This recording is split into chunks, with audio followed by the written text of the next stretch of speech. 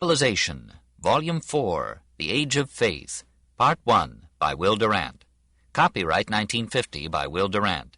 Copyright renewed 1978 by Will Durant. This recording of the full-length reading of The Age of Faith was published by arrangement with Monica Ariel Mahel, Trustee Ethelby Durant Trust, Monica Ariel Mahel and William James Durant Easton, and was produced in 1995 by Books on Tape Incorporated, which holds the copyright thereto.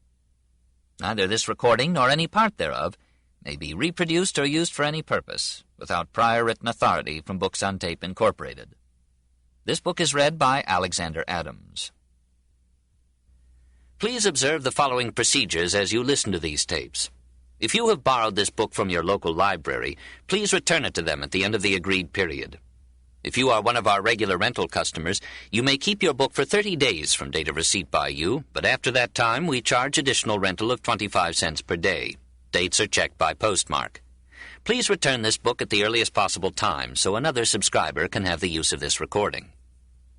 To return cassettes to us, simply make sure they are all packaged in their plastic cassette cases and in proper order in the mailing container. Kindly seal the mailing container for return. Postage is already paid. Drop in any mailbox for return to Books on Tape. Should a cassette fail to play properly, hold it flat in the palm of your hand and slap it smartly against a hard flat surface.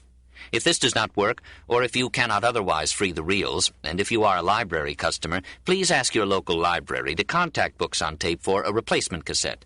If you are one of our rental customers, please call us at our regular customer service number. Give us the name of the book and number of the cassette. We will immediately send you a replacement at no charge. Discard the broken cassette. The Age of Faith, Part 1, by Will Durant. This book consists of 39 chapters and is 1,086 pages long. The following material appears on the dust jacket of the book. The Age of Faith surveys the medieval achievements and modern significance of Christian, Islamic, and Judaic life and culture. Like the other volumes in the story of civilization, this is a self-contained work which at the same time fits into a comprehensive history of mankind. It includes the dramatic stories of St. Augustine, Hypatia, Justinian, Mohammed, Harun al-Rashid, Charlemagne, William the Conqueror, Eleanor of Aquitaine, Richard the Lion-Hearted, Saladin, Maimonides, St. Francis, St. Thomas Aquinas, Roger Bacon, and many others, all in the perspective of integrated history. The greatest love stories in literature, of Eloise and Abelard, of Dante and Beatrice, are here retold with enthralling scholarship. The integral method of this book gives a unified picture, and perhaps a new and wider perspective of medieval life. To observe Christian civilization against the background of an Islamic civilization of great richness and complexity, to see Christian philosophy indebted to Muslim and Jewish philosophy, and to view the Crusades not as the assault of civilization upon barbarism, but as the contact of a young culture with one of greater maturity and subtlety. In this spirit, the Age of Faith covers the economy, politics, law, government, religion, morals, manners, education, literature, science, philosophy, and art of the Christians, Muslims, and Jews during an epoch that saw vital contests among the three great religions and between the religious and the secular view of human life. All the romance, poverty, splendor, piety and immortality, feudalism and monasticism, heresies and inquisitions, cathedrals and universities, troubadours and minnesingers of a picturesque millennium are gathered into one fascinating narrative. The book aims to be a philosophical history. Without pretending to pass moral judgment on the characters of the drama, the author seeks to explain causes, currents, and results, and to find in events a logic and sequence that may illuminate our own day. At the same time, the burden of the tale is lightened with humor and wit, and philosophical analysis alternates with brilliant character studies of powerful personalities. The final sentence of this volume suggests the transition to Volume 5, the Renaissance. In passing from the Age of Faith to the Renaissance, we shall be advancing from the uncertain childhood to the lusty and exhilarating youth of a culture that married classic grace to barbaric strength, and transmitted to us, rejuvenated and enriched, that heritage of civilization to which we must always add, but which we must never let die. Dedication to Ethel, Gordon, and Jim. To the reader. This book aims to give us full and fair an account of medieval civilization from AD 325 to 1300, as space and prejudice will permit. Its method is integral history, the presentation of all phases of a culture or an age in one total picture and narrative. The obligation to cover the economic, political, legal, military, moral, social, religious, educational, scientific, medical, philosophic, literary, and artistic aspects of 4 distinct civilizations, Byzantine, Islamic, Judaic, and West European, has made unification and brevity difficult. The meeting and conflict of the 4 cultures in the Crusades provides a measure of unity, and the tired reader, appalled by the length of the book, may find some consolation in learning that the original manuscript was half again longer than the present text. Nothing has been retained except what seemed necessary to the proper understanding of the period, or to the life and color of the tale. Nevertheless, certain recondite passages, indicated by reduced type, may be omitted by the general reader without mortal injury. This volume constitutes Part 4 of a history of civilization. Part 1, our Oriental heritage, reviewed the history of Egypt and the Near East to their conquest by Alexander about 330 B.C., and of India, China, and Japan to the present century. Part 2, the life of Greece, recorded the career and culture of Hellas and the Near East to the Roman conquest of Greece in 146 B.C. Part 3, Caesar and Christ, surveyed the history of Rome and Christianity from their beginnings, and of the Near East from 146 B.C. to the Council of Nicaea in A.D. 325. This book continues the study of the white man's life to the death of Dante in 1321. Part 5, the Renaissance and the Reformation, covering the period from 1321 to 1648, should appear in 1955, and Part 6, the Age of Reason, carrying the story to our own time, should be ready by 1960. This will bring the author so close to senility that he must forego the privilege of applying the integral method to the 2 Americas. This volume is designed as an independent unit, but readers familiar with Caesar and Christ will find it easier to pick up the threads of the present narrative.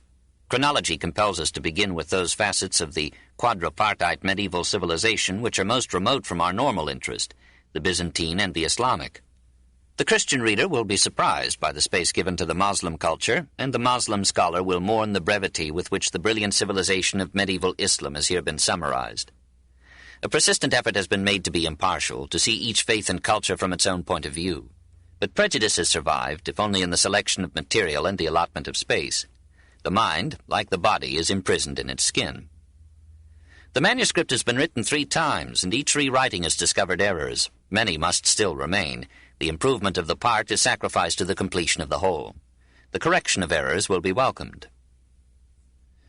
Grateful acknowledgment is due to Dr. Ilse Lichtenstader of the Asia Institute of New York for reading the pages on Islamic civilization, to Dr. Bernard Mandelbaum of the Jewish Theological Seminary of America for reviewing the pages on medieval Jewry, to Professor Lynn Thorndike of Columbia University for the use of his translation of a passage from Alexander Neckham, to the Cambridge University Press for permission to quote translations from Edward G. Brown's A Literary History of Persia, to the Public Library of Los Angeles, and specifically to its Hollywood branch, and to the Library of Congress for the loan of books, to Miss Rose Mary DeWitt for typing 50,000 notes, to Dr. James L. Whitehead, Dr. C. Edward Hopkin, and Mrs. Will Durant for their learned aid in classifying the material, to Mrs. Mary and Flora Kaufman for varied assistance, and to Mrs. Edith Dygate for her high competence in typing the manuscript. This book, like all its predecessors, should have been dedicated to my wife, who for 37 years has given me a patient toleration, protection, guidance, and inspiration that not all these volumes could repay. It is at her prompting that this volume is dedicated to our daughter, son-in-law, and grandson.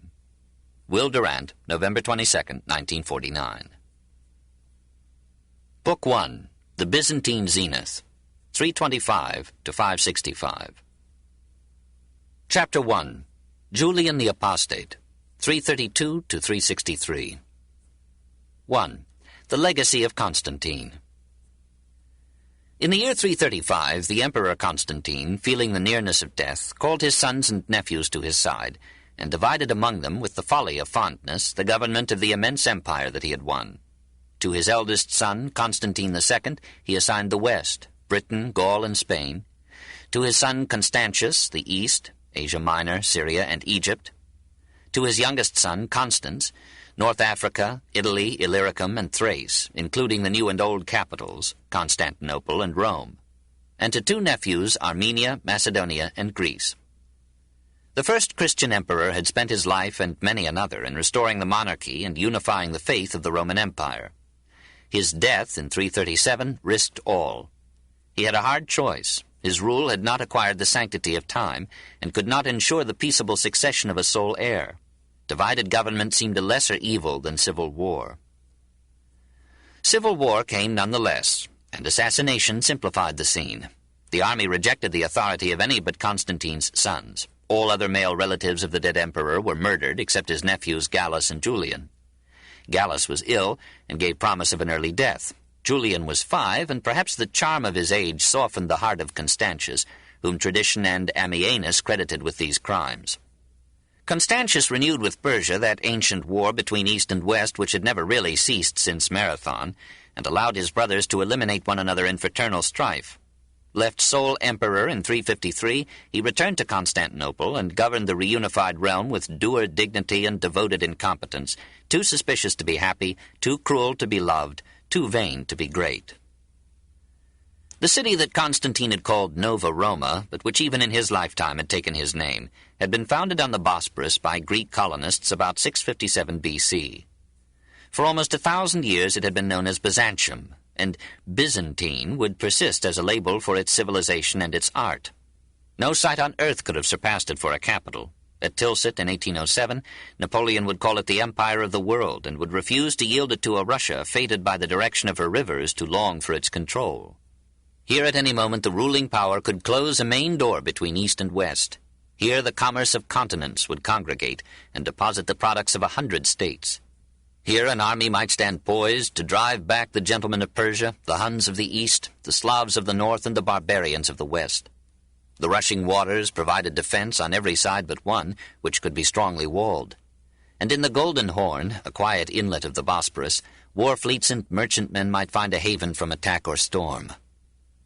The Greeks called the inlet Charos, or horn, possibly from its shape. Golden was later added to suggest the wealth brought to this port in fish and grain and trade. Here, amid a population predominantly Christian and long inured to Oriental monarchy and pomp, the Christian emperor might enjoy the public support withheld by Rome's proud Senate and pagan populace. For 1,000 years the Roman Empire would here survive the barbarian floods that were to inundate Rome. Goths, Huns, Vandals, Avars, Persians, Arabs, Bulgarians, Russians would threaten the new capital in turn and fail. Only once in that millennium would Constantinople be captured, by Christian crusaders loving gold a little better than the cross. For 8 centuries after Mohammed, it would hold back the Moslem tide that would sweep over Asia, Africa, and Spain. Here, beyond all expectation, Greek civilization would display a saving continuity, tenaciously preserve its ancient treasures, and transmit them at last to Renaissance Italy and the Western world. In November 324, Constantine the Great led his aides, engineers, and priests from the harbor of Byzantium across the surrounding hills to trace the boundaries of his contemplated capital. Some marveled that he took in so much, but "I shall advance," he said, "till he, the invisible God who marches before me, thinks proper to stop." He left no deed undone, no word unsaid that could give to his plan as to his state a deep support in the religious sentiments of the people and in the loyalty of the Christian Church. In obedience to the command of God, he brought in thousands of workmen and artists to raise city walls, fortifications, administrative buildings, palaces, and homes. He adorned the squares and streets with fountains and porticos, and with famous sculptures conscripted impartially from 100 cities in his Rome. And to divert the turbulence of the populace, he provided an ornate and spacious hippodrome, where the public passion for games and gambling might vent itself on a scale paralleled only in degenerating Rome. The new Rome was dedicated as capital of the Eastern Empire on May 11th, 330, a day that was thereafter annually celebrated with imposing ceremony. Paganism was officially ended. The Middle Ages of triumphant faith were, so to speak, officially begun. The East had won its spiritual battle against the physically victorious West and would rule the Western soul for 1,000 years. Within 2 centuries of its establishment as a capital, Constantinople became, and for 10 centuries remained, the richest, most beautiful, and most civilized city in the world. In 337 it contained some 50,000 people. In 400, some 100,000. In 500, almost 1,000,000.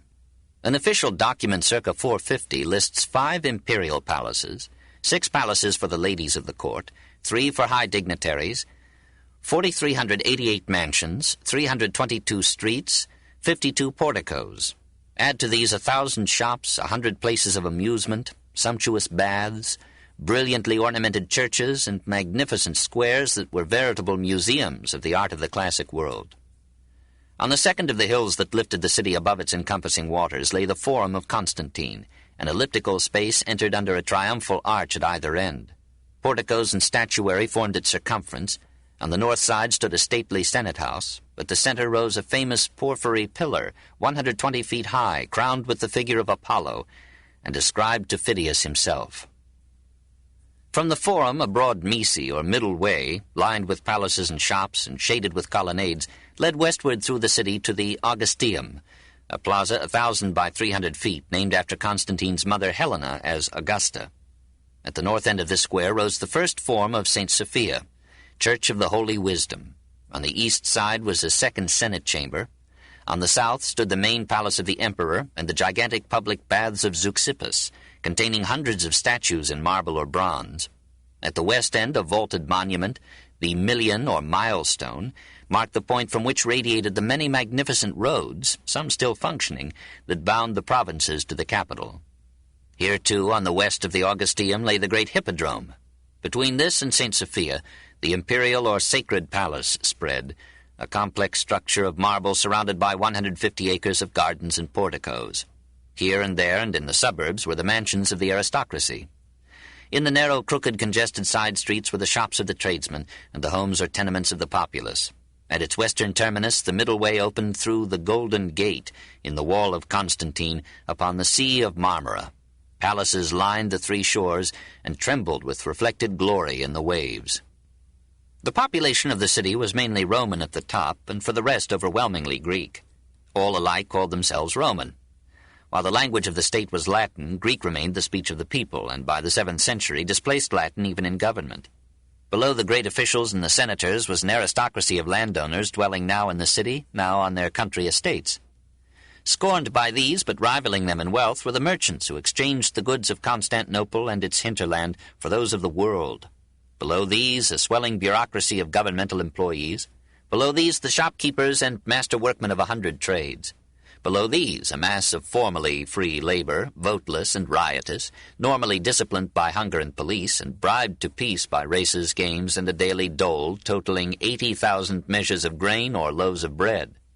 At the bottom, as everywhere in the empire, were slaves, less numerous than in Caesar's Rome, and more humanely treated through the legislation of Constantine and the mitigating influence of the Church.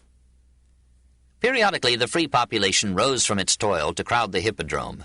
There, in an amphitheater 560 feet long and 380 wide, seats accommodated from 30,000 to 70,000 spectators. These were protected from the arena by an elliptical moat, and between the games they might walk under a shaded and marble-railed promenade 2,766 feet long. Statuary lined the spina, or backbone of the course, a low wall that ran along the middle length of the arena from goal to goal. At the center of the spina stood an obelisk of Thutmose III, brought from Egypt. To the south rose a pillar of 3 intertwined bronze serpents, originally raised at Delphi to commemorate the victory of Plataea in 479 B.C. These 2 monuments still stand. The emperor's box, the Kathisma, was adorned in the 5th century with 4 horses in gilded bronze, an ancient work of Lysippus. In this hippodrome, the great national festivals were celebrated with processions, athletic contests, acrobatics, animal hunts and fights, and exhibitions of exotic beasts and birds. Greek tradition and Christian sentiment combined to make the amusements of Constantinople less cruel than those of Rome. We hear of no gladiatorial combats in the new capital. Nevertheless, the 24 horse and chariot races that usually dominated the program provided all the excitement that had marked a Roman holiday. Jockeys and charioteers were divided into blues, greens, reds, and whites according to their employers and their garb. The spectators, and indeed the whole population of the city, divided likewise, and the principal fashions, the blues and greens, fought with throats in the hippodrome and occasionally with knives in the streets. Only at the games could the populace voice its feelings. There it claimed the right to ask favors of the ruler, to demand reforms, to denounce oppressive officials, sometimes to berate the emperor himself as he sat secure in his exalted seat, from which he had a guarded exit to his palace. Otherwise, the populace was politically impotent. The Constantinian constitution, continuing Diocletian's, was frankly monarchical. The two senates, at Constantinople and at Rome, could deliberate, legislate, adjudicate, but always subject to the imperial veto. Their legislative functions were largely appropriated by the ruler's advisory council, the Sacrum Consistorium Principis. The emperor himself could legislate by simple decree, and his will was the supreme law. In the view of the emperors, democracy had failed. It had been destroyed by the empire that it had helped to win. It could rule a city, perhaps, but not 100 varied states. It had carried liberty into license and license into chaos until its class and civil war had threatened the economic and political life of the entire Mediterranean world. Diocletian and Constantine concluded that order could be restored only by restricting higher offices to an aristocracy of patrician counts, or comites, and dukes, or duces, recruited not by birth but through appointment by an emperor who possessed full responsibility and power, and was clothed with all the awesome prestige of ceremonial inaccessibility, oriental pomp, and ecclesiastical coronation, sanctification, and support. Perhaps the system was warranted by the situation, but it left no check upon the ruler except the advice of complacent aides and the fear of sudden death. It created a remarkably efficient administrative and judicial organization, and kept the Byzantine Empire in existence for a millennium, but at the cost of political stagnation, public atrophy, court conspiracies, eunuch intrigues, wars of succession, and a score of palace revolutions that gave the throne occasionally to competence, seldom to integrity, too often to an unscrupulous adventurer, an oligarchic cabal, or an imperial fool. 2. Christians and Pagans. In this Mediterranean world of the 4th century, where the state depended so much on religion, ecclesiastical affairs were in such turmoil that government felt called upon to interfere even in the mysteries of theology. The great debate between Athanasius and Arius had not ended with the Council of Nicaea in 325. Many bishops, in the East a majority, still openly or secretly sided with Arius. That is, they considered Christ the Son of God, but neither consubstantial nor co-eternal with the Father.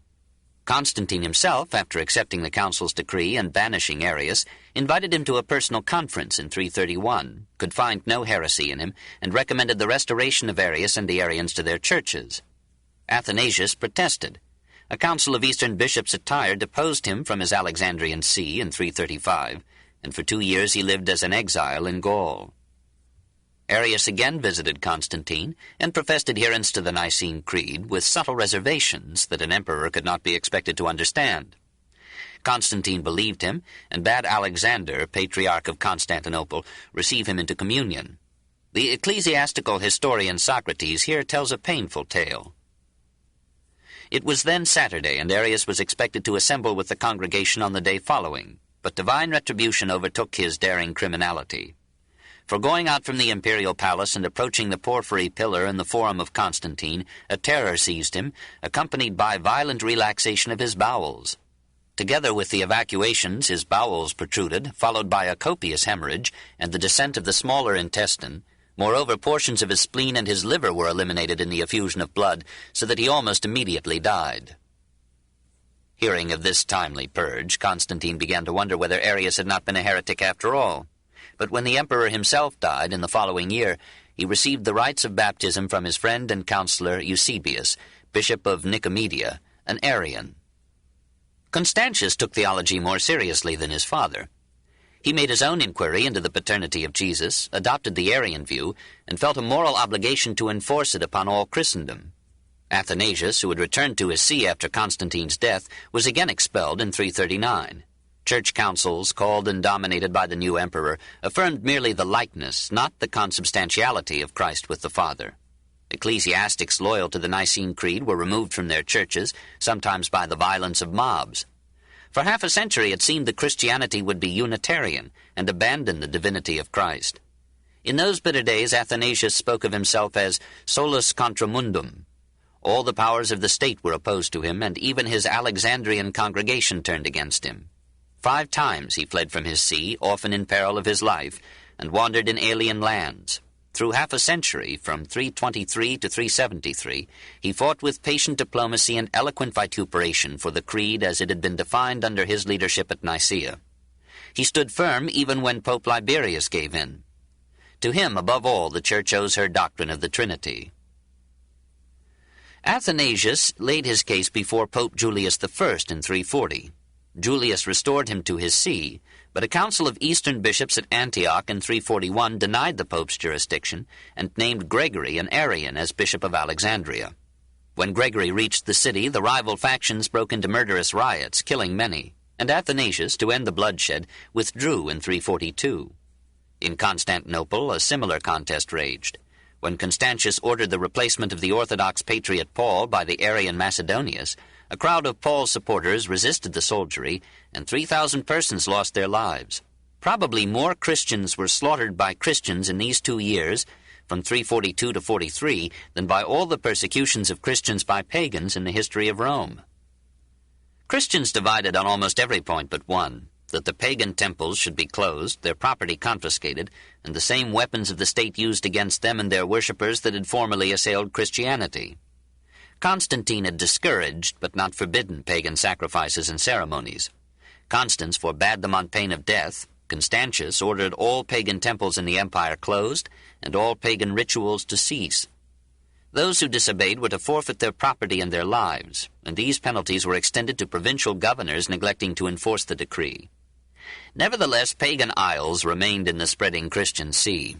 The older cities, Athens, Antioch, Smyrna, Alexandria, Rome, had a large sprinkling of pagans, above all among the aristocracy and in the schools. In Olympia, the games continued till Theodosius I, from 379 to 395. In Eleusis, the mysteries were celebrated till Alaric destroyed the temple there in 396. And the schools of Athens continued to transmit, with mollifying interpretations, the doctrines of Plato, Aristotle, and Zeno. Epicurus was outlawed and became a synonym for atheist. Constantine and his son continued the salaries of the scholars and professors who loosely constituted the University of Athens. Lawyers and orators still flocked there to learn the tricks of rhetoric, and pagan sophists, teachers of wisdom, offered their wares to any who could pay. All Athens was fond and proud of Proheretius, who had come there as a poor youth, had shared one bed and cloak with another student, had risen to the official chair of rhetoric, and at 87 was still so handsome, vigorous, and eloquent that his pupil Eunapius regarded him as an ageless and immortal god. But the leading sophist of the 4th century was Libanius. Born at Antioch in 314, he had torn himself away from a fond mother to go and study at Athens. Offered a rich heiress as wife if he would stay, he declared that he would decline the hand of a goddess just to see the smoke of Athens. He used his teachers there as stimuli, not oracles, and amid a maze of professors and schools he educated himself. After lecturing for a time at Constantinople and Nicomedia, he returned to Antioch in 354 and set up a school that for 40 years was the most frequented and renowned in the empire. His fame, he assures us, was so great that his exordiums were sung in the streets. Ammianus Marcellinus, St. John Chrysostom, and St. Basil were among his pupils. He enjoyed the favor of Christian princes, though he spoke and wrote in defense of paganism and offered sacrifice in the temples. When the bakers of Antioch went on strike, he was chosen by both sides as arbitrator. When Antioch revolted against Theodosius I, he was named by the chastened city to plead its cause before the emperor. He survived by almost a generation the assassination of his friend Julian and the collapse of the pagan revival. 4th century paganism took many forms: Mithraism, Neoplatonism, Stoicism, Cynicism, and the local cults of municipal or rustic gods. Mithraism had lost ground, but Neoplatonism was still a power in religion and philosophy. Those doctrines to which Plotinus had given a shadowy form, of a triune spirit binding all reality, of a logos or intermediary deity who had done the work of creation, of soul as divine and matter as flesh and evil, of spheres of existence along whose invisible stairs the soul had fallen from God to man and might ascend from man to God. These mystic ideas left their mark on the apostles Paul and John, had many imitators among the Christians, and molded many Christian heresies. In Iamblichus of Syrian Chalcis, miracle was added to mystery in Neoplatonic philosophy. The mystic not only saw things unseen by sense, but by touching God in ecstasy, he acquired divine powers of magic and divination. Iamblichus's disciple, Maximus of Tyre, combined the claim to mystic faculties with a devout and eloquent paganism that conquered Julian. Said Maximus, defending against Christian scorn the use of idols in pagan worship, "God the Father and the fashioner of all that is, older than the sun or sky, greater than time and eternity and all the flow of being, is unnameable by any lawgiver, unutterable by any voice, not to be seen by any eye. But we, being unable to apprehend his essence, use the help of sounds and names and pictures, of beaten gold and ivory and silver, of plants and rivers, torrents and mountain peaks, yearning for the knowledge of him, and in our weakness naming after his nature all that is beautiful in this world. If a Greek is stirred to the remembrance of God by the art of Phidias, or an Egyptian by worshipping animals, or another man by a river or a fire, I have no anger for their divergences. Only let them note, let them remember, let them love." It was in part the eloquence of Libanius and Maximus that won Julian from Christianity to paganism. When their pupil reached the throne, Maximus rushed to Constantinople, and Libanius raised in Antioch a song of triumph and joy. "Behold us verily restored to life. A breath of happiness passes over all the earth, while a veritable God, under the appearance of a man, governs the world." 3. The new Caesar. Flavius Claudius Julianus was born in the purple at Constantinople in 332, nephew of Constantine.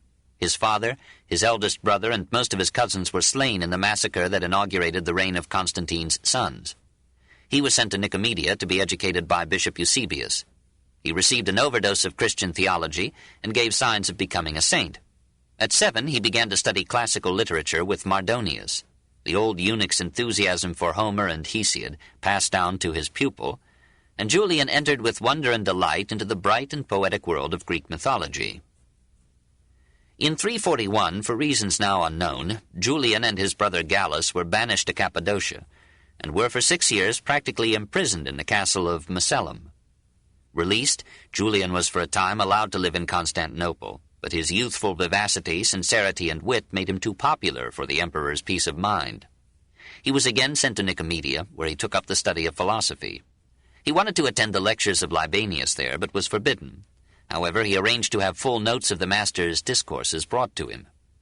He was now a handsome and impressionable lad of 17, ripe for the dangerous fascination of philosophy.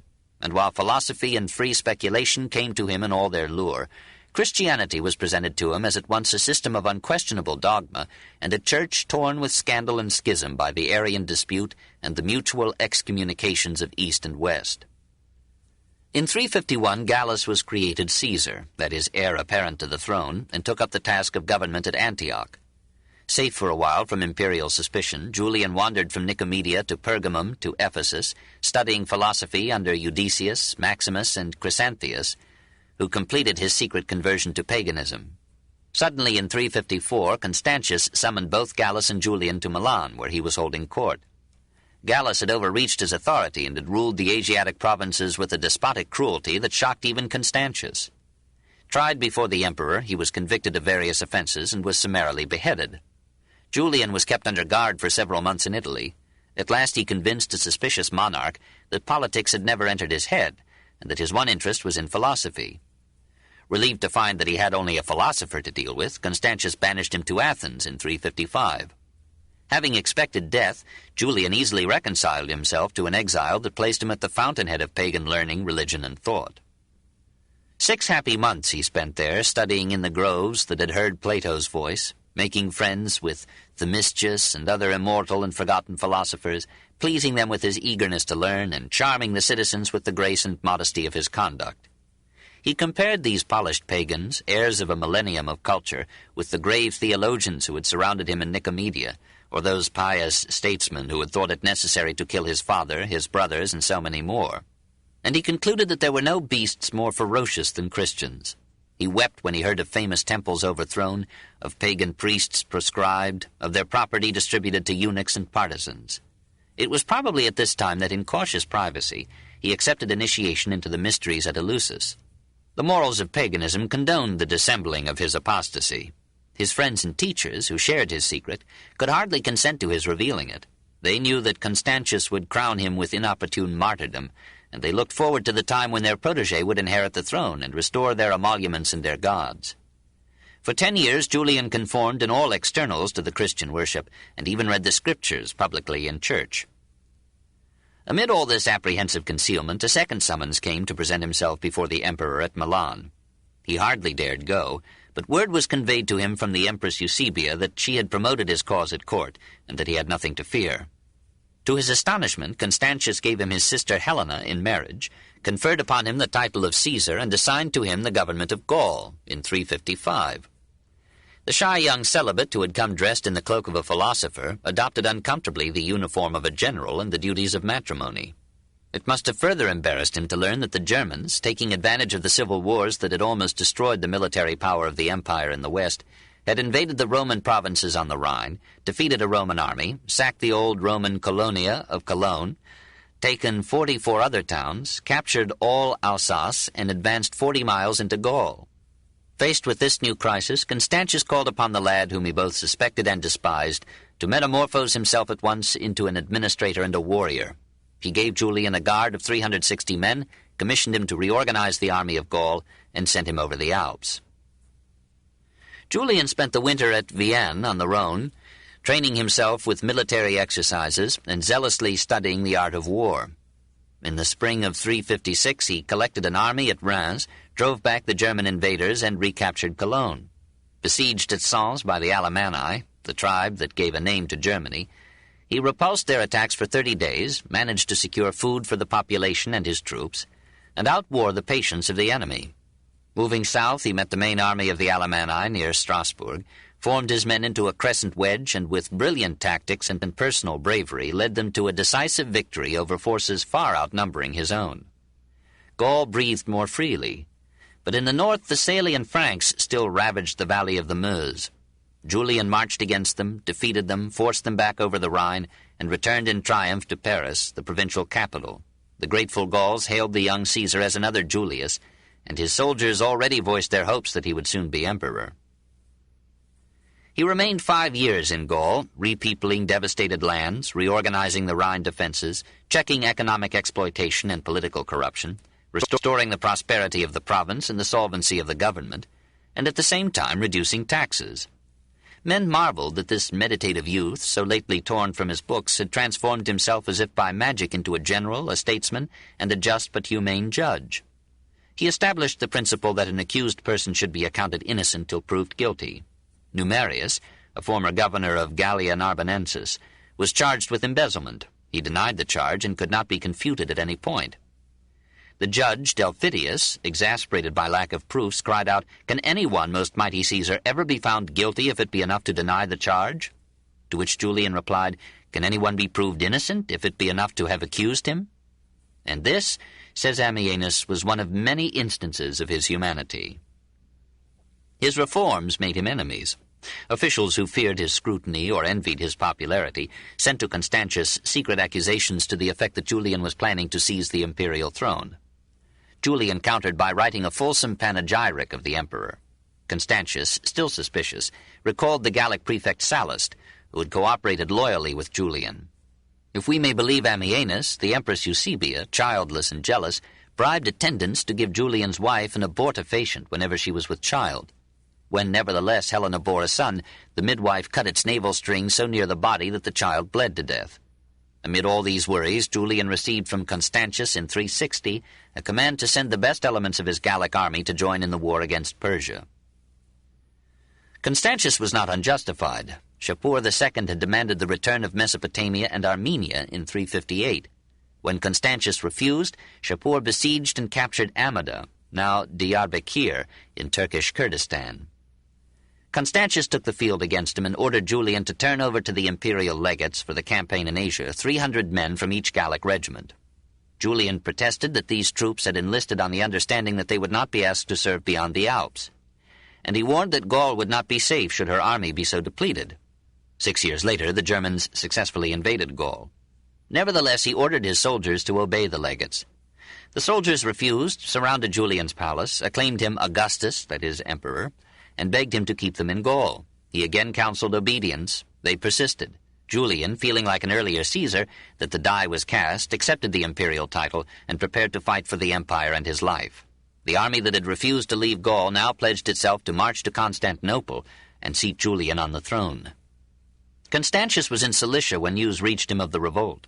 For another year he fought Persia, risking his throne to protect his country. Then, having signed a truce with Shapur, he marched his legions westward to meet his cousin. Julian advanced with a small force. He stopped for a while at Sirmium, near Belgrade, and there at last proclaimed his paganism to the world. To Maximus he wrote enthusiastically, "We now publicly adore the gods, and all the army that followed me is devoted to their worship." Good fortune rescued him from a precarious position. In November 361, Constantius died of a fever near Tarsus, in the 45th year of his age. A month later, Julian entered Constantinople, ascended the throne without opposition, and presided with all the appearance of a loving cousin over Constantius's funeral. 4. The Pagan Emperor. Julian was now 31. Ammianus, who saw him often, describes him as of medium stature. His hair lay smooth as if it had been combed. His beard was shaggy and trained to a point. His eyes were bright and full of fire, bespeaking the keenness of his mind. His eyebrows fine, his nose perfectly straight, his mouth a bit large, with full lower lip, his neck thick and bent, his shoulders large and broad. From his head to his fingertips he was well proportioned, and therefore was strong and a good runner. His self-portrait is not so flattering. Though nature did not make my face any too handsome, nor give it the bloom of youth, I myself out of sheer perversity added to it this long beard. I put up with the lice that scamper about in it as though it were a thicket for wild beasts. My head is disheveled. I seldom cut my hair or my nails, and my fingers are nearly always black with ink. He prided himself on maintaining the simplicity of a philosopher amid the luxuries of the court. He rid himself at once of the eunuchs, barbers, and spies that had served Constantius. His young wife having died, he resolved not to marry again, and so needed no eunuch. One barber, he felt, could take care of the whole palace staff. As for cooks, he ate only the plainest foods which anyone could prepare. This pagan lived and dressed like a monk. Apparently he knew no woman carnally after the death of his wife. He slept on a hard pallet in an unheated room. He kept all his chambers unheated throughout the winter, to accustom myself to bear the cold. He had no taste for amusements. He shunned the theatre with its libidinous pantomimes, and offended the populace by staying away from the hippodrome. On solemn festivals he attended for a while, but finding one race like another, he soon withdrew. At first the people were impressed by his virtues, his asceticism, his devotion to the chores and crises of government. They compared him to Trajan as a general, to Antoninus Pius as a saint, to Marcus Aurelius as a philosopher king. We are surprised to see how readily this young pagan was accepted by a city and an empire that for a generation had known none but Christian emperors. He pleased the Byzantine Senate by his modest observance of its traditions and prerogatives. This book is continued at this point on the other side of this cassette. Please reverse or turn the cassette over now. The Story of Civilization, Volume 4, The Age of Faith, Part 1, by Will Durant. Continued. Cassette 1, Side 2. He pleased the Byzantine Senate by his modest observance of its traditions and prerogatives. He rose from his seat to greet the consuls, and in general played the Augustine game of holding himself a servant and delegate of the senators and the people. When inadvertently he infringed a senatorial privilege, he fined himself 10 pounds of gold, and declared that he was subject like his fellow citizens to the laws and forms of the republic. From morn till night he toiled at the tasks of government, except for an intermission in the afternoon, which he reserved for study. His light diet, we are told, gave his body and mind a nervous agility that passed swiftly from one business or visitor to another, and exhausted 3 secretaries every day. He performed with assiduity and interest the functions of a judge, exposed the sophistry of advocates, yielded with grace to the sustained opinions of judges against his own, and impressed everyone with the righteousness of his decisions. He reduced the taxes levied upon the poor, refused the gift of gold crowns traditionally offered by each province to a new emperor, excused Africa from accumulated arrears, and remitted the excessive tribute heretofore exacted from the Jews. He made stricter and strictly enforced the requirements for a license to practice medicine. His success as an administrator crowned his triumph as a general. His fame, says Ammianus, gradually spread until it filled the whole world. Amid all these activities of government, his ruling passion was philosophy, and his never-forgotten purpose was to restore the ancient cults. He gave orders that the pagan temples should be repaired and opened, that their confiscated property should be restored, and their accustomed revenues renewed. He dispatched letters to the leading philosophers of the day, inviting them to come and live as his guests at his court. When Maximus arrived, Julian interrupted the address he was making to the Senate, ran at full speed to greet his old teacher, and introduced him with grateful praise. Maximus took advantage of the emperor's enthusiasm, assumed ornate robes and luxurious ways, and was subjected after Julian's death to severe scrutiny of the means by which he had acquired so rapidly such unbecoming wealth. Julian took no notice of these contradictions. He loved philosophy too much to be dissuaded from it by the conduct of philosophers. "If anyone," he wrote to Eumenius, "has persuaded you that there is anything more profitable to the human race than to pursue philosophy at one's leisure without interruptions, he is a deluded man trying to delude you." He loved books, carried a library with him on his campaigns, vastly enlarged the library that Constantine had founded, and established others. "Some men," he wrote, "have a passion for horses, others for birds, others for wild beasts. But I from childhood have been possessed by a passionate longing to acquire books."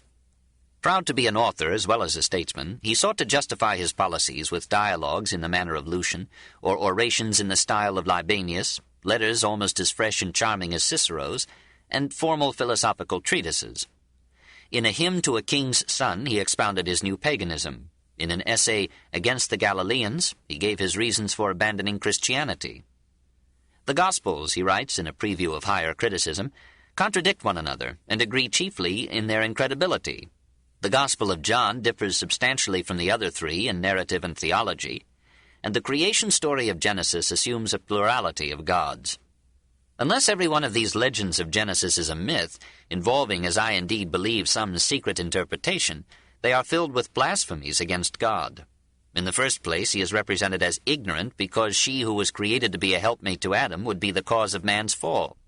Secondly, to refuse to man a knowledge of good and evil, which knowledge alone gives coherence to the human mind, and to be jealous lest man should become immortal by partaking of the tree of life, this is to be an exceedingly grudging and envious God. Why is your God so jealous, even avenging the sins of the fathers upon the children? Why is so mighty a God so angry against demons, angels, and men? Compare his behavior with the mildness even of Lycurgus and the Romans towards transgressors. The Old Testament, like paganism, sanctioned and required animal sacrifice. Why do you not accept the law which God gave the Jews? You assert that the earlier law was limited in time and place. But I could quote to you from the books of Moses not merely 10 but 10,000 passages where he says that the law is for all time. When Julian sought to restore paganism, he found it not only irreconcilably diverse in practice and creed, but far more permeated with incredible miracle and myth than Christianity, and he realized that no religion can hope to win and move the common soul unless it clothes its moral doctrine in a splendor of marvel, legend, and ritual. He was impressed by the antiquity and universality of myths. One could no more discover when myth was originally invented than one could find out who was the first man that sneezed. He resigned himself to mythology and condoned the use of myths to instill morality into unlettered minds. He himself told again the story of Cybele, and how the Great Mother had been carried in the form of a black stone from Phrygia to Rome. And no one could surmise from his narrative that he doubted the divinity of the stone or the efficacy of its transference. He discovered the need of sensory symbolism to convey spiritual ideas, and adopted the Mithraic worship of the sun as a religious counterpart among the people of the philosopher's devotion to reason and light. It was not difficult for this poet-king to pen a hymn to Helios, king sun, source of all life, author of countless blessings to mankind. This, he suggested, was the real Logos, or divine word, that had created and now sustained the world. To this supreme principle and first cause, Julian added the innumerable deities and genii of the old pagan creeds. A tolerant philosopher, he thought, would not strain at swallowing them all. It would be a mistake to picture Julian as a free-thinker replacing myth with reason. He denounced atheism as bestial, and taught doctrines as supernatural as can be found in any creed. Seldom has a man composed such nonsense as in Julian's hymn to the sun. He accepted the Neoplatonist Trinity, identified Plato's creative archetypal ideas with the mind of God, considered them as the intermediary logos or wisdom by which all things had been made, and looked upon the world of matter and body as a devilish impediment to the virtue and liberation of the imprisoned soul. Through piety, goodness, and philosophy, the soul might free itself, rise to the contemplation of spiritual realities and laws, and so be absorbed in the Logos, perhaps in the ultimate God himself. The deities of polytheism were in Julian's belief impersonal forces. He could not accept them in their popular anthropomorphic forms, but he knew that the people would seldom mount to the abstractions of the philosopher or the mystic visions of the saint. In public and private, he practiced the old rituals and sacrificed so many animals to the gods that even his admirers blushed for his holocausts. During his campaigns against Persia, he regularly consulted the omens after the fashion of Roman generals and listened carefully to the interpreters of his dreams. He seems to have credited the magic-mongering of Maximus. Like every reformer, he thought that the world needed a moral renovation, and to this end he designed no mere external legislation, but a religious approach to the inner hearts of men. He had been deeply moved by the symbolism of the mysteries at Eleusis and Ephesus. No ceremony seemed to him better fitted to inspire a new and nobler life. And he hoped that these impressive rites of initiation and consecration might be extended from an aristocratic few to a large proportion of the people. According to Libanius, he wished rather to be called a priest than an emperor. He envied the ecclesiastical hierarchy of Christianity, its devoted priests and women, the communalism of its worship, the binding persuasiveness of its charity. He was not above imitating the better aspects of a religion which he hoped to supplant and destroy. He called new blood into the pagan priesthood, organized a pagan church with himself as its head, and importuned his clergy to rival and surpass the Christian ministry in providing instruction to the people, distributing alms to the poor, offering hospitality to strangers, and giving examples of the good life. He established in every town schools for lectures and expositions of the pagan faith. To his pagan priests he wrote like a Francis to fellow monks. "Act towards me as you think I should act towards you. If you like, let us make this compact, that I am to point out to you what are my views concerning all your affairs, and you in return are to do the same for me concerning my sayings and doings. Nothing, in my opinion, could be more valuable for us than this reciprocity. We ought to share our money with all men, but more generally with the good and the helpless and the poor. And I will assert, though it will seem paradoxical, that it would be a pious act to share our clothes and food even with the wicked. For it is to the humanity in a man that we give, and not to his moral character." This pagan was a Christian in everything but creed, and as we read him and discount his dead mythology, we suspect that he owed many lovable developments of his character to the Christian ethic which had been poured into him in childhood and early youth. How then did he behave to the religion in which he had been reared? He allowed Christianity full freedom of preaching, worship, and practice, and recalled the Orthodox bishops exiled by Constantius. He withdrew from the Christian church all state subsidies, and closed to Christians the chairs of rhetoric, philosophy, and literature in the universities, on the ground that these subjects could be taught with sympathy only by pagans. He extended the exemption of the Christian clergy from taxation and burdensome civic duties, and the free use by the bishops of the facilities supplied for the public post. He forbade legacies to churches, made Christians ineligible to governmental offices, ordered the Christians of each community to make full reparation for any damage that they had inflicted upon pagan temples during preceding reigns, and permitted the demolition of Christian churches that had been built upon the illegally seized lands of pagan shrines. When confusion, injustice, and riots resulted from this precipitate logic, Julian sought to protect the Christians, but he refused to change his laws. He was capable of sarcasm hardly becoming a philosopher when he reminded certain Christians who had suffered violence that their scriptures exhort them to support their misfortunes with patience. Christians who reacted to these laws with insults or violence were severely punished. Pagans who took to violence or insults in dealing with Christians were handled with leniency. In Alexandria, the pagan populace had nursed a special hatred for that Arian Bishop George who had taken Athanasius's see. When he provoked them by a public procession satirizing the Mithraic rites, they seized him and tore him to pieces. And though few Christians cared to defend him, many Christians were killed or wounded in the attendant disorders, this in 362. Julian wished to punish the rioters, but his advisers prevailed upon him to content himself with a letter of strong protest to the people of Alexandria. Athanasius now came out of hiding and resumed his episcopal seat. Julian protested that this was done without consulting him and ordered Athanasius to retire. The old prelate obeyed, but in the following year the emperor died, and the patriarch, symbol of the triumphant Galileans, returned to his see. 10 years later, aged 80, he passed away, rich in honors and scars. In the end, Julian's passionate perseverance defeated his program. Those whom he injured fought him with subtle pertinacity. Those whom he favored responded with indifference. Paganism was spiritually dead. It no longer had in it any stimulus to youth, any solace to sorrow, any hope beyond the grave. Some converts came to it, but mostly in expectation of political advancement or imperial gold. Some cities restored the official sacrifices, but only in payment for favors. At Pessinus itself, home of Cybele, Julian had to bribe the inhabitants to honor the Great Mother. Many pagans interpreted paganism to mean a good conscience in pleasure. They were disappointed to find Julian more Puritan than Christ. This supposed freethinker was the most pious man in the state, and even his friends felt it a nuisance to keep pace with his devotions. Or they were skeptics who, not too privately, smiled at his outmoded deities and solicitous hecatombs.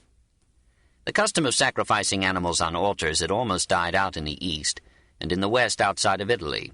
People had come to think of it as a disgrace or a mess. Julian called his movement Hellenism, but the word repelled the pagans of Italy, who scorned anything Greek that was not dead.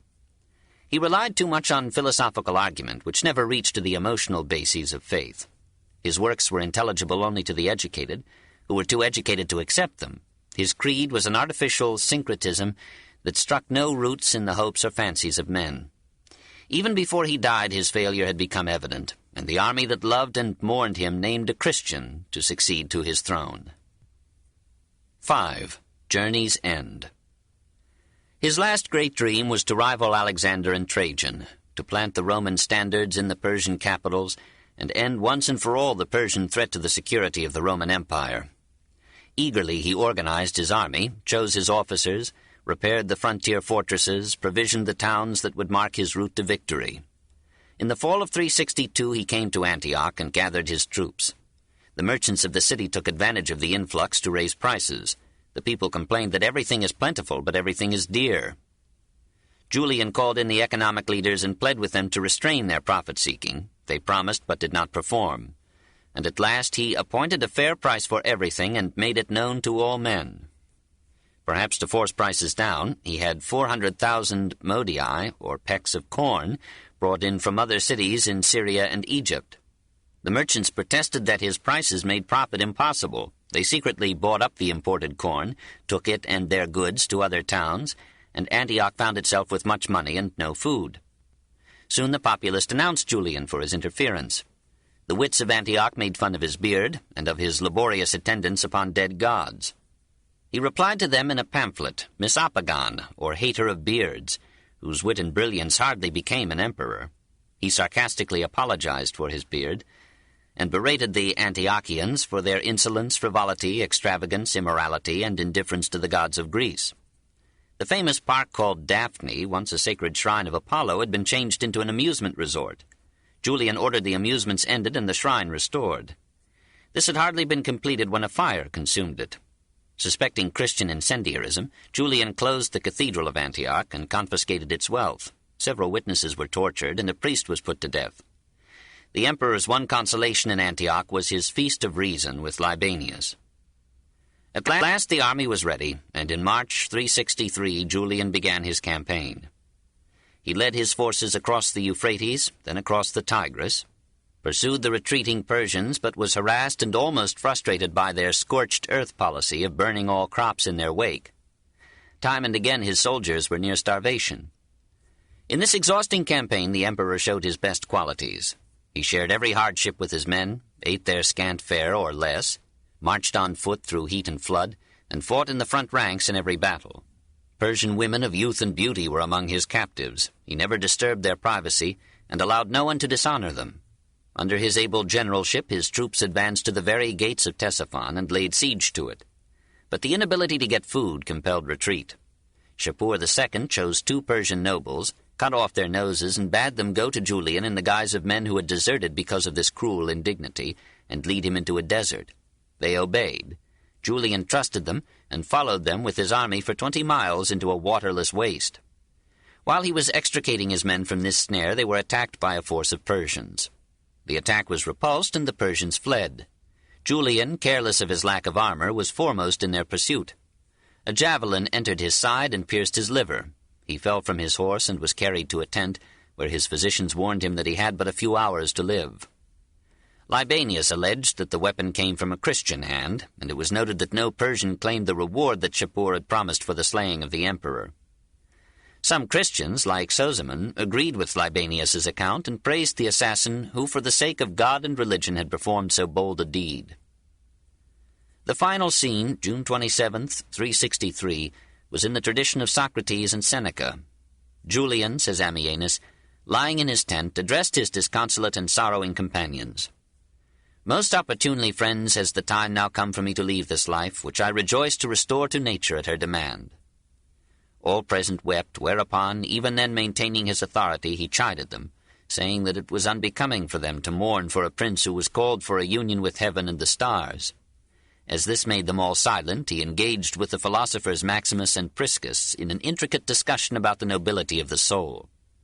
Suddenly the wound in his side opened wide, the pressure of the blood checked his breath, and after a draught of cold water for which he had asked, he passed away quietly in the 32nd year of his age. The story that he died exclaiming, "Thou hast conquered, Galilean," appears first in the Christian historian Theodora in the 5th century, and is now unanimously rejected as a legend. The army, still in peril, required a commander, and its leaders chose Jovian, captain of the Imperial Guard. The new emperor made peace with Persia by surrendering 4 of the 5 satrapies that Diocletian had seized some 70 years before. Jovian persecuted no one, but he promptly transferred state support from the pagan temples to the church.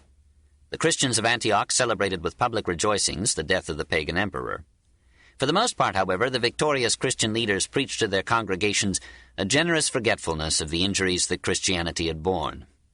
11 centuries would pass before Hellenism would have another day. Chapter 2. The Triumph of the Barbarians, 325 to 476. 1. The Threatened Frontier. Persia was but one sector of a 10,000-mile front through which at any point and at any moment this Roman Empire of 100 nations might be invaded by tribes unspoiled by civilization and envious of its fruits. The Persians in themselves were an insoluble problem. They were growing stronger, not weaker. Soon they would reconquer nearly all that Darius I had held 1,000 years before. West of them were the Arabs, mostly penniless Bedouins. The wisest statesmen would have smiled at the notion that these somber nomads were destined to capture half the Roman Empire and all Persia too. South of the Roman provinces in Africa were Ethiopians, Libyans, Berbers, Numidians, and Moors, who waited in fierce patience for the crumbling of imperial defenses or morale. Spain seemed safely Roman behind its forbidding mountains and protecting seas. None surmised that it would become in this 4th century German, and in the 8th Mohammedan. Gaul now surpassed Italy in Roman pride, in order and wealth, in Latin poetry and prose. But in every generation it had to defend itself against Teutons, whose women were more fertile than their fields. Only a small imperial garrison could be spared to protect Roman Britain from Scots and Picts on the west and north, and from Norse or Saxon pirates on the east or south. Norway's shores were a chain of pirate dens. Its people found war less toilsome than tillage and counted the raiding of alien coasts a noble occupation for hungry stomachs or leisure days. In southern Sweden and its isles, the Goths claimed to have had their early home. Possibly they were indigenous to the region of the Vistula. In any case, they spread as Visigoths southward to the Danube, and as Ostrogoths they settled between the Dniester and the Don. In the heart of Europe, bounded by the Vistula, the Danube, and the Rhine, moved the restless tribes that were to remake the map and rename the nations of Europe. Thuringians, Burgundians, Angles, Saxons, Jutes, Frisians, Gepidae, Quadi, Vandals, Alemanni, Suevi, Lombards, Franks. Against these ethnic tides the empire had no protective wall except in Britain, but merely an occasional fort and garrison along the roads or rivers that marked the frontier limit, or limes, of the Roman realm. The higher birth rate outside the empire, and the higher standard of living within it, made immigration or invasion a manifest destiny for the Roman Empire then as for North America today. Perhaps we should modify the tradition that speaks of these German tribes as barbarians. It is true that in calling them barbari, the Greeks and Romans meant no compliment. The word was probably brother to the Sanskrit varvara, which meant a rough and letterless churl. It appears again in Berber. But it was not for nothing that for 5 centuries the Germans had touched Roman civilization in trade and war. By the 4th century they had long since adopted writing and a government of stable laws. If we accept the Merovingian Franks, their sexual morals were superior to those of the Romans and the Greeks. Our chief authority here is still the moralistic Tacitus in Germania, but compare a letter of Bishop Boniface, circa 756. In Old Saxony, if a virgin in her father's house or a married woman under the protection of her husband should be guilty of adultery, they burn her, strangled by her own hand, and hang her seducer over her grave. Or else, cutting off her garments to the waist, modest matrons whip her and pierce her with knives till they destroy her. An extreme device for pegging a price. Though they lacked the civility and graces of a cultured people, they often shamed the Romans by their courage, hospitality, and honesty. They were cruel, but hardly more so than the Romans. They were probably shocked to find that Roman law permitted the torturing of freemen to extort confessions or testimony. They were individualistic to the point of chaos, while the Romans had now been tamed to sociability and peace. In their higher ranks they showed some appreciation of literature and art. Stilicho, Ricimer, and other Germans entered fully into the cultural life of Rome, and wrote a Latin that Symmachus professed to enjoy. In general, the invaders, above all the Goths, were civilized enough to admire Roman civilization as higher than their own, and to aim rather at acquiring it than at destroying it. For 2 centuries they asked little more than admission to the empire and its unused lands, and they shared actively in its defense. If we continue to refer to the German tribes of the 4th and 5th centuries as barbarians, it will be in surrender to the convenience of custom, and with these reservations and apologies. South of the Danube and the Alps, the swelling tribes had already entered the empire by peaceable immigration, even by royal invitation. Augustus had begun the policy of settling barbarians within the frontier to replenish vacant areas and legions that the infertile and unmartial Romans no longer filled. And Aurelius, Aurelian, and Probus had adopted the plan. By the end of the 4th century, the Balkans and eastern Gaul were predominantly German. So was the Roman army. Many high offices, political as well as military, were in Teutonic hands. Once the empire had Romanized such elements, now the immigrants barbarized the Romans. Romans began to wear fur coats in barbarian style and to let their hair flow long. Some even took to trousers, evoking outraged imperial decrees.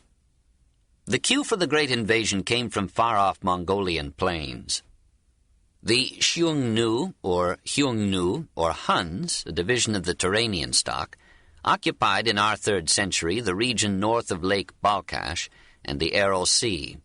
According to Jordanes, their chief weapon was their physiognomy. By the terror of their features they inspired great fear in those whom perhaps they did not really surpass in war. They made their foes flee in horror because their swarthy aspect was fearful, and they had a shapeless lump instead of a head with pinholes rather than eyes. They are cruel to their children on the very day of their birth, for they cut the cheeks of the males with a sword, so that before they receive the nourishment of milk they must learn to endure wounds. Hence they grow old, beardless, and with faces scarred by the sword. They are short in stature, quick in bodily movement, alert horsemen, ready in the use of bow and arrow, broad-shouldered and with firm-set necks always erect in pride. War was their industry, pasturing cattle was their recreation. Their country, said a proverb, is the back of a horse. Armed with arrows and knives, equipped with courage and speed, driven by the exhaustion of their lands and the pressure of their eastern enemies, they advanced into Russia about 355, overcame and absorbed the Alani, crossed the Volga, possibly in 372, and attacked the almost civilized Ostrogoths in the Ukraine. Ermanaric, the centenarian Ostrogothic king, fought bravely, was defeated, and died, some said, by his own hand. Part of the Ostrogoths surrendered and joined the Huns. Part fled west into the lands of the Visigoths, north of the Danube. A Visigothic army met the advancing Huns at the Dniester and was overwhelmed. A remnant of the Visigoths begged permission of the Roman authorities on the Danube to cross the river and settle in Mysia and Thrace. The Emperor Valens sent word that they should be admitted on condition that they surrender their arms and give up their youths as hostages. The Visigoths crossed and were shamelessly plundered by imperial officials and troops. Their girls and boys were enslaved by amorous Romans. But after diligent bribery, the immigrants were allowed to keep their arms. Food was sold them at famine prices, so that hungry Goths gave 10 pounds of silver or a slave for a joint of meat or a loaf of bread. At last the Goths were forced to sell their children into bondage to escape starvation. When they showed signs of revolt, the Roman general invited their leader Fritigern to a banquet, plotting to kill him. Fritigern escaped and roused the desperate Goths to war. They pillaged, burned, and killed until almost all Thrace was laid waste by their hunger and their rage. Valens hurried up from the east and met the Goths on the plains of Hadrianople with an inferior force, mostly composed of barbarians in the service of Rome. This in 378. The result, in the words of Ammianus, was the most disastrous defeat encountered by the Romans since Cannae, 594 years before. The Gothic cavalry prevailed over the Roman infantry, and from that day till the 14th century, the strategy and tactics of cavalry dominated the declining art of war. 2/3 of the Roman army perished. Valens himself was seriously wounded. The Goths set fire to the cottage in which he had taken refuge, and the emperor and his attendants died in the flames. The victorious horde marched upon Constantinople, but failed to pierce the defenses organized by Valens's widow, Dominica. The Visigoths, joined by Ostrogoths and Huns who crossed the unprotected Danube, ravaged the Balkans at will from the Black Sea to the borders of Italy. 2. The Savior Emperors, 364 to 408. In this crisis, the empire did not cease to produce able rulers. On Jovian's death, the army and senate had passed the crown to Valentinian, a blunt and Greekless soldier recalling Vespasian. With the consent of the senate, he had appointed his younger brother Valens as Augustus and emperor in the east, while he himself chose the apparently more dangerous west. He refortified the frontiers of Italy and Gaul, built up the army to strength and discipline, and again drove the encroaching Germans back across the Rhine. From his capital at Milan, he issued enlightened legislation forbidding infanticide, founding colleges, extending state medicine in Rome, reducing taxes, reforming a debased coinage, checking political corruption, and proclaiming freedom of creed and worship for all. He had his faults and his weaknesses. He was capable of cold cruelties to enemies, and if we may believe the historian Socrates, he legalized bigamy to sanction his marriage with Justina, whose beauty had been too generously described to him by his wife. Nevertheless, it was a tragedy for Rome that he died so soon, in 375. His son Gratian succeeded to his power in the west, lived up to his father for a year or two, then abandoned himself to amusements and the chase, and left the government to corrupt officials who put every office and judgment up for sale. The general Maximus overthrew him and invaded Italy in an effort to displace Gratian's successor and half-brother, Valentinian II. But the new emperor of the East, Theodosius I the Great, marched westward, defeated the usurper, and set the young Valentinian firmly on his Milan throne. This in 388. Theodosius was a Spaniard. He had distinguished himself as a general in Spain, Britain, and Thrace. He had persuaded the victorious Goths to join his army instead of fighting it. He had ruled the eastern provinces with every wisdom except tolerance, and half the world looked in awe at his astonishing assemblage of handsome features and majestic presence, ready anger and readier mercy, humane legislation and sternly orthodox theology. While he was wintering at Milan, a disturbance characteristic of the times broke out in Thessalonica. The imperial governor there, Botheric, had imprisoned for scandalous immorality a charioteer popular with the citizens. They demanded his release. Botheric refused.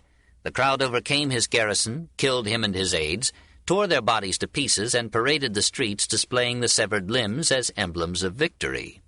The news of this outburst stirred Theodosius to fury. He sent secret orders that the entire population of Thessalonica should be punished.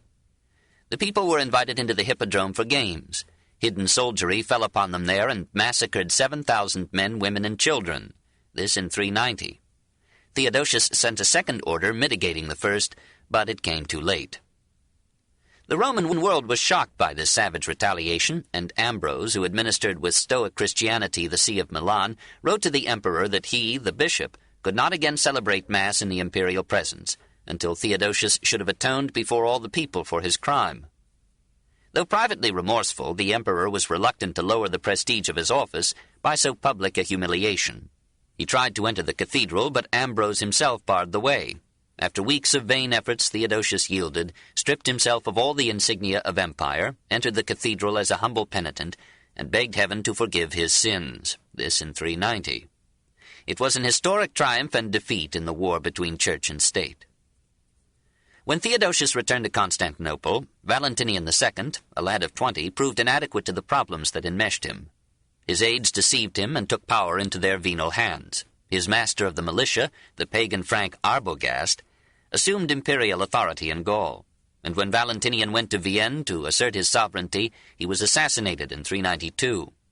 Arbogast, inaugurating a long line of barbarian kingmakers, raised to the throne of the West a mild and manageable scholar. Eugenius was a Christian, but so intimate with the pagan parties in Italy that Ambrose feared him as another Julian. Theodosius marched westward again to restore legitimacy and orthodoxy with an army of Goths, Alani, Caucasians, Iberians, and Huns. Among its generals were the Goth Gainas, who would seize Constantinople, the Vandal Stilicho, who would defend Rome, and the Goth Alaric, who would sack it. In a 2-day battle near Aquileia, Arbogast and Eugenius were defeated, this in 394. Eugenius was surrendered by his soldiers and slain. Arbogast died by his own hand.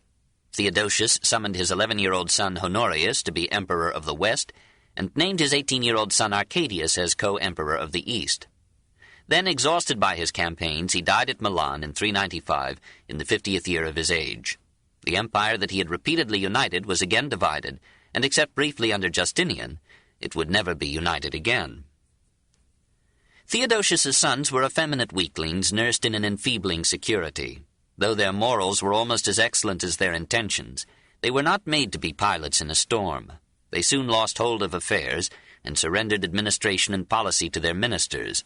In the east, to the corrupt and avaricious Rufinus. In the west, to the able but unscrupulous Stilicho. In 398, this noble Vandal arranged the marriage of his daughter Maria to Honorius, hoping to be the grandfather as well as the father-in-law of an emperor. But Honorius proved to be as free of passion as of intellect. He spent his time feeding the imperial poultry with tender affection, and Maria died a virgin after having been for 10 years a wife. Theodosius had kept the Goths at peace by employing them in war, and by paying them an annual subsidy as allies. His successor refused to continue this subsidy, and Stilicho dismissed his Gothic troops. The idle warriors craved money and adventure, and their new leader Alaric provided both with a skill that outplayed the Romans in diplomacy as well as war. Why, he asked his followers, should the proud and virile Goth submit to be a hireling of effete Romans or Greeks, instead of using his own courage and his arms to cut out from the dying empire a kingdom of his own? In the very year of Theodosius's death, Alaric led almost the whole mass of Thracian Goths into Greece, marched unhindered through the pass of Thermopylae, massacred en route all men of military age, enslaved the women, ravaged the Peloponnesus, destroyed the temple of Demeter at Eleusis, and spared Athens only on receiving a ransom that absorbed most of the city's movable wealth, this in 396. Stilicho went to the rescue, but too late. He maneuvered the Goths into an indefensible position, but made truce with them when a revolution in Africa called him back to the west. Alaric signed an alliance with Arcadius, who allowed him to settle his Goths in Epirus. For 4 years, the empire was at peace. It was during those years that Synesius of Cyrene, half-Christian bishop and half-pagan philosopher, in an address before Arcadius's luxury-loving court at Constantinople, described with clarity and force the alternatives that faced Greece and Rome.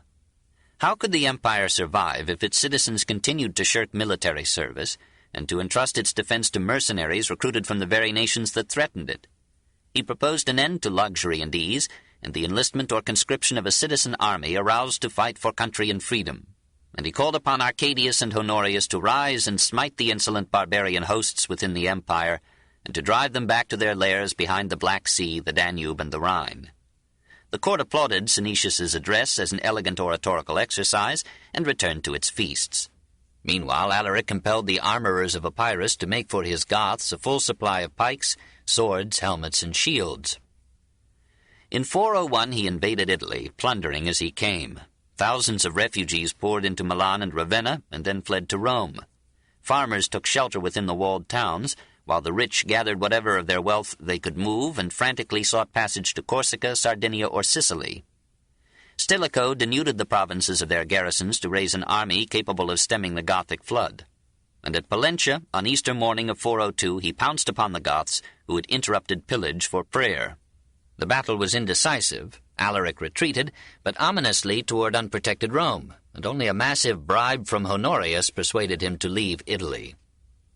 The timid emperor, on Alaric's approach to Milan, had thought of transferring his capital to Gaul. Now he cast about for some safer place, and found it in Ravenna, whose marshes and lagoons made it impregnable by land and its shoals by sea. But the new capital trembled like the old when the barbarian Radagaisus led a host of 200,000 Alani, Quadi, Ostrogoths, and Vandals over the Alps and attacked the growing city of Florentia. Stilicho once more proved his generalship, defeated the motley horde with a relatively small army, and brought Radagaisus to Honorius in chains. Italy breathed again, and the imperial court of patricians, princesses, bishops, eunuchs, poultry, and generals resumed its routine of luxury, corruption, and intrigue. Olympius, the chancellor, envied and distrusted Stilicho. He resented the great general's apparent connivance at Alaric's repeated escapes, and thought he detected in him the secret sympathy of a German with German invaders. He protested against the bribes that on Stilicho's prompting had been paid or pledged to Alaric. Honorius hesitated to depose the man who for 23 years had led Rome's armies to victory and had saved the West. But when Olympius persuaded him that Stilicho was plotting to put his son on the throne, the timid youth consented to his general's death. Olympius at once sent a squad of soldiers to carry out the decree. Stilicho's friends wished to resist. He forbade them and offered his neck to the sword, this in 408. A few months later, Alaric re-entered Italy. 3. Italian background. The Western Roman Empire, toward the end of the 4th century, presented a complex picture of recovery and decline, of literary activity and sterility, of political pomp and military decay. Gaul prospered and threatened Italian leadership in every field. Of the approximately 70 million souls in the empire, 20 million or more were Gauls, hardly 6 million were Italians. The rest were mostly Greek-speaking Orientals. Rome itself, since 100 AD, had been ethnically an Oriental city. Once Rome had lived on the east as modern Europe lived on its conquests and colonies till the middle of the 20th century. The legions had sucked the products and precious metals of a dozen provinces into the mansions and coffers of the victors. Now conquest was ended and retreat had begun. Italy was forced to depend upon its own human and material resources, and these had been dangerously reduced by family limitation, famine, epidemics, taxation, waste, and war. Industry had never flourished in the parasitic peninsula. Now that its markets were being lost in the east and Gaul, it could no longer support the urban population that had eked out doles by laboring in shops and homes. The collegia, or guilds, suffered from inability to sell their votes in a monarchy where voting was rare. Internal trade fell off, highway brigandage grew, and the once great roads, though still better than any before the 19th century, were crumbling into disrepair. The middle classes had been the mainstay of municipal life in Italy. Now they too were weakened by economic decline and fiscal exploitation. Every property owner was subject to rising taxes to support an expanding bureaucracy whose chief function was the collection of taxes. Satirists complained that those who live at the expense of the public funds are more numerous than those who provide them. Corruption consumed much of the taxes paid. 1,000 laws sought to discourage, detect, or punish the malversation of governmental revenue or property. Many collectors overtaxed the simple and kept the change. In recompense, they might ease the tax burdens of the rich for a consideration. The emperors labored to secure an honest collection. Valentinian I appointed in each town a defender of the city to protect citizens from the chicanery of the susceptores. And Honorius remitted the taxes of towns that were in financial straits. Nevertheless, if we may believe Salvian, some citizens fled across the frontier to live under barbarian kings who had not yet learned the full art of taxation. The agents of the treasury seemed more terrible than the enemy. Under these conditions, the incentives to parentage weakened and populations fell. Thousands of arable acres were left untilled, creating an economic vacuum that conspired with the surviving wealth of the cities to draw in the land-hungry barbarians. Many peasant proprietors, unable to pay their taxes or to defend their homes against invasion or robbery, turned their holdings over to richer or stronger landlords, and became their coloni or cultivators. They bound themselves to give the Lord a proportion of their produce, labor, and time in return for guaranteed subsistence and protection in peace and war. Thus Italy, which would never know full feudalism, was among the first nations to prepare its foundations. A like process was taking form in Egypt, Africa, and Gaul. Slavery was slowly declining. This book is continued on Cassette 2, Side 1. The Story of Civilization, Volume 4, The Age of Faith, Part 1, by Will Durant. Continued, Cassette 2, Side 1. Slavery was slowly declining. In a developed civilization, nothing can equal the free man's varying wage, salary, or profit as an economic stimulus. Slave labor had paid only when slaves were abundant and cheap. Their cost had risen since the legions had ceased to bring home the human fruits of victory. Escape was easy for the slaves now that government was weak. Besides, slaves had to be cared for when they ailed or aged. As the cost of slaves mounted, the owner protected his investment in them by more considerate treatment. But the master still had within limits the power of life and death over his chattels, could use the law to recapture fugitive slaves, and could have his sexual will with such of them, male or female, as pleased his ambidextrous fancy. Paulinus of Pella complimented himself on the chastity of his youth when, "I restrained my desires, never accepted the love of a free woman, and contented myself with that of female slaves in my household." The majority of the rich now lived in their country villas, shunning the turmoil and rabble of the towns. Nevertheless, most of Italy's wealth was still drawn to Rome. The great city was no longer a capital and seldom saw an emperor, but it remained the social and intellectual focus of the West. And here was the summit of the new Italian aristocracy, not as of old an hereditary caste, but periodically recruited by the emperors on the basis of landed wealth. Though the Senate had lost some of its prestige and much of its power, the senators lived in splendor and display. They filled with competence important administrative posts and provided public games out of their private funds. Their homes were congested with servants and expensive furniture. One carpet cost $400,000. The letters of Symmachus and Sidonius, the poetry of Claudian, revealed the fairer side of that lordly life, the social and cultural activity, the loyal service of the state, the genial friendliness, the fidelity of mates, the tenderness of parental love. A priest of Marseille in the 5th century painted a less attractive picture of conditions in Italy and Gaul. Salvian's book On the Government of God, circa 450, addressed itself to the same problem that generated Augustine's City of God and Orosius's History Against the Pagans. How could the evils of the barbarian invasions be reconciled with a divine and beneficent providence? These sufferings, Salvian answered, were a just punishment for the economic exploitation, political corruption, and moral debauchery of the Roman world. No such ruthless oppression of poor by rich, he assures us, could be found among the barbarians. The barbarian heart is softer than the Romans, and if the poor could find vehicles, they would migrate en masse to live under barbarian rule. Rich and poor, pagan and Christian within the empire, says our moralist, are alike sunk in a slough of immorality rarely known in history.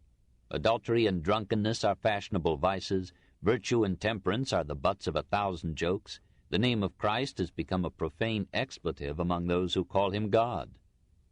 Contrast with all this, says our second Tacitus, the health and vigor and bravery of the Germans, the simple piety of their Christianity, their lenient treatment of conquered Romans, their mutual loyalty, premarital continence, and marital fidelity.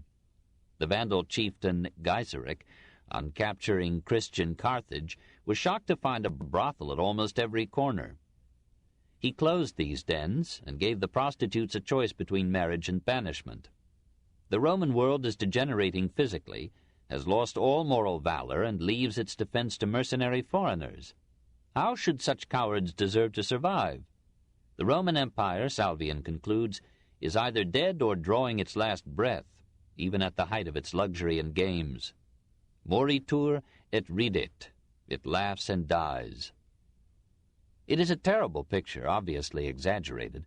Eloquence is seldom accurate. Doubtless then as now, virtue modestly hid its head and yielded the front page to vice, misfortune, politics, and crime. Augustine paints almost as dark a picture for a like moralizing end. He complains that the churches are often emptied by the competition of dancing girls displaying in the theaters their disencumbered charms. The public games still saw the slaughter of convicts and captives to make a holiday. We surmise the lavish cruelty of such spectacles when Symmachus writes that he spent $900,000 on one celebration, and that the 29 Saxon gladiators who were scheduled to fight in the arena cheated him by strangling one another in compact suicide before the games began. In 4th century Rome, there were 175 holidays in the year, 10 with gladiatorial contests, 64 with circus performances, the rest with shows in the theaters. The barbarians took advantage of this passion for vicarious battle by attacking Carthage, Antioch, and Trier while the people were absorbed at the amphitheater or the circus. In the year 404, a gladiatorial program celebrated at Rome the dubious victory of Stilicho at Pollentia.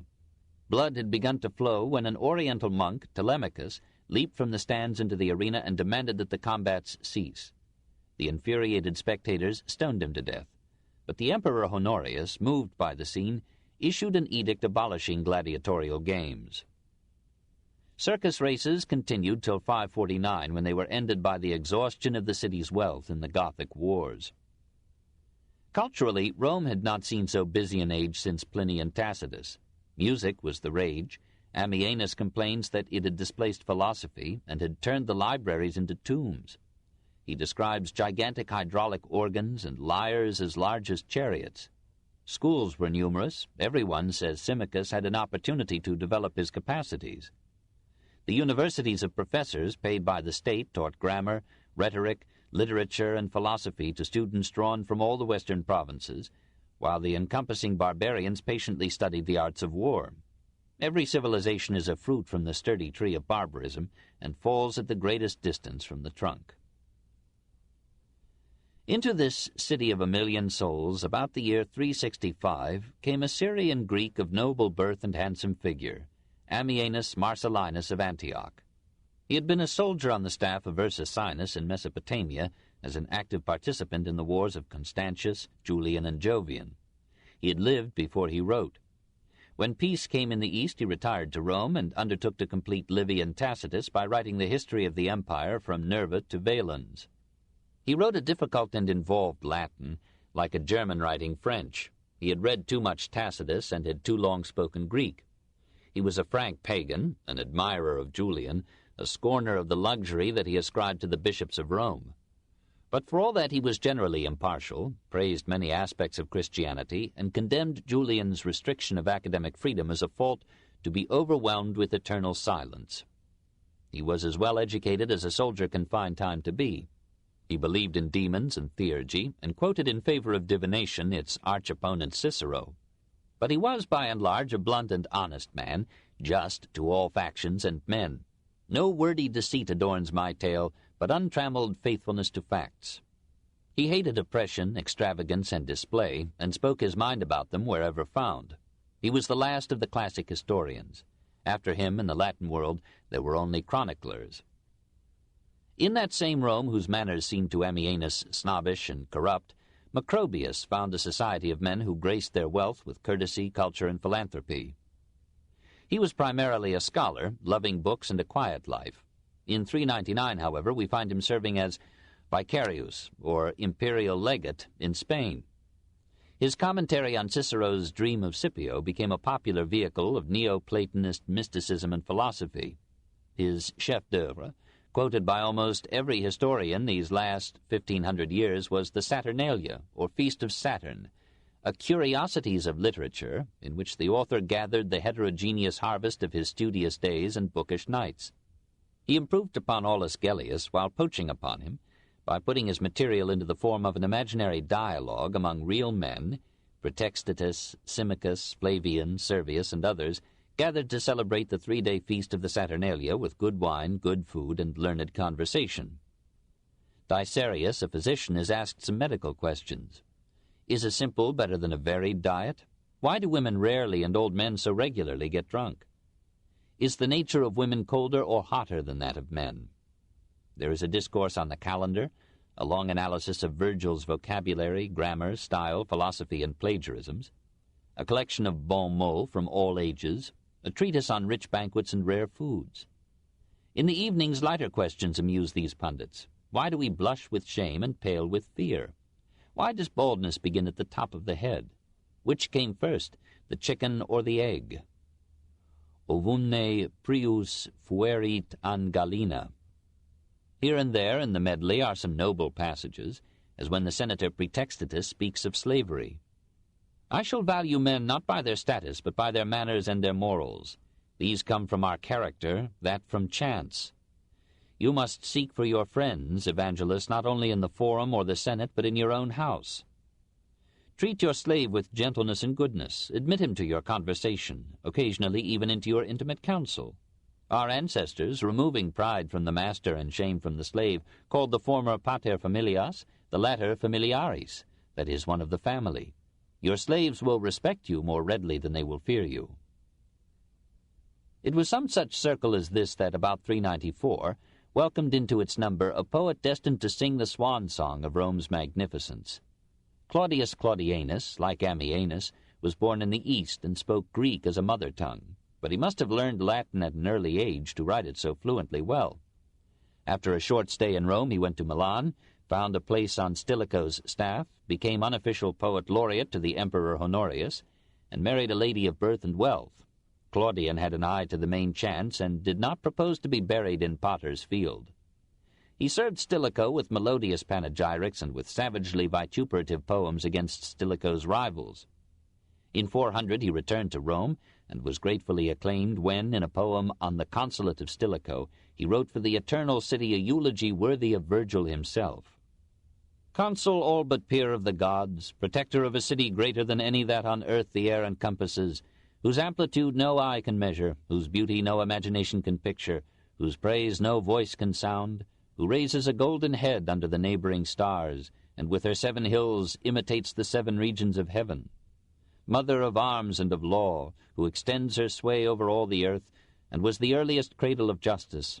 This is the city which, sprung from humble beginnings, has stretched to either pole, and from one small place extended its power so as to be coterminous with the light of the sun. 'Tis she alone who has received the conquered into her bosom, and like a mother, not an empress, protected the human race with a common name, summoning those whom she has defeated to share her citizenship, and drawing together distant races with bonds of affection. To her rule of peace we owe it that the world is our home, that we can live where we please, and that to visit Thule and explore its once dreaded wilds is but a sport.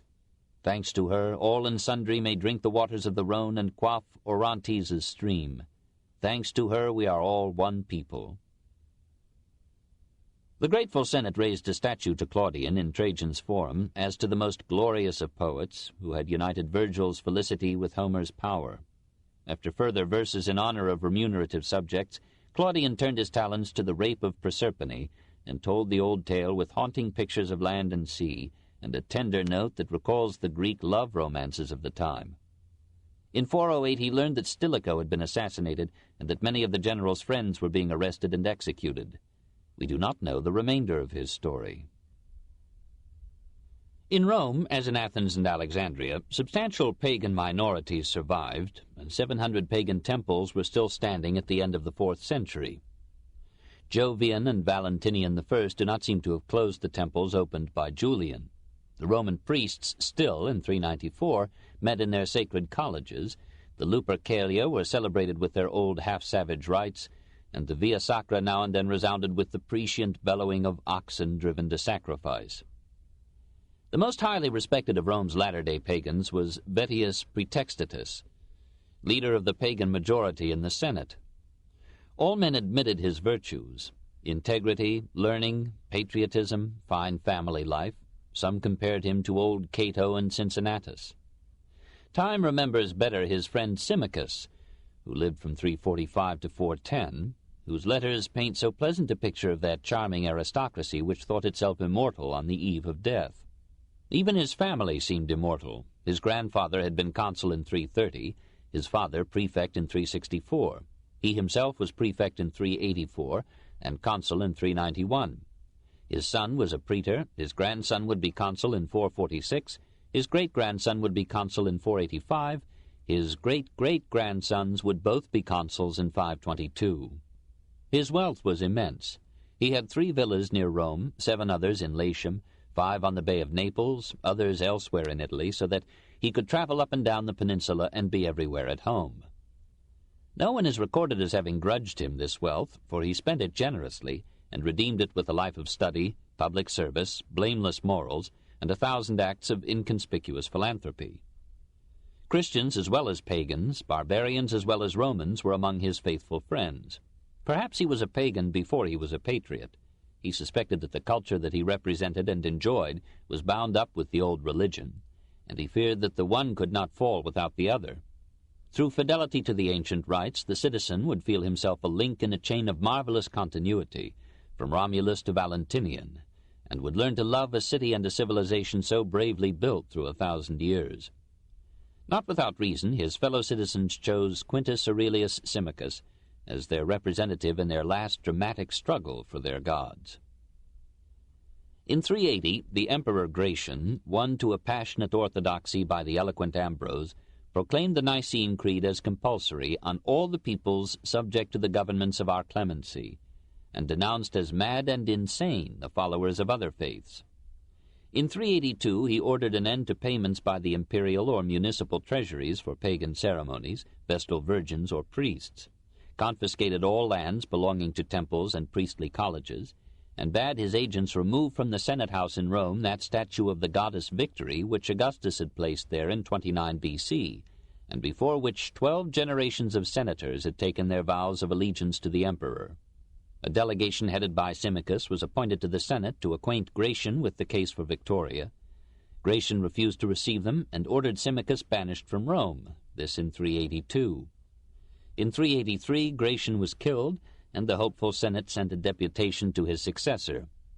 The speech of Symmachus before Valentinian II was acclaimed as a masterpiece of eloquent pleading. It was not expedient, he argued, to end so abruptly religious practices that had through a millennium been associated with the stability of social order and the prestige of the state. After all, what does it matter by what road each man seeks the truth? By no one road can man come to the understanding of so great a mystery. Uno itinere non potest pervenire ad tam grande secretum. The young Valentinian was moved. Ambrose tells us that even the Christians in the imperial council advised the restoration of the Statue of Victory. But Ambrose, who had been absent on a diplomatic mission for the state, overruled the council with an imperious letter to the emperor. He took up one by one the arguments of Symmachus and countered them with characteristic force. In effect, he threatened to excommunicate the ruler if the plea should be granted. "You may enter the churches, but you will find no priest there to receive you, or will you find them there to forbid you entrance?" Valentinian denied the Senate's appeal. The pagans of Italy made a last effort in 393, risking all on revolution. The half-pagan emperor Eugenius refused recognition by Theodosius, and hoping to enlist the pagans of the West in his defense, restored the Statue of Victory, and boasted that after defeating Theodosius he would stable his horses in Christian basilicas. Nicomachus Flavianus, son-in-law of Symmachus, led an army to support Eugenius, shared in the defeat, and killed himself. Theodosius marched into Rome and compelled the Senate to decree the abolition of paganism in all its forms in 394. When Alaric sacked Rome, the pagans saw in the humiliation of the once lordly city the anger of their neglected gods. The war of the faiths broke the unity and morale of the people, and when the torrent of invasion reached them, they could only meet it with mutual curses and divided prayers. 4. The Barbarian Flood. As a postscript to the assassination of Stilicho, Olympius ordered the slaughter of thousands of Stilicho's followers, including the leaders of his barbarian legions. Alaric, who had awaited his opportunity behind the Alps, seized it now. He complained that the 4,000 pounds of gold that the Romans had promised him had not been paid. In return for this payment, he pledged the noblest Gothic youth as hostages for his future loyalty. When Honorius refused, he marched over the Alps, pillaged Aquileia and Cremona, won to his side 30,000 mercenaries resentful of the slaughter of their leaders, and swept down the Flaminian Way to the very walls of Rome in 408. No one resisted him except a solitary monk who denounced him as a robber. Alaric bemused him by declaring that God himself had commanded the invasion. The frightened Senate, as in Hannibal's day, was stampeded into barbarism. It suspected Stilicho's widow as an accomplice of Alaric and put her to death. Alaric responded by cutting off every avenue by which food could enter the capital. Soon the populace began to starve. Men killed men and women their children to eat them.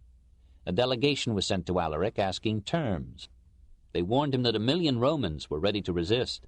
He laughed and answered, "The thicker the hay, the more easily it is mowed." Relenting, he consented to withdraw on receiving all the gold and silver and valuable movable property in the city. "What will then be left to us?" the envoys asked. "Your lives," was the scornful reply. Rome chose further resistance, but starvation compelled a new offer of surrender. Alaric accepted 5,000 pounds of gold, 30,000 pounds of silver, 4,000 silk tunics, 3,000 skins, 3,000 pounds of pepper.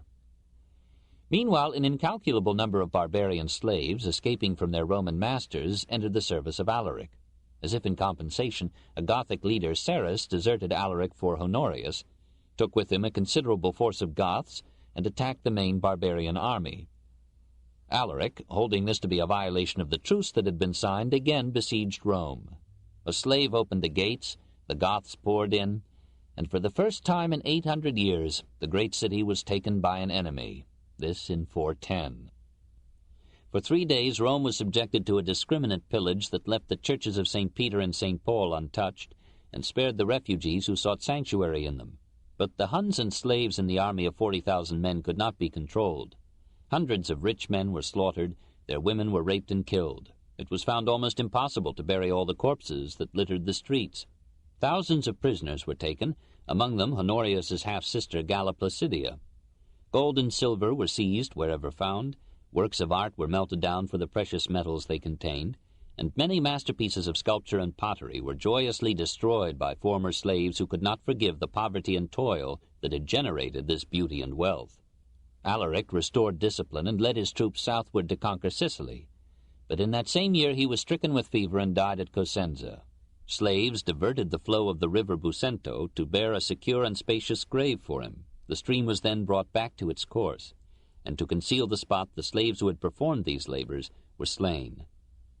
Ataeolf, or Adolf, Alaric's brother-in-law, was chosen to succeed him as king. He agreed to withdraw his army from Italy on condition that he should be given Placidia in marriage, and that his Visigoths, as Foederati of Rome, should receive southern Gaul, including Narbonne, Toulouse, and Bordeaux, for their self-governed realm. Honorius refused the marriage. Placidia consented. The Gothic chieftain proclaimed that his ambition was not to destroy the Roman Empire, but to preserve and strengthen it. He marched his army out of Italy, and by a judicious mixture of diplomacy and force founded the Visigothic kingdom of Gaul, theoretically subject to the empire, and with its capital at Toulouse, this in 414. A year later he was assassinated. Placidia, who loved him, wished to remain a perpetual widow, but was awarded by Honorius to the general Constantius. After the death of Constantius in 421 and Honorius in 423, Placidia became regent for her son Valentinian III, and for 25 years ruled the empire of the West with no discredit to her sex. Even in Tacitus's days, the Vandals were a numerous and powerful nation, possessing the central and eastern portions of modern Prussia. By the time of Constantine they had moved southward into Hungary, their armies having suffered an overwhelming defeat at the hands of the Visigoths. The remaining Vandals asked permission to cross the Danube and enter the empire. Constantine consented, and for 70 years they increased and multiplied in Pannonia. The successes of Alaric stirred their imagination. The withdrawal of legions from beyond the Alps to defend Italy left the rich West invitingly open, and in 406 great masses of Vandals, Alani, and Suevi poured over the Rhine and ravaged Gaul. They plundered Mainz and massacred many of the inhabitants. They moved north into Belgica and sacked and burned the imperial city of Trier. They bridged the Meuse and the Aisne and pillaged Reims, Amiens, Arras, and Tournai, almost reaching the English Channel. Turning south, they crossed the Seine and the Loire into Aquitaine and wreaked their Vandal fury upon almost all its cities except Toulouse, which was heroically defended by its bishop, Exuperius. They paused at the Pyrenees, then turned east and pillaged Narbonne. Gaul had seldom known so thorough a devastation. In 409 they entered Spain, 100,000 strong. There, as in Gaul and in the east, Roman rule had brought oppressive taxation and orderly administration, wealth concentrated in immense estates, a populace of slaves and serfs and impoverished freemen. And yet by the mere grace of stability and law, Spain was now among the most prosperous of Roman provinces, and Merida, Cartagena, Cordova, Seville, and Tarragona were among the richest and most cultured cities of the empire. Into this apparently secure peninsula the Vandals, Suevi, and Alani descended. For 2 years they plundered Spain from the Pyrenees to the Strait, and extended their conquest even to the African coast. Honorius, unable to defend Roman soil with Roman arms, bribed the Visigoths of southwestern Gaul to recapture Spain for the empire. Their able king Wallia accomplished the task in well-planned campaigns in 420. The Suevi retreated into northwest Spain, the Vandals southward into the Andalusia that still bears their name, and Wallia shamed the faithless of Roman diplomats by restoring Spain to the imperial power. Still hungry for conquest and bread, the Vandals crossed over into Africa in 429. If we may believe Procopius and Jordanes, they came by the invitation of the Roman governor of Africa, Boniface, who wished their aid against his rival Aetius, successor to Stilicho. The story is of uncertain authority. In any case, the Vandal king was quite capable of originating the plan. Gaiseric was the proud bastard son of a slave, lame but strong, ascetic in regimen, undaunted in conflict, furious in anger, cruel in enmity, but with an unbeaten genius for both negotiation and war. Arrived in Africa, his 80,000 Vandal and Alani warriors, women and children, were joined by the savage Moors, long resentful of Roman domination, and the Donatist heretics who had been persecuted by the Orthodox Christians and now welcomed a new rule. Out of a population of some 8 million souls in Roman North Africa, Boniface could muster only a negligible number to help his small regular army. Overwhelmingly defeated by Gaiseric's horde, he retreated to Hippo, where the aged St. Augustine aroused the population to heroic resistance. For 14 months the city stood siege, from 430 to 431. Gaiseric then withdrew to meet another Roman force, and so overwhelmed it that Valentinian's ambassador signed a truce recognizing the Vandal conquest in Africa. Gaiseric observed the truce until the Romans were off their guard. Then he pounced upon rich Carthage and took it without a blow in 439. The nobles and the Catholic clergy were dispossessed of their property and were banished or enserfed. Lay and ecclesiastical property was seized wherever found, and torture was not spared to discover its hiding place. Gaiseric was still young. Though a capable administrator who reorganized Africa into a lucrative state, he was happiest when engaged in war. Building a great fleet, he ravaged with it the coasts of Spain, Italy, and Greece.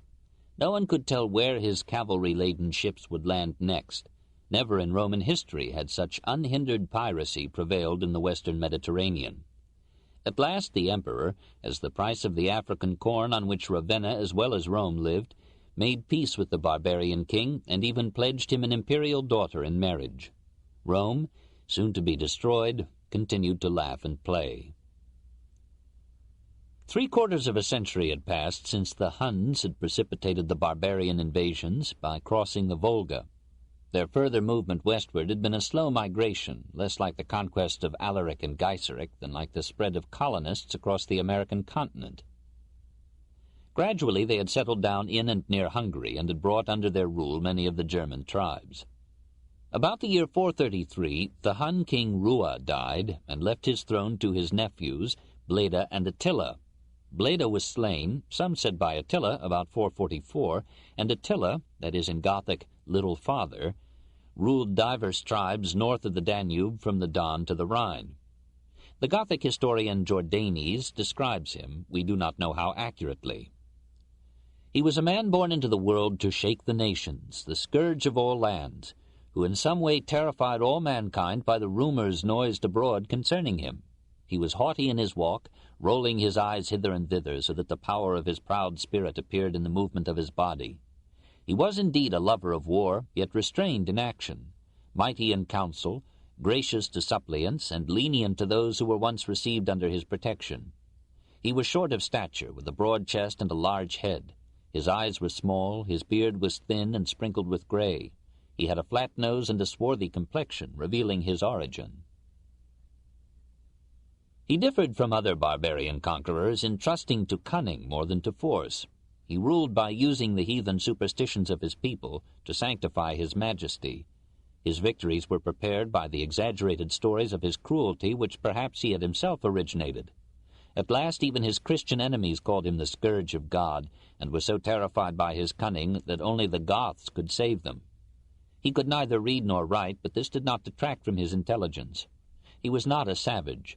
He had a sense of honor and justice, and often proved himself more magnanimous than the Romans. He lived and dressed simply, ate and drank moderately, and left luxury to his inferiors, who loved to display their gold and silver utensils, harness, and swords, and the delicate embroidery that attested the skillful fingers of their wives. Attila had many wives, but scorned that mixture of monogamy and debauchery which was popular in some circles of Ravenna and Rome.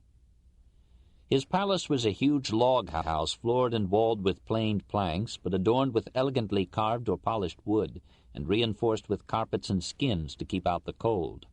His capital was a large village, probably on the site of the present Buda, a city which until our century was by some Hungarians called Etzelnberg, the city of Attila. He was now, in 444, the most powerful man in Europe. Theodosius II of the Eastern Empire and Valentinian of the Western both paid him tribute as a bribe to peace, disguising it among their peoples as payments for services rendered by a client king. Able to put into the field an army of 500,000 men, Attila saw no reason why he should not make himself master of all Europe and the Near East.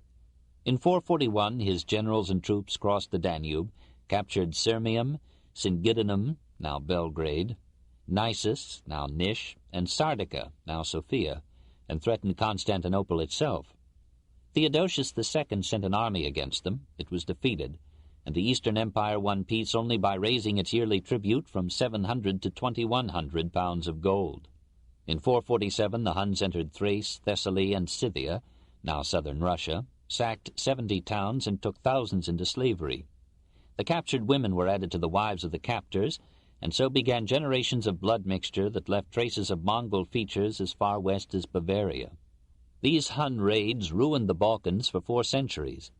The Danube ceased for a long time to be a main avenue of commerce between east and west, and the cities on its banks decayed. Having bled the east to his heart's content, Attila turned to the west and found an unusual excuse for war. Honoria, sister of Valentinian III, having been seduced by one of her chamberlains, had been banished to Constantinople. Snatching at any plan for escape, she sent her ring to Attila with an appeal for aid. The subtle king, who had his own brand of humor, chose to interpret the ring as a proposal of marriage. He forthwith laid claim to Honoria and to half the Western Empire as her dowry. Valentinian's ministers protested, and Attila declared war. His real reason was that Marcian, the new emperor of the East, had refused to continue payment of tribute, and Valentinian had followed his example. In 451 Attila and 500,000 men marched to the Rhine, sacked and burned Trier and Metz, and massacred their inhabitants. All Gaul was terrified. Here was no civilized warrior like Caesar, no Christian, however Aryan, invader like Alaric and Gaiseric. This was the awful and hideous Hun, the flagellum Dei, come to punish Christian and pagan alike for the enormous distance between their professions and their lives. In this crisis, Theodoric I, aged king of the Visigoths, came to the rescue of the empire. He joined the Romans under Aetius, and the enormous armies met on the Catalonian fields near Troyes in one of the bloodiest battles of history. 162,000 men are said to have died there, including the heroic Gothic king. The victory of the West was indecisive. Attila retreated in good order, and the victors were too exhausted or too divided in policy to pursue him. In the following year, he invaded Italy. The first city to fall in his path was Aquileia. The Huns destroyed it so completely that it never rose again. Verona and Vicenza were more leniently treated. Pavia and Milan bought off the conqueror by surrendering their movable wealth. The road to Rome was now open to Attila. Aetius had too small an army to offer substantial resistance. But Attila tarried at the Po. Valentinian III fled to Rome, and then sent to the Hun king a delegation composed of Pope Leo I and 2 senators. No one knows what happened at the ensuing conference. Leo was an imposing figure, and received most credit for the bloodless victory. History only records that Attila now retreated. Plague had broken out in his army, food was running short, and Marcian was sending reinforcements from the east. This in 452. Attila marched his horde back over the Alps to his Hungarian capital, threatening to return to Italy in the next spring unless Honoria should be sent him as his bride. Meanwhile, he consoled himself by adding to his harem a young lady named Ildiko, the frail historic basis of the Nibelungenlied's Kriemhild. He celebrated the wedding with an unusual indulgence in food and drink. On the morrow he was found dead in bed beside his young wife. He had burst a blood vessel, and the blood in his throat had choked him to death. This in 453. His realm was divided among his sons, who proved incompetent to preserve it. Jealousies broke out among them, the subject tribes refused their allegiance to a disordered leadership, and within a few years the empire that had threatened to subdue the Greeks and the Romans, the Germans and the Gauls, and to put the stamp of Asia upon the face and soul of Europe, had broken to pieces and melted away. 5. The Fall of Rome. Placidia having died in 450, Valentinian III was free to err in the first person. As Olympius had persuaded Honorius to kill Stilicho, who had stopped Alaric at Pollentia, so now Petronius Maximus persuaded Valentinian to kill Aetius, who had stopped Attila at Troyes. Valentinian had no son, and resented the desire of Aetius to espouse his son to Valentinian's daughter Eudocia. In a mad seizure of alarm, the emperor sent for Aetius and slew him with his own hand. This in 454. "Sire," said a member of his court, "you have cut off your right hand with your left." A few months later, Petronius induced two of Aetius's followers to kill Valentinian. No one bothered to punish the assassins. Murder had long since become the accepted substitute for election. Petronius elected himself to the throne, compelled Eudoxia, Valentinian's widow, to marry him, and forced Eudocia to take as her husband his son Palladius. If we may believe Procopius, Eudoxia appealed to Gaiseric as Honoria had appealed to Attila. Gaiseric had reasons for responding. Rome was rich again despite Alaric, and the Roman army was in no condition to defend Italy. The Vandal king set sail with an invincible armada in 455. Only an unarmed pope, accompanied by his local clergy, barred his way between Ostia and Rome.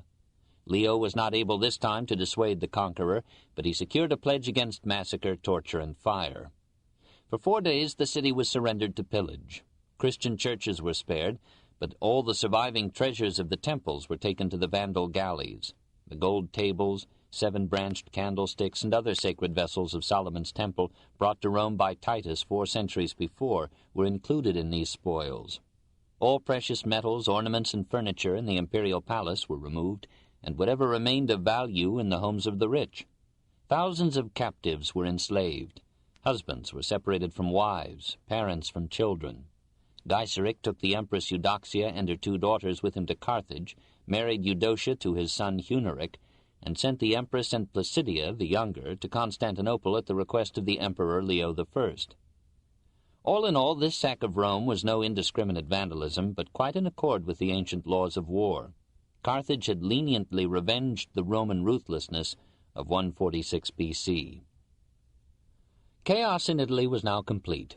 A half-century of invasion, famine, and pestilence had left thousands of farms ruined, thousands of acres untilled, not through exhaustion of the soil, but through the exhaustion of man. St. Ambrose, circa 420, mourned the devastation and depopulation of Bologna, Modena, Piacenza. Pope Gelasius, circa 480, described great regions of northern Italy as almost denuded of the human species. Rome itself had shrunk from 1,500,000 souls to some 300,000 in 1 century. All the great cities of the empire were now in the east. The Campagna around Rome, once rich in villas and fertile farms, had been abandoned for the security of walled towns. The towns themselves had been contracted to some 40 acres as a means of economically walling them for defense, and in many cases the walls were improvised from the debris of theaters, basilicas, and temples that had once adorned the municipal splendor of Italy. In Rome some wealth still remained even after Gaiseric, and Rome and other Italian cities would recover under Theodoric and the Lombards. But in 470 a general impoverishment of fields and cities, of senators and proletarians, depressed the spirits of a once great race to an Epicurean cynicism that doubted all gods but Priapus, a timid childlessness that shunned the responsibilities of life, and an angry cowardice that denounced every surrender and shirked every martial task. Through all this economic and biological decline ran political decay. Aristocrats who could administer but could not rule, businessmen too absorbed in personal gain to save the peninsula, generals who won by bribery more than they could win by arms, and a bureaucracy ruinously expensive and irremediably corrupt. The majestic tree had rotted in its trunk and was ripe for a fall. The final years were a kaleidoscope of imperial mediocrities. The Goths of Gaul proclaimed one of their generals, Avitus, emperor in 455. The Senate refused to confirm him, and he was transformed into a bishop. Majorian, 456-61, labored bravely to restore order, but was deposed by his patricius, or prime minister, the Visigoth Ricimer. Severus, 461-465, was an inefficient tool of Ricimer. Anthemius, 467-472, was a half-pagan philosopher, unacceptable to the Christian West. Ricimer besieged and captured him and had him killed. Olybrius, by grace of Ricimer, ruled for 2 months in 472 and surprised himself by dying a natural death. Glycerius, 473, was soon deposed, and for 2 years Rome was ruled by Julius Nepos. At this juncture, a new conglomeration of barbarians swept down into Italy. Heruli, Syri, Rugii, and other tribes that had once acknowledged the rule of Attila. At the same time, a Pannonian general, Orestes, deposed Nepos and established his son Romulus, nicknamed Augustulus, on the throne in 475. The new invaders demanded from Orestes a third of Italy. When he refused, they slew him and replaced Romulus with their general Odoacer in 476. This son of Attila's minister Edison was not without ability. He convened the cowed Senate, and through it he offered to Zeno, the new emperor of the East, sovereignty over all the empire, provided that Odoacer might, as his patricius, govern Italy. Zeno consented, and the line of Western emperors came to an end. No one appears to have seen in this event the fall of Rome. On the contrary, it seemed to be a blessed unification of the empire, as formerly under Constantine. The Roman Senate saw the matter so and raised a statue to Zeno in Rome. The Germanization of the Italian army, government, and peasantry, and the natural multiplication of the Germans in Italy had proceeded so long that the political consequences seemed to be negligible shifts on the surface of the national scene. Actually, however, Odoacer ruled Italy as a king, with small regard for Zeno. In effect, the Germans had conquered Italy as Gaiseric had conquered Africa, as the Visigoths had conquered Spain, as the Angles and Saxons were conquering Britain, as the Franks were conquering Gaul. In the West, the great empire was no more. The results of the barbarian conquest were endless. Economically, it meant re-ruralization. The barbarians lived by tillage, herding, hunting, and war, and had not yet learned the commercial complexities on which cities thrived. With their victory, the municipal character of Western civilization ceased for 7 centuries. Ethnically, the migrations brought a new mingling of racial elements, a substantial infusion of Germanic blood into Italy, Gaul, and Spain, and of Asiatic blood into Russia, the Balkans, and Hungary. The mixture did not mystically reinvigorate the Italian or Gallic population. What happened was the elimination of weak individuals and strains through war and other forms of competition. The compulsion laid upon everyone to develop strength, stamina, and courage, and the masculine qualities that long security had suppressed. The renewal by poverty of healthier and simpler habits of life than those which the doles and luxuries of the cities had bred. Politically, the conquest replaced a higher with a lower form of monarchy. It augmented the authority of persons and reduced the power and protection of laws. Individualism and violence increased. Historically, the conquest destroyed the outward form of what had already inwardly decayed. It cleared away with regrettable brutality and thoroughness a system of life which, with all its gifts of order, culture, and law, had worn itself into senile debility and had lost the powers of regeneration and growth. A new beginning was now possible. The empire in the West faded, but the states of modern Europe were born. 1,000 years before Christ, northern invaders had entered Italy, subdued and mingled with its inhabitants, borrowed civilization from them, and with them, through 8 centuries, had built a new civilization. 400 years after Christ, the process was repeated. The wheel of history came full turn. The beginning and the end were the same, but the end was always a beginning. This book is continued at this point on the other side of this cassette. Please reverse or turn the cassette over now. The Story of Civilization, Volume 4, The Age of Faith, Part 1, by Will Durant. Continued, Cassette 2, Side 2. Chapter 3, The Progress of Christianity, 364 to 451. The foster mother of the new civilization was the Church. As the old order faded away in corruption, cowardice, and neglect, a unique army of churchmen rose to defend with energy and skill a regenerated stability and decency of life. The historic function of Christianity was to re-establish the moral basis of character and society by providing supernatural sanctions and support for the uncongenial commandments of social order, to instill into rude barbarians gentler ideas of conduct through a creed spontaneously compounded of myth and miracle, of fear and hope and love. There is an epic grandeur sullied with superstition and cruelty in the struggle of the new religion to capture, tame, and inspire the minds of brute or decadent men, to forge a uniting empire of faith that would again hold men together, as they had once been held by the magic of Greece or the majesty of Rome.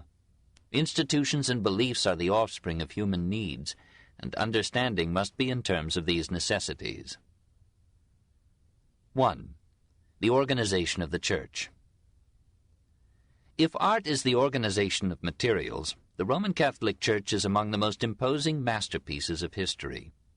Through 19 centuries, each heavy with crisis, she has held her faithful together, following them with her ministrations to the ends of the earth, forming their minds, molding their morals, encouraging their fertility, solemnizing their marriages, consoling their bereavements, lifting their momentary lives into eternal drama, harvesting their gifts, surviving every heresy and revolt, and patiently building again every broken support of her power. How did this majestic institution grow?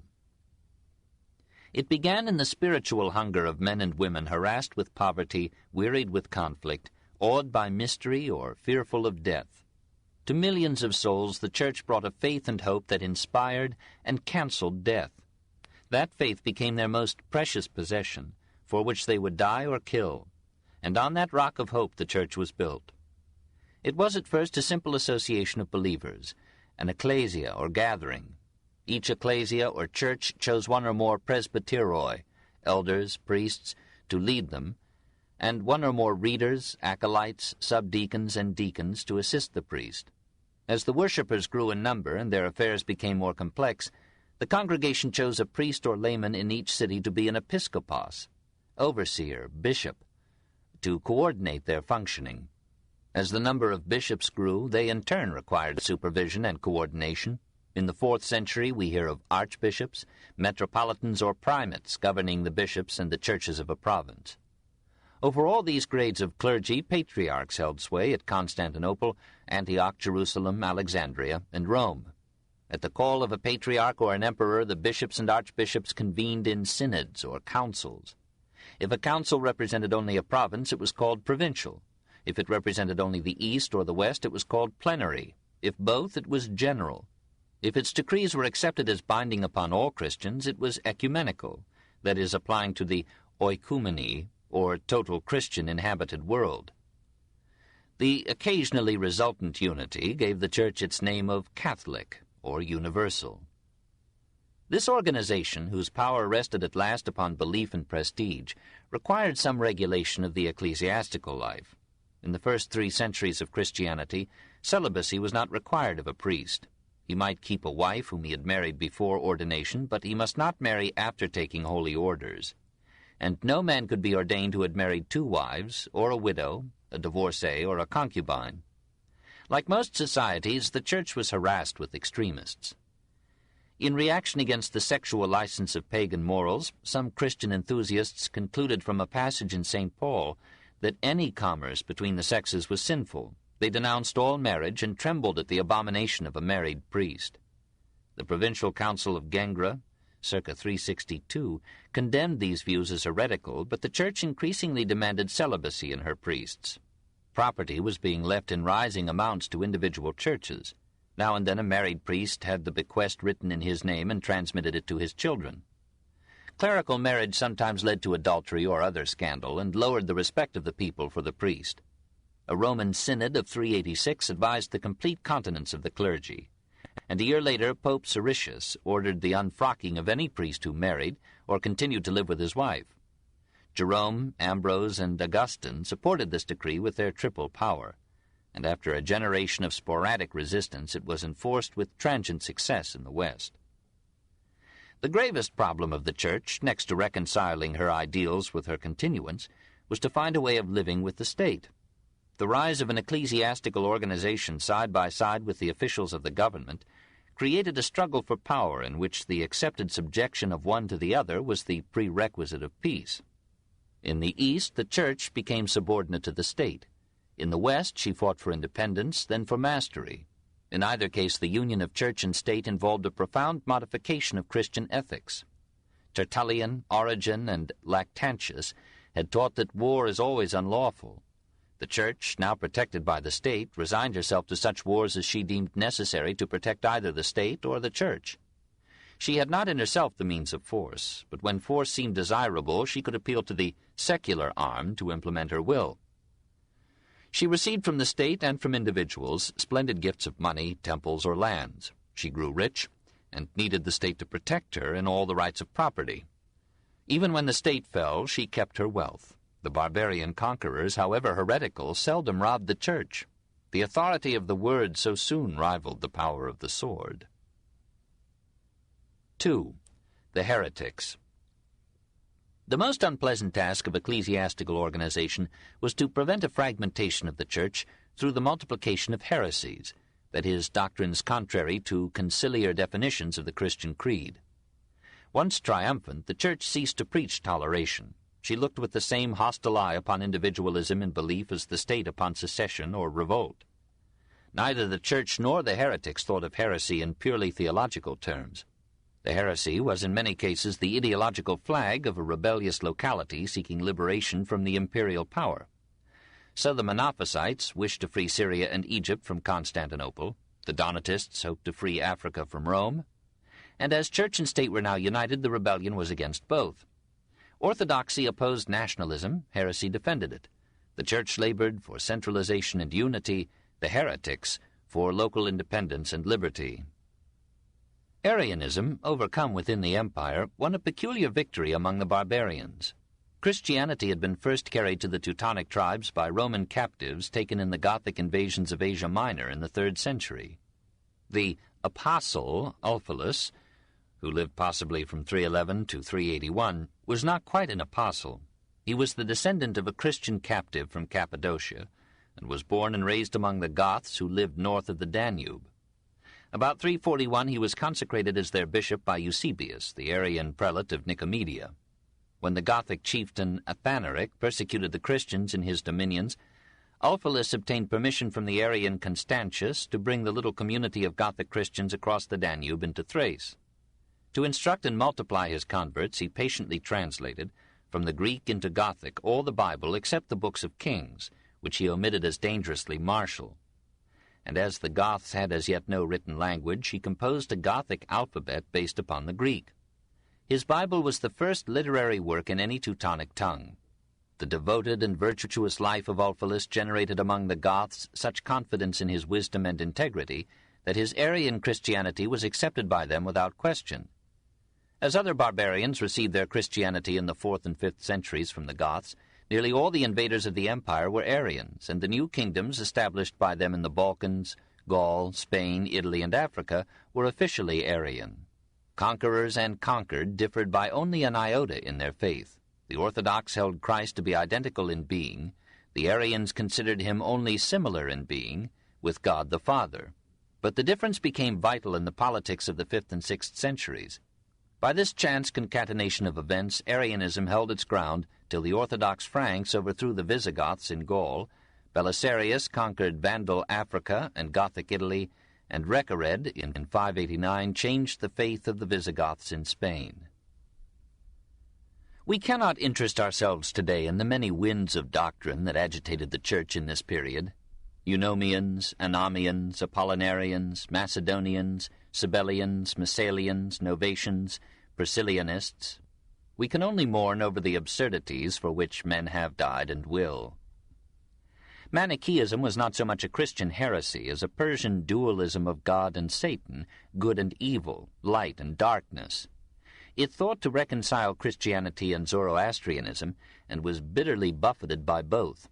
It faced with unusual candor the problem of evil, the strange abundance of apparently unmerited suffering in a world providentially ruled, and felt compelled to postulate an evil spirit co-eternal with the good.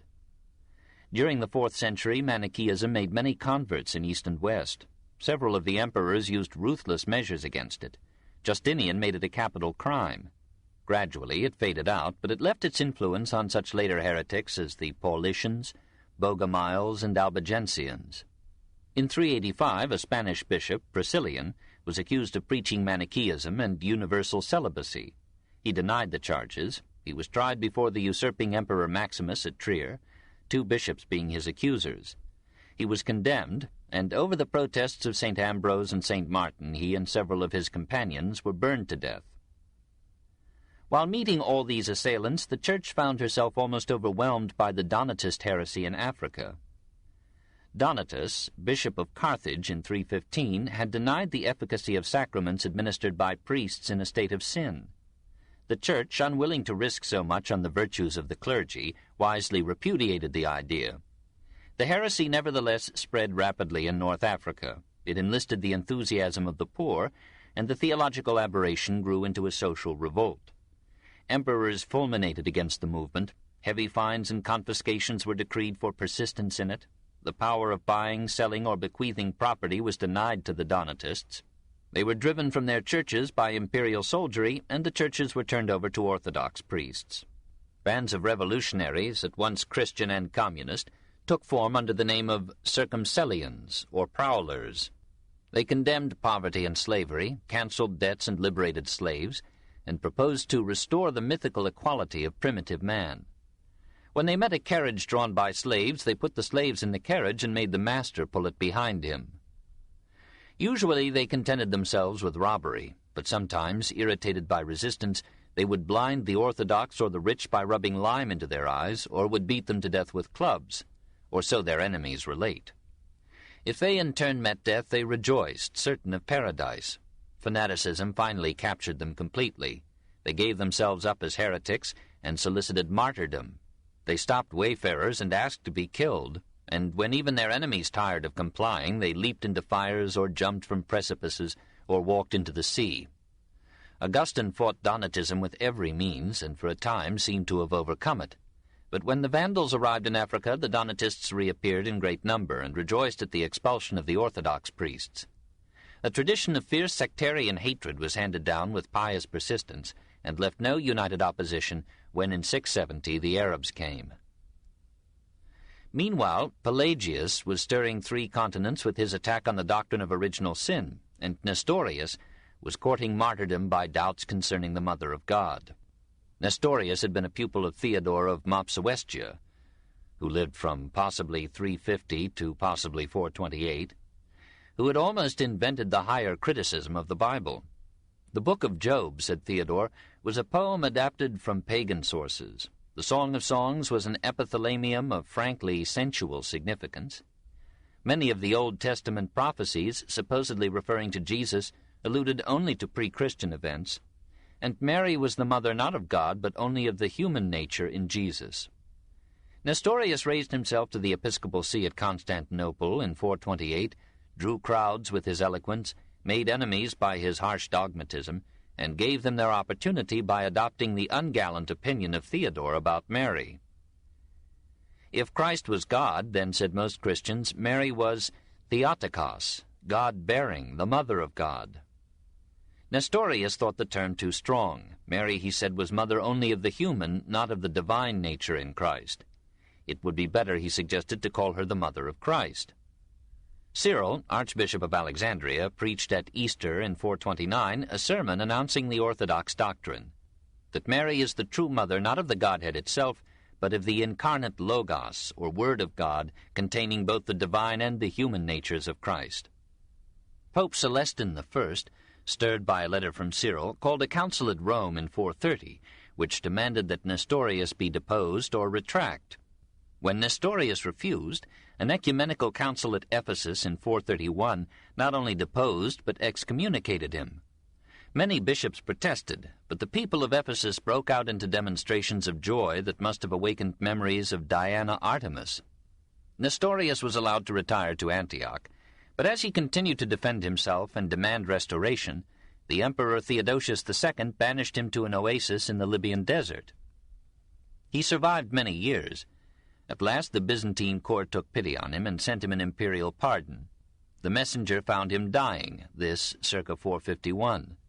His followers withdrew to eastern Syria, built churches, established a school of learning at Edessa, translated the Bible, Aristotle, and Galen into Syriac, and played a vital part in acquainting the Muslims with Greek science, medicine, and philosophy. Persecuted by the Emperor Zeno, they crossed into Persia, opened an influential school at Nisibis, flourished under Persian toleration, and founded communities in Balkh and Samarkand, in India and China. Scattered through Asia, they survive to this day, still denouncing Mariolatry. The last great heresy of this turbulent period, and the most momentous in result, was announced by Eutyches, head of a monastery near Constantinople. In Christ, said Eutyches, there were not two natures, human and divine, there was only the divine. Flavian, the Patriarch of Constantinople, called a local synod which condemned this Monophysite heresy, and excommunicated Eutyches. The monk appealed to the bishops of Alexandria and Rome. Dioscorus, who had succeeded Cyril, persuaded the Emperor Theodosius to call another council at Ephesus in 449. Religion was subordinated to politics. The Alexandrian See continued its war upon the See of Constantinople. Eutyches was exonerated, and Flavian was assailed with such oratorical violence that he died. The council issued anathemas against any man who should hold that there were two natures in Christ. Pope Leo I had not attended the council, but he sent it several letters, Leo's Tome, supporting Flavian. Shocked by the report of his delegates, Leo branded the council as the robber synod and refused to recognize its decrees. A later council at Chalcedon in 451 acclaimed Leo's letters, condemned Eutyches, and reaffirmed the double nature of Christ. But the 28th canon of this council affirmed the equal authority of the Bishop of Constantinople with that of Rome. Leo, who had fought for the supremacy of his office as indispensable to the unity and authority of the Church, rejected this canon, and a long struggle began between the rival sees. To perfect the confusion, the majority of Christians in Syria and Egypt refused to accept the doctrines of two natures in the one person of Christ. The monks of Syria continued to teach the Monophysite heresy, and when an Orthodox bishop was appointed to the See of Alexandria, he was torn to pieces in his church on Good Friday. Thereafter, Monophysitism became the national religion of Christian Egypt and Abyssinia, and by the 6th century predominated in western Syria and Armenia, while Nestorianism grew in Mesopotamia and eastern Syria.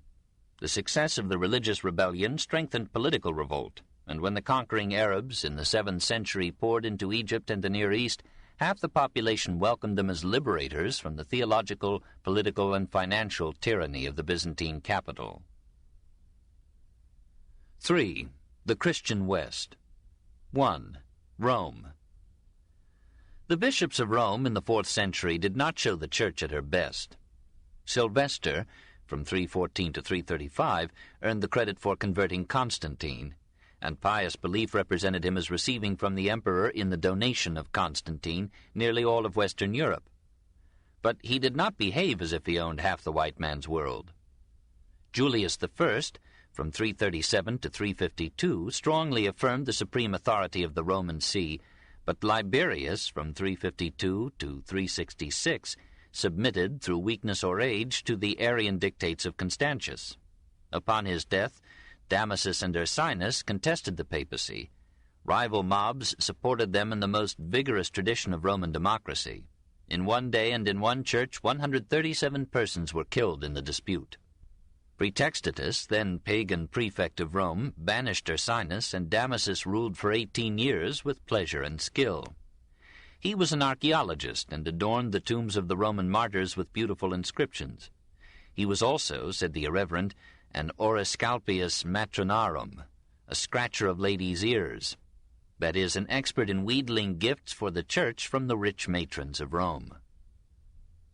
Leo I, surnamed the Great, held the throne of Peter through the generation of Crisis, from 440 to 461, and by courage and statesmanship raised the apostolic see to new heights of power and dignity. When Hilary of Poitiers refused to accept his decision in a dispute with another Gallic bishop, Leo sent him peremptory orders, and the Emperor Valentinian III seconded these with an epoch-making edict imperially confirming the authority of the Roman bishop over all Christian churches. The bishops of the West generally acknowledged, those of the East resisted, this supremacy. The patriarchs of Constantinople, Antioch, Jerusalem, and Alexandria claimed equal authority with the Roman see, and the furious controversies of the Eastern Church proceeded with scant obeisance to the Bishop of Rome. Difficulties of communication and travel combined with diversity of language to alienate the Western from the Eastern Church. In the West, however, the popes exercised a growing leadership even in secular affairs. They were subject in non-religious matters to the Roman state and prefect, and until the 7th century they sought the confirmation of their election from the emperor. But the distance of the Eastern and the weakness of the Western rulers left the popes preeminent in Rome, and when, in the face of invasion, both Senate and emperor fled, and civil government collapsed, while the popes stood unawed at their posts, their prestige rapidly rose. The conversion of the Western barbarians immensely extended the authority and influence of the Roman see. As rich and aristocratic families abandoned paganism for Christianity, the Roman Church participated more and more in the wealth that came to the Western capital, and Ammianus was surprised to find that the Bishop of Rome lived like a prince in the Lateran palace, and moved through the city with the pomp of an emperor. Splendid churches now, in 400, adorned the city. A brilliant society took form, in which elegant prelates mingled happily with ornate women, and helped them to make their wills. While the Christian populace joined the surviving pagans at the theater, the races, and the games, a minority of Christians strove to live a life in harmony with the Gospels. Athanasius had brought to Rome 2 Egyptian monks. He had written a life of Anthony, and Rufinus had published for the West a history of monasticism in the East. Pious minds were influenced by the reported holiness of Anthony, Schnaudi, and Pachomius. Monasteries were established in Rome by Sixtus III, from 432 to 440, and Leo I, and several families, while still living in their homes, accepted the monastic rule of chastity and poverty. Roman ladies of wealth, like Marcella, Paula, and 3 generations of the Melanias, gave most of their funds to charity, founded hospitals and convents, made pilgrimages to the monks of the East, and maintained so ascetic a regimen that some of them died of self-denial. Pagan circles in Rome complained that this kind of Christianity was hostile to family life, the institution of marriage, and the vigor of the state, and polemics fell heavily upon the head of the leading advocate of asceticism, one of the greatest scholars and most brilliant writers ever produced by the Christian Church. 2. St. Jerome. He was born about 340 at Stredo, near Aquileia, probably of Dalmatian stock, and was promisingly named Eusebius Hieronymus Sophronius, the reverend, holy named sage. He received a good education at Trier and Rome, learned the Latin classics well, and loved them, he thought, to the point of sin. Nevertheless, he was a positive and passionate Christian. He joined with Rufinus and other friends to found an ascetic brotherhood in Aquileia, and preached such counsels of perfection that his bishop reproved him for undue impatience with the natural frailties of man. He replied by calling the bishop ignorant, brutal, wicked, well matched with the worldly flock that he led, the unskillful pilot of a crazy bark. Leaving Aquileia to its sins, Jerome and some fellow devotees went to the Near East and entered a monastery in the Chalcis desert near Antioch in 374. The unhealthy climate was too much for them. 2 died, and Jerome himself was for a time on the verge of death. Undeterred, he left the monastery to live as an anchorite in a desert hermitage, with occasional relapses into Virgil and Cicero. He had brought his library with him and could not quite turn away from verse and prose whose beauty lured him, like some girlish loveliness. His account of the matter reveals the medieval mood. He dreamt that he had died, and was dragged before the judge's judgment seat. I was asked to state my condition, and replied that I was a Christian. But he who presided said, "Thou liest, thou art a Ciceronian, not a Christian, for where thy treasure is, there will thy heart be also. Straightway I became dumb, and then I felt the strokes of the whip, for he had ordered me to be scourged. At last the bystanders fell at the knees of him who presided, and prayed him to pardon my youth and give me opportunity to repent of my error, on the understanding that the extreme of torture should be inflicted upon me if ever I read again the books of Gentile authors. This experience was no sweet or idle dream. I profess that my shoulders were black and blue, and that I felt the bruises long after I awoke. Henceforth I read the books of God with greater zeal than I had ever given before to the books of men. In 374 he returned to Antioch and was ordained a priest. In 382 we find him in Rome as secretary to Pope Damasus, and commissioned by him to make an improved Latin translation of the New Testament. He continued to wear the brown robe and the tunic of an anchorite, and lived an ascetic life amid a luxurious papal court. The pious Marcella and Paula received him into their aristocratic homes as their spiritual adviser, and his pagan critics thought he enjoyed the company of women more than became so passionate a praiser of celibacy and virginity. He replied by satirizing the Roman society of the age in ageless terms. Those women who paint their cheeks with rouge and their eyes with belladonna, whose faces are covered with powder, whom no number of years can convince that they are old, who heap their heads with borrowed tresses and behave like trembling schoolgirls before their grandsons. Gentile widows flaunt silk dresses, deck themselves in gleaming jewelry, and reek of musk. Other women put on men's clothing, cut their hair short, blush to be women, and prefer to look like eunuchs. Some unmarried women prevent conception by the help of potions, murdering human beings before they are conceived. Others, when they find themselves with child as the result of sin, secure abortion with drugs. Yet there are women who say, "To the pure all things are pure. Why should I refrain from the food which God made for my enjoyment?" He scolds a Roman lady in terms that suggests an appreciative eye. "Your vest is slit on purpose. Your breasts are confined in strips of linen. Your chest is imprisoned in a tight girdle. Your shawl sometimes drops so as to leave your white shoulders bare, and then it hastily hides what it intentionally revealed." Jerome adds to the moralist's bias the exaggerations of the literary artist molding a period, and of a lawyer inflating a brief. His satires recall those of Juvenal or of our own time. It is pleasant to know that women have always been as charming as they are today. Like Juvenal, Jerome denounces impartially, fearlessly, and ecumenically. He is shocked to find concubinage even among Christians, and more shocked to find it covered by the pretense of practicing chastity the hard way. From what source has this plague of dearly beloved sisters found its way into the Church? Whence come these unwedded wives? These novel concubines, these one-man harlots? They live in the same house with their male friends. They occupy the same room, often the same bed. Yet they call us suspicious if we think that anything is wrong. He attacks the Roman clergy, whose support might have raised him to the papacy. He ridicules the curled and scented ecclesiastics who frequent fashionable society, and the legacy-hunting priest who rises before dawn to visit women before they have gotten out of bed. He condemns the marriage of priests and their sexual digressions, and argues powerfully for clerical celibacy. Only monks, he thinks, are true Christians, free from property, lust, and pride. With an eloquence that would have enlisted Casanova, Jerome calls upon men to give up all and follow Christ, asks the Christian matrons to dedicate their firstborn to the Lord as offerings due under the law, and advises his lady friends, if they cannot enter a convent, at least to live as virgins in their homes. He comes close to rating marriage as sin. "I praise marriage, but because it produces me virgins."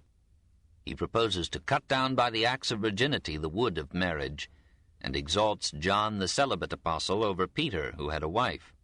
His most interesting letter, in 384, is to a girl, Eustochium, on the pleasures of virginity.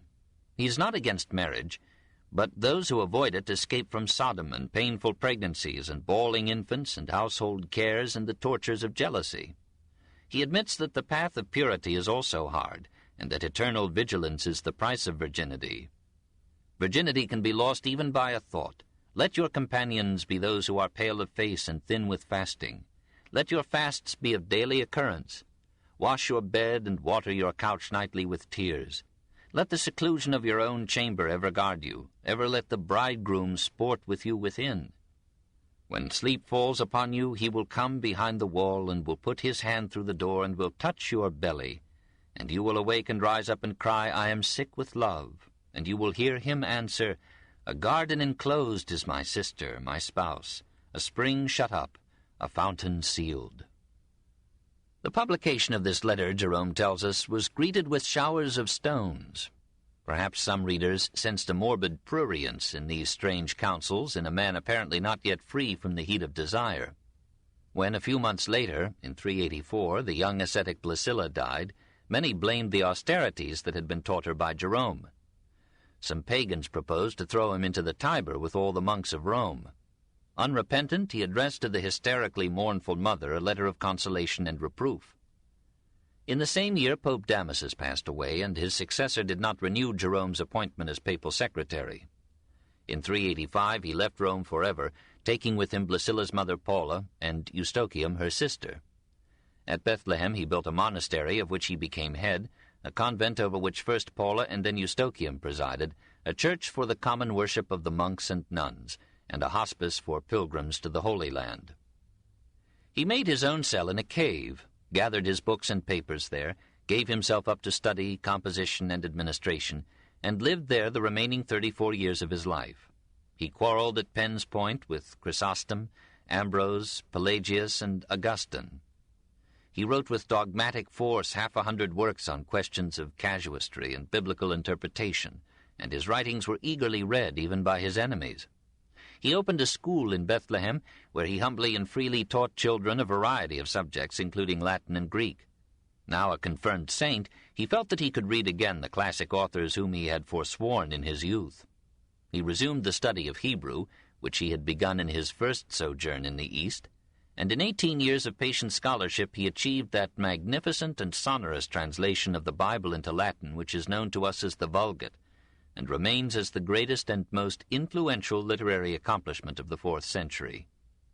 There were errors in the translation, as in any work so vast, and some barbarisms of common speech which offended the purists, but its Latin formed the language of theology and letters throughout the Middle Ages, poured Hebraic emotion and imagery into Latin molds, and gave to literature 1,000 noble phrases of compact eloquence and force. The Latin world became acquainted with the Bible as never before. Jerome's translation was mostly direct from the original Hebrew or Greek. At times, however, he translated from the Greek versions of Aquila, Symmachus, or Theodotion. His translation, revised in 1592 and 1907, is still the standard Latin text of the Bible for the Roman Catholic world. The Douay Bible is the English version of this Vulgate. Jerome was a saint only in the sense that he lived an ascetic life devoted to the Church. He was hardly a saint in character or speech. It is sad to find in so great a man so many violent outbursts of hatred, misrepresentation, and controversial ferocity. He calls John, Patriarch of Jerusalem, a Judas, a Satan, for whom hell can never provide adequate punishment. He describes the majestic Ambrose as a deformed crow, and to make trouble for his old friend Rufinus, he pursues the dead Origen with such heresy-hunting fury as to force the condemnation of Origen by Pope Anastasius in 400. We might rather have pardoned some sins of the flesh than these acerbities of the soul. His critics punished him without delay. When he taught the Greek and Latin classics, they denounced him as a pagan. When he studied Hebrew with a Jew, they accused him of being a convert to Judaism. When he dedicated his works to women, they described his motives as financial or worse. His old age was not happy. Barbarians came down into the Near East and overran Syria and Palestine in 395. How many monasteries they captured, how many rivers were reddened with blood. The Roman world, he concluded sadly, is falling. While he lived, his beloved Paula, Marcella, and Eustochium died. Almost voiceless and fleshless with austerities and bent with age, he toiled day after day on work after work. He was writing a commentary on Jeremiah when death came. He was a great rather than a good man, a satirist as piercing as Juvenal, a letter writer as eloquent as Seneca, an heroic laborer in scholarship and theology. 3. Christian soldiers. Jerome and Augustine were only the greatest pair in a remarkable age. Among her fathers, the early medieval church distinguished 8 as doctors of the church. In the east, Athanasius, Basil, Gregory Nazianzen, John Chrysostom, and John of Damascus. In the west, Ambrose, Jerome, Augustine, and Gregory the Great. The career of Ambrose, who lived possibly from 340 to 398, illustrates the power of Christianity to draw into its service first-rate men who, a generation earlier, would have served the state.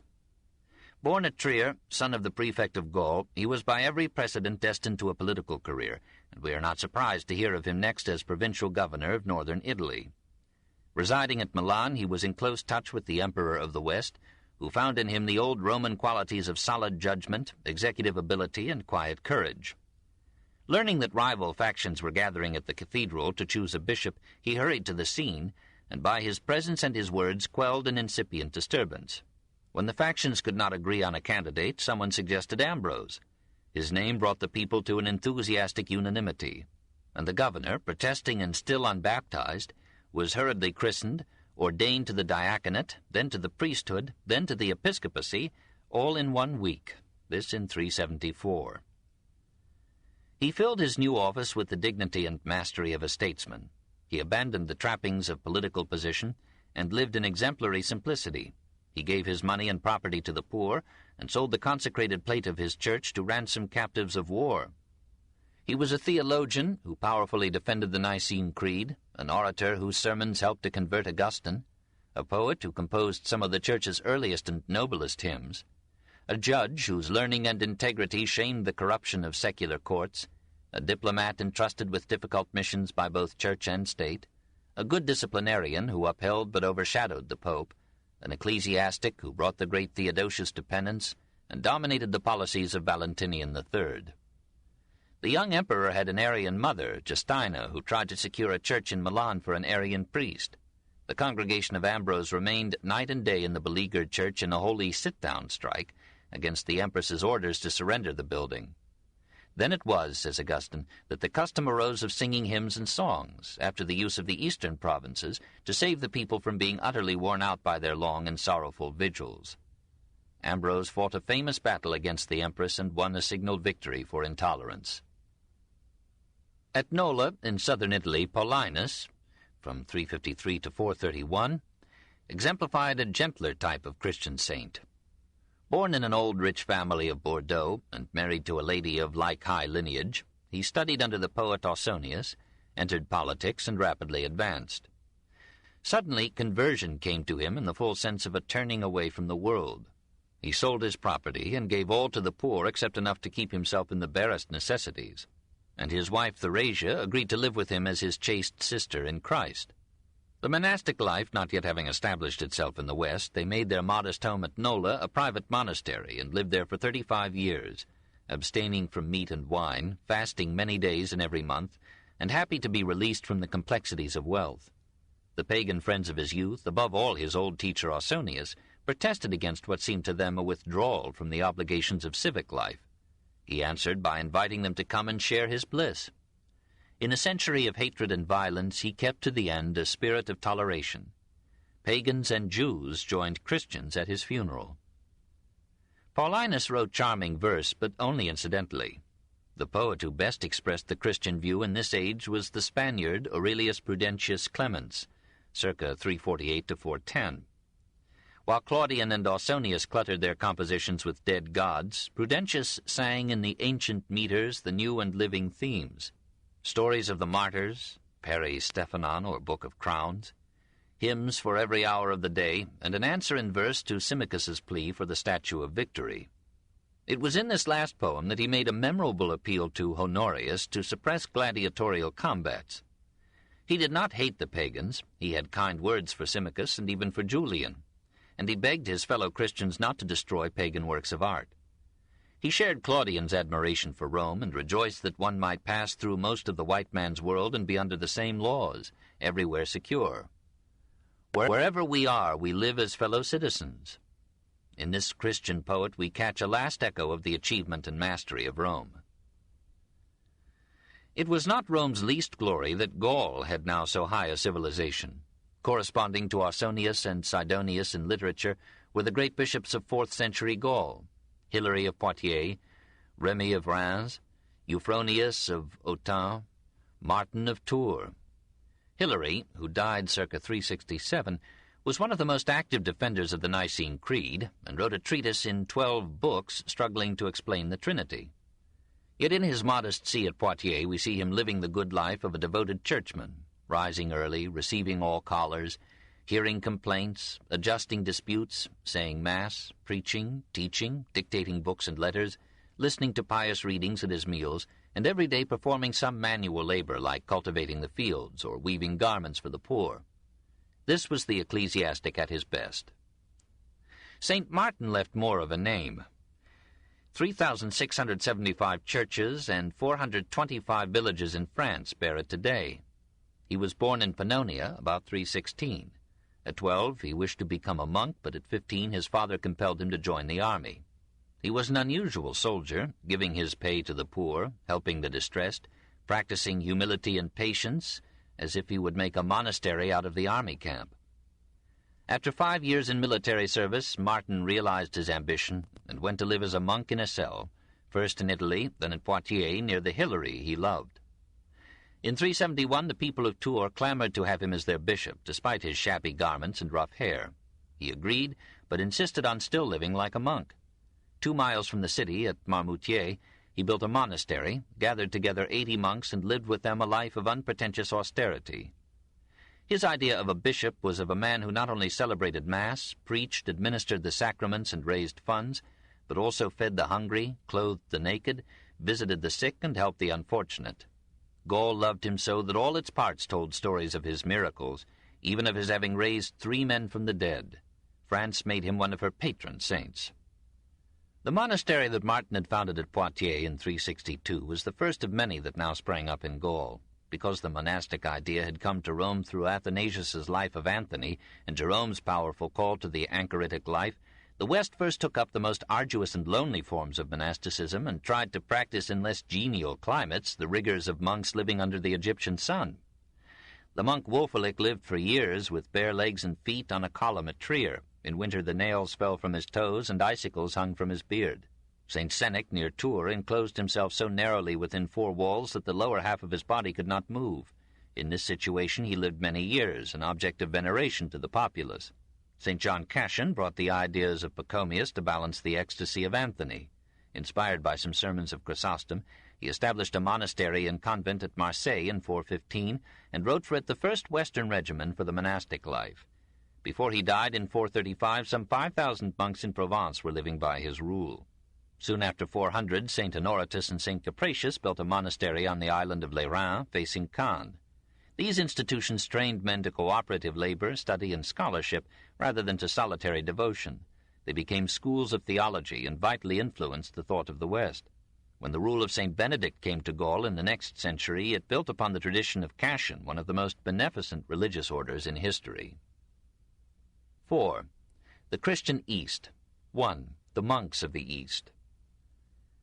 As the Church ceased to be a set of devotees and became an institution governing millions of men, she tended to adopt a more lenient view of human frailty and to tolerate, sometimes to share, the pleasures of this world. This book is continued on Cassette 3, Side 1.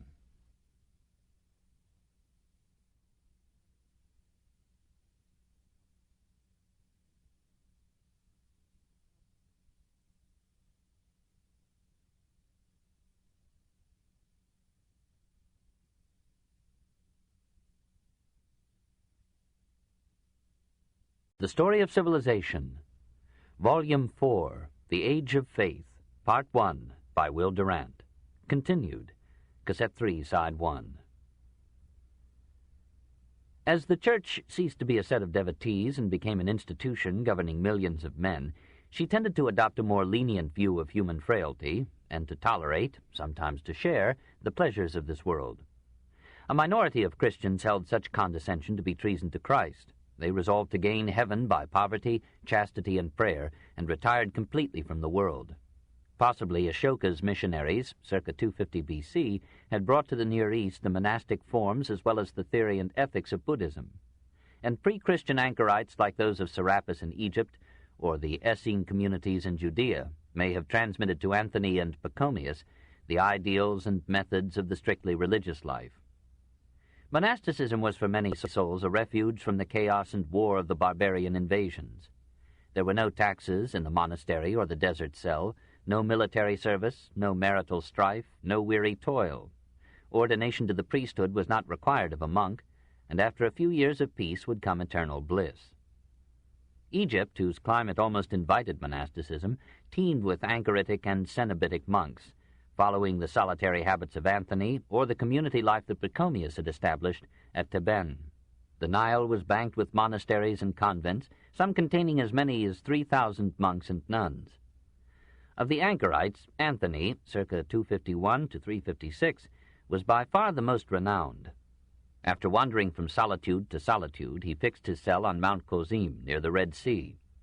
Admirers found him out, imitated his devotion, and built their cells as near to his as he would permit. Before he died, the desert was peopled with his spiritual progeny. He seldom washed and lived to the age of 105. He declined an invitation from Constantine, but at the age of 90 he journeyed to Alexandria to support Athanasius against the Arians. Only less famous was Pachomius, who, in 325, founded 9 monasteries and 1 nunnery. Sometimes 7,000 monks who followed his rule gathered to celebrate some holy day. These Cenobites worked as well as prayed. Periodically they sailed down the Nile to Alexandria to sell their products, buy their necessities, and join in the ecclesiastical-political fray. Among the Anchorites, a keen rivalry arose for the austerity championship. Macarius of Alexandria, says the Abbé Duchesne, could never hear of any feat of asceticism without at once trying to surpass it. If other monks ate no cooked food in Lent, Macarius ate none for 7 years. If some punished themselves with sleeplessness, Macarius could be seen frantically endeavoring for 20 consecutive nights to keep himself awake. Throughout one Lent he stood upright night and day and ate nothing except once a week a few cabbage leaves. And during this time he continued to work at his basket-weaving trade. For 6 months he slept in a marsh and exposed his naked body to poisonous flies. Some monks excelled in feats of solitude. So Serapion inhabited a cave at the bottom of an abyss into which few pilgrims had the hardihood to descend. When Jerome and Paula reached his lair, they found a man almost composed of bones, dressed only in a loincloth, face and shoulders covered by uncut hair. His cell was barely large enough for a bed of leaves and a plank. Yet this man had lived among the aristocracy of Rome. Some, like Bessarion, for 40, Pachomius for 50 years, never lay down while they slept. Some specialized in silence, and went many years without uttering a word. Others carried heavy weights wherever they went, or bound their limbs with iron bracelets, greaves, or chains. Many proudly recorded the number of years since they had looked upon a woman's face. Nearly all Anchorites lived, some to a great age, on a narrow range of food. Jerome tells of monks who subsisted exclusively on figs or on barley bread. When Macarius was ill, someone brought him grapes. Unwilling so to indulge himself, he sent them to another hermit, who sent them to another, and so they made the rounds of the desert, Rufinus assures us, until they came back intact to Macarius. The pilgrims who flocked from all quarters of the Christian world to see the monks of the East credited them with miracles as remarkable as those of Christ. They could cure diseases or repel demons by a touch or a word, tame serpents or lions with a look or a prayer, and cross the Nile on the back of a crocodile. The relics of the Anchorites became the most precious possession of Christian churches and are treasured in them to this day. In the monasteries, the abbot required absolute obedience and tested novices with impossible commands. One abbot, Story says, offered a novice to leap into a raging furnace. The novice obeyed. The flame, we are informed, parted to let him pass. Another monk was told to plant the abbot's walking stick in the earth and water it till it flowered. For years he walked daily to the Nile, 2 miles away, to draw water to pour upon the stick. In the 3rd year, God took pity on him, and the stick bloomed. Work was prescribed for the monks, says Jerome, lest they be led astray by dangerous imaginings. Some tilled fields, some tended gardens, wove mats or baskets, carved wooden shoes, or copied manuscripts. Many ancient classics were preserved by their pens. Most Egyptian monks, however, were innocent of letters and scorned secular knowledge as a futile conceit. Many of them considered cleanliness hostile to godliness. The Virgin Sylvia refused to wash any part of her body except her fingers. In a convent of 130 nuns, none ever bathed or washed the feet. Towards the end of the 4th century, however, the monks became resigned to water, and the abbot Alexander, scorning this decadence, looked back longingly to the time when monks never washed the face. The Near East rivaled Egypt in the number and marvels of its monks and nuns. Jerusalem and Antioch were meshed with monastic communities or cells. The Syrian desert was peopled with anchorites.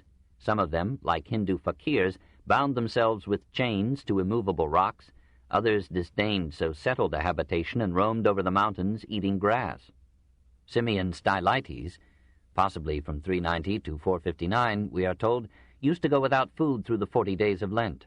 During one Lent he was, at his own insistence, walled up in an enclosure with a little bread and water.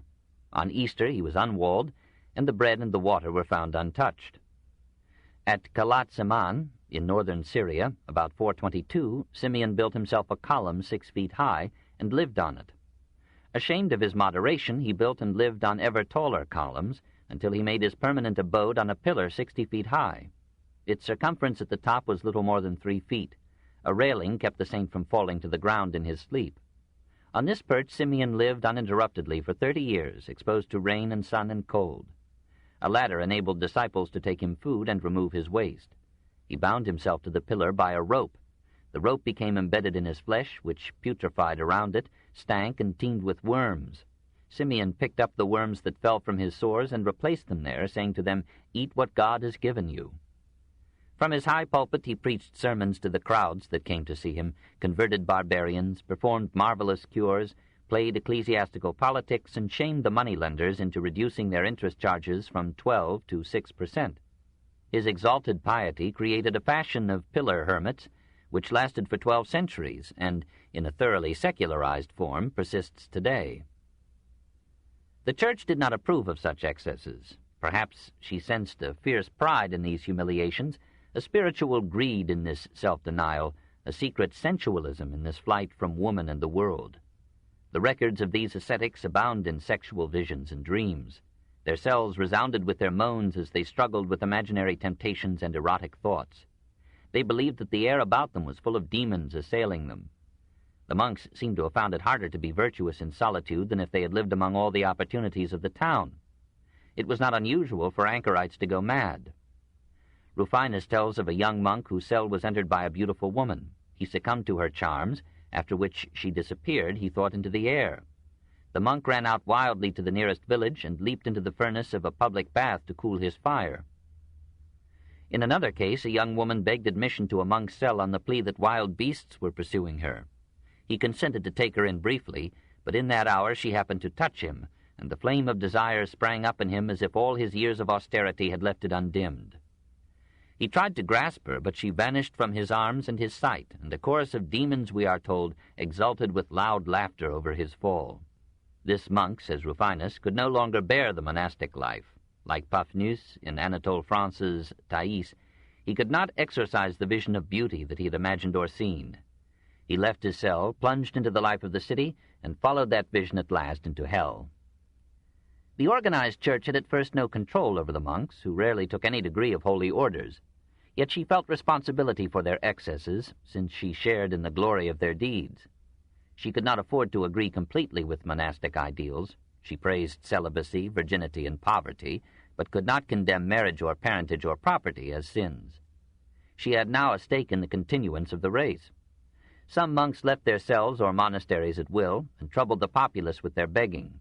Some went from town to town preaching asceticism, selling real or bogus relics, terrorizing synods and exciting impressionable people to destroy pagan temples or statuary, or now and then to kill in Hypatia. The Church could not tolerate these independent actions. The Council of Chalcedon, in 451, ordained that greater circumspection should be used in admitting persons to monastic vows, that such vows should be irrevocable, and that no one should organize a monastery or leave it without permission from the bishop of the diocese. 2. The Eastern Bishops. Christianity was now, in 400, almost completely triumphant in the East. In Egypt, the native Christians, or Copts, were already a majority of the population, supporting hundreds of churches and monasteries.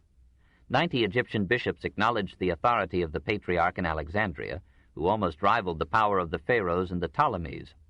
Some of these patriarchs were ecclesiastical politicians of no lovable type, like the Theophilus who burned to the ground the pagan temple and library of Serapis in 389.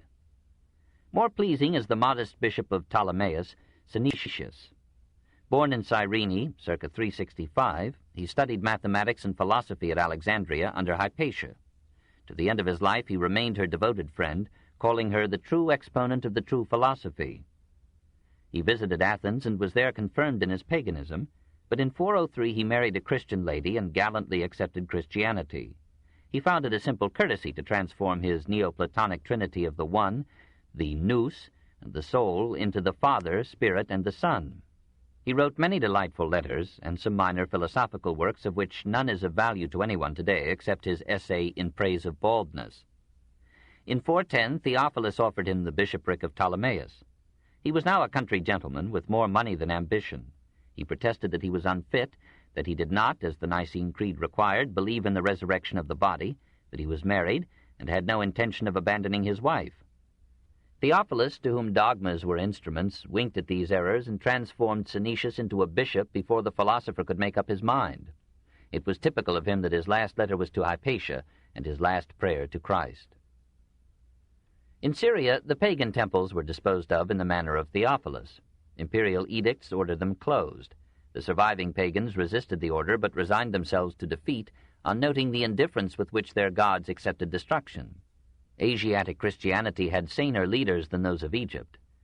In a short life of 50 years, possibly from 329 to 379, the great Basil learned rhetoric under Libanius in Constantinople, studied philosophy in Athens, visited the anchorites of Egypt and Syria, and rejected their introverted asceticism, became bishop of Caesarea in Cappadocia, organized Christianity in his country, revised its ritual, introduced self-supporting Cenobitic monasticism, and drew up a monastic rule that still governs the monasteries of the Greco-Slavonic world. He advised his followers to avoid the theatrical severities of the Egyptian anchorites, but rather to serve God, health, and sanity by useful work. Tilling the fields, he thought, was an excellent prayer. To this day, the Christian East acknowledges his preeminent influence. In Constantinople, hardly a sign of pagan worship remained. Christianity itself, however, was torn with conflict.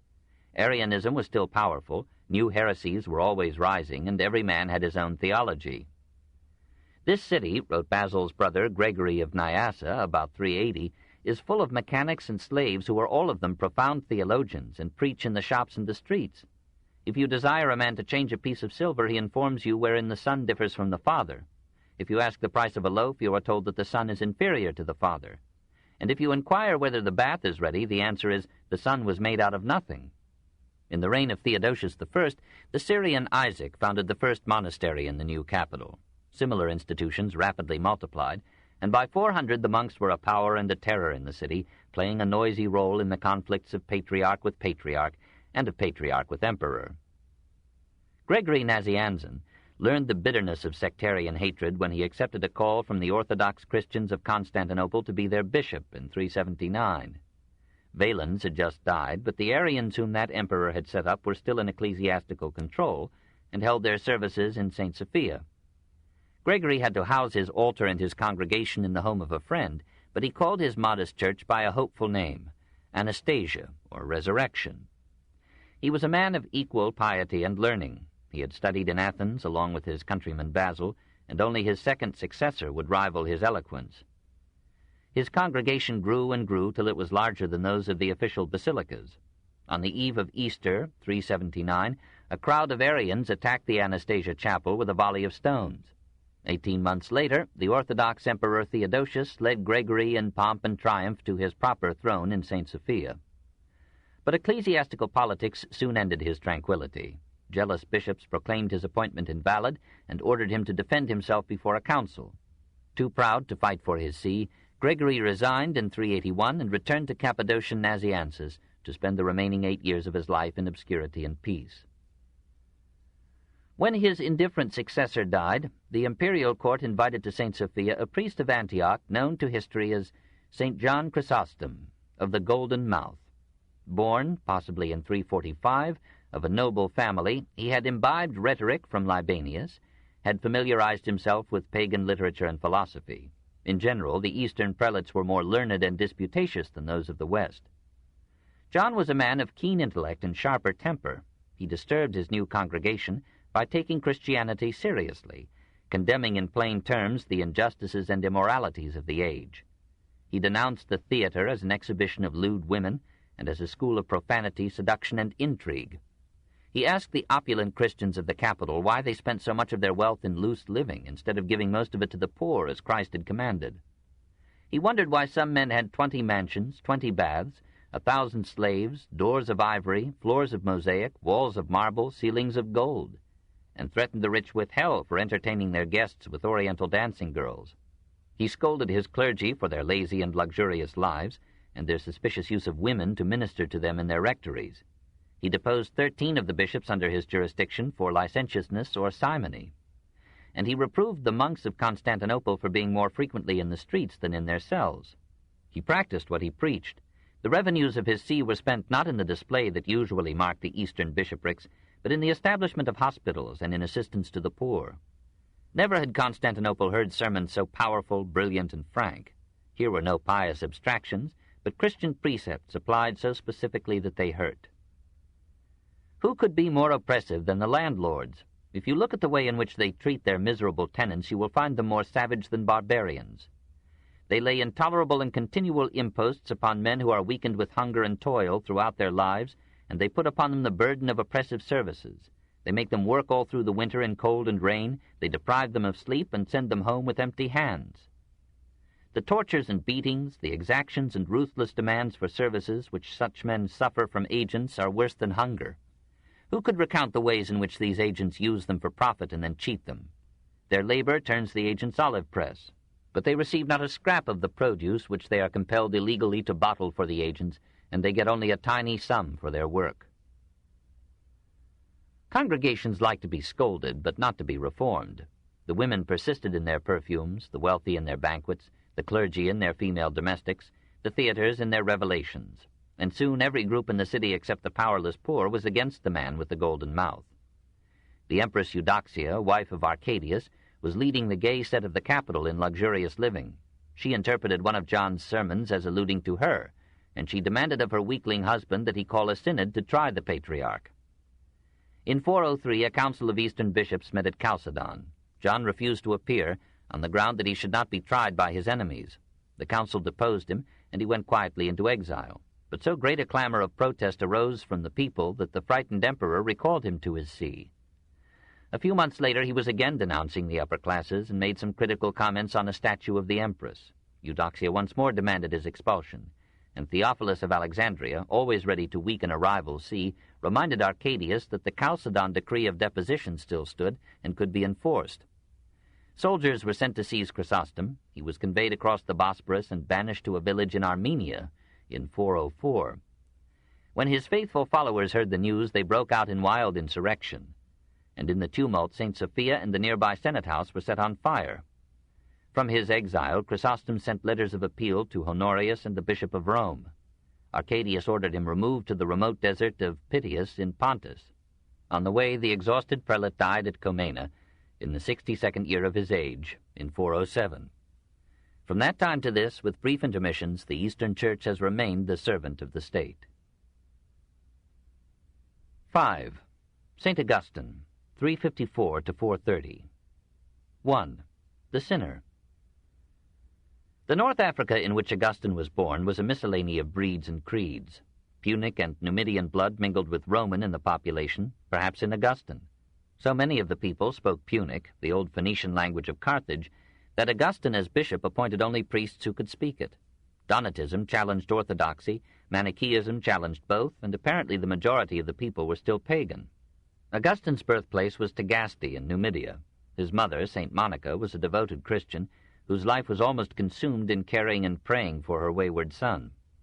His father was a man of narrow means and broad principles, whose infidelities were patiently accepted by Monica in the firm belief that they could not last forever. At 12, the boy was sent to school at Madara, and at 17 to higher studies at Carthage. Salvian would soon describe Africa as the cesspool of the world, and Carthage as the cesspool of Africa, hence Monica's parting advice to her son. She commanded me, and with much earnestness forewarned me, that I should not commit fornication, and especially that I should never defile any man's wife. These seemed to me no better than women's counsels, which it would be a shame for me to follow. I ran headlong with such blindness that I was ashamed among my equals to be guilty of less impudency than they were, whom I heard brag mightily of their naughtiness, yea, and so much the more boasting by how much more they had been beastly. And I took pleasure to do it, not for the pleasure of the act only, but for the praise of it also. And when I lacked opportunity to commit a wickedness that should make me as bad as the lost, I would feign myself to have done what I never did. He proved an apt pupil in Latin also, and in rhetoric, mathematics, music, and philosophy. My unquiet mind was altogether intent to seek for learning. He disliked Greek, and never mastered it or learned its literature, but he was so fascinated by Plato that he called him a demigod, and did not cease to be a Platonist when he became a Christian. His pagan training in logic and philosophy prepared him to be the most subtle theologian of the Church. Having graduated, he taught grammar at Tagaste, and then rhetoric at Carthage. Since he was now 16, there was much ado to get me a wife. However, he preferred a concubine, a convenience sanctioned by pagan morals and Roman law. Still unbaptized, Augustine could take his morals where he pleased. Concubinage was for him a moral advance. He abandoned promiscuity and seems to have been faithful to his concubine until their parting in 385. In 382, still a lad of 18, he found himself unwillingly the father of a son, whom he called at one time son of my sin, but more usually Adeodatus, gift of God. He came to love the boy tenderly and never let him go far from his side. At 29, he left Carthage for the larger world of Rome. His mother, fearing that he would die unbaptized, begged him not to go, and when he persisted, besought him to take her with him. He pretended to consent, but at the dock he left her at prayer in a chapel and sailed without her. At Rome he taught rhetoric for a year, but the students cheated him of his fees, and he applied for a professorship at Milan. Symmachus examined him, approved, and sent him to Milan by state post. There his brave mother overtook him and persuaded him to listen with her to the sermons of Ambrose. He was moved by them, but even more by the hymns the congregation sang. At the same time, Monica won him over to the idea of marriage, and in effect betrothed him, now 32, to a girl with more money than years. Augustine agreed to wait 2 years till she should be 12. As a preliminary, he sent his mistress back to Africa, where she buried her grief in a nunnery. A few weeks of continence unnerved him, and instead of marrying, he took another concubine. "Give me chastity," he prayed, "but not yet." Amid these diversions he found time for theology. He had begun with his mother's simple faith, but had cast it off proudly at school. For 9 years, from 374 to 383, he accepted Manichaean dualism as the most satisfactory explanation of a world so indifferently compounded of evil and good. For a time he flirted with the skepticism of the later academy, but he was too emotional to remain long in suspended judgment. At Rome and Milan he studied Plato and Plotinus. Neoplatonism entered deeply into his philosophy, and through him dominated Christian theology till Abélard. It became for Augustine the vestibule to Christianity. Ambrose had recommended him to read the Bible in the light of Paul's statement that the letter killeth, but the Spirit maketh to live. Augustine found that a symbolic interpretation removed what had seemed to him the puerilities of Genesis. He read Paul's epistles and felt that here was a man who, like himself, had passed through 1,000 doubts. In Paul's final faith there had been no mere abstract Platonic logos, but a divine word that had become man. One day, as Augustine sat in a Milan garden with his friend Alypius, a voice seemed to keep ringing in his ears, "Take up and read, take up and read." He opened Paul again and read, "Not in rioting and drunkenness, not in chambering and wantonness, not in strife and envying, but put ye on the Lord Jesus Christ, and make not provision for the flesh to fulfill the lusts thereof." The passage completed for Augustine a long evolution of feeling and thought. There was something infinitely warmer and deeper in this strange faith than in all the logic of philosophy. Christianity came to him as a profound emotional satisfaction. Surrendering the skepticism of the intellect, he found for the first time in his life moral stimulus and mental peace. His friend Alypius confessed himself ready for a like submission. Monica, receiving their capitulation, melted her heart out in grateful prayer. On Easter Sunday of 387, Augustine, Alypius, and Adeodatus were baptized by Ambrose, with Monica standing happily by. All four resolved to go to Africa and live a monastic life. At Ostia, Monica died, confident of reunion in paradise. Arrived in Africa, Augustine sold his modest patrimony and gave the proceeds to the poor. Then he and Alypius and some friends formed a religious community and lived at Tagaste in poverty, celibacy, study, and prayer. So was founded, in 388, the Augustinian Order, the oldest monastic fraternity in the West. 2. The Theologian. In 389, Adeodatus passed away, and Augustine mourned him as bitterly as if still uncertain of the eternal bliss awaiting those who died in Christ. Work and writing were his only consolations. In 391, Valerius, bishop of nearby Hippo, now Beaune, asked his aid in administering the diocese, and for this purpose ordained him a priest. Valerius often yielded the pulpit to him, and Augustine's eloquence impressed the congregation even when they could not understand him. Hippo was a seaport of some 40,000 population. The Catholics had one church there, the Donatists another. The remainder of the people were Manichaeans or Pagans. The Manichaean bishop, Fortunatus, had hitherto dominated the theological scene. Donatists joined Catholics in urging Augustine to meet him in debate. He consented, and for 2 days these novel gladiators crossed words before a crowd that filled the baths of Socius. Augustine won.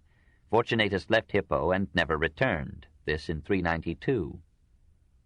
4 years later, Valerius, alleging his age, asked the congregation to choose his successor. Augustine was unanimously elected, and though he protested and wept and begged the privilege of returning to his monastery, he was prevailed upon, and for the remaining 34 years of his life he was bishop of Hippo. From this foot of earth he moved the world. He chose 1 or 2 deacons and brought 2 monks from his monastery to help him. They lived monastically and communistically in the episcopal rectory. Augustine was a bit puzzled to understand how one of his aides at death could leave a tidy legacy. All subsisted on a vegetarian diet, reserving meat for guests and the sick. Augustine himself is described as short and thin, and never strong. He complained of a lung disorder and suffered unduly from the cold. He was a man of sensitive nerves, easily excited, of keen and somewhat morbid imagination, of subtle and flexible intellect. Despite a tenacious dogmatism and some occasional intolerance, he must have had many lovable qualities. Several men who came to learn rhetoric from him accepted his lead into Christianity, and Alypius followed him to the end. He had hardly taken his seat as bishop when he began a lifelong war against the Donatists. He challenged their leaders to public debate, but few cared to accept. He invited them to friendly conferences, but was met first with silence, then with insult, then with violence. Several Catholic bishops in North Africa were assaulted, and some attempts seem to have been made upon the life of Augustine himself. However, we do not have the Donatist side of this story. In 411, a council called by the Emperor Honorius met at Carthage to quiet the Donatist dispute. The Donatists sent 279 bishops, the Catholics 286. But bishop in Africa meant little more than parish priest. The emperor's legate, Marcellinus, after hearing both sides, decreed that the Donatists must hold no further meetings and must hand over all their churches to the Catholics. The Donatists replied with acts of desperate violence, including, we are told, the murder of Restitutus, a priest of Hippo, and the mutilation of another member of Augustine's staff. Augustine urged the government to enforce its decree vigorously. He retracted his earlier view that no one should be coerced into the unity of Christ, that we must fight only by arguments and prevail only by force of reason. He concluded that the Church, being the spiritual father of all, should have a parent's right to chastise an unruly son for his own good. It seemed to him better that a few Donatists should suffer than that all should be damned for want of coercion. At the same time, he pled repeatedly with the state officials not to enforce the death penalty against the heretics. Aside from this bitter contest, and the cares of his see, Augustine lived in the country of the mind, and labored chiefly with his pen. Almost every day he wrote a letter whose influence is still active in Catholic theology. His sermons alone fill volumes, and though some are spoiled by an artificial rhetoric of opposed and balanced clauses, and many deal with local and transient topics in a simple style adapted to his unlettered congregation, many of them rise to a noble eloquence born of mystic passion and profound belief. His busy mind, trained in the logic of the schools, could not be confined within the issues of his parish. In treatise after treatise he labored to reconcile with reason the doctrines of the Church that he had come to revere as the one pillar of order and decency in a ruined and riotous world. He knew that the Trinity was a stumbling block to the intellect, For 15 years he worked on his most systematic production, De Trinitate, struggling to find analogies in human experience for three persons in one God. More puzzling still, filling all Augustine's life with wonder and debate, was the problem of harmonizing the free will of man with the foreknowledge of God. If God is omniscient, he sees the future in all details. Since God is immutable, this picture that he has of all coming events lays upon them the necessity of occurring as he has foreseen them. They are irrevocably predestined. Then how can man be free? Must he not do what God has foreseen? And if God has foreseen all things, he has known from all eternity the final fate of every soul that he creates. Why, then, should he create those that are predestined to be damned? In his first years as a Christian, Augustine had written a treatise, De Libero Arbitrio, on free will. He had sought then to square the existence of evil with the benevolence of an omnipotent God, and his answer was that evil is the result of free will. God could not leave man free without giving him the possibility of doing wrong as well as right. Later, under the influence of Paul's epistles, he argued that Adam's sin had left upon the human race a stain of evil inclination, that no amount of good works, but only the freely given grace of God, could enable the soul to overcome this inclination, erase this stain, and achieve salvation. God offered this grace to all, but many refused it. God knew that they would refuse it, but this possibility of damnation was the price of that moral freedom without which man would not be man. The divine foreknowledge does not destroy this freedom. God merely foresees the choices that men will freely make. Augustine did not invent the doctrine of original sin. Paul, Tertullian, Cyprian, Ambrose had taught it, but his own experience of sin and of the voice that had converted him had left in him a somber conviction that the human will is from birth inclined to evil and can be turned to good only by the gratuitous act of God. He could not explain the evil inclination of the will except as an effect of Eve's sin and Adam's love. Since we are all children of Adam, Augustine argued, we share his guilt, are indeed the offspring of his guilt. The original sin was concupiscence. And concupiscence still befouls every act of generation. By the very connection of sex with parentage, mankind is a mass of perdition, and most of us will be damned. Some of us will be saved, but only through the grace of the suffering Son of God, and through the intercession of the mother who conceived him sinlessly. Through a woman we were sent to destruction. Through a woman salvation was restored to us. Writing so much and so hurriedly, often it appears by dictation to amanuenses, Augustine fell more than once into exaggerations which later he strove to modify. At times he propounded the Calvinistic doctrine that God arbitrarily chose from all eternity the elect to whom he would give his saving grace. A crowd of critics rose to plague him for such theories. He conceded nothing, but fought every point to the end. From England came his ablest opponent, the footloose monk Pelagius, with a strong defense of man's freedom and of the saving power of good works. God indeed helps us, said Pelagius, by giving us his law and commandments, by the example and precepts of his saints, by cleansing waters of baptism, and the redeeming blood of Christ. But God does not tip the scales against our salvation by making human nature inherently evil. There was no original sin, no fall of man. Only he who commits a sin is punished for it. It transmits no guilt to his progeny. God does not predestine man to heaven or hell, does not choose arbitrarily whom he will damn or save. He leaves the choice of our fate to ourselves. The theory of innate human depravity, said Pelagius, was a cowardly shifting to God of the blame for man's sins. Man feels and therefore is responsible. If I ought, I can. Pelagius came to Rome about 400, lived with pious families, and earned a reputation for virtue. In 409 he fled from Alaric, first to Carthage, then to Palestine. There he dwelt in peace till the Spanish priest Orosius came from Augustine to warn Jerome against him, this in 415. An Eastern synod tried the monk and declared him orthodox. An African synod, prodded by Augustine, repudiated this finding and appealed to Pope Innocent I, who declared Pelagius a heretic, whereupon Augustine hopefully announced, Causa finita est, the case is finished. But Innocent, dying, was succeeded by Zosimus, who pronounced Pelagius guiltless. The African bishops appealed to Honorius. The emperor was pleased to correct the pope.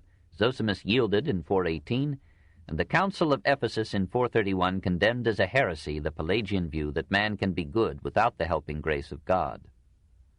Augustine could be caught in contradictions and absurdities, even in morbid cruelties of thought, but he could not be overcome, because in the end his own soul's adventures and the passion of his nature, not any chain of reasoning, molded his theology. He knew the weakness of the intellect. It was the individual's brief experience sitting in reckless judgment upon the experience of the race. And how could 40 years understand 40 centuries? "Dispute not by excited argument," he wrote to a friend, "those things which you do not yet comprehend, or those which in the Scriptures appear to be incongruous and contradictory. Meekly defer the day of your understanding." Faith must precede understanding. "Seek not to understand that you may believe, but believe that you may understand. Crede ut intelligas." The authority of the Scriptures is higher than all the efforts of the human intelligence. The Bible, however, need not always be taken literally. It was written to be intelligible to simple minds, and had to use corporeal terms for spiritual realities. When interpretations differ, we must rest in the decision of the church councils, in the collective wisdom of her wisest men. But even faith is not enough for understanding. There must be a clean heart to let in the rays of the divinity that surrounds us. So, humbled and cleansed, one may, after many years, rise to the real end and essence of religion, which is the possession of the living God. I desire to know God and the soul. Nothing more, nothing whatever. Oriental Christianity spoke mostly of Christ. Augustine's theology is of the first person.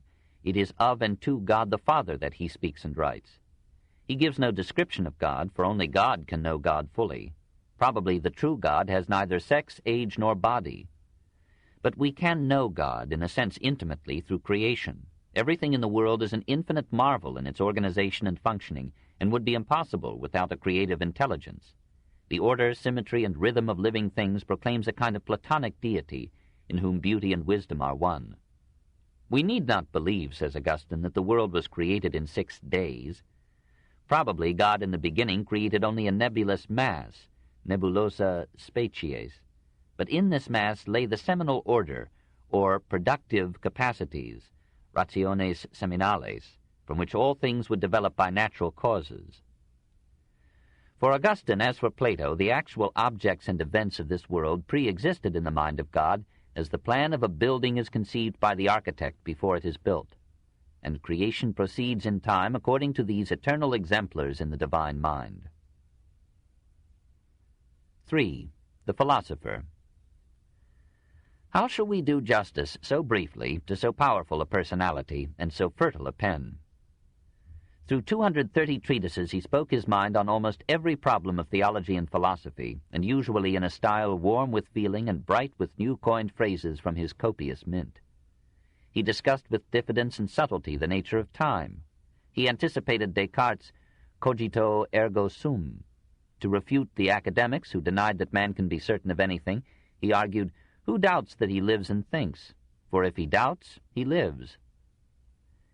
He presaged Bergson's complaint that the intellect, through long dealing with corporeal things, is a constitutional materialist. He proclaimed, like Kant, that the soul is the most directly known of all realities, and clearly stated the idealistic position, that since matter is known only through mind, we cannot logically reduce mind to matter. He suggested the Schopenhauerian thesis that will, not intellect, is fundamental in man. And he agreed with Schopenhauer that the world would be improved if all reproduction should cease. 2 of his works belong to the classics of the world's literature. The Confessions, circa 400, is the first and most famous of all autobiographies. It is addressed directly to God, as a 100,000-word act of contrition. It begins with the sins of his youth, tells vividly the story of his conversion, and occasionally bursts into a rhapsody of prayer. All confessions are camouflage, but there was in this one a sincerity that shocked the world. Even as Augustine wrote it, 46 and a bishop, the old carnal ideas still live in my memory and rush into my thoughts. In sleep they come upon me not to delight only, but even so far as consent, and most like to the deed. Bishops are not always so psychoanalytically frank. His masterpiece is the moving story of how one soul came to faith and peace, and its first lines are its summary. Thou hast created us for thyself, and our hearts know no rest until they repose in thee. His faith is now unquestioning, and rises to a moving theodicy. Too late I came to love thee, O thou beauty, both so ancient and so fresh. Yea, also the heaven and the earth, and all that is in them, bid me on every side that I should love thee. What now do I love when I love thee? I asked the earth, and it answered, I am not it. I asked the sea, and the deeps and the creeping things, and they answered, We are not thy God, seek above us. I asked the fleeting winds, and the whole air with its inhabitants answered me, Anaximenes was deceived, I am not God. I asked the heavens, the sun and moon and stars, nor said they, Are we the God whom thou seekest? And I replied unto all these, Answer me concerning God. Since that you are not he, answer me concerning him. And they cried out with a loud voice, He made us. They are not well in their wits, to whom anything which thou hast created is displeasing. In thy gift we rest, and in thy good pleasure lies our peace. The Confessions is poetry and prose. The City of God, 413 to 426, is philosophy and history. When the news of Alaric's sack of Rome reached Africa, followed by thousands of desolate refugees, Augustine was stirred, like Jerome and others, by what seemed an irrational and satanic calamity. Why should the city whose beauty and power men had built and reverenced through centuries, and now the citadel of Christendom, be surrendered by a benevolent deity to the ravages of barbarians? Pagans everywhere attributed the disaster to Christianity. The ancient gods, plundered, dethroned, and proscribed, had withdrawn their protection from the Rome that under their guidance had grown and prospered for 1,000 years. Many Christians were shaken in their faith. Augustine felt the challenge deeply. All his vast temple of theology threatened to collapse if this panic of fear were not allayed. He resolved to devote all the powers of his genius to convincing the Roman world that such catastrophes did not for a moment impugn Christianity. For 13 years he labored on his book amid a press of obligations and distractions. He published it in piecemeal installments. The middle of it forgot the beginning and did not foresee the end. Inevitably, its 1,200 pages become a confused concatenation of essays on everything from the first sin to the last judgment, and only the depth of its thought and the splendor of its style lifted it out of its chaos to the highest rank in the literature of Christian philosophy. Augustine's initial answer was that Rome had been punished not for her new religion, but for her continued sins. This book is continued at this point on the other side of this cassette. Please reverse or turn the cassette over now. The Story of Civilization, Volume 4, The Age of Faith, Part 1, by Will Durant. Continued, Cassette 3, Side 2. Augustine's initial answer was that Rome had been punished not for her new religion, but for her continued sins. He described the indecency of the pagan stage, and quoted Sallust and Cicero on the corruption of Roman politics. Once Rome had been a nation of Stoics, strengthened by Catos and Scipios. She had almost created law, and had given order and peace to half the world. In those heroic days God had made his face to shine upon her. But the seeds of moral decay lay in the very religion of ancient Rome, in gods who encouraged rather than checked the sexual nature of man. The god Virginius to loose the virgin's girdle, Subigus to place her under the man, Prema to press her down, Priapus, upon whose huge and beastly member the new bride was commanded by religious order to get up and sit. Rome was punished because she worshipped, not because she neglected such deities. The barbarians spared Christian churches and those who fled to them, but showed no mercy to the remnants of pagan shrines. How then could the invaders be the agents of a pagan revenge? Augustine's second answer was a philosophy of history, an attempt to explain the events of recorded time on one universal principle. From Plato's conception of an ideal state existing somewhere in heaven, from St. Paul's thought of a community of saints living and dead, from the Donatist Tychonius's doctrine of two societies, one of God and one of Satan, Augustine took the basic idea of his book as a tale of two cities, the earthly city of worldly men devoted to earthly affairs and joys, and the divine city of the past, present, and future worshippers of the one true God. Marcus Aurelius had provided a noble phrase. The poet could say of Athens, thou lovely city of Cecrops, and shall not thou say of the world, thou lovely city of God? But Aurelius had meant by this the whole orderly universe. The Civitas Dei, says Augustine, was founded by the creation of the angels, the Civitas Terrena by the rebellion of Satan. Mankind is divided into two sorts, such as live according to man, and such as live according to God. These we mystically call the two cities or societies, the one predestined to reign eternally with God, the other condemned to perpetual torment with the devil. An actual city or empire need not in all aspects be confined within the earthly city. It may do good things, legislate wisely, judge justly, and aid the church. and these good actions take place, so to speak, within the city of God. This spiritual city, again, is not identical with the Catholic Church. The Church, too, may have terrestrial interests, and its members may fall into self-seeking and sin, slipping from one city into the other. Only at the Last Judgment will the two cities be separate and distinct. By a symbolic extension of her membership to heavenly as well as to earthly souls, to pre-Christian as well as Christian righteous men, the Church may be, and by Augustine occasionally is, identified with the city of God. The Church would later accept this identification as an ideological weapon of politics, and would logically deduce from Augustine's philosophy the doctrine of a theocratic state, in which the secular powers, derived from men, would be subordinate to the spiritual power held by the Church and derived from God. With this book, paganism as a philosophy ceased to be, and Christianity as a philosophy began. It was the first definitive formulation of the medieval mind. 4. The Patriarch. The old lion of the faith was still at his post when the Vandals came. To the end he remained in the theological arena, felling new heresies, countering critics, answering objections, resolving difficulties. He considered gravely whether woman will retain her sex in the next world, whether the deformed and the mutilated, the thin and the fat, will be reborn as they were, how those will be restored who were eaten by others in a famine. But age had come upon him with sad indignities. Asked about his health, he replied, "In spirit I am well, in body I am confined to bed. I can neither walk nor stand nor sit down because of swelling piles. Yet even so, since that is the Lord's good pleasure, what should I say but that I am well?" He had done his best to deter Boniface from rebellion against Rome, and had shared in recalling him to loyalty. As Gaiseric advanced, many bishops and priests asked Augustine should they stay at their posts or flee. He bade them stay and gave example. When the Vandals laid siege to Hippo, Augustine maintained the morale of the starving people by his sermons and his prayers. In the 3rd month of the siege he died, aged 76. He left no will, having no goods, but he had written his own epitaph. What maketh the heart of the Christian heavy? The fact that he is a pilgrim, and longs for his own country. Few men in history have had such influence. Eastern Christianity never took to him, partly because he was thoroughly un-Greek in his limited learning, and in his subordination of thought to feeling and will, partly because the Eastern Church had already submitted to the state. But in the West he gave a definitive stamp to Catholic theology. Anticipating and inspiring Gregory VII and Innocent III, he formulated the claim of the Church to supremacy over the mind and the state. And the great battles of popes against emperors and kings were political corollaries of his thought.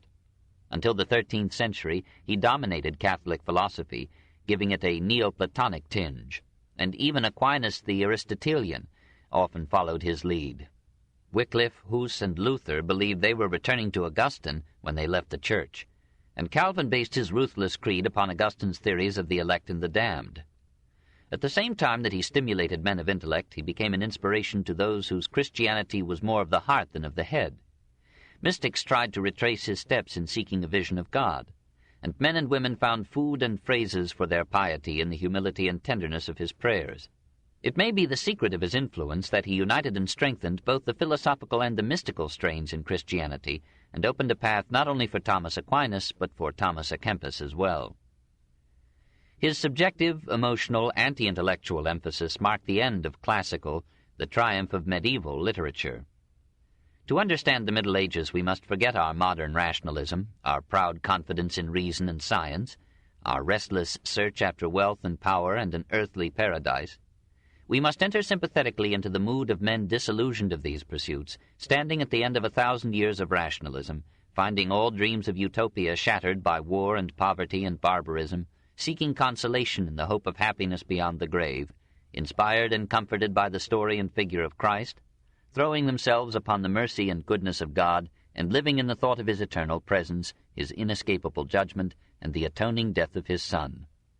St. Augustine, above all others, and even in the age of Symmachus, Claudian, and Ausonius, reveals and phrases this mood. He is the most authentic, eloquent, and powerful voice of the age of faith in Christendom. 6. The Church and the World. Augustine's argument against paganism was the last rebuttal in the greatest of historic debates. Paganism survived in the moral sense, as a joyous indulgence of natural appetites, As a religion it remained only in the form of ancient rites and customs condoned, or accepted and transformed, by an often indulgent church. An intimate and trustful worship of saints replaced the cult of the pagan gods, and satisfied the congenial polytheism of simple or poetic minds. Statues of Isis and Horus were renamed Mary and Jesus. The Roman Lupercalia and the Feast of the Purification of Isis became the Feast of the Nativity. The Saturnalia were replaced by Christmas celebrations, the Floralia by Pentecost, an ancient festival of the dead by All Souls' Day, the resurrection of Attis by the resurrection of Christ. Pagan altars were rededicated to Christian heroes. Incense, lights, flowers, processions, vestments, hymns, which had pleased the people in older cults, were domesticated and cleansed in the ritual of the Church. And the harsh slaughter of a living victim was sublimated in the spiritual sacrifice of the Mass. Augustine had protested against the adoration of saints, and in terms that Voltaire might have used in dedicating his chapel at Ferney, "Let us not treat the saints as gods. We do not wish to imitate those pagans who adore the dead. Let us not build them temples, nor raise altars to them, but with their relics let us raise an altar to the one God." The Church, however, wisely accepted the inevitable anthropomorphism of popular theology. She resisted, then used, then abused the cult of martyrs and relics. She opposed the worship of images and icons, and warned her faithful that these should be reverenced only as symbols. But the ardor of public feeling overcame these cautions, and led to the excesses that aroused the Byzantine iconoclasts. The Church denounced magic, astrology, and divination, but medieval, like ancient literature, was full of them. Soon people and priests would use the sign of the cross as a magic incantation to expel or drive away demons.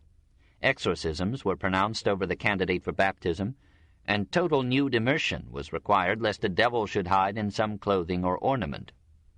The dream cures once sought in the temples of Aesculapius could now be obtained in the sanctuary of Saints Cosmas and Damian in Rome, and would soon be available at 100 shrines. In such matters it was not the priests who corrupted the people, but the people who persuaded the priests. The soul of the simple man can be moved only through the senses and the imagination, by ceremony and miracle, by myth and fear and hope. He will reject or transform any religion that does not give him these. It was natural that amid war and desolation, poverty and disease, a frightened people should find refuge and solace in chapels, churches, and cathedrals, in mystic lights and rejoicing bells, in processions, festivals, and colorful ritual. By yielding to these popular necessities, the Church was enabled to inculcate a new morality.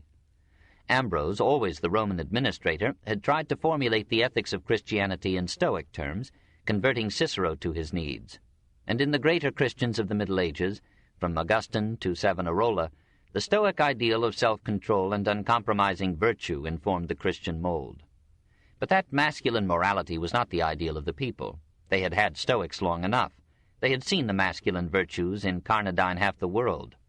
They longed for gentler, quieter ways by which men might be persuaded to live in stability and peace. For the first time in European history, the teachers of mankind preached an ethic of kindliness, obedience, humility, patience, mercy, purity, chastity, and tenderness, virtues perhaps derived from the lowly social origins of the Church and their popularity among women, but admirably adapted to restore order to a demoralized people, to tame the marauding barbarian, to moderate the violence of a falling world. The reforms of the Church were greatest in the realm of sex. Paganism had tolerated the prostitute as a necessary mitigation of an arduous monogamy. The Church denounced prostitution without compromise and demanded a single standard of fidelity for both sexes in marriage. She did not quite succeed. She raised the morals of the home, but prostitution remained, driven into stealth and degradation. Perhaps to counterbalance a sexual instinct that had run wild, the new morality exaggerated chastity into an obsession, and subordinated marriage and parentage to a lifelong virginity or celibacy as an ideal. And it took the fathers of the Church some time to realize that no society could survive on such sterile principles. But this Puritanic reaction can be understood if we recall the licentiousness of the Roman stage, the schools of prostitution in some Greek and Oriental temples, the widespread abortion and infanticide, the obscene paintings on Pompeian walls, the unnatural vice so popular in Greece and Rome, the excesses of the early emperors, the sensuality of the upper classes as revealed in Catullus and Martial, Tacitus and Juvenal. The Church finally reached a healthier view, and indeed came in time to take a lenient attitude to sins of the flesh. Meanwhile, some injury was done to the conception of parentage and the family. Too many Christians of these early centuries thought that they could serve God best, or rather most easily escape hell, by abandoning their parents, mates, or children, and fleeing from the responsibilities of life in the frightened pursuit of a selfishly individual salvation. In paganism, the family had been the social and religious unit. It was a loss that in medieval Christianity this unit became the individual. Nevertheless, the Church strengthened the family by surrounding marriage with a solemn ceremony and exalting it from a contract to a sacrament. By making matrimony indissoluble, she raised the security and dignity of the wife and encouraged the patience that comes from hopelessness. For a time, the status of woman was hurt by the doctrine of some Christian fathers that woman was the origin of sin and the instrument of Satan. But some amends were made by the honors paid to the Mother of God. Having accepted marriage, the Church blessed abundant motherhood and sternly forbade abortion or infanticide. Perhaps it was to discourage these practices that her theologians damned to a limbo of eternal darkness any child that died without baptism. It was through the influence of the Church that Valentinian I, in 374, made infanticide a capital crime. The Church did not condemn slavery. Orthodox and heretic, Roman and barbarian alike, assumed the institution to be natural and indestructible. A few philosophers protested, but they too had slaves. The legislation of the Christian emperors in this matter does not compare favorably with the laws of Antoninus Pius or Marcus Aurelius. Pagan laws condemned to slavery any free woman who married a slave. The laws of Constantine ordered the woman to be executed and the slave to be burned alive. The Emperor Gratian decreed that a slave who accused his master of any offense except high treason to the state should be burned alive at once, without inquiry into the justice of the charge. But though the Church accepted slavery as part of the law of war, she did more than any other institution of the time to mitigate the evils of servitude. She proclaimed, through the Fathers, the principle that all men are by nature equal, presumably meaning in legal and moral rights. She practiced the principle insofar as she received into her communion all ranks and classes. Though no slave could be ordained to the priesthood, the poorest freedman could rise to high places in the ecclesiastical hierarchy. The Church repudiated the distinction made in pagan law between wrongs done to a freeman and those done to a slave. She encouraged manumission, made emancipation of slaves a mode of expiating sins, or of celebrating some good fortune, or of approaching the judgment seat of God. She spent great sums freeing from slavery Christians captured in war. Nevertheless, slavery continued throughout the Middle Ages and died without benefit of clergy. The outstanding moral distinction of the Church was her extensive provision of charity. The pagan emperors had provided state funds for poor families, and pagan magnates had done something for their clients and the poor. But never had the world seen such a dispensation of alms as was now organized by the Church. She encouraged bequests to the poor to be administered by her. Some abuses and malversation crept in, but that the Church carried out her obligations abundantly is attested by the jealous emulation of Julian. She helped widows, orphans, the sick or infirm, prisoners, victims of natural catastrophes, and she frequently intervened to protect the lower orders from unusual exploitation or excessive taxation. In many cases, priests, on attaining the episcopacy, gave all their property to the poor. Christian women like Fabiola, Paula, and Melania devoted fortunes to charitable work. Following the example of pagan valetudinaria, the Church or her rich laymen founded public hospitals on a scale never known before. Basil established a famous hospital and the first asylum for lepers at Caesarea in Cappadocia. Xenodochia, refuges for wayfarers, rose along pilgrim routes. The Council of Nicaea ordered that one should be provided in every city. Widows were enlisted to distribute charity and found in this work a new significance for their lonely lives. Pagans admired the steadfastness of Christians in caring for the sick in cities stricken with famine or pestilence. What did the Church do in these centuries for the minds of men? As Roman schools still existed, she did not feel it her function to promote intellectual development. She exalted feeling above intellect, and in this sense Christianity was a romantic reaction against the classic trust in reason. Rousseau was merely a lesser Augustine. Convinced that survival demanded organization, that organization required agreement on basic principles and beliefs, and that the vast majority of her adherents longed for authoritatively established beliefs, the Church defined her creed in unchangeable dogmas, made doubt a sin, and entered upon an unending conflict with the fluent intellect and changeable ideas of men. She claimed that through divine revelation she had found the answers to the old problems of origin, nature, and destiny. "We who are instructed in the knowledge of truth by the Holy Scriptures," wrote Lactantius in 307, "know the beginning of the world and its end." Tertullian had said as much a century before in 197, and had suggested a cloture on philosophy. Having displaced the axis of men's concern from this world to the next, Christianity offered supernatural explanations for historical events, and thereby passively discouraged the investigation of natural causes.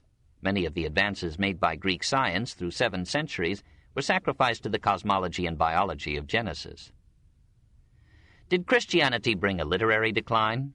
Most of the fathers were hostile to pagan literature, as permeated by a demonic polytheism and a degrading immorality. But the greatest of the fathers loved the classics notwithstanding, and Christians like Fortunatus, Prudentius, Jerome, Sidonius, and Ausonius aspired to write verse like Virgil's or prose like Cicero's. Gregory Nazianzen, Chrysostom, Ambrose, Jerome, and Augustine outweigh, even in a literary sense, their pagan contemporaries, Ammianus, Symmachus, Claudian, Julian. But after Augustine prose style decayed, written Latin took over the rough vocabulary and careless syntax of the popular speech, and Latin verse for a time deteriorated into doggerel before molding new forms into majestic hymns. The basic cause of cultural retrogression was not Christianity, but barbarism, not religion, but war. The human inundations ruined or impoverished cities, monasteries, libraries, schools, and made possible the life of the scholar or the scientist. Perhaps the destruction would have been worse had not the Church maintained some measure of order in a crumbling civilization. "Amid the agitations of the world," said Ambrose, "the Church remains unmoved. The waves cannot shake her. While around her everything is in a horrible chaos, she offers to all the shipwrecked a tranquil port where they will find safety." And often it was so. The Roman Empire had raised science, prosperity, and power to their ancient peaks. The decay of the empire in the West, the growth of poverty, and the spread of violence necessitated some new ideal and hope to give men consolation in their suffering and courage in their toil. An age of power gave way to an age of faith. Not till wealth and pride should return in the Renaissance would reason reject faith and abandon heaven for utopia.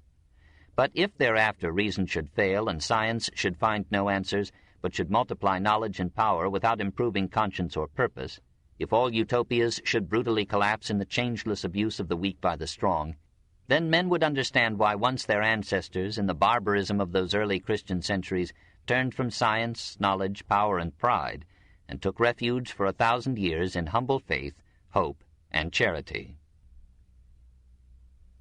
Chapter 4. Europe takes form, 325 to 529. 1. Britain becomes England, 325 to 577. Under Roman rule, every class in Britain flourished except the peasant proprietors. The large estates grew at the expense of small holdings. The free peasant was in many cases bought out and became a tenant farmer or a proletarian in the towns. Many peasants supported the Anglo-Saxon invaders against the landed aristocracy. Otherwise, Roman Britain prospered. Cities multiplied and grew, wealth mounted. Many homes had central heating and glass windows. Many magnates had luxurious villas. British weavers already exported those excellent woolens in which they still lead the world. A few Roman legions in the 3rd century sufficed to maintain external security and internal peace. But in the 4th and 5th centuries, security was threatened on every front. On the north by the Picts of Caledonia, on the east and south by Norse and Saxon raiders, on the west by the unsubdued Celts of Wales and the adventurous Gaels and Scots of Ireland. In 364 to 67, Scot and Saxon coastal raids increased alarmingly. British and Gallic troops repelled them, but Stilicho had to repeat the process a generation later. In 381, Maximus, in 407, the usurper Constantine took from Britain, for their personal purposes, legions needed for home defense, and few of these men returned. Invaders began to pour over the frontiers. Britain appealed to Stilicho for help in 400, but he was fully occupied in driving Goths and Huns from Italy and Gaul. When a further appeal was made to the Emperor Honorius, he answered that the British must help themselves as best they could. In the year 409, says Bede, the Romans ceased to rule in Britain. Faced with a large-scale invasion of Picts, the British leader Vortigern invited some North German tribes to come to his help. Saxons came from the region of the Elbe, Angles from Schleswig, Jutes from Jutland. Tradition, perhaps legend, reports that the Jutes arrived in 449 under the command of two brothers, suspiciously named Hengist and Horsa, that is, stallion and mare. The vigorous Germans drove back the Picts and Scots, received tracts of land as reward, noted the military weakness of Britain, and sent the joyful word to their fellows at home. Uninvited German hordes landed on Britain's shores. They were resisted with more courage than skill. They alternately advanced and retired through a century of guerrilla war. Finally, the Teutons defeated the British at Durham in 577 and made themselves masters of what would later be called Angleland, England. Most Britons thereafter accepted the conquest and mingled their blood with that of the conquerors. A hardy minority retreated into the mountains of Wales and fought on. Some others crossed the Channel and gave their name to Brittany. The cities of Britain were ruined by the long contest. Transport was disrupted, industry decayed. Law and order languished, art hibernated, and the incipient Christianity of the island was overwhelmed by the pagan gods and customs of Germany. Britain and its language became Teutonic. Roman law and institutions disappeared. Roman municipal organization was replaced by village communities. A Celtic element remained in English blood, physiognomy, character, literature, and art, but remarkably little in English speech, which is now a cross between German and French. If we would feel the fever of those bitter days, we must turn from history to the legends of Arthur and his knights, and their mighty blows to break the heathen and uphold the Christ. St. Gildas, a Welsh monk, in a strange book, half history and half sermon, on the destruction of Britain, possibly from 546, mentions a siege of Mons Badonicus in these wars. And Nennius, a later British historian, circa 796, tells of 12 battles that Arthur fought, the last at Mount Badon near Bath. Geoffrey of Monmouth, possibly from 1100 to 1154, provides romantic details, how Arthur succeeded his father Uther Pendragon as king of Britain, opposed the invading Saxons, conquered Ireland, Iceland, Norway, and Gaul, besieged Paris in 505, drove the Romans out of Britain, suppressed at great sacrifice of his men the rebellion of his nephew Mordred, killed him in battle at Winchester, was himself mortally wounded there, and died in the 542nd year of our Lord's incarnation. William of Malmesbury, possibly from 1090 to 1143, informs us that when Vortimer, Vortigern's brother, died, the strength of the Britons decayed, and they would soon have perished altogether had not Ambrosius, the sole survivor of the Romans, quelled the presumptuous barbarians with the powerful aid of the warlike Arthur. Arthur long upheld the sinking state and roused the broken spirit of his countrymen to war. Finally, at Mount Badon, relying on an image of the Virgin which he had affixed to his armor, he engaged 900 of the enemy single-handed and dispersed them with incredible slaughter. Let us agree that it is incredible. We must be content with accepting Arthur as, in essentials, a vague but historical figure of the 6th century, probably not a saint, probably not a king. The rest we must resign to Chrétien of Troyes, the delectable Mallory, and the chaste Tennyson. 2. Ireland, 160 to 529. The Irish believe, and we cannot gainsay them, that their island of mists and mellow fruitfulness was first peopled by Greeks and Scythians 1,000 or more years before Christ, and that their early chieftains, Cuchulainn, Conor, Conall, were sons of God. Himilco, the Phoenician explorer, touched Ireland about 510 B.C. and described it as populous and fertile. Perhaps in the 5th century before Christ, some Celtic adventurers from Gaul or Britain or both crossed into Ireland and conquered the natives of whom we know nothing. The Celts apparently brought with them the iron culture of Hallstatt and a strong kinship organization that made the individual too proud of his clan to let him form a stable state. Clan fought clan, kingdom fought kingdom for 1,000 years. Between such wars, the members of a clan fought one another, and when they died, good Irishmen, before St. Patrick came, were buried upright, ready for battle, with faces turned toward their foes. Most of the kings died in battle or by assassination, perhaps out of eugenic obligation, perhaps as vicars of gods who required first fruits. These ancient kings, according to Irish tradition, had the right to deflower every bride before yielding her to her husband. King Conhober was praised for his especial devotion to his duty. Each clan kept a record of its members and their genealogy, its kings and battles and antiquities, from the beginning of the world. The Celts established themselves as a ruling class and distributed their clans in 5 kingdoms. Ulster, North Leinster, South Leinster, Munster, and Connaught. Each of the 5 kings was sovereign, but all the clans accepted Tara in Meath as the national capital. There each king was crowned, and there at the outset of his reign he convened the Fice, or Convention of the Notables of all Ireland, to pass legislation binding on all the kingdoms, to correct and record the clan genealogies, and to register these in the national archives. To house this assembly, King Cormac MacAirt in the 3rd century built a great hall, whose foundations can still be seen. A provincial council, the Aonach or Fair, met annually or triennially in the capital of each kingdom, legislated for its area, imposed taxes, and served as a district court. Games and contests followed these conventions. Music, song, jugglery, farces, storytelling, poetry recitals, and many marriages brightened the occasion, and a large part of the population shared in the festivity. From this distance, which lends enchantment to the view, such a reconciliation of central government and local freedom seems almost ideal. The Fice continued till 560, the Aonach till 1168. The first character whom we may confidently count as historical is Tuathal, who ruled Leinster and Meath about A.D. 160. King Niall, circa 358, invaded Wales and carried off immense booty, raided Gaul, and was killed by an Irishman on the River Loire. From him descended most of the later Irish kings, the O'Neills. In the 5th year of the reign of his son Leary, St. Patrick came to Ireland.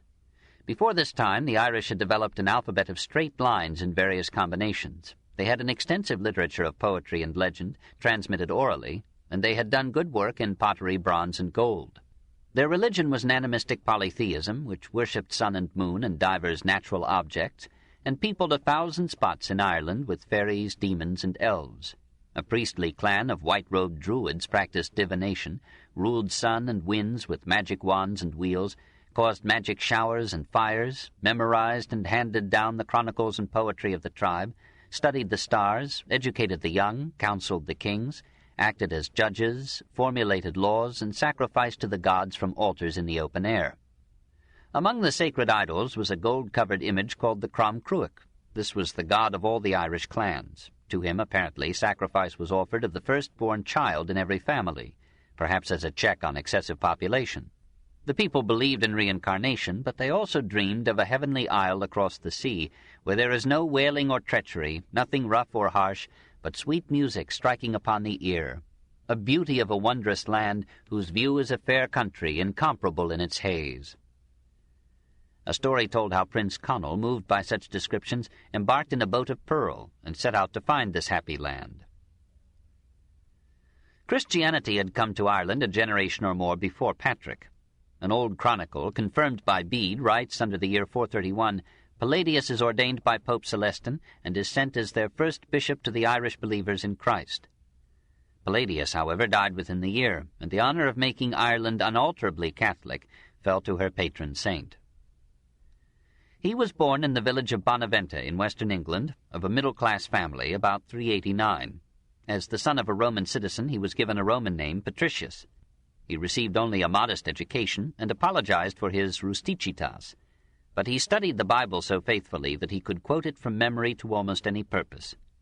At 16, he was captured by Scot, or Irish, raiders and taken to Ireland, where for 6 years he served as a herder of pigs. In those lonely hours, conversion came to him. He passed from religious indifference to intense piety.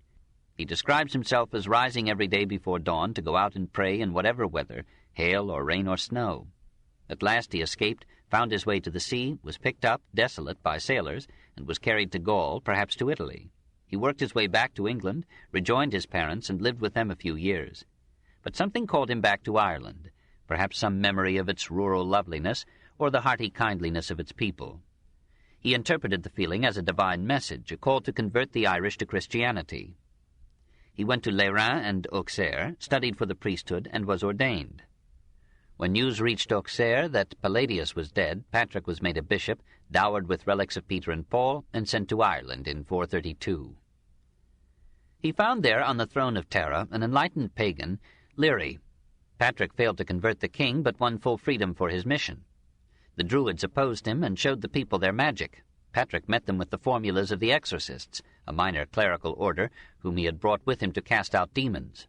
In the confessions that he wrote in his old age, Patrick tells of the perils he encountered in his work.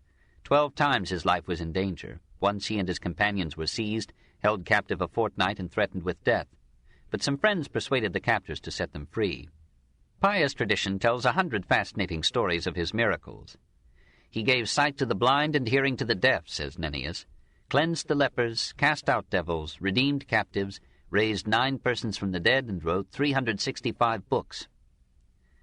But probably it was Patrick's character rather than his wonders that converted the Irish, the undoubting confidence of his belief and the passionate persistence of his work. He was not a patient man. He could dispense maledictions and benedictions with equal readiness. But even this proud dogmatism convinced. He ordained priests, built churches, established monasteries and nunneries, and left strong spiritual garrisons to guard his conquests at every turn. He made it seem a supreme adventure to enter the ecclesiastical state. He gathered about him men and women of courage and devotion, who endured every privation to spread the good news that man was redeemed. He did not convert all Ireland. Some pockets of paganism and its poetry survived and leave traces to this day.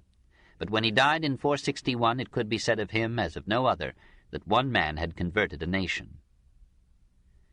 Only second to him in the affection of the Irish people stands the woman who did most to consolidate his victory. St. Bridget, we are told, was the daughter of a slave and a king, but we know nothing definite of her before 476, when she took the veil. Overcoming countless obstacles, she founded the Church of the Oak Tree, Kildara, at a spot still so named, Kildare. Soon it developed into a monastery, a nunnery, and a school as famous as that which grew at Patrick's Armagh. She died about 525, honored throughout the island, and 10,000 Irish women still bear the name of the Mary of the Gale. A generation later, St. Ruahan laid a curse upon Tara. After 558, when King Darmad died, the ancient halls were abandoned, and Ireland's kings, still pagan in culture, became Christian in creed. 3. Prelude to France. 1. The Last Days of Classic Gaul, 310 to 480. Gaul in the 4th and 5th centuries was materially the most prosperous, intellectually the most advanced of Roman provinces in the west. The soil was generous, the crafts were skilled, the rivers and the seas bore a teeming trade. State-supported universities flourished at Narbonne, Arles, Bordeaux, Toulouse, Lyon, Marseille, Poitiers, and Trier. Teachers and orators, poets and sages enjoyed a status and acclaim usually reserved for politicians and pugilists. With Ausonius and Sidonius, Gaul took over the literary leadership of Europe. Decimus Magnus Ausonius was the poet and embodiment of this Gallic Silver Age. He was born at Bordeaux about 310, son of its leading physician. He received his education there, and later told the world in generous hexameters the virtues of his teachers, remembering their smiles and forgetting their blows. In the even tenor of his years, he too became a professor at Bordeaux, taught grammar, that is literature, and rhetoric, that is oratory and philosophy, for a generation, and tutored the future Emperor Gratian. The sincere affection with which he writes of his parents, uncles, wife, children, and pupils suggests a home and a life like that of a 19th-century university town in the United States. He describes pleasantly the house and fields that he inherited from his father, and where he hopes to spend his declining years. He says to his wife in the early years of their marriage, "Let us live always as we live now, and let us not abandon the names that we have given each other in our first love. You and I must always remain young, and you shall always be beautiful to me. We must keep no count of the years." Soon, however, they lost the first child that she gave him. Years later he commemorated it lovingly. "I will not leave you unwept, my firstborn child, called by my name. Just as you were practicing to change your babbling into the first words of childhood, we had to mourn your death. You lie on your great-grandfather's bosom, sharing his grave." His wife died early in their happy marriage after giving him a daughter and a son.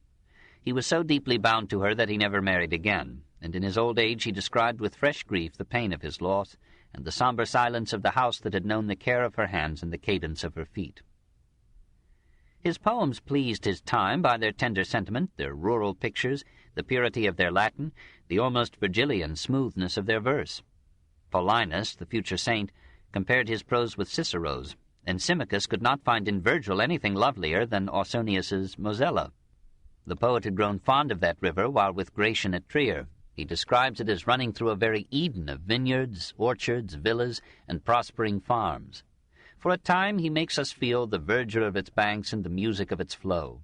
Then, with all-embracing bathos, he indicts a litany to the amiable fish to be found in the stream.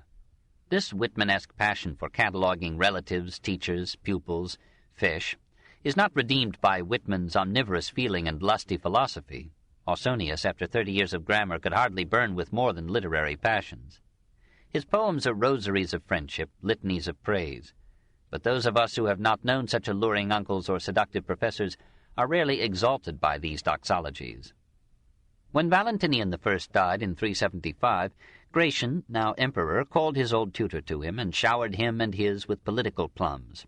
In quick succession, Ausonius was prefect of Illyricum, Italy, Africa, Gaul. Finally, at 69, consul. At his urging, Gratian decreed state aid for education, for poets and physicians, and for the protection of ancient art. Through his influence, Symmachus was made prefect of Rome and Paulinus a provincial governor. Ausonius mourned when Paulinus became a saint. The empire, threatened everywhere, needed such men. Ausonius, too, was a Christian, but not too seriously. His tastes, subjects, meters, and mythology were blithely pagan. At 70, the old poet returned to Bordeaux to live another 20 years. He was now a grandfather and could match the filial poems of his youth with the grandparental fondness of age. "Be not afraid," he counsels his grandson, "though the school resound with many a stroke and the old master wears a scowling face. Let no outcry or sound of stripes make you quake as the morning hours move on. That he brandishes the cane for a scepter, that he has a full outfit of birches, is but the outward show to cause idle fears. Your father and mother went through all this in their day, and have lived to soothe my peaceful and serene old age." Fortunate Ausonius to have lived and died before the barbarian flood. Apollinaris Sidonius was to Gallic prose in the 5th century what Ausonius had been to Gallic poetry in the 4th. He burst upon the world at Lyons in 432, where his father was prefect of Gaul. His grandfather had filled the same office, and his mother was a relative of that Avitus, who would become emperor in 455, and whose daughter Sidonius would marry in 452. It would have been difficult to improve upon these arrangements. Papianilla brought him as dowry a luxurious villa near Clermont. His life for some years was a round of visits to and from his aristocratic friends. They were people of culture and refinement, with a flair for gambling and idleness. They lived in their country houses, seldom soiled their hands with politics. They were quite incapable of protecting their luxurious ease against the invading Goths. They did not care for city life. Already French and British wealth was preferring the country to the town. In these sprawling villas, some with 125 rooms, all comforts and elegances were gathered. Mosaic floors, columned halls, landscape murals, sculptures in marble and bronze, great fireplaces and baths, gardens and tennis courts, and environing woods in which ladies and gentlemen might hunt with all the glamour of falconry. Nearly every villa had a good library containing the classics of pagan antiquity and some respectable Christian texts. Several of Sidonius's friends were book collectors, and doubtless there were in Gaul, as in Rome, rich men who valued good bindings above mere contents, and were satisfied with the culture they could get from the covers of their books. Sidonius illustrates the better side of this genteel life: hospitality, courtesy, good cheer, moral decency, with a touch of chiseled poetry and melodious prose. When Avitus went to Rome to be emperor, Sidonius accompanied him and was chosen to deliver the welcoming panegyric, this in 456. He returned to Gaul a year later with Avitus deposed, but in 468 we find him in Rome again, holding the high office of prefect of the city amid the last convulsions of the state. Moving comfortably through the chaos, he described the high society of Gaul and Rome in letters modeled upon those of Pliny and Symmachus, and matching them in vanity and grace. Literature now had little to say, and said it with such care that nothing remained but form and charm. At their best, there is in these letters that genial tolerance and sympathetic understanding of the educated gentleman which has adorned the literature of France since the days when it was not yet French. Sidonius brought into Gaul the Roman love for gracious causerie. From Cicero and Seneca, through Pliny, Symmachus, Macrobius, and Sidonius, to Montaigne, Montesquieu, Voltaire, Renan, Sainte-Beuve, and Anatole France, is one line, almost by bountiful avatars, one mind. Lest we misrepresent Sidonius, we must add that he was a good Christian and a brave bishop. This book is continued on Cassette 4, Side 1, The Story of Civilization, Volume 4, The Age of Faith, Part 1, by Will Durant. Continued, Cassette 4, Side 1. Lest we misrepresent Sidonius, We must add that he was a good Christian and a brave bishop. In 469, unexpectedly and unwillingly, he found himself precipitated from lay status to the episcopacy of Clermont. A bishop in those days had to be a civil administrator as well as a spiritual guide, and men of experience and wealth, like Ambrose and Sidonius, had qualifications that proved more effective than theological erudition. Having little of such learning, Sidonius had few anathemas to bestow. Instead, he gave his silver plate to the poor and forgave sins with an alarming readiness. From one of his letters we perceive that the prayers of his flock were sometimes interrupted by refreshments. Reality broke into this pleasant life when Euric, king of the Visigoths, decided to annex Auvergne. Each summer, for 4 years, the Goths laid siege to Clermont, its capital. Sidonius fought them with diplomacy and prayer, but failed. When at last the city fell, he was taken captive and was imprisoned in a fortress near Carcassonne in 475. 2 years later he was released and restored to his see. How long he survived we do not know, but already at 45 he wished to be delivered from the pains and burdens of present life by a holy death. He had lost faith in the Roman Empire and now put all his hopes for civilization in the Roman Church. The Church forgave him his half-pagan poetry and made him a saint. 2. The Franks, 240 to 511. With the death of Sidonius, the night of barbarism closed down upon Gaul. We must not exaggerate that darkness. Men still retained economic skills, traded goods, minted coinage, composed poetry, and practiced art. And under Euric, from 466 to 484, and Alaric II, from 484 to 507, the Visigothic kingdom in southwestern Gaul was sufficiently orderly, civilized, and progressive to draw praise from Sidonius himself. In 506, Alaric II issued a breviarium, or summary of laws for his realm. It was a comparatively enlightened code, reducing to rule and reason the relations between the Romano-Gallic population and its conquerors. A like code was enacted in 510 by the Burgundian kings who had peaceably established their people in power in southeastern Gaul. Until the revival of Roman law at Bologna in the 11th century, Latin Europe would be governed by Gothic and Burgundian codes and the kindred laws of the Franks. History picks up the Franks in 240, when the Emperor Aurelian defeated them near Mainz. The Ripuarian Franks, of the Bank, settled early in the 5th century on the west slopes of the Rhine.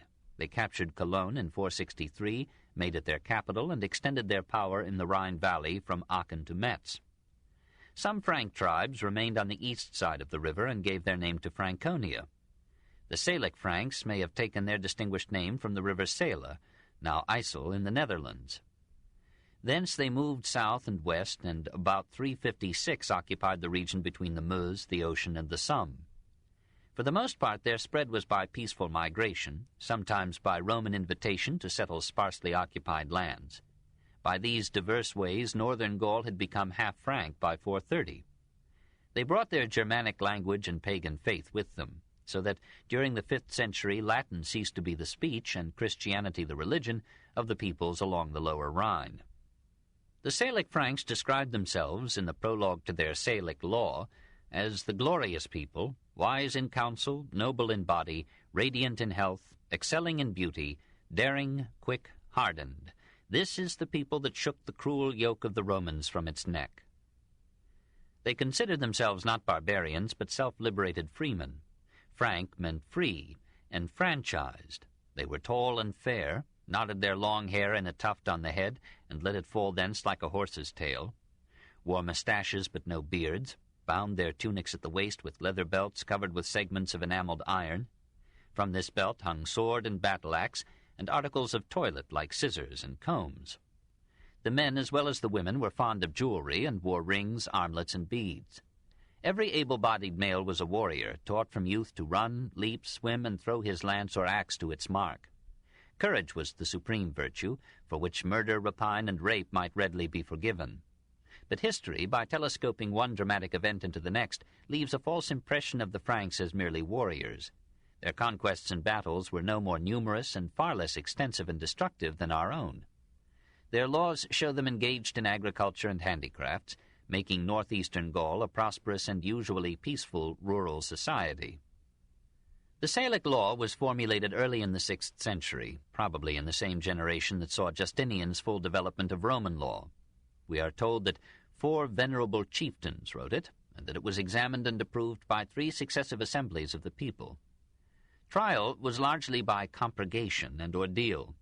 A sufficient number of qualified witnesses attesting the good character of a defendant cleared him of any charge of which he was not evidently guilty. The number of witnesses required varied with the enormity of the alleged crime. 72 could free a supposed murderer, but when the chastity of a queen of France was in question, 300 nobles were needed to certify the paternity of her child. If the matter at issue still stood in doubt, the law of ordeal was invoked. The accused, bound hand and foot, might be flung into a river, to sink if innocent, to float if guilty, for the water, having been exorcised by religious ceremony, would reject a sinful person. Or the accused would be made to walk barefoot through fire or over red-hot irons, or to hold a red-hot iron in his hand for a given time, or to plunge a bare arm into boiling water and pluck out an object from the bottom. Or accuser and accused would stand with arms outstretched in the form of a cross until one or the other proclaimed his guilt by letting his arm fall with fatigue. Or the accused would take the consecrated wafer of the Eucharist, and if guilty would surely be struck down by God. Or trial by combat would decide between 2 freemen when legal evidence still left a reasonable doubt. Some of these ordeals were old in history. The Avesta indicates that the ordeal of boiling water was used by the ancient Persians. The laws of Manu, before A.D. 100, mention Hindu ordeals by submersion, and ordeals by fire or hot irons appear in Sophocles' Antigone. The Semites rejected ordeals as impious. The Romans ignored them as superstitious. The Germans developed them to the full. The Christian Church reluctantly accepted them and surrounded them with religious ceremony and solemn oath. Trial by combat was as old as ordeal. Saxo Grammaticus describes it as compulsory in Denmark in the 1st century A.D. The laws of the Angles, Saxons, Franks, Burgundians, and Lombards indicate its general use among them, and St. Patrick found it in Ireland. When a Roman Christian complained to the Burgundian King Gundobad that such a trial would decide not guilt but skill, the king replied, "Is it not true that the issue of wars and combats is directed by the judgment of God, and that his providence awards the victory to the just cause?" The conversion of the barbarians to Christianity merely changed the name of the deity whose judgments was invoked. We cannot judge or understand these customs unless we put ourselves in the place of men who took it for granted that God entered casually into every event and would not connive at an unjust verdict. With such a dire test to face, accusers uncertain of their case or their evidence would think twice before bothering the courts with their complaints, and guilty defendants would shirk the ordeal and offer compensation in its place. For nearly every crime had its price. The accused or convicted man might usually absolve himself by paying a wergild or man payment, 1/3 to the government, 2/3 to the victim or his family. The sum varied with the social rank of the victim, and an economical criminal had to take many facts into consideration. If a man immodestly stroked the hand of a woman, he was to be fined 15 denarii, or $2.25. If he so stroked her upper arm, he paid 35 denarii, or $5.25. If he touched her unwilling bosom, he paid 45 denarii, or $6.75. This was a tolerable tariff in comparison with other fines. 2,500 denarii, or $375, for the assault and robbery of a Frank by a Roman, 1,400 for the assault and robbery of a Roman by a Frank, 8,000 denarii for killing a Frank, 4,000 for killing a Roman. So low had the mighty Roman fallen in the eyes of his conquerors. If, as not seldom happened, satisfactory compensation was not received by the victim or his relatives, they might take their own revenge. In this way, vendettas might leave a trail of blood through many generations. Wergild and judicial combat were the best expedients that primitive Germans could devise to wean men from vengeance to law. The most famous clause in the Salic law read, "Of Salic land no portion of the inheritance shall go to a woman." On this basis, in the 14th century, France would reject the claim of the English King Edward III to the French throne through his mother Isabel, whereupon would follow the 100 Years' War. The clause applied only to realty, which was presumed to require for its protection the military power of a male. In general, the Salic law did no service to women. It exacted a double wergild for their murder, valuing them as the possible mothers of many men. But, like early Roman law, it kept women under the perpetual wardship of father, husband, or son. It made death the penalty for adultery by the wife, but asked no penalty of the adulterous male. And it permitted divorce at the husband's whim. Custom, if not law, allowed polygamy to the Frank kings. The first Frank king known by name was the Clodio, who attacked Cologne in 431. Aetius defeated him, but Clodio succeeded in occupying Gaul as far west as the Somme and making Tournai his capital. A possibly legendary successor, Moravec, son of the sea, gave his name to the Merovingian dynasty, which ruled the Franks till 751. Moravec's son Childeric seduced Basina, wife of a Thuringian king. She went to be his queen, saying she knew no man wiser, stronger, or handsomer. The child of their union was Clovis, who founded France and gave his name to 18 French kings. Clovis inherited the Merovingian throne in 481, aged 15. His realm was then a mere corner of Gaul. Other Frank tribes ruled the Rhineland, and the Visigothic and Burgundian kingdoms in southern Gaul had been made fully independent by the fall of Rome. Northwest Gaul, still nominally under Roman power, was left defenseless. Clovis invaded it, captured towns and dignitaries, accepted ransoms, sold spoils, bought troops, supplies, and arms, advanced to Soissons, and defeated a Roman army in 486.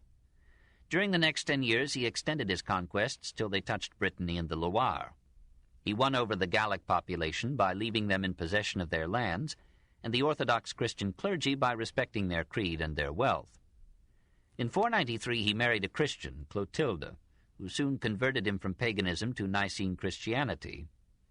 Remy, bishop and saint, baptized him at Reims before an audience of prelates and notables judiciously invited from all Gaul, and 3,000 soldiers followed Clovis to the font. Perhaps Clovis, longing to reach the Mediterranean, thought France was worth a mass. The Orthodox population in Visigothic and Burgundian Gaul now looked askance at their Arian rulers and became the secret or open allies of the young Frank king. Alaric II saw the oncoming tide and tried to turn it back with fair words. He invited Clovis to a conference. They met at Amboise and pledged lasting friendship. But Alaric, returning to Toulouse, arrested some Orthodox bishops for conspiring with the Franks. Clovis summoned his martial assembly and said, "I take it very hard that these Arians hold part of Gaul. Let us go with God's help and conquer them." Alaric defended himself as well as he could with a divided people. He was defeated at Vuillet, near Poitiers, in 507, and was slain by Clovis's hand. After Clovis had spent the winter in Bordeaux, says Gregory of Tours, and had taken all the treasures of Alaric from Toulouse, he went to besiege Angoulême, and the Lord gave him such grace that the walls fell down of their own accord. Here, so soon, is the characteristic note of the medieval chronicler. Sigibert, the old king of the Ripuarian Franks, had long been an ally of Clovis. To Sigibert's son, Clovis now suggested the advantages that would come from Sigibert's death. The son killed his father. Clovis sent professions of friendship to the patricide and agents to murder him. This having been attended to, Clovis marched to Cologne and persuaded the Ripuarian chieftains to accept him as their king. Every day, says Gregory, God caused his enemies to fall beneath his hand, because he walked with a right heart before the Lord and did the things that were pleasing in his sight. The conquered Arians were readily converted to the Orthodox faith, and their clergy, by omitting an iota, were allowed to retain their clerical rank. Clovis, rich with captives, slaves, spoils, and benedictions, moved his capital to Paris. There, 4 years later, he died, old at 45. Queen Clotilda, having helped to make Gaul France, came to Tours after the death of her husband and served there in the church of St. Martin, and dwelt in the place with the greatest chastity and kindness all the days of her life. 3. The Merovingians, 511 to 614. Clovis, who had longed for sons, had too many at his death. To avoid a war of succession, he divided his kingdom among them. Childebert received the region of Paris, Clodomer that of Orléans, Clotaire that of Soissons, Theodoric that of Metz and Reims. With barbarian energy, they continued the policy of unification by conquest. They took Thuringia in 530, Burgundy in 534, Provence in 536, Bavaria and Swabia in 555. And Clotaire I, outliving his brothers and inheriting their kingdoms, governed a Gaul vaster than any later France. Dying in 561, he redivided Gaul into three parts. The Reims and Metz region, known as Austrasia, that is the east, went to his son Sigebert. Burgundy to Guthrum, and to Chilperic the Soissons region, known as Neustria, that is the northwest. From the day of Clovis's marriage, the history of France has been bisexual, mingling love and war. Sigebert sent costly presents to Athanagild, Visigothic king of Spain, and asked for his daughter Brunhilde. Athanagild, fearing the Franks even when they bore gifts, consented, and Brunhilde came to grace the halls of Metz and Reims in 566. Chilperic was envious. All that he had was a simple wife, Audovera, and a rough concubine, Fredegunda. He asked Athanagild for Brunhilde's sister. Galswintha came to Soissons, and Chilperic loved her, for she had brought great treasures. But she was older than her sister. Chilperic returned to the arms of Fredegunda. Galswintha proposed to go back to Spain. Chilperic had her strangled in 567. Sigebert declared war upon Chilperic and defeated him. But two slaves sent by Fredegunda assassinated Sigebert. Brunhilde was captured, escaped, crowned her young son Childebert II, and ruled ably in his name. Chilperic is described to us as the Nero and Herod of our time, ruthless, murderous, lecherous, gluttonous, greedy for gold. Gregory of Tours, our sole authority for this portrait, partly explains it by making him also the Frederick II of his age. Chilperic, he tells us, scoffed at the idea of three persons in one God, and at the conception of God as like a man, held scandalous discussions with Jews, protested against the wealth of the church and the political activity of the bishops, annulled wills made in favor of churches, sold bishoprics to the highest bidders, and tried to remove Gregory himself from the see of Tours. The poet Fortunatus described the same king as a synthesis of virtues, a just and genial ruler, a Cicero of eloquence, but Chilperic had rewarded Fortunatus's verse. Chilperic was stabbed to death in 584, possibly by an agent of Brunhilde. He left an infant son, Clothar II, in whose stead Fredegunda ruled Neustria with as much skill, perfidy, and cruelty as any man of the time. She sent a young cleric to kill Brunhilde. When he returned unsuccessful, she had his hands and feet cut off. But these items, too, are from Gregory. Meanwhile, the nobles of Austrasia, encouraged by Clothar II, raised revolt after revolt against the imperious Brunhilde. She controlled them as well as she could by diplomacy tempered with assassination. Finally, they deposed her, aged 80, tortured her for 3 days, tied her by hair, hand, and foot to the tail of a horse, and lashed the horse to flight. This in 614. Clothar II inherited all three kingdoms, and the Frank realm was again won. From this red chronicle we may exaggerate the barbarism that darkened Gaul hardly a century after the urbane and polished Sidonius. Men must find some substitute for elections. The unifying work of Clovis was undone by his descendants, as that of Charlemagne would be, but at least government continued, and not all Gauls could afford the polygamy and brutality of their kings. The apparent autocracy of the monarch was limited by the power of jealous nobles. He rewarded their services in administration and war with estates on which they were practically sovereign. And on these great domains began the feudalism that would fight the French monarchy for 1,000 years. Serfdom grew, and slavery received a new lease of life from new wars. Industry passed from the towns to the manors. The towns shrank in size and fell under the control of the feudal lords. Commerce was still active, but hindered by unstable currencies, highway brigandage, and the rise of feudal tolls. Famine and pestilence fought successfully against the eager reproductiveness of men.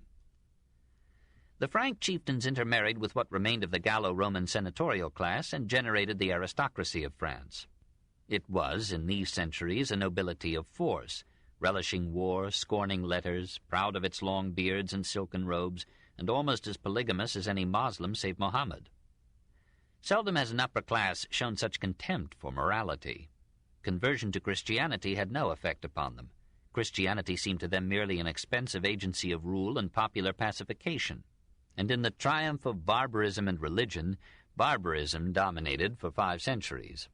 Assassination, patricide, fratricide, torture, mutilation, treachery, adultery, and incest mitigated the boredom of rule. Chilperic, we are told, ordered every joint and sigil of the Goth to be burned with white-hot irons, and each limb to be torn from its socket. Caribert had as mistresses 2 sisters, one a nun. Dagobert from 628 to 639, had 3 wives at once. Sexual excesses perhaps accounted for the exceptional sterility of the Merovingian kings. Of Clovis's 4 sons, only Clotaire had issue. Of Clotair's 4 sons, only one had a child. The kings married at 15 and were exhausted at 30. Many of them died before the age of 28. By 614, the Merovingian house had spent its energy and was ready to be replaced. Amid this chaos, education barely survived. By 600, literacy had become a luxury of the clergy. Science was almost extinct. Medicine remained, for we hear of court physicians, but among the people magic and prayer seemed better than drugs. Gregory, Bishop of Tours, who lived possibly from 538 to 594, denounced as sinful the use of medicine instead of religion as a means of curing illness. In his own sickness he sent for a physician, but soon dismissed him as ineffectual. Then he drank a glass of water containing dust from St. Martin's tomb, and was completely cured. Gregory himself was the chief prose writer of his time. He knew personally several Merovingian kings, and occasionally served as their emissaries. His History of the Franks is a crude, disorderly, prejudiced, superstitious, and vivid first-hand account of the later Merovingian age. His Latin is corrupt, vigorous, direct. He apologizes for his bad grammar and hopes that sins of grammar will not be punished on Judgment Day. He accepts miracles and prodigies with the trustful imagination of a child or the genial shrewdness of a bishop. We shall mingle together in our tale the miraculous doings of the saints and the slaughters of the nations. In 587, he assures us, snakes fell from the sky, and a village with all its buildings and inhabitants suddenly disappeared. He denounces everything in anyone guilty of unbelief or of injury to the Church, but he accepts without flinching the barbarities, treacheries, and immoralities of the Church's faithful sons. His prejudices are frank and can be easily discounted. The final impression is one of engaging simplicity. After him, the literature of Gaul becomes predominantly religious in content, barbarous in language and form, with one shining exception. Venantius Fortunatus, who lived circa 530 to 610, was born in Italy and educated at Ravenna.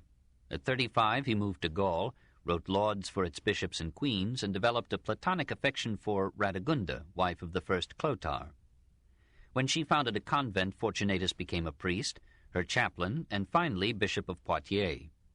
He wrote pretty poems in honor of potentates and saints, 29 to Gregory of Tours, a life of St. Martin in heroic verse, above all some sonorous hymns, of which one, Pange Lingua, inspired Thomas Aquinas to a similar theme and still higher performance, while another, Vexilla Regis, became a lasting part of Catholic liturgy. He mingled feeling admirably with poetic skill. Reading his fresh and genial lines, we discover the existence of kindliness, sincerity, and the tenderest sentiment amid the royal brutalities of the Merovingian age. 4. Visigothic Spain, 456 to 711. In 420, as we have seen, the Visigoths of Gaul recaptured Spain from the Vandals and returned it to Rome. But Rome could not defend it. 18 years later, the Suevi emerged from their hills in the northwest and overran the peninsula. The Visigoths under Theodoric II in 456 and Euric in 466 came down again across the Pyrenees, reconquered most of Spain, and this time kept the country as their own. A Visigothic dynasty ruled Spain thereafter till the coming of the Moors. At Toledo, the new monarchy built a splendid capital and gathered an opulent court. Athanagild, from 564 to 567, and Leovigild, from 568 to 586, were strong rulers who defeated Frank invaders in the north and Byzantine armies in the south. It was the wealth of Athanagild that won for his daughters the privilege of being murdered as Frank queens. In 589, King Recared changed his faith, and that of most Visigoths in Spain, from Arian to Orthodox Christianity. Perhaps he had read the history of Alaric II. The bishops now became the chief support of the monarchy and the chief power in the state. By their superior education and organization, they dominated the nobles who sat with them in the ruling councils of Toledo. And though the king's authority was theoretically absolute, and he chose the bishops, these councils elected him and exacted pledges of policy in advance. Under the guidance of the clergy, a system of laws was promulgated in 634, which was the most competent and least tolerant of all the barbarian codes. It improved procedure by weighing the evidence of witnesses rather than the character certificates of friends. It applied the same laws to Romans and Visigoths alike and established the principle of equality before the law. But it rejected freedom of worship, demanded Orthodox Christianity of all inhabitants, and sanctioned a long and bitter persecution of the Spanish Jews. Through the influence of the Church, which retained Latin in her sermons and liturgy, the Visigoths, within a century after their conquest of Spain, forgot their Germanic speech and corrupted the Latin of the peninsula into the masculine power and feminine beauty of the Spanish tongue. Monastic and episcopal schools provided education, mostly ecclesiastical but partly classical, and academies rose at Vaclara, Toledo, Saragossa, and Seville. Poetry was encouraged, drama was denounced as obscene, which it was. The only name surviving from the literature of Gothic Spain is that of Isidore of Seville, circa 560 to 636. An edifying legend tells how a Spanish lad, reproved for mental sluggishness, ran away from home and, tired with wandering, sat down by a well. His eye was caught by the deep furrow in a stone at the edge. A passing maiden explained that the furrow was worn by the attrition of the rope that lowered and raised the bucket. If, said Isidore to himself, by daily use the soft rope could penetrate the stone, surely perseverance could overcome the dullness of my brain. He returned to his father's house and became the learned Bishop of Seville. Actually, we know little of his life. Amid the chores of a conscientious cleric, he found time to write half a dozen books. Perhaps as an aid to memory, he compiled through many years a medley of passages on all subjects from pagan and Christian authors. His friend Braulio, Bishop of Saragossa, urged him to publish these excerpts. Yielding, he transformed them into one of the most influential books of the Middle Ages. 20 books of etymologies or origins, now a volume of 900 octavo pages.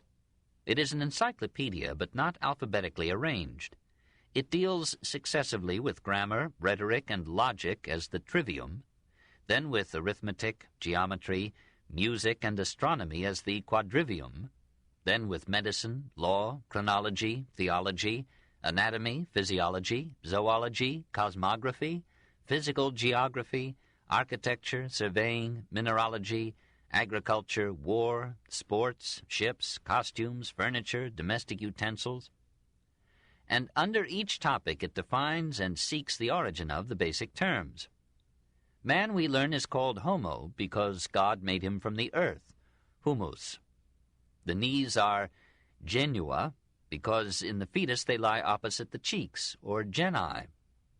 Isidore was an industrious, if indiscriminate, scholar. He knew considerable Greek, was familiar with Lucretius, rarely mentioned in the Middle Ages, and preserved in extracts many passages of pagan literature that would otherwise have been lost.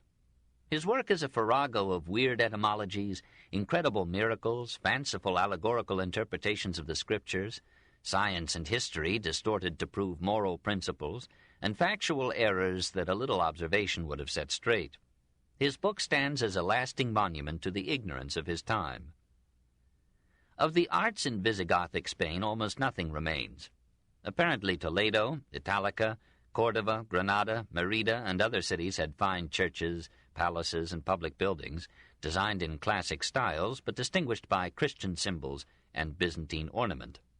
In the palaces and cathedral of Toledo, according to Arab historians, Arab conquerors found 25 gold and jeweled crowns, an illuminated psalter written upon gold leaf with ink made of melted rubies, tissues inwoven, armor inlaid, swords and daggers studded, vases filled with jewelry, and an emerald table inwrought with silver and gold, one of many costly gifts of the Visigothic rich to their protective church.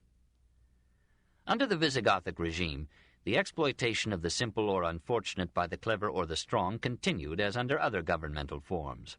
Princes and prelates united in a majesty of secular or religious ceremonies, taboos, and terrors to subdue the passions and quiet the thoughts of the populace. Property was concentrated in the hands of a few. The great gulf between rich and poor, between Christian and Jew, divided the nation into 3 states. And when the Arabs came, the poor and the Jews connived at overthrow of a monarchy and a church that had ignored their poverty or oppressed their faith. In 708, on the death of the feeble King Witiza, the aristocracy refused the throne to his children, but gave it to Roderick. The sons of Witiza fled to Africa and asked the aid of Moorish chieftains. The Moors made some tentative raids upon the Spanish coast, found Spain divided and almost defenseless, and in 711 came over in fuller force. The armies of Tariq and Roderick joined battle on the shores of Lake Janda in the province of Cadiz. Part of the Visigothic forces went over to the Moors. Roderick disappeared. The victorious Muslims advanced to Seville, Cordova, Toledo. Several towns opened their gates to the invaders. The Arab general Musa established himself in the capital in 713 and announced that Spain now belonged to the Prophet Mohammed and the Caliph of Damascus. 5. Ostrogothic Italy, 493 to 536. 1. Theodoric. When Attila's empire crumbled at his death in 453, the Ostrogoths whom he had subdued regained their independence. The Byzantine emperors paid them to drive other German barbarians westward, rewarded them with Pannonia, and took Theodoric, the 7-year-old son of their king Theodemir, to Constantinople as a hostage for Ostrogothic fidelity. In 11 years at the Byzantine court, Theodoric acquired intelligence without education, absorbed the arts of war and government, but apparently never learned to write. He won the admiration of the Emperor Leo I, and when Theodemir died in 475, Leo recognized Theodoric as king of the Ostrogoths. Leo's successor Zeno, fearful that Theodoric might trouble Byzantium, suggested to him the conquest of Italy. Odoacer had formally acknowledged, actually ignored the Eastern emperors. Theodoric, Zeno hoped, might bring Italy back under Byzantine rule. In any case, the two leaders of dangerous tribes would amuse each other while Zeno studied theology. Theodoric liked, some say propounded the idea. As Zeno's patricius, he led the Ostrogoths, including 20,000 warriors, across the Alps in 488. The Orthodox bishops of Italy, disliking Odoacer's Arianism, supported the Arian invader as representing an almost orthodox emperor. With their help, Theodoric broke Odoacer's sturdy resistance in 5 years of war and persuaded him to a compromise peace. He invited Odoacer and his son to dine with him at Ravenna, fed them generously, and slew them with his own hand in 493. So treacherously began one of the most enlightened reigns in history. A few campaigns brought under Theodoric's rule the Western Balkans, southern Italy, and Sicily. He maintained a formal subordination to Byzantium, struck coins only in the emperor's name, and wrote with due deference to the Senate that still sat in Rome. He took the title of Rex, or king. But this term, once so hateful to Romans, was now generally applied to rulers of regions that acknowledged the sovereignty of Byzantium. He accepted the laws and institutions of the late Western Empire, zealously protected its monuments and forms, and devoted his energy and intelligence to restoring orderly government and economic prosperity among the people whom he had conquered. He confined his Goths to police and military service, and quieted their grumbling with ample pay. Administration and the courts remained in Roman hands. 2/3 of the soil of Italy was left to the Roman population, 1/3 was distributed among the Goths. Even so, not all the arable land was tilled. Theodoric ransomed Roman captives from other nations and settled them as peasant proprietors in Italy. The Pontine marshes were drained and returned to cultivation and health. Believing in a regulated economy, Theodoric issued an edict concerning prices to be maintained at Ravenna. We do not know what prices were decreed. We are told that the cost of food in Theodoric's reign was 1/3 lower than before. But this may have been due less to regulation than to peace. He reduced governmental personnel and salaries, ended state subsidies to the church, and kept taxes low. His revenues, nevertheless, sufficed to repair much of the damage that invaders had done to Rome and Italy, and to erect at Ravenna a modest palace and the churches of Sant'Apollinare and San Vitale. Verona, Pavia, Naples, Spoleto, and other Italian cities recovered under his rule all the architectural splendor of their brightest days. Though an Arian, Theodoric protected the Orthodox Church in her property and worship, and his minister Cassiodorus, a Catholic, phrased in memorable words a policy of religious freedom. We cannot command religion, for no one can be forced to believe against his will. A Byzantine historian, Procopius, in the following generation, indicted an impartial tribute to the barbarian king. Theodoric was exceedingly careful to observe justice and attained the highest degree of wisdom and manliness. Although in name he was a usurper, yet in fact he was as truly an emperor as any who have distinguished themselves in this office from the beginning of time. Both the Goths and the Romans loved him greatly. When he died, he had not only made himself an object of terror to his enemies, but he also left to his subjects a keen sense of bereavement and loss. 2. Boethius. In this environment of security and peace, Latin literature in Italy had its final fling. Flavius Magnus Aurelius Cassiodorus, from possibly 480 to 573, served as secretary to both Odoacer and Theodoric. At the latter's suggestion, he wrote a history of the Goths, which aimed to show supercilious Romans that the Goths, too, had behind them noble ancestors and heroic deeds. Perhaps more objectively, Cassiodorus compiled a chronicon, a chronological history of the world from Adam to Theodoric. At the close of his long political career, he published as Varii a collection of his letters and state papers, some a little absurd, some a bit bombastic, many revealing a high level of morals and statesmanship in the minister and his king. About 540, having seen the ruin and fall of both the governments that he had served, he retired to his estate at Squillace in Calabria, founded 2 monasteries, and lived there as half-monk and half-grandee till his death at the age of 93. He taught his fellow monks to copy manuscripts, pagan as well as Christian, and provided a special room, the scriptorium, for this work. His example was followed in other religious institutions, and much of our modern treasure of ancient literature is the result of the monastic copying initiated by Cassiodorus. In his last years he composed a textbook, Institutiones Divinarum et Humanarum Lectionum, or Course of Religious and Secular Studies, which boldly defended the Christian reading of pagan literature and adopted from Martianus Capella that division of the scholastic curriculum into trivium and quadrivium, which became the usual arrangement in medieval education. The career of Anicius Manlius Severinus Boethius, possibly from 475 to 524, paralleled that of Cassiodorus, except in longevity. Both were born of rich Roman families, served Theodoric as ministers, labored to build a bridge between paganism and Christianity, and wrote dreary books that were read and treasured for 1,000 years. Boethius's father was consul in 483. His father-in-law, Symmachus the Younger, was descended from the Symmachus who had fought for the altar of victory. He received the best education that Rome could give, and then spent 18 years in the schools of Athens. Returning to his Italian villas, he buried himself in study.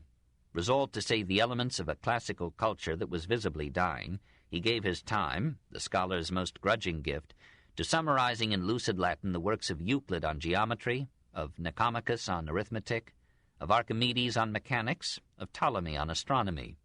His translation of Aristotle's Organon, or logical treatises, and of Porphyry's Introduction to the Categories of Aristotle, provided the leading texts and ideas of the next 7 centuries in logic, and set the stage for the long dispute between realism and nominalism. Boethius tried his hand also at theology. In an essay on the Trinity, he defended the orthodox Christian doctrine and laid down the principle that where faith and reason conflict, faith should prevail.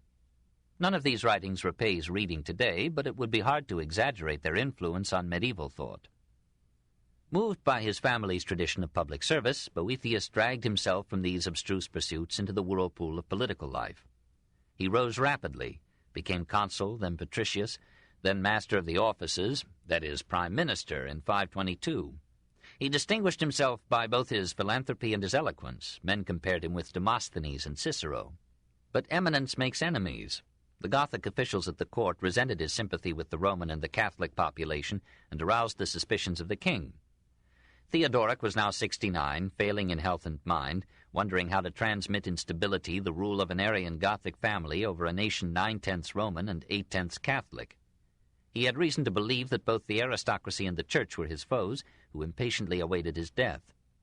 In 523, Justinian, Byzantine regent, issued an edict banishing all Manichaeans from the empire and barring from civil or military office all pagans and heretics, including all Arians except Goths. Theodoric suspected that the exception was intended to disarm him, but would be withdrawn at the first opportunity, and he judged the decree a poor return for the full liberties that he had accorded to the Orthodox creed in the West. Had he not raised to the highest offices that same Boethius, who had written an anti-Arian tract on the Trinity? In this very year 523 he had given to the Church of St. Peter 2 magnificent chandeliers of solid silver, as a gesture of courtesy to the Pope. However, he had offended a great part of the population by protecting the Jews. When mobs destroyed synagogues in Milan, Genoa, and Rome, he had rebuilt the synagogues at public expense. It was in this conjuncture of events that word reached Theodoric of a senatorial conspiracy to depose him. Its leader, he was told, was Albinus, president of the Senate and friend of Boethius. The generous scholar hastened to Theodoric, guaranteed the innocence of Albinus, and said, "If Albinus is a criminal, I and the whole Senate are equally guilty." 3 men of blemished reputation accused Boethius of sharing in the plot, and they adduced a document bearing Boethius's signature, which invited the Byzantine emperor to reconquer Italy. Boethius denied all charges and rejected the document as a forgery. Later, however, he admitted, "Had there been any hopes of liberty, I should have freely indulged them. Had I known of a conspiracy against the king, you would not have known of it from me." He was arrested in 523. Theodoric sought some understanding with the emperor. In words worthy of a philosopher king, he wrote to Justin, "To pretend to dominion over the conscience is to usurp the prerogative of God. By the nature of things, the power of sovereigns is confined to political government. They have no right of punishment except over those who disturb the public peace. The most dangerous heresy is that of a sovereign who separates himself from part of his subjects because they believe not according to his belief." Justin replied that he had a right to refuse office to men whose loyalty he could not trust, and that the order of society required unity of belief. The Arians of the East appealed to Theodoric to protect them. He asked Pope John I to go to Constantinople and intercede for the dismissed Arians. The Pope protested that this was no mission for one pledged to destroy heresy, but Theodoric insisted. John was received with such honors in Constantinople and returned with such empty hands that Theodoric accused him of treason and flung him into jail, where a year later he died. Meanwhile, Albinus and Boethius had been tried before the king, adjudged guilty, and sentenced to death. The frightened Senate passed decrees repudiating them, confiscating their property, and approving the penalty. Symmachus defended his son-in-law and was himself arrested. Boethius, in prison, now composed one of the most famous of medieval books, De Consolatione Philosophiae. In its alternation of undistinguished prose and charming verse, no tear finds voice. There is only a stoic resignation to the unaccountable whims of fortune, and an heroic attempt to reconcile the misfortunes of good men with the benevolence, omnipotence, and prescience of God. Boethius reminds himself of all the blessings that life has showered upon him, wealth, and a noble father-in-law, and a chaste wife, and exemplary children. He recalls his dignities, and the proud moment when he thrilled with his eloquence a senate whose presiding consuls were both of them his sons. Such bliss, he tells himself, cannot last forever. Fortune must balance it now and then with a chastening blow, and so much happiness can forgive so fatal a calamity. And yet such recalled felicity can sharpen affliction. In all adversity of fortune, says Boethius in a line that Dante made Francesca echo, it is the most unhappy kind of misfortune to have been happy. He asks Dame Philosophy, whom he personifies in medieval style, where real happiness lies. He discovers that it does not lie in wealth or glory, pleasure or power, and he concludes that there is no true or secure happiness except in union with God. Blessedness is one with divinity. Strangely, there is no suggestion in this book of personal immortality, no reference to Christianity or to any specifically Christian doctrine, no line that might not have been written by Zeno, Epictetus, or Aurelius. The last work of pagan philosophy was written by a Christian who, in the hour of death, remembered Athens rather than Golgotha. On October 23, 524, his executioners came. This book is continued at this point on the other side of this cassette. Please reverse or turn the cassette over now. The Story of Civilization, Volume 4, The Age of Faith, Part 1, by Will Durant. Continued, Cassette 4, Side 2. On October 23, 524, his executioners came. They tied a cord around his head and tightened it till his eyes burst from their sockets. Then they beat him with clubs till he died. A few months later, Symmachus was put to death. According to Procopius, Theodoric wept for the wrong he had done to Boethius and Symmachus. In 526 he followed his victims to the grave. His kingdom died soon after him. He had nominated his grandson, Athalaric, to succeed him, But Athalaric being only 10 years old, his mother, Amalasuntha, ruled in his name. She was a woman of considerable education and many accomplishments, a friend and perhaps a pupil of Cassiodorus, who now served her as he had served her father. But she leaned too much toward Roman ways to please her Gothic subjects, and they objected to the classical studies with which, in their views, she was enfeebling the king. She yielded the boy to Gothic tutors. He took to sexual indulgence and died at 18. Amalasuntha associated her cousin Theodora with her on the throne, having pledged him to let her rule. Presently he deposed and imprisoned her. She appealed to Justinian, now Byzantine emperor, to her aid. Belisarius came. Chapter 5. Justinian, 527 to 565. 1. The Emperor. In 408 Arcadius died, and his son Theodosius II, aged 7, became emperor of the East. Theodosius's sister, Pulcheria, having the advantage of him by 2 years, undertook his education with such persistent solicitude that he was never fit to govern. He left this task to the praetorian prefect and the Senate, while he copied and illuminated manuscripts. He seems never to have read the code that preserves his name. In 414, Pulcheria assumed the regency at the age of 16 and presided over the empire for 33 years. She and her 2 sisters vowed themselves to virginity and appear to have kept their vows. They dressed with ascetic simplicity, fasted, sang hymns and prayed, established hospitals, churches, and monasteries, and loaded them with gifts. The palace was turned into a convent, into which only women and a few priests might enter. Amid all this sanctity, Pulcheria, her sister-in-law Eudocia, and their ministers governed so well that in all the 42 years of Theodosius's vicarious reign, the Eastern Empire enjoyed exceptional tranquility, while the Western was crumbling into chaos. The least forgotten event of this period was the publication of the Theodosian Code in 438. In 429, a corps of jurists was commissioned to codify all laws enacted in the empire since the accession of Constantine. The new code was accepted in both East and West, and remained the law of the empire until the greater codification under Justinian. Between Theodosius II and Justinian I, the Eastern Empire had many rulers who in their day made great stir, but are now less than memories. The lives of great men all remind us how brief is immortality. Leo I, from 457 to 474, sent against Gaiseric in 467 the greatest fleet ever assembled by a Roman government. It was defeated and destroyed. His son-in-law Zeno the Isaurian, from 474 to 491, anxious to quiet the Monophysites, caused a bitter schism between Greek and Latin Christianity by imperially deciding, in his unifying letter, the Henoticon, that there was but one nature in Christ. Anastasius, from 491 to 518, was a man of ability, courage, and goodwill. He restored the finances of the state by wise and economical administration, reduced taxes, abolished the contests of men with wild beasts at the games, made Constantinople almost impregnable by building the long walls for 40 miles from the Sea of Marmara to the Black Sea, expended state funds on many other useful public works, and left in the treasury 320,000 pounds of gold, or $134,400,000, which made possible the conquests of Justinian. The populace resented his economies and his Monophysite tendencies. A mob besieged his palace and killed 3 of his aides. He appeared to them in all the dignity of his 80 years and offered to resign if the people could agree on a successor. It was an impossible condition, and the crowd ended by begging him to retain the crown.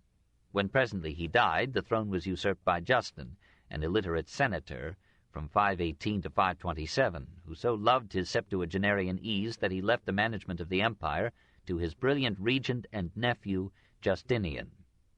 Procopius, his historian and enemy, would have been dissatisfied with Justinian from birth, for the future emperor was born in 482 of lowly Illyrian, perhaps Slavic peasants, near the ancient Sardica, the modern Sofia.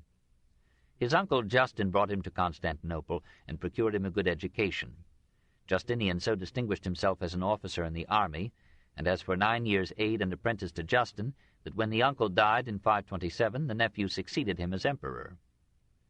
He was now 45, of medium height and build, smooth-shaven, ruddy-faced, curly-haired, with pleasant manners and a ready smile that could cover a multitude of aims. He was as abstemious as an anchorite, eating little and subsisting mostly on a vegetarian regimen. He fasted often, sometimes to exhaustion. Even during these fasts he continued his routine of rising early, devoting himself to state affairs from early dawn to midday and far into the night. Frequently, when his aides thought he had retired, he was absorbed in study, eager to become a musician and an architect, a poet and a lawyer, a theologian and a philosopher, as well as an emperor. Nevertheless, he retained most of the superstitions of his time. His mind was constantly active, equally at home in large designs and minute details. He was not physically strong or brave. He wished to abdicate in the early troubles of his reign, and never took the field in his many wars. Perhaps it was a defect of his amiability that he was easily swayed by his friends, and therefore often vacillated in policy. Frequently he subordinated his judgment to that of his wife. Procopius, who devoted a volume to Justinian's faults, called him insincere, crafty, hypocritical, dissembling his anger, double-dealing, clever, a perfect artist in acting out an opinion which he pretended to hold, and even able to produce tears to the need of the moment. But this might be a description of an able diplomat. He was a fickle friend, continues Procopius, a truceless enemy, an ardent devotee of assassination and robbery. Apparently he was these at times, but he was also capable of generosity and lenience. A general, Probus, was accused of reviling him and was tried for treason. When the report of the trial was laid before Justinian, he tore it up and sent a message to Probus. "I pardon you for your offense against me. Pray that God also may pardon you." He bore frank criticism without resentment. This tyrant, so unfortunate in his historian, was the most accessible person in the world, for even men of low estate and altogether obscure had complete freedom not only to come before him but to converse with him. At the same time he promoted the pomp and ceremony of his court even beyond the precedents of Diocletian and Constantine. Like Napoleon, he keenly missed the support of legitimacy, having succeeded to a usurper. He had no prestige of presence or origin. Consequently, he resorted to an awe-inspiring ritual and pageantry whenever he appeared in public or before foreign ambassadors. He encouraged the Oriental conception of royalty as divine, applied the term sacred to his person and his property, and required those who came into his presence to kneel and kiss the hem of his purple robe or the toes of his buskined feet. A purple cloak had long been the distinguishing garment of the emperor. To assume the purple was already a synonym for acquiring the throne. He had himself anointed and crowned by the Patriarch of Constantinople, and wore a diadem of pearls. No government has ever made so much ado as the Byzantine to ensure popular reverence through ceremonial splendor. The policy was reasonably effective. There were many revolutions in Byzantine history, but these were mostly coups d'état of the palace personnel. The court was not awed by its own solemnity. The most significant revolt of the reign came early, in 532, and nearly cost Justinian his life. The Greens and Blues, the factions into which the people of Constantinople divided according to the dress of their favorite jockeys, had brought their quarrels to the point of open violence. The streets of the capital had become unsafe, and the well-to-do had to dress like paupers to avoid the nocturnal knife. Finally, the government pounced down upon both factions, arresting several protagonists. The factions thereupon united in an armed uprising against the government. Probably a number of senators joined in the revolt, and proletarian discontent strove to make it a revolution. Prisons were invaded, and their inmates freed. City police and officials were killed. Fires were started that burned down the church of St. Sophia and part of the emperor's palace. The crowd cried out, "Nika!" victory, and so gave a name to the revolt. Drunk with success, it demanded the dismissal of two unpopular, perhaps oppressive, members of Justinian's council, and he complied. Emboldened, the rebels persuaded Hypatius of the senatorial class to accept the throne. Against the pleading of his wife he accepted, and went amid the plaudits of the crowd to take the imperial seat at the Hippodrome Games. Meanwhile, Justinian hid in his palace and meditated flight. The Empress Theodora dissuaded him and called for active resistance. Belisarius, leader of the army, took the assignment, assembled a number of Goths from his troops, led them to the Hippodrome, slaughtered 30,000 of the populace, arrested Hypatius, and had him killed in jail. Justinian restored his dismissed officials, pardoned the conspiring senators, and restored to the children of Hypatius their confiscated property. For the next 30 years Justinian was secure. but only one person seems to have loved him. 2. Theodora. In his book on buildings, Procopius described a statue of Justinian's wife. It is beautiful, but still inferior to the beauty of the empress, for to express her loveliness in words, or to portray it as a statue, would be altogether impossible for a mere human being. In all his writings except one, this greatest of Byzantine historians has nothing but praise for Theodora. But in a book which he left unpublished during his lifetime, and therefore called Anecdota, not given out, Procopius unfolded so scandalous a tale of the queen's premarital life that its veracity has been debated for 13 centuries. This secret history is a brief of candid malice, completely one-sided, devoted to blackening the posthumous reputations of Justinian, Theodora, and Belisarius. Since Procopius is our chief authority for the period, and in his other works is apparently accurate and fair, it is impossible to reject the Anecdota as mere fabrication. We may only rate it the angry retaliation of a disappointed courtier. John of Ephesus, who knew the empress well and does not otherwise reproach her, calls her simply Theodora the Strumpet. For the rest, there is scant corroboration of Procopius's charges in other contemporary historians. Many theologians denounced her heresies, but none of them mentions her depravity, an incredible generosity if her depravity was real. We may reasonably conclude that Theodora began as not quite a lady, and ended as every inch a queen. She was, Procopius assures us, the daughter of a bear trainer, grew up in the odor of a circus, became an actress and a prostitute, shocked and delighted Constantinople with her lewd pantomimes, practiced abortion with repeated success, but gave birth to an illegitimate child, became the mistress of Hesebelus, a Syrian, was deserted by him, and was lost sight of for a time in Alexandria. She reappeared in Constantinople as a poor but honest woman, earning her living by spinning wool. Justinian fell in love with her, made her his mistress, then his wife, then his queen. We cannot now determine how much truth there is in this proemium, but if such preliminaries did not disturb an emperor, they should not long detain us.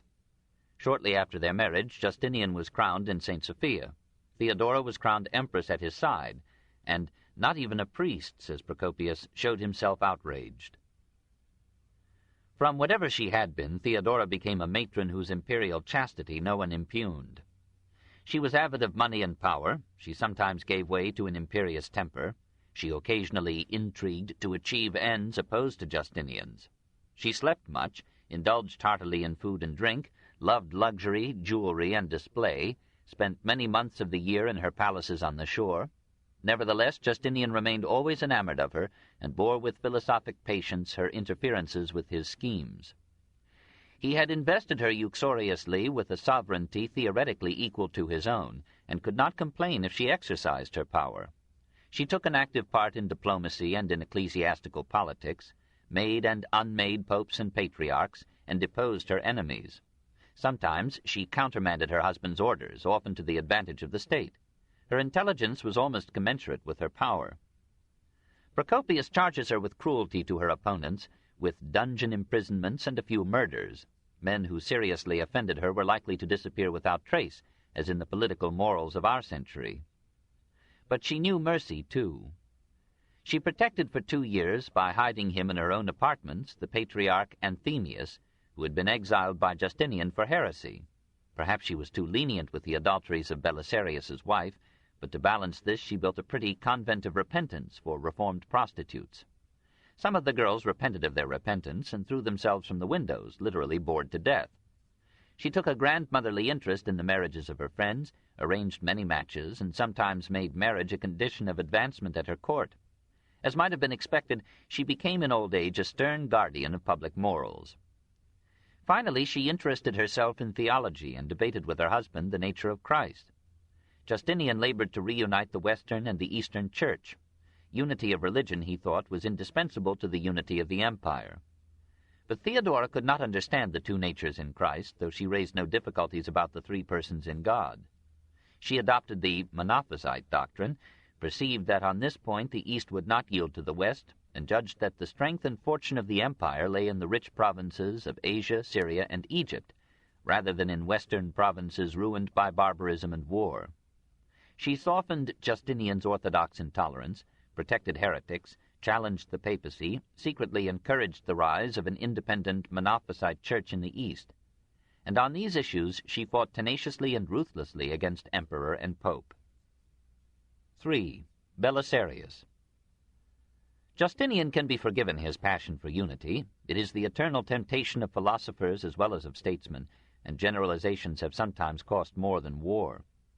To recapture Africa from the Vandals, Italy from the Ostrogoths, Spain from the Visigoths, Gaul from the Franks, Britain from the Saxons, to drive barbarism back to its lairs and restore Roman civilization to all its old expanse, to spread Roman law once more across the white man's world from the Euphrates to Hadrian's Wall. These were no ignoble ambitions, though they were destined to exhaust saviors and saved alike. For these high purposes, Justinian ended the schism of the Eastern from the Western Church on papal terms, and dreamed of bringing Arians, Monophysites, and other heretics into one great spiritual fold. Not since Constantine had a European thought in such dimensions. Justinian was favored with competent generals and harassed by limited means. His people were unwilling to fight his wars and unable to pay for them. He soon used up the 320,000 pounds of gold that Justin's predecessors had left in the treasury. Thereafter he was forced to taxes that alienated the citizens and economies that hampered his generals. Universal military service had ceased a century before. Now the imperial army was composed almost wholly of barbarian mercenaries from 100 tribes and states. They lived by plunder and dreamed of riches and rape. Time and again they mutinied in the crisis of battle, or lost a victory by stopping to gather spoils. Nothing united or inspired them except regular pay and able generals. Belisarius, like Justinian, came of Illyrian peasant stock, recalling those Balkan emperors, Aurelian, Probus, Diocletian, who had saved the empire in the 3rd century. No general since Caesar ever won so many victories with such limited resources of men and funds. Few ever passed him in strategy or tactics, in popularity with his men and mercy to his foes. Perhaps it merits note that the greatest generals, Alexander, Caesar, Belisarius, Saladin, Napoleon, found clemency a mighty engine of war. There was a strain of sensitivity and tenderness in Belisarius, as in those others, which could turn the soldier into a lover as soon as his bloody tasks were done. And as the emperor doted on Theodora, so Belisarius adored Antonina, bore with melting fury her infidelities, and for divers reasons took her with him on his campaigns. He won his first honors in war against Persia. After 150 years of peace between the empires, hostilities had been renewed in the old competition for control of the trade routes to Central Asia and India. Amid brilliant victories, Belisarius was suddenly recalled to Constantinople. Justinian made peace with Persia in 532 by paying Khosru Anushirvan 11,000 pounds of gold, and then sent Belisarius to win back Africa. He had concluded that he could never expect to make permanent conquests in the East. The population there would be hostile, the frontier difficult to defend. But in the West were nations accustomed for centuries to Roman rule, resenting their heretical barbarian masters, and promising cooperation in war as well as taxes in peace. And from Africa added grain would come to quiet the critical mouths of the capital. Gaiseric had died in 477 after a reign of 39 years. Under his successors, Vandal Africa had resumed most of its Roman ways. Latin was the official language, and poets wrote in it dead verse to honor forgotten kings. The Roman theater at Carthage was restored, Greek dramas were played again. The monuments of ancient art were respected, and splendid new buildings rose. Procopius pictures the ruling classes as civilized gentlemen touched with occasional barbarism, but mostly neglecting the arts of war and decaying leisurely under the sun. In June 533, 500 transports and 92 warships gathered in the Bosporus, received the commands of the emperor and the blessings of the patriarch, and sailed for Carthage. Procopius was on Belisarius's staff and wrote a vivid account of the Vandal war. Landing in Africa with only 5,000 cavalry, Belisarius swept through the improvised defenses of Carthage, and in a few months overthrew the Vandal power. Justinian too hastily recalled him for a triumph at Constantinople. The Moors, pouring down from the hills, attacked the Roman garrison. Belisarius hurried back just in time to quell a mutiny among the troops and lead them to victory. Carthaginian Africa thenceforth remained under Byzantine rule till the Arabs came. Justinian's crafty diplomacy had arranged an alliance with the Ostrogoths while Belisarius attacked Africa. Now he lured the Franks into an alliance, while he ordered Belisarius to conquer Ostrogothic Italy. Using Tunisia as a base, Belisarius without much difficulty took Sicily. In 536 he crossed to Italy and captured Naples by having some of his soldiers creep through the aqueduct into the town. The Ostrogothic forces were meager and divided. The people of Rome hailed Belisarius as a liberator. The clergy welcomed him as a Trinitarian. He entered Rome unopposed. Theodahad had Amalasuntha killed. The Ostrogoths deposed Theodahad and chose Vitiges as king. Vitiges raised an army of 150,000 men and besieged Belisarius in Rome. Forced to economize food and water and to discontinue their daily baths, the Romans began to grumble against Belisarius, who had only 5,000 men in arms. He defended the city with skill and courage, and after a year's effort, Vitiges returned to Ravenna. For 3 years, Belisarius importuned Justinian for additional troops. They were sent, but under generals hostile to Belisarius. The Ostrogoths in Ravenna, besieged and starving, offered to surrender if Belisarius would become their king. He pretended to consent, took the city, and presented it to Justinian in 540. The emperor was grateful and suspicious. Belisarius had rewarded himself well out of the spoils of victory. He had won the too personal loyalty of his troops. He had been offered a kingdom. Might he not aspire to seize the throne from the nephew of a usurper? Justinian recalled him and noticed uneasily the splendor of the general's retinue. The Byzantines, Procopius reports, took delight in watching Belisarius as he came forth from his home each day. For his progress resembled a crowded festival procession, since he was always escorted by a large number of Vandals, Goths, and Moors. Furthermore, he had a fine figure and was tall and remarkably handsome. But his conduct was so meek and his manners so affable that he seemed like a very poor man and one of no repute. The commanders appointed to replace him in Italy neglected the discipline of their troops, quarreled with one another, and earned the contempt of the Ostrogoths. A Goth of energy, judgment, and courage was proclaimed king of the defeated people. Totila gathered desperate recruits from the barbarians wandering homeless in Italy, took Naples in 543 and Tibur, and laid siege to Rome. He astonished all by his clemency and good faith, treated captives so well that they enlisted under his banner, kept so honorably the promises by which he had secured the surrender of Naples that men began to wonder who was the barbarian and who the civilized Greek. The wives of some senators fell into his hands. He treated them with gallant courtesy and set them free. He condemned one of his soldiers to death for violating a Roman girl. The barbarians in the emperor's service showed no such delicacy.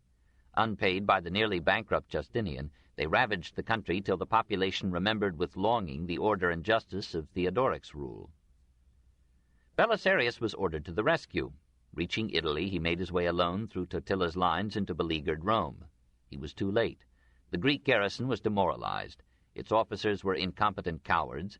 Traitors opened the gates, and Totila's army, 10,000 strong, entered the capital in 546. Belisarius, retreating, sent a message asking him not to destroy the historic city. Totila permitted plunder to his unpaid and hungry troops, but spared the people and protected the women from soldierly ardor. He made the mistake of leaving Rome to besiege Ravenna. In his absence, Belisarius recaptured the city, and when Totila returned, his second siege failed to dislodge the resourceful Greek. Justinian, thinking the West won, declared war on Persia and called Belisarius to the east. Totila took Rome again in 549, and Sicily, Corsica, Sardinia, almost the entire peninsula. At last, Justinian gave to his eunuch general Narses an exceedingly large sum of money and ordered him to raise a new army and drive the Goths from Italy. Narses accomplished his mission with skill and dispatch. Totila was defeated and was killed in flight. The surviving Goths were permitted to leave Italy safely, and after 18 years the Gothic War came to an end in 553. Those years completed the ruin of Italy. Rome had been 5 times captured, thrice besieged, starved, looted. Its population, once 1 million, was now reduced to 40,000, of whom nearly half were paupers maintained by papal alms. Milan had been destroyed, and all its inhabitants killed. Hundreds of towns and villages sank into insolvency under the exactions of rulers and the depredations of troops. Regions once tilled were abandoned, and the food supply fell. In Picenum alone, we are told, 50,000 died of starvation during these 18 years. The aristocracy was shattered. So many of its members had been slain in battle, pillage, or flight that too few survived to continue the Senate of Rome. After 579 we hear of it no more. The great aqueducts that Theodora had repaired were broken and neglected, and again turned the Campagna into a vast malarial marsh, which remained till our time. The majestic baths, dependent upon the aqueducts, fell into disuse and decay. Hundreds of statues, surviving Alaric and Gaiseric, had been broken or melted down to provide projectiles and machines during siege. Only ruins bore witness to Rome's ancient grandeur as capital of half the world. The Eastern Emperor would now for a brief period rule Italy, but it was a costly and empty victory. Rome would not fully recover from that victory till the Renaissance. 4. The Code of Justinian. History rightly forgets Justinian's wars and remembers him for his laws. A century had elapsed since the publication of Theodosius's code. Many of its regulations had been made obsolete by changing conditions. Many new laws had been passed which lay in confusion on the statute books, and many contradictions in the laws hampered executives and courts. The influence of Christianity had modified legislation and interpretation. The civil laws of Rome often conflicted with the laws of the nations composing the empire. Many of the old enactments were ill-adapted to the Hellenistic traditions of the East. The whole vast body of Roman law had become an empirical accumulation rather than a logical code. Justinian's unifying passion resented this chaos as it chafed at the dismemberment of the empire. In 528 he appointed 10 jurists to systematize, clarify, and reform the laws. The most active and influential member of this commission was the Quaestor Tribonian, who, despite venality and suspected atheism, remained to his death the chief inspirer, adviser, and executant of Justinian's legislative plans. The first part of the task was accomplished with undue haste, and was issued in 529 as the Codex Constitutionum, and it was declared to be the law of the empire, and all preceding legislation was nullified except as reenacted herein. The proemium struck a pretty note. To the youth desirous of studying the law, the imperial majesty should be armed with law as well as glorified with arms, that there may be good government in times both of war and of peace, and that the ruler may show himself as scrupulously regardful of justice as triumphant over his foes. The commissioners then proceeded to the second part of their assignment, to gather into a system those responsa, or opinions of the great Roman jurists, which still seemed worthy to have the force of law. The result was published as the Digesta, or Pandectae, of 533. The opinions quoted and the interpretations now given were henceforth to be binding upon all judges, and all other opinions lost legal authority. Older collections of responsa ceased to be copied and for the most part disappeared. What remains of them suggests that Justinian's redactors omitted opinions favorable to freedom, and by impious fraud transformed some judgments of ancient jurists to better consonance with absolute rule. While this major work was in process, Tribonian and 2 associates, finding the Codex too laborious a volume for students, issued an official handbook of civil law under the title Institutiones, this in 533.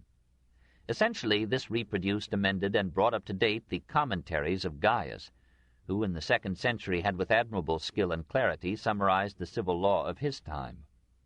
Meanwhile, Justinian had been issuing new laws. In 534, Tribonian and 4 aides embodied these in a revised edition of the Codex. The earlier issue was deprived of authority and was lost to history. After Justinian's death, his additional legislation was published as novellae, that is, new enactments. Whereas the previous publications had been in Latin, this was in Greek, and marked the end of Latin as the language of the law in the Byzantine Empire.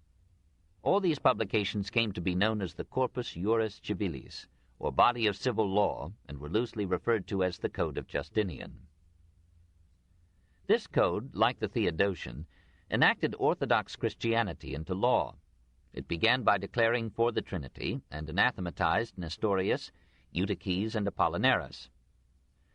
It acknowledged the ecclesiastical leadership of the Roman Church and ordered all Christian groups to submit to her authority. But ensuing chapters proclaimed the dominion of the emperor over the Church.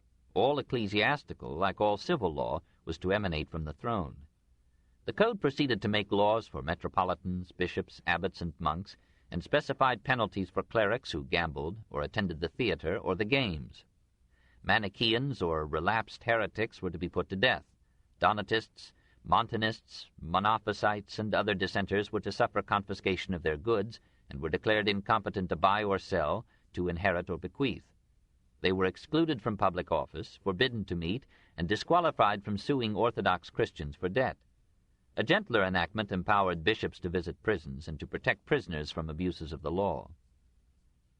The code replaced older distinctions of class. Freedmen were no longer treated as a separate group. They enjoyed at once, on their emancipation, all the privileges of freemen. They might rise to be senators or emperors. All freemen were divided into honestiores, men of honor or rank, and humiliores, commoners. A hierarchy of rank which had been developed among the honestiores since Diocletian was sanctioned by the code. Patricii, illustres, spectabiles, hence are respectable, clarissimi, and gloriosi. There were many Oriental elements in this Roman law. The code showed some Christian or Stoic influence in its legislation on slavery. The rape of a slave woman as of a free woman was to be punished with death. A slave might marry a free woman if his master consented. Justinian, like the Church, encouraged manumissions, but his law allowed a newborn child to be sold into slavery if its parents were desperate with poverty. Certain passages of the code legalized serfdom and prepared for feudalism. A freeman who had cultivated a tract of land for 30 years was required, with his descendants, to remain forever attached to that piece of land. The measure was explained as discouraging the desertion of the soil. A serf who ran away or became a cleric without his lord's consent could be reclaimed like a runaway slave. The status of woman was moderately improved by the code. Her subjection to lifelong guardianship had been ended in the 4th century, and the old principle that inheritance could pass only through males had become obsolete. The Church, which often received legacies from women, did much to secure these reforms. Justinian sought to enforce the views of the Church on divorce, and forbade it except when one of the parties wished to enter a convent or monastery. But this was too extreme a departure from existing custom and law. Large sections of the public protested that it would increase the number of poisonings. The later legislation of the emperor listed a generous variety of grounds for divorce, and this, with some interruptions, remained the law of the Byzantine Empire till 1453. Penalties imposed by Augustus upon celibacy and childlessness were removed in the code. Constantine had made adultery a capital crime, though he had rarely enforced the decree. Justinian kept the death penalty for men, but reduced the penalty for the woman to immurement in a nunnery. A husband might with impunity kill the paramour of his wife if, after sending her 3 witnessed warnings, he found her in his own house or in a tavern conversing with the suspected man. Similarly, severe penalties were decreed for intercourse with an unmarried woman or a widow, unless she was a concubine or a prostitute. Rape was punished with death and confiscation of property, and the proceeds were given to the injured woman. Justinian not only decreed death for homosexual acts, but often added torture, mutilation, and the public parading of the guilty persons before their execution. In this extreme legislation against sexual irregularities, we feel the influence of a Christianity shocked into ferocious Puritanism by the sins of pagan civilization. Justinian made a decisive change in the law of property. The ancient privilege of agnate relatives, relatives through the male line, to inherit an intestate property was abolished. Such inheritance was now to descend to the cognate relatives in direct line, children, grandchildren, etc. Charitable gifts and bequests were encouraged by the code. The property of the Church, whether in realty or movables, rents, serfs, or slaves, was declared inalienable. No member and no number of members of the clergy or the laity could give, sell, or bequeath anything belonging to the Church. These laws of Leo I and Anthemius, confirmed by the code, became the legal basis of the Church's growing wealth. Secular property was dissipated, ecclesiastical property was accumulated in the course of generations. The Church tried and failed to have interest forbidden. Defaulting debtors could be arrested, but were to be released on bail or on their oath to return for trial. No one could be imprisoned except by order of a high magistrate, and there were strict limits to the time that might elapse between arrest and trial. Lawyers were so numerous that Justinian built for them a basilica whose size may be judged from its library of 150,000 volumes or rolls. Trial was to be held before a magistrate appointed by the emperor. but if both parties so wished, the case could be transferred to the bishop's court. A copy of the Bible was placed before the judge in each trial. The attorneys were required to swear on it that they would do their best to defend their clients honorably, but would resign their case if they found it dishonest. Plaintiff and defendant had also to swear on it to the justice of their cause. Penalties, though severe, were seldom mandatory. The judge might mitigate them for women, minors, and drunken offenders. Imprisonment was used as detention for trial, but seldom as a punishment. The Justinian Code retrogressed from the laws of Hadrian and Antoninus Pius by permitting mutilation as a penalty. Tax collectors falsifying returns and persons copying Monophysite literature could suffer the loss of a hand, on the theory that the offending member should pay for the crime. Amputation of nose or throat is frequently decreed in the Code. Later Byzantine law added blinding, especially as a means for disqualifying heirs or aspirants to the throne. The death penalty was carried out on free persons by beheading, on some slaves by crucifixion. Sorcerers and deserters from the army were burned alive. A condemned citizen might appeal to a higher court, then to the Senate, finally to the emperor. We can admire the Code of Justinian more readily as a whole than in its parts. It differs most from earlier codes by its rigid orthodoxy, its deeper obscurantism, its vengeful severity. An educated Roman would have found life more civilized under the Antonines than under Justinian. The emperor could not escape his environment and his time, and in his ambition to unify everything, he codified the superstition and barbarity as well as the justice and charity of his age. The code was conservative, like everything Byzantine, and served as a straitjacket for a civilization that seemed destined never to die. It soon ceased to be obeyed except in a narrowing realm. The Eastern nationalist heretics whom it flayed opened their arms to the Moslems, and prospered better under the Koran than under the Code. Italy under the Lombards, Gaul under the Franks, England under the Anglo-Saxons, Spain under the Visigoths ignored the edicts of Justinian. Nevertheless, the Code for some generations gave order and security to a motley assemblage of peoples, and allowed, across the frontiers and along the streets of a dozen nations, freer and safer movement than the same regions enjoy today. It continued to the end the Code of the Byzantine Empire, and 5 centuries after it disappeared in the West, it was revived by the jurists of Bologna, accepted by emperors and popes, and entered like a scaffolding of order into the structure of many modern states. 5. The Imperial Theologian. It remained only to unify belief, to weld the Church into a homogeneous instrument of rule. Probably Justinian's piety was sincere, not merely political. He himself, as far as Theodora would permit, lived like a monk in his palace, fasting and praying, poring over theological tomes and debating doctrinal niceties with professors, patriarchs, and popes. Procopius, with transparent concurrence, quotes a conspirator. It ill becomes any one who has even a little spirit in him to refuse to murder Justinian. Nor should he entertain any fear of a man who always sits unguarded in some lobby to a late hour of the night, eagerly unrolling the Christian scriptures in company with priests who are at the extremity of old age. Almost the first use that Justinian had made of his power as regent for Justin was to end the breach that had been widened between the Eastern and the Western Church by the Emperor Zeno's Henoticon. By accepting the viewpoint of the papacy, Justinian won the support of the Orthodox clergy in Italy against the Goths and in the East against the Monophysites.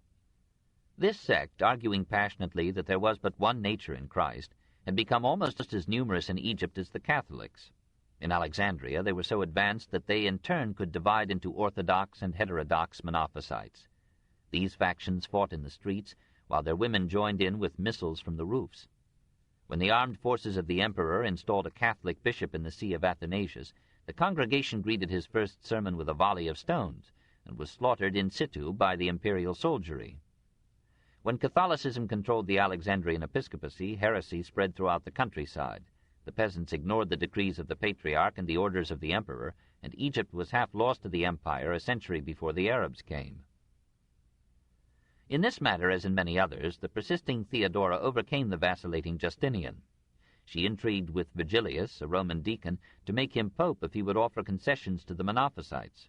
Pope Silverius was removed from Rome by Belisarius in 537 and was exiled to the island of Palmaria, where he soon died from harsh treatment, and Vigilius was made pope by the orders of the emperor. Finally accepting Theodora's view that Monophysitism could not be crushed, Justinian sought to appease its followers in a document of imperial theology known as the 3 Chapters. He summoned Vigilius to Constantinople and urged him to subscribe to this statement. Vigilius reluctantly consented, whereupon the African Catholic clergy excommunicated him in 550. He withdrew his consent, was exiled by Justinian to a rock in the Proconnesus, again consented, obtained leave to return to Rome, but died on the way in 555. Never had an emperor made so open an attempt to dominate the papacy. Justinian called an ecumenical council to meet at Constantinople in 553. Hardly any Western bishops attended.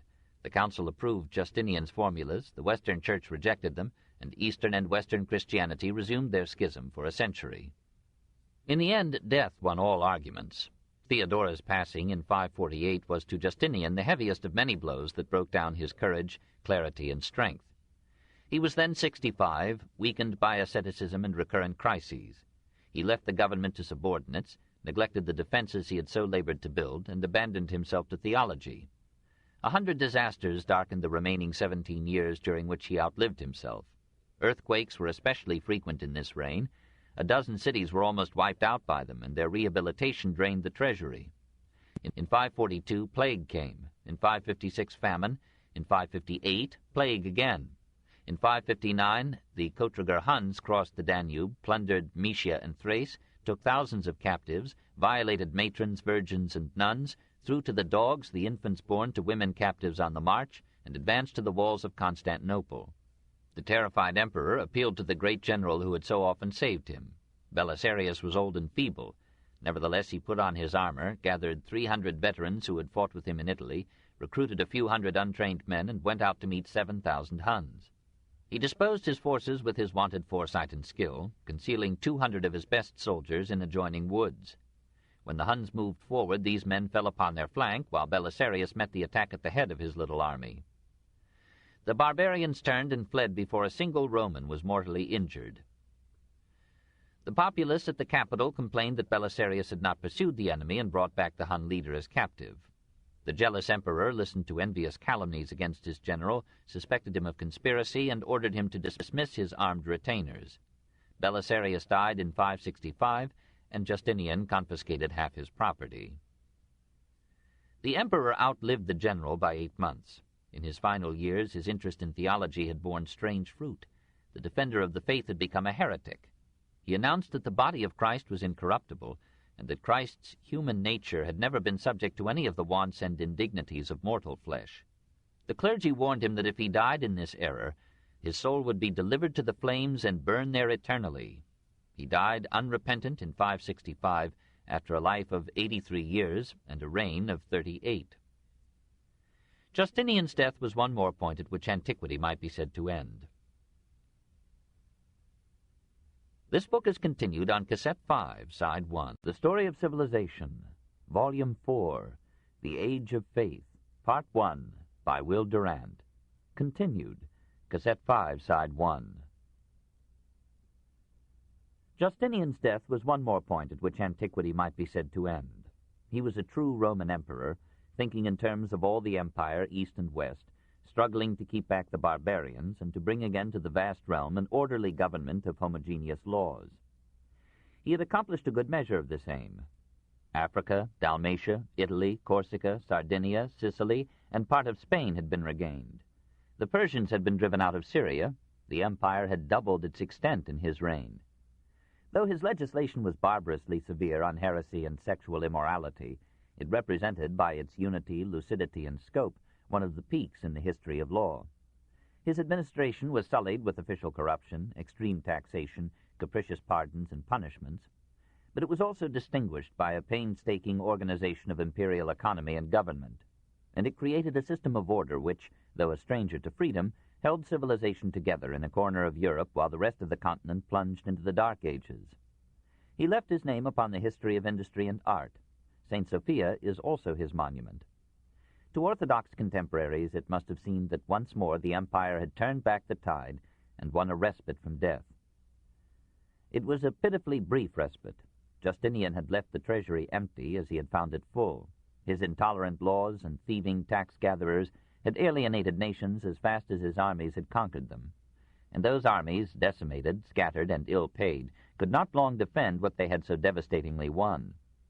Africa was soon abandoned to the Berbers, Syria, Palestine, Egypt, Africa, and Spain to the Arabs, Italy to the Lombards. Within a century after Justinian's death, the empire had lost more territory than he had gained. With proud hindsight, we may see how much better it would have been to gather the rising nations and creeds into a federated union, to offer friendship to the Ostrogoths who had governed Italy comparatively well, and to serve as a protective medium through which the ancient culture might flow unstinted to the newborn states. We need not accept Procopius's estimate of Justinian. It was refuted by Procopius himself. He was a great ruler whose very faults sprang from the logic and sincerity of his creed, his persecutions from his certainty, his wars from his Roman spirit, his confiscations from his wars. We mourn the narrow violence of his methods and applaud the grandeur of his aims. He and Belisarius, not Boniface and Dacius, were the last of the Romans. Chapter 6. Byzantine Civilization, 326 to 565. 1. Work and Wealth. Byzantine economy was a modernistic mixture of private enterprise, state regulation, and nationalized industries. Peasant proprietorship was still, under Justinian, the agricultural rule, but estates were expanding, and many farmers were being forced into feudal subjection to great landowners by drought or flood, competition or incompetence, taxation or war. The mineral resources of the soil were owned by the state, but were mostly mined by private agencies on governmental lease. The mines of Greece were exhausted, but old and new veins were worked in Thrace, Pontus, and the Balkans. Most industrial labor was free, that is, compelled only by a distaste for starvation. Direct slavery played a negligible role outside of domestic services and the textile industry, but in Syria, and probably in Egypt and North Africa, forced labor was used by the state to maintain the major irrigation canals. The government produced in its own factories most of the goods required by the army, the bureaucracy, and the court. About the year 552, some Nestorian monks from Central Asia interested Justinian with an offer to provide the empire with an independent source of silk. If we recall how many wars Greece and Rome had fought with Persia for the control of the trade routes to China and India, and remark the name Silk Route given to the northern passes to the Far East, the name Serica, or Silk Land, given by the Romans to China, and the name Serindia applied to the region between China and India, we shall understand why Justinian eagerly accepted the proposal. The monks went back to Central Asia and returned with the eggs of silkworms, and probably some seedlings of the mulberry tree. A small silk industry already existed in Greece, but it depended upon wild silkworms, feeding on oak, ash, or cypress leaves. Now silk became a major industry, especially in Syria and Greece. It developed to such an extent in the Peloponnesus as to give that peninsula the new name of Morea, land of the mulberry tree, or Morus alba. In Constantinople, the manufacture of certain silk fabrics and purple dyes was a state monopoly, and was carried on in workshops in or near the imperial palace. Expensive silks and dyed fabrics were permitted only to high officials of the government, and the most costly could be worn only by members of the imperial family. When clandestine private enterprise produced and sold similar stuffs to unprivileged persons, Justinian broke this black market by removing most of the restrictions on the use of luxurious silks and dyes. He flooded the shops with state textiles at prices that private competition could not meet, and when the competition had disappeared, the government raised the prices. Following Diocletian's example, Justinian sought to extend governmental control to all prices and wages. After the plague of 542, the labor supply fell, wages rose, and prices soared. Like the English Parliament of 1351 after the plague of 1348, Justinian sought to help employers and consumers by a price and wage decree. We have learned that since the visitation of God, traders, artisans, husbandmen, and sailors have yielded to a spirit of covetousness, and are demanding prices and wages 2 or 3 times as great as they formerly received. We forbid all such to demand higher wages or prices than before. We also forbid contractors for buildings or for agricultural or other work to pay the workmen more than was customary in old days. We have no information as to the effect of this decree. From Constantine to the latter part of Justinian's reign, domestic and foreign trade flourished in the Byzantine Empire. Roman roads and bridges were there kept in repair, and the creative lust for gain built maritime fleets that bound the capital with 100 ports in east and west. From the 5th century to the 15th, Constantinople remained the greatest market and shipping center in the world. Alexandria, which had held this supremacy from the 3rd century B.C., now ranked in trade below Antioch. All Syria throve with commerce and industry. It lay between Persia and Constantinople, between Constantinople and Egypt. Its merchants were shrewd and venturesome, and only the effervescent Greeks could rival them in the extent of their traffic and the subtlety of their ways. Their spread throughout the empire was a factor in that orientalization of manners and arts which marked Byzantine civilization. As the old trade route from Syria to Central Asia lay through hostile Persia, Justinian sought a new route by establishing friendly relations with the Himyarites of southwestern Arabia and the kings of Ethiopia, who between them controlled the southern gates of the Red Sea. Through those straits and the Indian Ocean, Byzantine merchantmen sailed to India. But Persian control of Indian ports wrung the same tolls from this trade as if it had passed through Iran. Defeated on this line, Justinian encouraged the development of harbors on the Black Sea. Along these stopping points, goods were shipped by water to Caucasus, and thence by caravan to Sogdiana, where Chinese and Western merchants could meet and haggle without Persian scrutiny. The rising traffic on this northern route helped to raise Serindia to its medieval peak of wealth and art. Meanwhile, Greek commerce maintained its ancient outlets in the west. This active economy was supported by an imperial currency whose integrity gave it an almost global acceptance. Constantine had minted a new coin to replace Caesar's aureus. This solidus, or bezant, contained 4.55 grams, or 1/6 of a troy ounce of gold, and would be worth $5.83 in the United States of 1946. The metallic and economic deterioration of the solidus into the lowly sou illustrates the general rise of prices and depreciation of currencies through history, and suggests that thrift is a virtue which, like most others, must be practiced with discrimination. Banking was now highly developed. We may judge the prosperity of the Byzantine Empire at Justinian's accession by his fixing of the maximum interest rate at 4% on loans to peasants, 6% on private loans secured by collateral, 8% on commercial loans, and 12% on maritime investments. Nowhere else in the world of that time were interest rates so low. The senatorial aristocracy through land ownership, and the mercantile magnates through far-flung ventures in which the profits were commensurate with the risks, enjoyed such wealth and luxury as only a few had ever known in Rome. The aristocracy of the East had better tastes than that of Rome in the days of Cicero or Juvenal. It did not gorge itself on exotic foods, had a lower rate of divorce, and showed considerable fidelity and industry in serving the state. Its extravagance lay chiefly in ornate dress, in robes of furry hems and dazzling tints, in silken tunics preciously dyed, threaded with gold, and illuminated with scenes from nature or history. Some men were walking murals. On the garments of one senator could be found the whole story of Christ. Underneath this social crust of gold was a middle class fretted with taxation, a plodding bureaucracy, a medley of meddlesome monks, a flotsam and jetsam of proletaires exploited by the price system and soothed by the dole. Morals, sexual and commercial, were not appreciably different from those of other cultures at a like stage of economic development. Chrysostom condemned dancing as exciting passion, but Constantinople danced.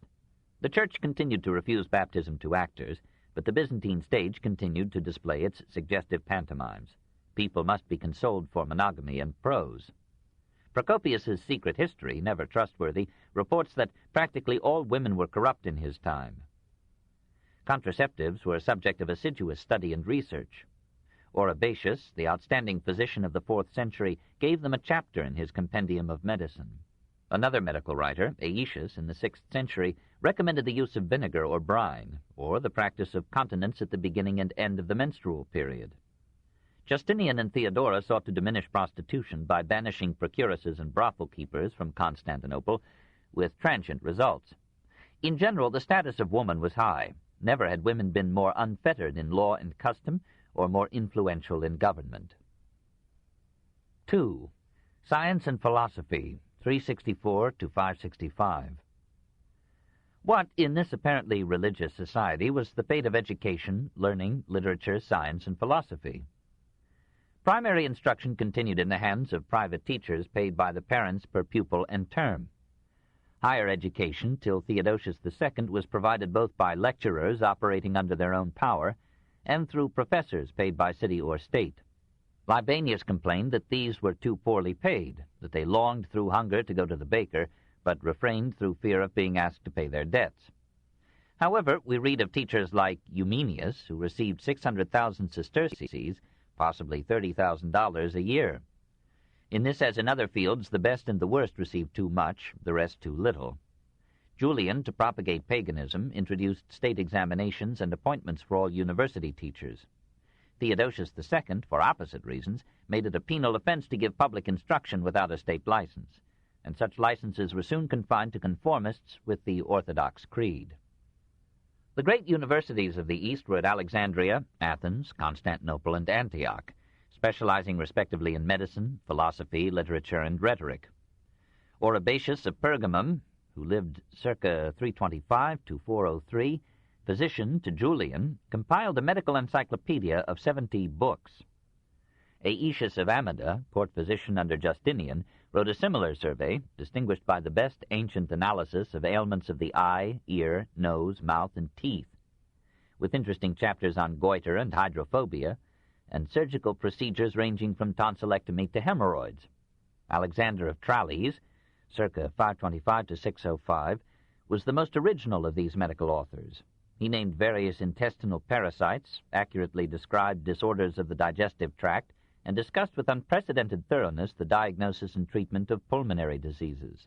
His textbook of internal pathology and therapy was translated into Syriac, Arabic, Hebrew, and Latin, and exercised in Christendom an influence only next to that of Hippocrates, Galen, and Soranus. According to Augustine, the vivisection of human beings was practiced in the 5th century. Superstition encroached daily on medicine. Most physicians accepted astrology, and some advised different treatments according to the position of the planets. Aetius recommended, for contraception, that the woman should suspend near her anus the tooth of a child, and Marcellus, in his De Medicamentis of 395, anticipated modern technique by urging the wearing of a rabbit's foot. Mules fared better than men. The most scientific work of the period was the Digestorum Artis Mulo Medicinae Libri Quadro of Flavius Vegetius, 383 to 450. This book almost founded veterinary science and remained an authority till the Renaissance. Chemistry and alchemy went hand in hand, with Alexandria as their center. The alchemists were generally sincere investigators. They employed experimental methods more faithfully than any other scientists of antiquity. They substantially advanced the chemistry of metals and alloys, and we cannot be sure that the future will not justify their aims. Astrology, too, had an honest base. Nearly everybody took it for granted that the stars, as well as the sun and moon, affected terrestrial events. But upon these foundations, quackery raised a weird ziggurat of magic, divination, and planetary abracadabra. Horoscopes were even more fashionable in medieval cities than in New York or Paris today. St. Augustine tells of 2 friends who noted carefully the position of the constellations at the birth of their domestic animals. Much of the nonsense of Arabic astrology and alchemy was part of Islam's Greek heritage. The most interesting figure in the science of this age is that of the pagan mathematician and philosopher Hypatia. Her father, Theon, is the last man whose name is recorded as a professor at the Alexandrian Museum. He wrote a commentary on Ptolemy's Syntaxis and acknowledged the share of his daughter in its composition. Hypatia, says Suidas, wrote commentaries on Diophantus, on the astronomical canon of Ptolemy, and on the conics of Apollonius of Perga. None of her works survives. From mathematics, she passed to philosophy, built her system on the lines of Plato and Plotinus, and, according to the Christian historian Socrates, far surpassed all the philosophers of her time. Appointed to the chair of philosophy in the museum, she drew to her lectures a large audience of varied and distant provenance. Some students fell in love with her, but she seems never to have married. Suidas would have us believe that she married but remained a virgin nevertheless. Suidas transmits another tale, perhaps invented by her enemies, that when one youth importuned her, she impatiently raised her dress and said to him, "This symbol of unclean generation is what you are in love with, and not anything beautiful." She was so fond of philosophy that she would stop in the streets and explain, to anyone who asked, difficult points on Plato or Aristotle. Such was her self-possession and ease of manner, says Socrates, arising from the refinement and cultivation of her mind, that she not infrequently appeared before the city magistrates without ever losing in an assembly of men that dignified modesty of deportment for which she was conspicuous, and which gained for her universal respect and admiration. But the admiration was not quite universal, for she was not only a seductive unbeliever, but an intimate friend of Orestes, the pagan prefect of the city. When Archbishop Cyril instigated his monastic followers to expel the Jews from Alexandria, Orestes sent to Theodosius II an offensively impartial account of the incident. Some monks stoned the prefect. He had the leader of the mob arrested and tortured to death in 415. Cyril's supporters charged Hypatia with being the chief influence upon Orestes. She alone, they argued, prevented a reconciliation between the prefect and the patriarch. One day a band of fanatics, led by a reader, or minor clerk on Cyril's staff, pulled her from her carriage, dragged her into a church, stripped her of her garments, battered her to death with tiles, tore her corpse to pieces, and burned the remains in a savage orgy. This in 415. An act so inhuman, says Socrates, could not fail to bring the greatest opprobrium not only upon Cyril, but also upon the whole Alexandrian church. However, no personal punishment was exacted. The Emperor Theodosius II merely restricted the freedom of the monks to appear in public and excluded pagans from all public office. Cyril's victory was complete. Pagan professors of philosophy after the death of Hypatia sought security in Athens, where non-Christian teaching was still relatively and innocuously free. Student life was still lively there and enjoyed most of the consolations of higher education: fraternities, distinctive garbs, hazing, and a general hilarity. The Stoic as well as the Epicurean school had now disappeared, but the Platonic Academy enjoyed a splendid decline under Themistius, Priscus, and Proclus. Themistius was destined to influence Averroes and other medieval thinkers by his commentaries on Aristotle. Priscus was for a time the friend and advisor of Julian. He was arrested by Valens and Valentinian I on a charge of using magic to give them a fever. He returned to Athens and taught there till his death at 90 in 395. Proclus, 410 to 485, like a true Platonist, approached philosophy through mathematics. A man of scholastic patience, he collated the ideas of Greek philosophy into one system and gave it a superficially scientific form. But he felt the mystic mood of Neoplatonism, too. By fasting and purification, he thought, one might enter into communion with supernatural beings. The schools of Athens had lost all vitality when Justinian closed them in 529. Their work lay in rehearsing again and again the theories of the ancient masters. They were oppressed and stifled by the magnitude of their heritage. Their only deviations were into a mysticism that borrowed from the less orthodox moods of Christianity. Justinian closed the schools of the rhetoricians as well as of the philosophers, confiscated their property, and forbade any pagan to teach. Greek philosophy, after 11 centuries of history, had come to an end. The passage from philosophy to religion, from Plato to Christ, stands out in certain strange Greek writings confidently ascribed by medieval thinkers to Dionysius the Areopagite, one of the Athenians who accepted the teaching of Paul.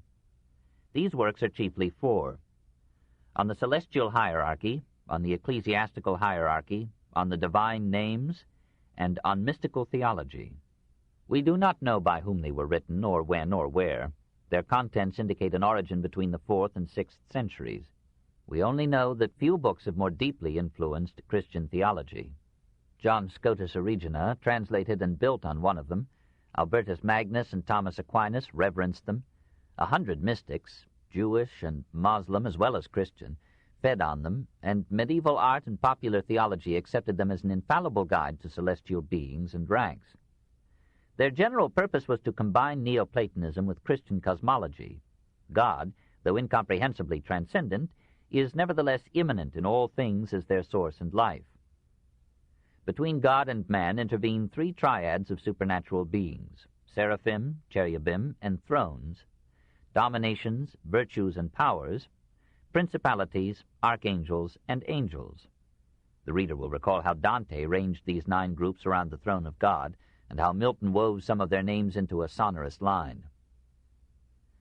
Creation in these works is by emanation. All things flow from God through these mediating angelic ranks, and then by a reverse process, these 9 orders of the celestial hierarchy lead men and all creation back to God.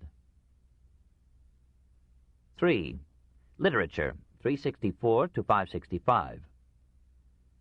In 425, Theodosius II, or his regents, reorganized higher education in Constantinople and formally established a university of 31 teachers, 1 for philosophy, 2 for law, 28 for Latin and Greek grammar and rhetoric. These last included the study of the 2 literatures, and the large number of teachers assigned to them suggests a lively interest in letters. One such professor, Priscian, composed about 526 an immense grammar of Latin and Greek, which became one of the most famous textbooks of the Middle Ages. The Eastern Church seems to have raised no objections at this time to the copying of the pagan classics. Though a few saints protested, the school of Constantinople transmitted faithfully to the end of the Byzantine Empire the masterpieces of antiquity. And despite the rising cost of parchment, the flow of books was still abundant. About 450, Musaeus, of unknown provenance, composed his famous poem, Hero and Leander, how Leander anticipated Byron by swimming the Hellespont to reach his beloved Hero, how he died in the attempt, and how Hero, seeing him flung up dead at the foot of her tower, from the sheer crag plunged in hurtling headlong fall, to find with her dead love a death among the waves. It was the Christian gentleman of the Byzantine court who composed, for the final installment of the Greek anthology, graceful love poems in the ancient moods and modes, and in terms of the pagan gods. Here, from Agathias, circa 550, is a song that may have helped Ben Jonson to a masterpiece. I love not wine, yet if thou'lt make a sad man merry, sip first sup, and when thou givest I'll take the cup. If thy lips touch it, for thy sake no more may I be stiff and stayed, and the luscious jug evade. The cup conveys thy kiss to me, and tells the joy it had of thee. The most important literary work of this age was done by the historians. Eunapius of Sardis composed a lost universal history of the period from 270 to 400, making Justinian his hero, and 23 gossipy biographies of the later sophists and Neoplatonists. Socrates, an Orthodox Christian of Constantinople, wrote a history of the Church from 309 to 439. It is fairly accurate and generally fair, as we have seen in the case of Hypatia. But this Socrates fills his narrative with superstitions, legends, and miracles, and talks so frequently of himself as if he found it hard to distinguish between himself and the cosmos.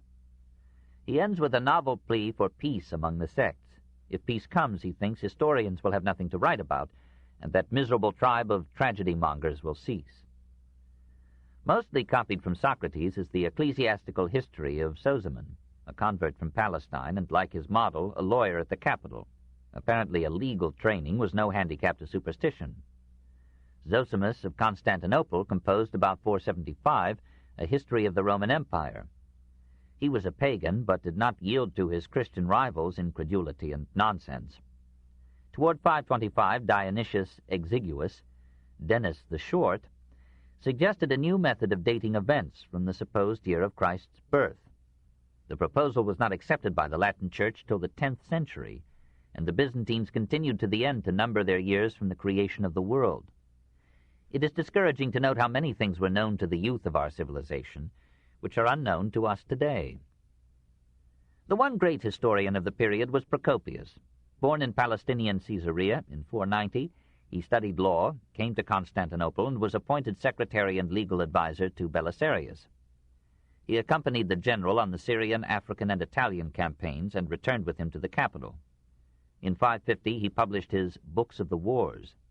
Knowing at first hand the merits of the general and the parsimony of the ruler, he made Belisarius a brilliant hero and left Justinian in the shade. The book was received with applause by the public, with silence by the emperor. Procopius now composed his Anecdota, or secret history, but he kept it so successfully from publication or circulation that in 554 he was commissioned by Justinian to write an account of the buildings erected during the reign. Procopius issued De Edificiis in 560, and so loaded it with praise for the emperor that Justinian might well have suspected it of insincerity or irony. The secret history was not given to the world until after Justinian, and perhaps Procopius, had died. It is a fascinating book, like any denunciation of our neighbors, but there is something unpleasant in literary attacks upon persons who can no longer speak in their own defense. An historian who strains his pen to prove a thesis may be trusted to distort the truth. Procopius was occasionally inaccurate in matters beyond his own experience. He copied, at times, the manner and philosophy of Herodotus, at times the speeches and sieges of Thucydides. He shared the superstitions of his age and darkened his pages with portents, oracles, miracles, and dreams. But where he wrote of what he had seen, his account has stood every test. His industry was courageous, his arrangement of materials is logical, his narrative is absorbing, his Greek is clear and direct and almost classically pure. Was he a Christian? Externally, yes, and yet at times he echoes the paganism of his models, the fatalism of the Stoa, the skepticism of the Academy. He speaks of fortune's perverse nature and unaccountable will. But these things, I believe, have never been comprehensible to man, nor will they ever be. Nevertheless, there is always much talk on these subjects, and opinions are always being bandied about, as each of us seeks comfort for his ignorance. I consider it insane folly to investigate the nature of God. I shall observe a discreet silence concerning these questions, with the sole subject that old and venerable beliefs may not be discredited. 4. Byzantine Art, 326 to 565. 1. The Passage from Paganism. The preeminent achievements of Byzantine civilization were governmental administration and decorative art, a state that survived 11 centuries, a St. Sophia that stands today.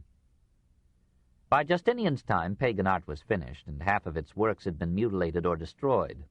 Barbarian ravages, imperial robbery, and pious destruction had begun a process of ruination and neglect that continued till Petrarch in the 14th century pled, so to speak, for the lives of the survivors. A factor in the devastation was the popular belief that the pagan gods were demons, and that temples were their resorts. In any case, it was felt the material could be put to better use in Christian churches or domestic walls. Pagans themselves often joined in the spoliation. Several Christian emperors, notably Honorius and Theodosius II, did their best to protect the old structures, and enlightened clergymen preserved the Parthenon, the Temple of Theseus, the Pantheon, and other structures by rededicating them as Christian shrines. Christianity at first suspected art as a support of paganism, idolatry, and immorality. These nude statues hardly comported with esteem for virginity and celibacy. When the body seemed an instrument of Satan and the monk replaced the athlete as ideal, the study of anatomy disappeared from art, leaving a sculpture and painting of gloomy faces and shapeless drapery. But when Christianity had triumphed and great basilicas were needed to house its swelling congregations, the local and national traditions of art reasserted themselves, and architecture lifted itself out of the ruins. Moreover, these spacious edifices cried out for decoration. The worshippers needed statues of Christ and Mary to help the imagination, and pictures to tell the simple letterless the story of their crucified God. Sculpture, mosaic, and painting were reborn. In Rome, the new art differed little from the old. Strength of construction, simplicity of form, columnar basilican styles were carried down from paganism to Christianity. Near Nero's circus on the Vatican Hill, Constantine's architects had designed the first St. Peter's, with an awesome length of 380 feet and breadth of 212. For 12 centuries this remained the pontifical shrine of Latin Christendom, until Bramante tore it down to raise upon its site the still vaster St. Peter's of today. The church that Constantine built for St. Paul outside the walls, San Paolo fuori le mura, on the reputed site of the apostles' martyrdom, was rebuilt by Valentinian II and Theodosius I on a scale quite as immense, 400 by 200 feet. Santa Constanza, raised by Constantine as a mausoleum for his sister Constantia, remains substantially as erected in 326 to 330. San Giovanni in Laterano, Santa Maria in Trastevere, San Lorenzo fuori le mura were rebuilt within a century after Constantine began them, and have since been many times repaired. Santa Maria Maggiore was adapted from a pagan temple in 432, and the nave remains essentially as then, save for Renaissance decorations. From that time to our own, the basilican plan has been a favorite design for Christian churches. Its modest cost, its majestic simplicity, its structural logic and sturdy strength have recommended it in every generation. But it did not lend itself readily to variation and development. European builders began to look about them for new ideas and found them in the East, even at Spalato, the Adriatic outpost of the Orient. There on the Dalmatian coast, Diocletian, at the opening of the 4th century, had given his artists free play to experiment in raising a palace for his retirement, and they accomplished a revolution in European architecture. Arches were there sprung directly from column capitals, with no intervening entablature. So at one stroke were prepared the Byzantine, Romanesque, and Gothic styles. And instead of figured friezes came in this palace a strange decoration of zigzag lines, offensive to the classic eye but long familiar to the Orient. Spalato was the first sign that Europe was to be conquered not only by an Oriental religion, but at least in the Byzantine world, by Oriental art. 2. The Byzantine Artist. Whence came to Constantinople that uniquely colorful, somberly brilliant art known as Byzantine? It is a question over which archaeologists have fought with almost the ferocity of Christian soldiers, and by and large the victory has gone to the east. As Syria and Asia Minor grew stronger with industry, and Rome weaker with invasion, the Hellenistic tide that had rushed in with Alexander ebbed back from Asia to Europe. From Sasanian Persia, from Nestorian Syria, from Coptic Egypt, Eastern art influences poured into Byzantium and reached to Italy, even to Gaul. And the Greek art of naturalistic representation gave place to an Oriental art of symbolic decoration. The East preferred color to line, the vault and dome to the timbered roof, rich ornament to stern simplicity, gorgeous silks to shapeless togas. Just as Diocletian and Constantine had adopted the forms of Persian monarchy, so the art of Constantinople looked less and less to the now barbarized West, increasingly to Asia Minor, Armenia, Persia, Syria, and Egypt. Perhaps the victory of Persian arms under Shapur II and Khosru Anushirvan quickened the westward march of Eastern motives and forms. Edessa and Nisibis were in this period flourishing centers of a Mesopotamian culture that mingled Iranian, Armenian, Cappadocian, and Syrian elements, and transmitted them through merchants, monks, and artisans to Antioch, Alexandria, Ephesus, Constantinople, at last to Ravenna and Rome. The old classic orders, Doric, Ionian, Corinthian, became almost meaningless in an architectural world of arches, vaults, pendentives, and domes. Byzantine art, so generated, dedicated itself to expounding the doctrines of Christianity and displaying the glory of the state. It recounted on vestments and tapestries, in mosaics and murals, the life of Christ, the sorrows of Mary, the career of the apostle or martyr whose bones were enshrined in the church. Or it entered the court, decorated the palace of the sovereign, covered his official robes with symbolic emblems or historical designs, dazzled his subjects with flamboyant pageantry, and ended by representing Christ and Mary as an emperor and a queen. The Byzantine artist had small choice of patron, and therefore of subject or style. Monarch or patriarch told him what to do and how. He worked in a group, and seldom left an individual name to history. He achieved miracles of brilliance. He exalted and humbled the people with the splendor of his creations. But his art paid in formalism, narrowness, and stagnation for serving an absolute monarch and a changeless creed. He commanded abundant materials, marble quarries in the Proconnesus, Attica, Italy, spoliable columns and capitals wherever a pagan temple survived, and bricks almost growing in the sun-dried earth. Usually he worked with mortared brick. It lent itself well to the curved forms imposed upon him by Oriental styles. Often he contented himself with the cruciform plan, a basilica crossed with a transept and prolonged to an apse. Sometimes he broke the basilica into an octagon, as in Saints Sergius and Bacchus at Constantinople, or in San Vitales at Ravenna. But his distinctive skill, in which he surpassed all artists before him or since, lay in raising a circular dome over a polygonal frame. His favorite means to this end was the pendentive. That is, he built an arch or semicircle of bricks over each side of the polygon, raised a spherical triangle of bricks upward and inward between each semicircle, and laid a dome upon the resultant circular ring. The spherical triangles were the pendentives, hanging from the ring of the dome to the top of the polygon. In architectural effect, the circle was squared. Thereafter, the basilican style almost disappeared from the east. Within the edifice, the Byzantine builder lavished all the skills of a dozen arts. He rarely used statuary. He sought not so much to represent figures of men and women as to create an abstract beauty of symbolic form. Even so, the Byzantine sculptors were artisans of ability, patience, and resource. They carved the Theodosian capital by combining the ears of the Ionic with the leaves of the Corinthian order. And to make profusion more confounded, they cut into this composite capital a very jungle of animals and plants. Since the result was not too well adapted to sustain a wall or an arch, they inserted between these and the capital an impost or polvino, square and broad at the top, round and narrower at the base. And then in the course of time they carved this too with flowers.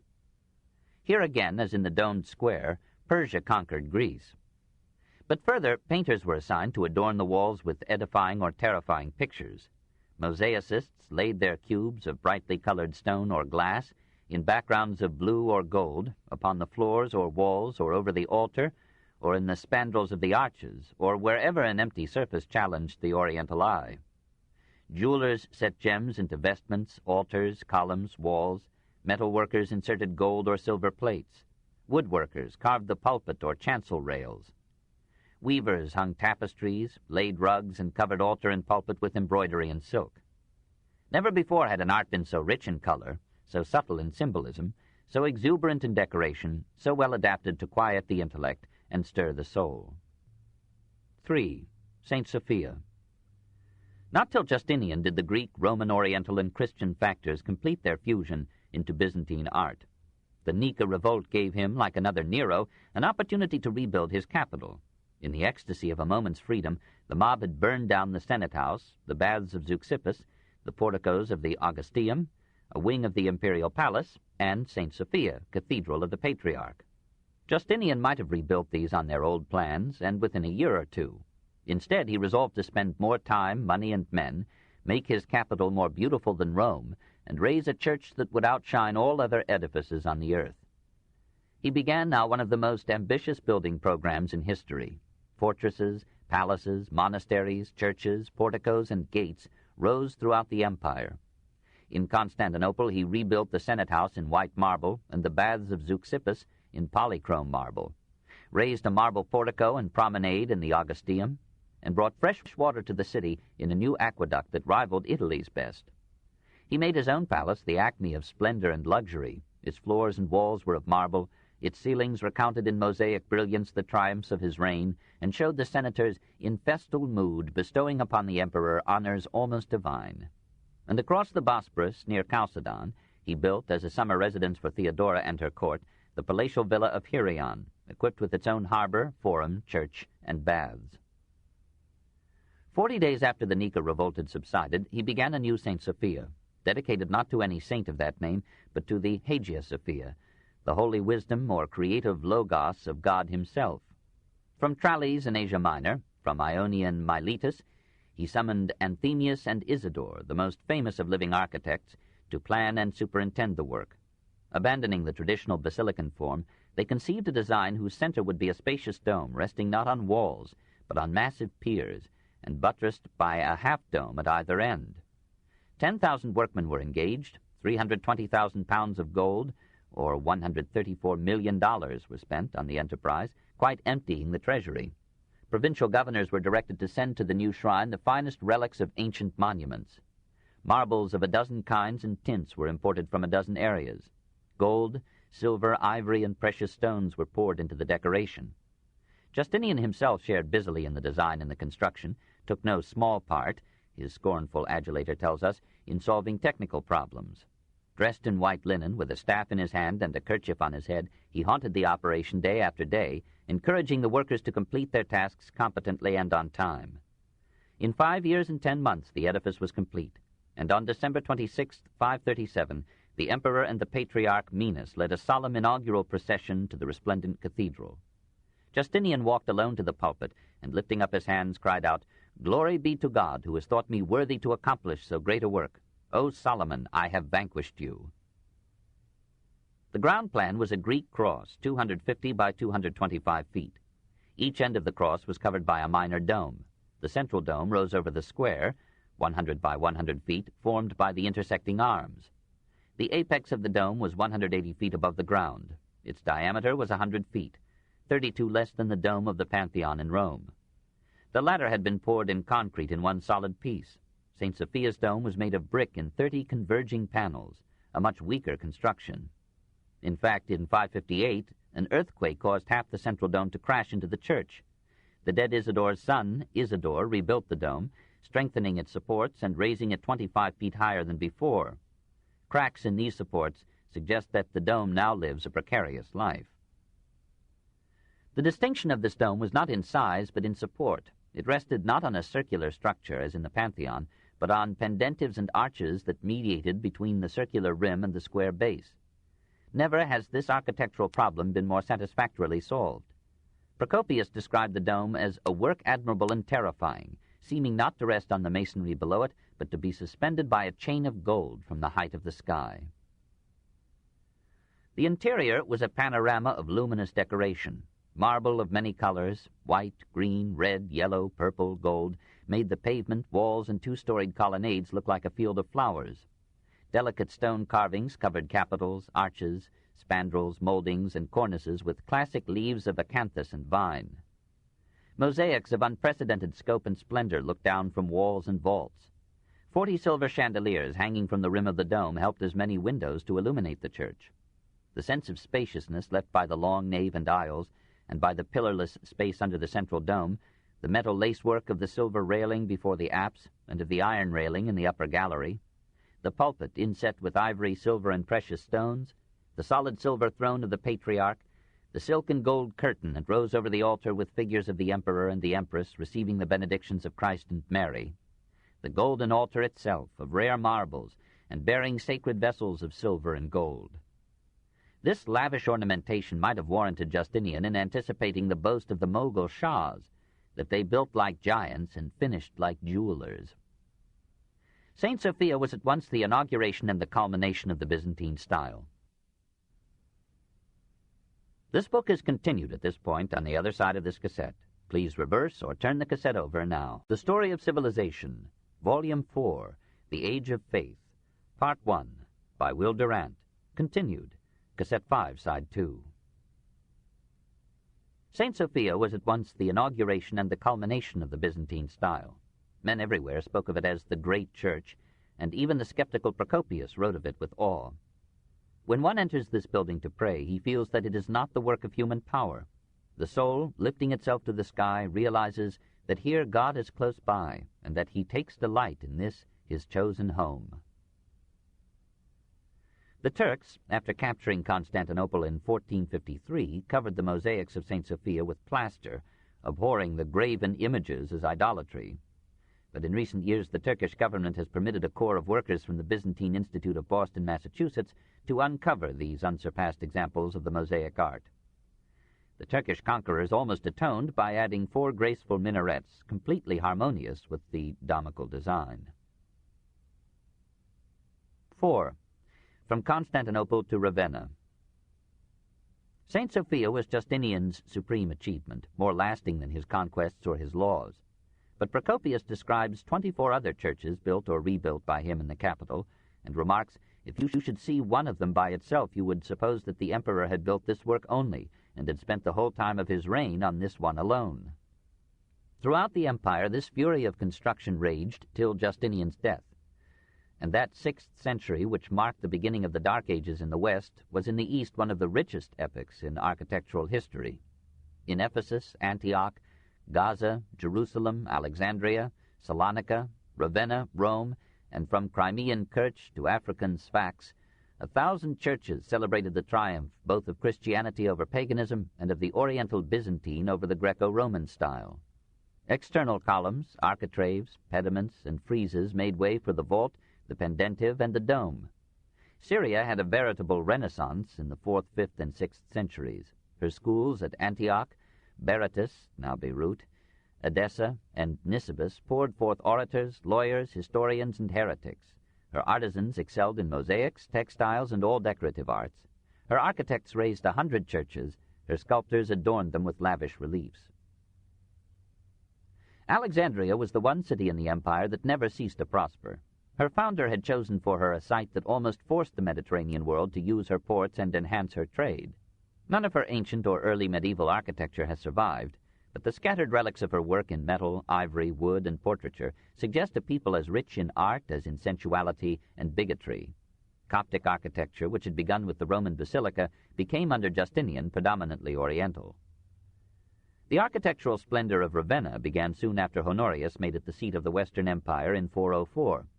The city prospered in the long regency of Galla Placidia, and the close relations maintained with Constantinople brought Eastern artists and styles to mingle with Italian architects and forms.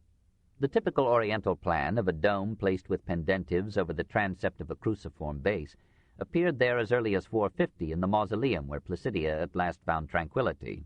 Within it one may still see the famous mosaic of Christ as the Good Shepherd. In 458, Bishop Neon added to the domed baptistry of the Basilica Ursiana a series of mosaics that included remarkably individual portraits of the apostles.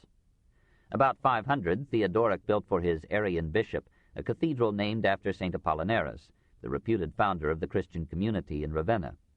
Here, in world-renowned mosaics, the white-robed saints bear themselves with a stiff solemnity that already suggests the Byzantine style. The conquest of Ravenna by Belisarius advanced the victory of Byzantine art in Italy. The church of San Vitale was completed in 547 under Justinian and Theodora, who financed its decoration and lent their unseductive features to its adornment. There is every indication that these mosaics are realistic portraits, and emperor and empress must be credited with courage in permitting their likenesses to be transmitted to posterity. The attitudes of these rulers, ecclesiastics, and eunuchs are hard and angular. Their stiff frontality is a reversion to pre-classical forms. The robes of the women are a mosaic triumph, but we miss here the happy grace of the Parthenon procession, or the Arapachis of Augustus, or the nobility and tenderness of the figures on the portals of Chartres or Reims. 2 years after dedicating San Vitale, the Bishop of Ravenna consecrated Sant'Apollinare in Classe, a second church for the city's patron saint, placed in the maritime suburb that had once been the Adriatic base of the Roman fleet. Here is the old Roman basilican plan, but on the composite capitals a Byzantine touch appears in the acanthus leaves, unclassically curled and twisted, as if blown by some eastern wind. The long rows of perfect columns, the colorful 7th century mosaics in the archivolts and spandrels of the colonnades, the lovely stucco plaques in the choir, the cross of gems on a bed of mosaic stars in the apse make this one of the outstanding shrines of a peninsula that is almost a gallery of art. 5. The Byzantine Arts. Architecture was the masterpiece of the Byzantine artist, but about it or within it were a dozen other arts in which he achieved some memorable excellence. He did not care for sculpture in the round, the mood of the age preferred color to line. Yet Procopius lauded the sculptors of his time, presumably the carvers of reliefs, as the equals of Phidias and Praxiteles, and some stone sarcophagi of the 4th, 5th, and 6th centuries have human figures chiseled with almost Hellenic grace, confused with an Asiatic plethora of ornament. The carving of ivory was a favorite art among the Byzantines. They used it for diptychs, triptychs, book covers, caskets, perfume boxes, statuettes, inlays, and in 100 decorative ways. In this craft, Hellenistic techniques survived unimpaired and merely turned gods and heroes into Christ and the saints.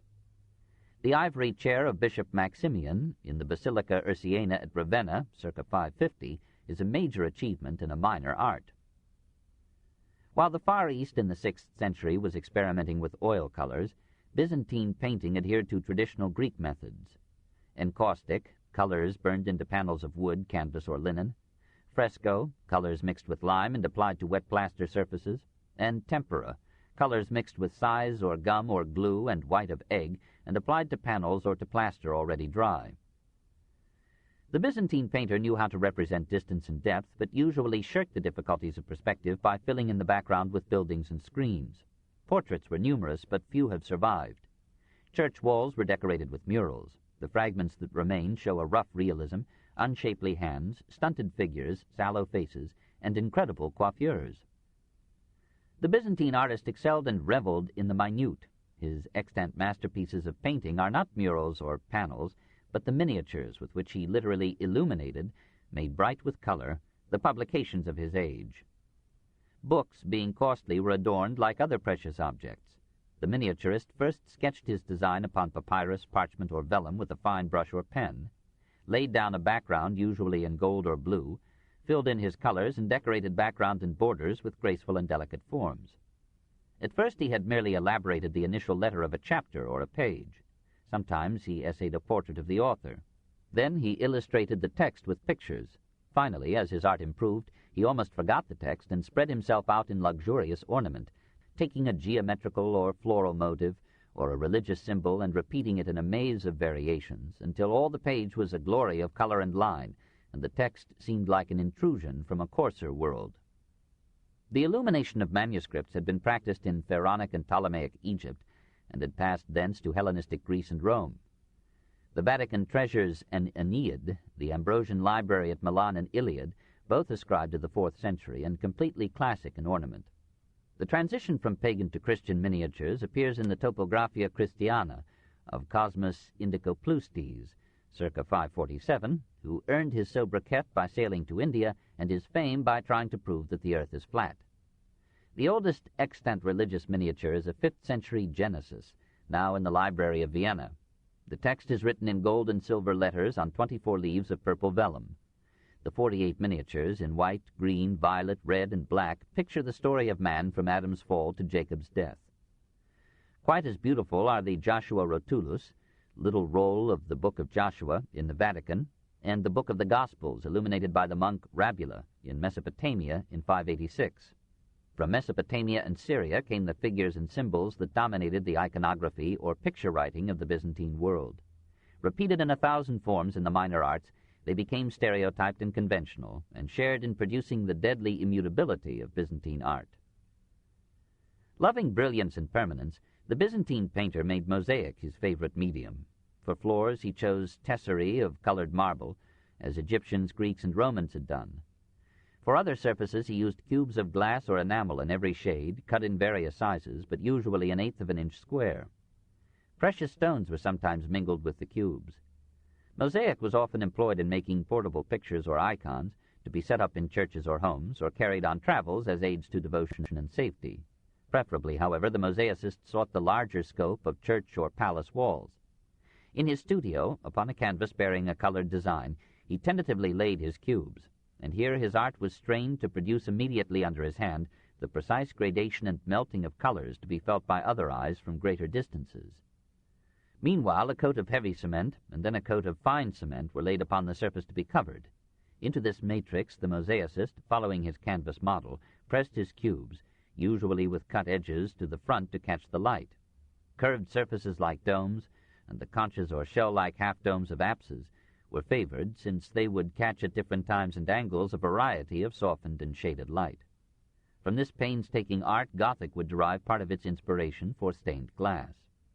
Such glass is mentioned in 5th century texts, but no example remains, and apparently the stain was external, not fused.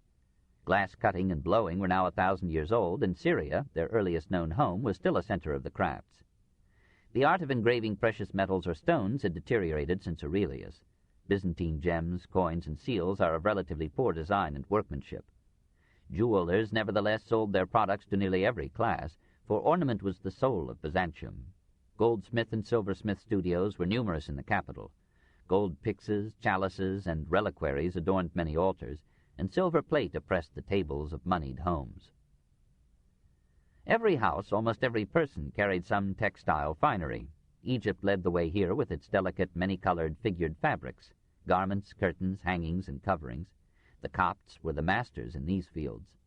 Certain Egyptian tapestries of this period are almost identical in technique with the Gobelins. Byzantine weavers made silk brocades, embroideries, even embroidered shrouds, linens realistically painted with the features of the dead.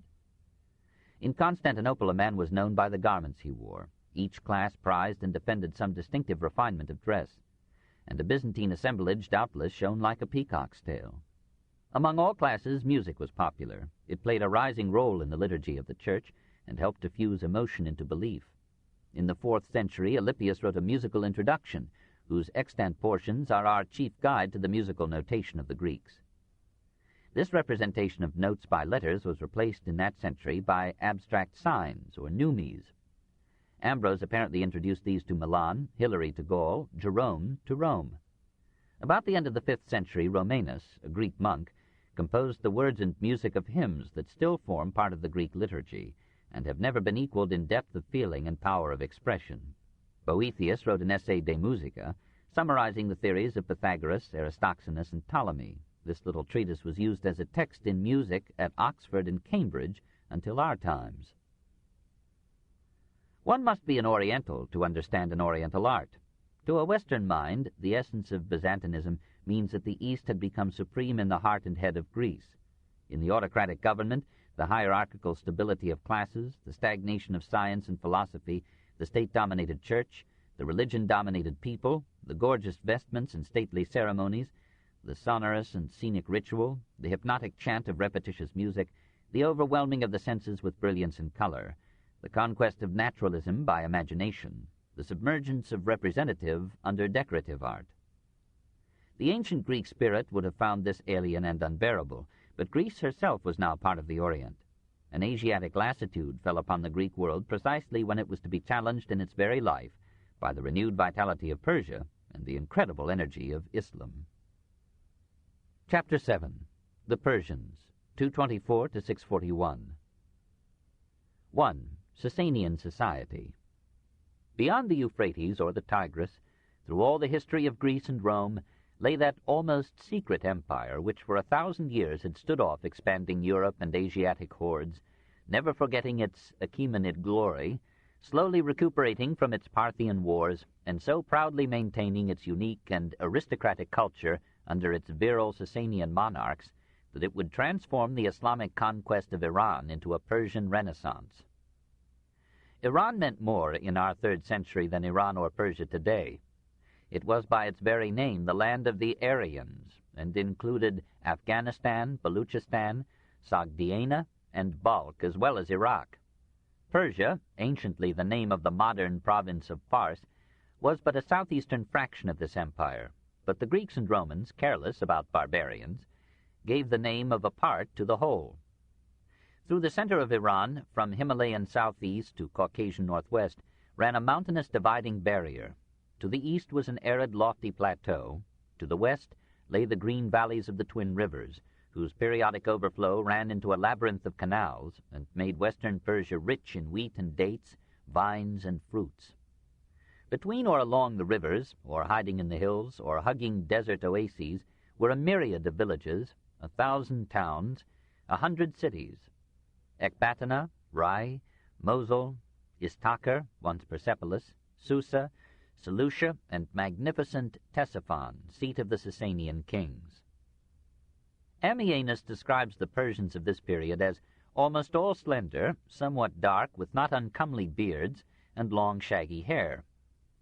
The upper classes were not shaggy, nor always slender, often handsome, proud of bearing, and of an easy grace, with a flair for dangerous sports and splendid dress. Men covered their heads with turbans, their legs with baggy trousers, their feet with sandals or laced boots. The rich wore coats or tunics of wool and silk, and girt themselves with belt and sword. The poor resigned themselves to garments of cotton, hair, or skins. The women dressed in boots and breeches, loose shirts, and cloaks and flowing robes, curled their black hair into a coil in front, let it hang behind, and brightened it with flowers. All classes loved color and ornament. Priests and zealous Zoroastrians affected white cotton clothing as a symbol of purity. Generals preferred red. Kings distinguished themselves with red shoes, blue trousers, and a headdress topped with an inflated ball or the head of a beast or bird. In Persia, as in all civilized societies, clothes made half the man, and slightly more of the woman. The typical educated Persian was Gallicanly impulsive, enthusiastic, and mercurial, often indolent but quickly alert, given to mad and extravagant talk, rather crafty than courageous, and to be feared only at long range, which was where they kept their enemies. The poor drank beer, but nearly all classes, including the gods, preferred wine. The pious and thrifty Persians poured it out in religious ritual, waited a reasonable time for the gods to come and drink, then drank the sacred beverage themselves. Persian manners in this Sasanian period are described as coarser than in the Achaemenid, more refined than in the Parthian. But the narratives of Procopius leave us with the impression that the Persians continued to be better gentlemen than the Greeks. The ceremonies and diplomatic forms of the Persian court were in large measure adopted by the Greek emperors. The rival sovereigns addressed each other as brother, provided immunity and safe conducts for foreign diplomats, and exempted them from customs searches and dues. The conventions of European and American diplomacy may be traced to the courts of the Persian kings. Most Persians, Ammianus reported, are extravagantly given to venery, but he confesses that pederasty and prostitution were less frequent among them than among the Greeks. Rabbi Gamaliel praised the Persians for 3 qualities. They are temperate in eating, modest in the privy, and in marital relations. Every influence was used to stimulate marriage and the birth rate in order that manpower should suffice in war. In this aspect, Mars, not Venus, is the god of love. Religion enjoined marriage, celebrated it with awesome rites, and taught that fertility strengthened Ormuzd, the god of light, in his cosmic conflict with Ahriman, the Satan of the Zoroastrian creed. The head of the household practiced ancestor worship at the family hearth, and sought offspring to ensure his own later cult and care. If no son was born to him, he adopted one. Parents generally arranged the marriage of their children, often with the aid of a professional matrimonial agent, but a woman might marry against the wishes of her parents. Dowries and marriage settlements financed early marriage and parentage. Polygamy was allowed and was recommended where the first wife proved barren. Adultery flourished. The husband might divorce his wife for infidelity. The wife might divorce her husband for desertion and cruelty. Concubines were permitted. Like the ancient Greek hetairae, these concubines were free to move about in public and to attend the banquets of the men, but legal wives were usually kept in private apartments in the home. This old Persian custom was bequeathed to Islam. Persian women were exceptionally beautiful, and perhaps men had to be guarded from them. In the Shahnameh of Firdausi, it is the women who yearn and take the initiative in courtship and seduction. Feminine charms overcame masculine laws. Children were reared with the help of religious belief, which seems indispensable to parental authority. They amused themselves with ball games, athletics, and chess, and at an early age joined in their elders' pastimes, archery, horse racing, polo, and the hunt. Every Sasanian found music necessary to the operations of religion, love, and war. Music and the songs of beautiful women, said Firdausi, accompanied the scene at royal banquets and receptions. Lyre, guitar, flute, pipe, horn, drum, and other instruments abounded. Tradition avers that Khosrow Parvez's favorite singer, Barbad, composed 360 songs and sang them to his royal patron, one each night for a year. In education, too, religion played a major part. Primary schools were situated on temple grounds and were taught by priests. Higher education in literature, medicine, science, and philosophy was provided in the celebrated academy at Jundi Shapur in Susiana. The sons of feudal chiefs and provincial satraps often lived near the king and were instructed with the princes of the royal family in a college attached to the court. Pahlavi, the Indo-European language of Parthian Persia, continued in use. Of its literature in this age, only some 600,000 words survive, nearly all dealing with religion. We know that it was extensive, but as the priests were its guardians and transmitters, they allowed most of the secular material to perish. A like process may have deluded us as to the overwhelmingly religious character of early medieval literature in Christendom. The Sasanian kings were enlightened patrons of letters and philosophy. Khosrow Anushirvan above all. He had Plato and Aristotle translated into Pahlavi and had them taught at Jundi Shapur, and even read them himself. During his reign, many historical annals were compiled, of which the sole survivor is the Karnamak-i Artakshatar, or Deeds of Ardashir, a mixture of history and romance that served Firdausi as the basis of his Shahnameh. When Justinian closed the schools of Athens, 7 of their professors fled to Persia and found refuge at Khosrow's court. In time they grew homesick, and in his treaty of 533 with Justinian, the barbarian king stipulated that the Greek sages should be allowed to return and be free from persecution.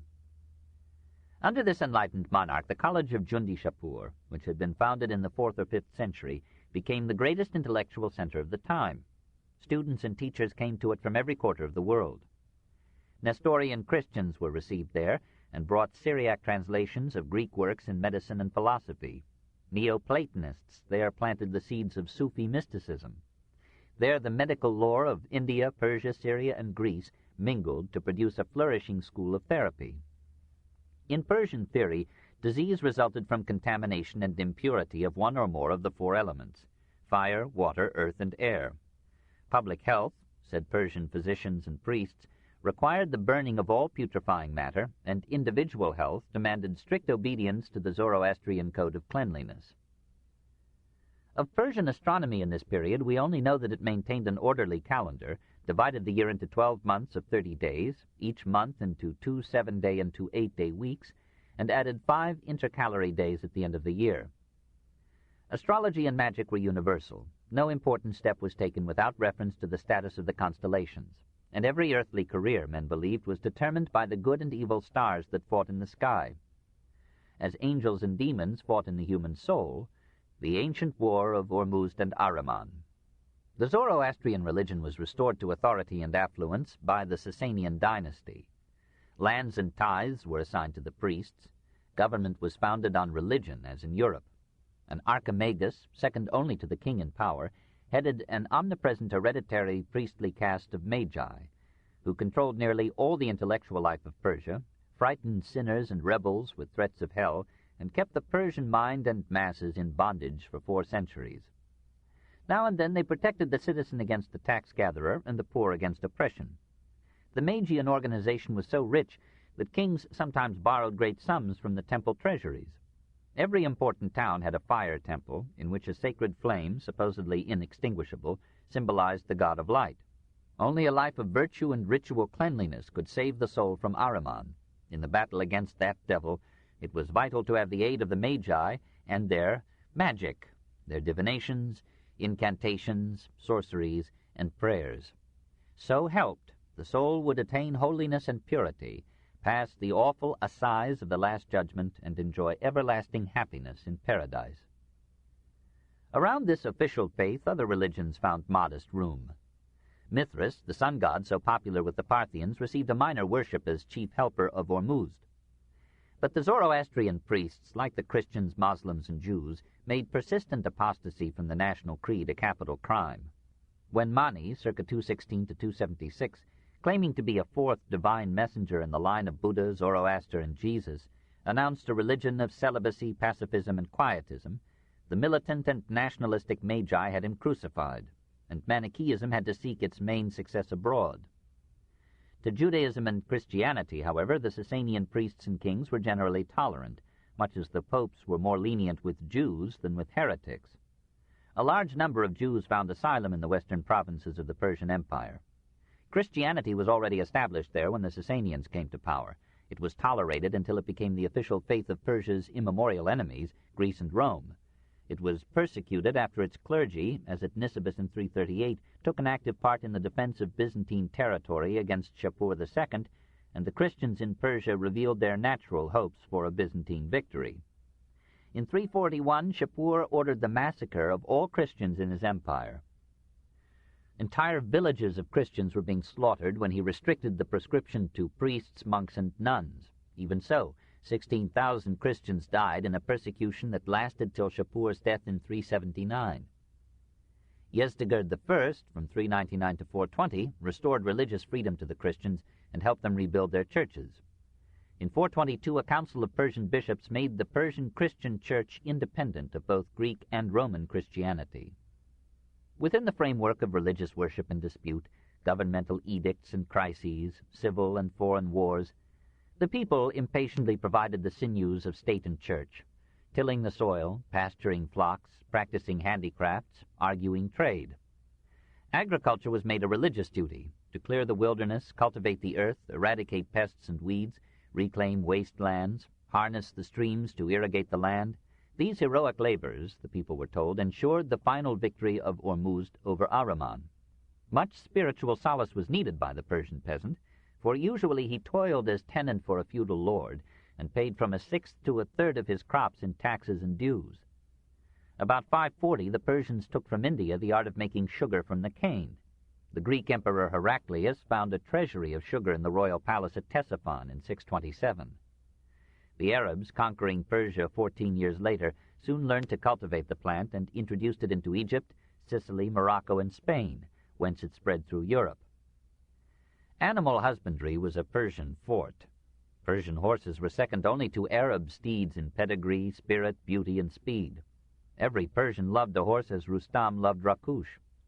The dog was so useful in guarding flocks and homes that the Persians made him a sacred animal, and the Persian cat acquired distinction universally. Persian industry under the Sasanians developed from domestic to urban forms. Guilds were numerous, and some towns had a revolutionary proletariat. Silk weaving was introduced from China. Sasanian silks were sought for everywhere and served as models for the textile art in Byzantium, China, and Japan. Chinese merchants came to Iran to sell raw silk and buy rugs, jewels, rouge. Armenians, Syrians, and Jews connected Persia, Byzantium, and Rome in slow exchange. Good roads and bridges, well patrolled, enabled state posts and merchant caravans to link Ctesiphon with all provinces, and harbors were built in the Persian Gulf to quicken trade with India. Governmental regulations limited the price of corn, medicines, and other necessaries, and prevented corners and monopolies. We may judge the wealth of the upper classes by the story of the baron who, having invited 1,000 guests to dinner and finding that he had only 500 dinner services, was able to borrow 500 more from his neighbors. The feudal lords, living chiefly on their rural estates, organized the exploitation of land and men, and raised regiments from their tenantry to fight the nation's wars. They trained themselves to battle by following the chase with passion and bravery. They served as gallant cavalry officers, man and animal armored as in later feudal Europe. But they fell short of the Romans in disciplining their troops or in applying the latest engineering arts of siege and defense. Above them in social caste were the great aristocrats who ruled the provinces as satraps, or headed departments of the government. Administration must have been reasonably competent, for though taxation was less severe than in the Roman Empire of East or West, the Persian treasury was often richer than that of the emperors. Khosrow Parvez had $460 million in his coffers in 626, and an annual income of $170 million, enormous sums in terms of the purchasing power of medieval silver and gold. Law was created by the kings, their counselors, and the magi on the basis of the old Avestan Code. Its interpretation and administration were left to the priests. Ammianus, who fought the Persians, reckoned their judges as upright men of proved experience and legal learning. In general, Persians were known as men of their word. Oaths in court were surrounded with all the aura of religion. Violated oaths were punished severely in law, and in hell by an endless shower of arrows, axes, and stones. Ordeals were used to detect guilt. Suspects were invited to walk over red-hot substances, or go through fire, or eat poisoned food. Infanticide and abortion were forbidden with heavy penalties. Pederasty was punished with death.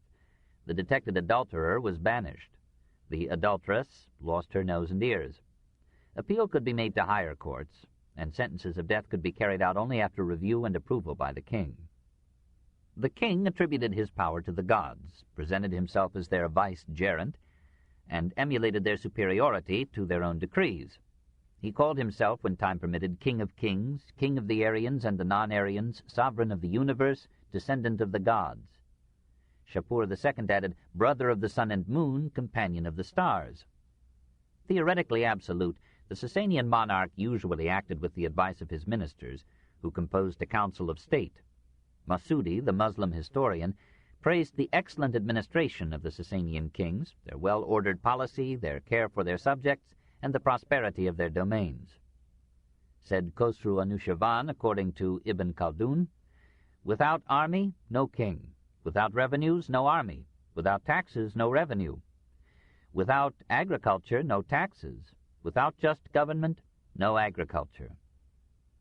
In normal times, the monarchical office was hereditary, but might be transmitted by the king to a younger son.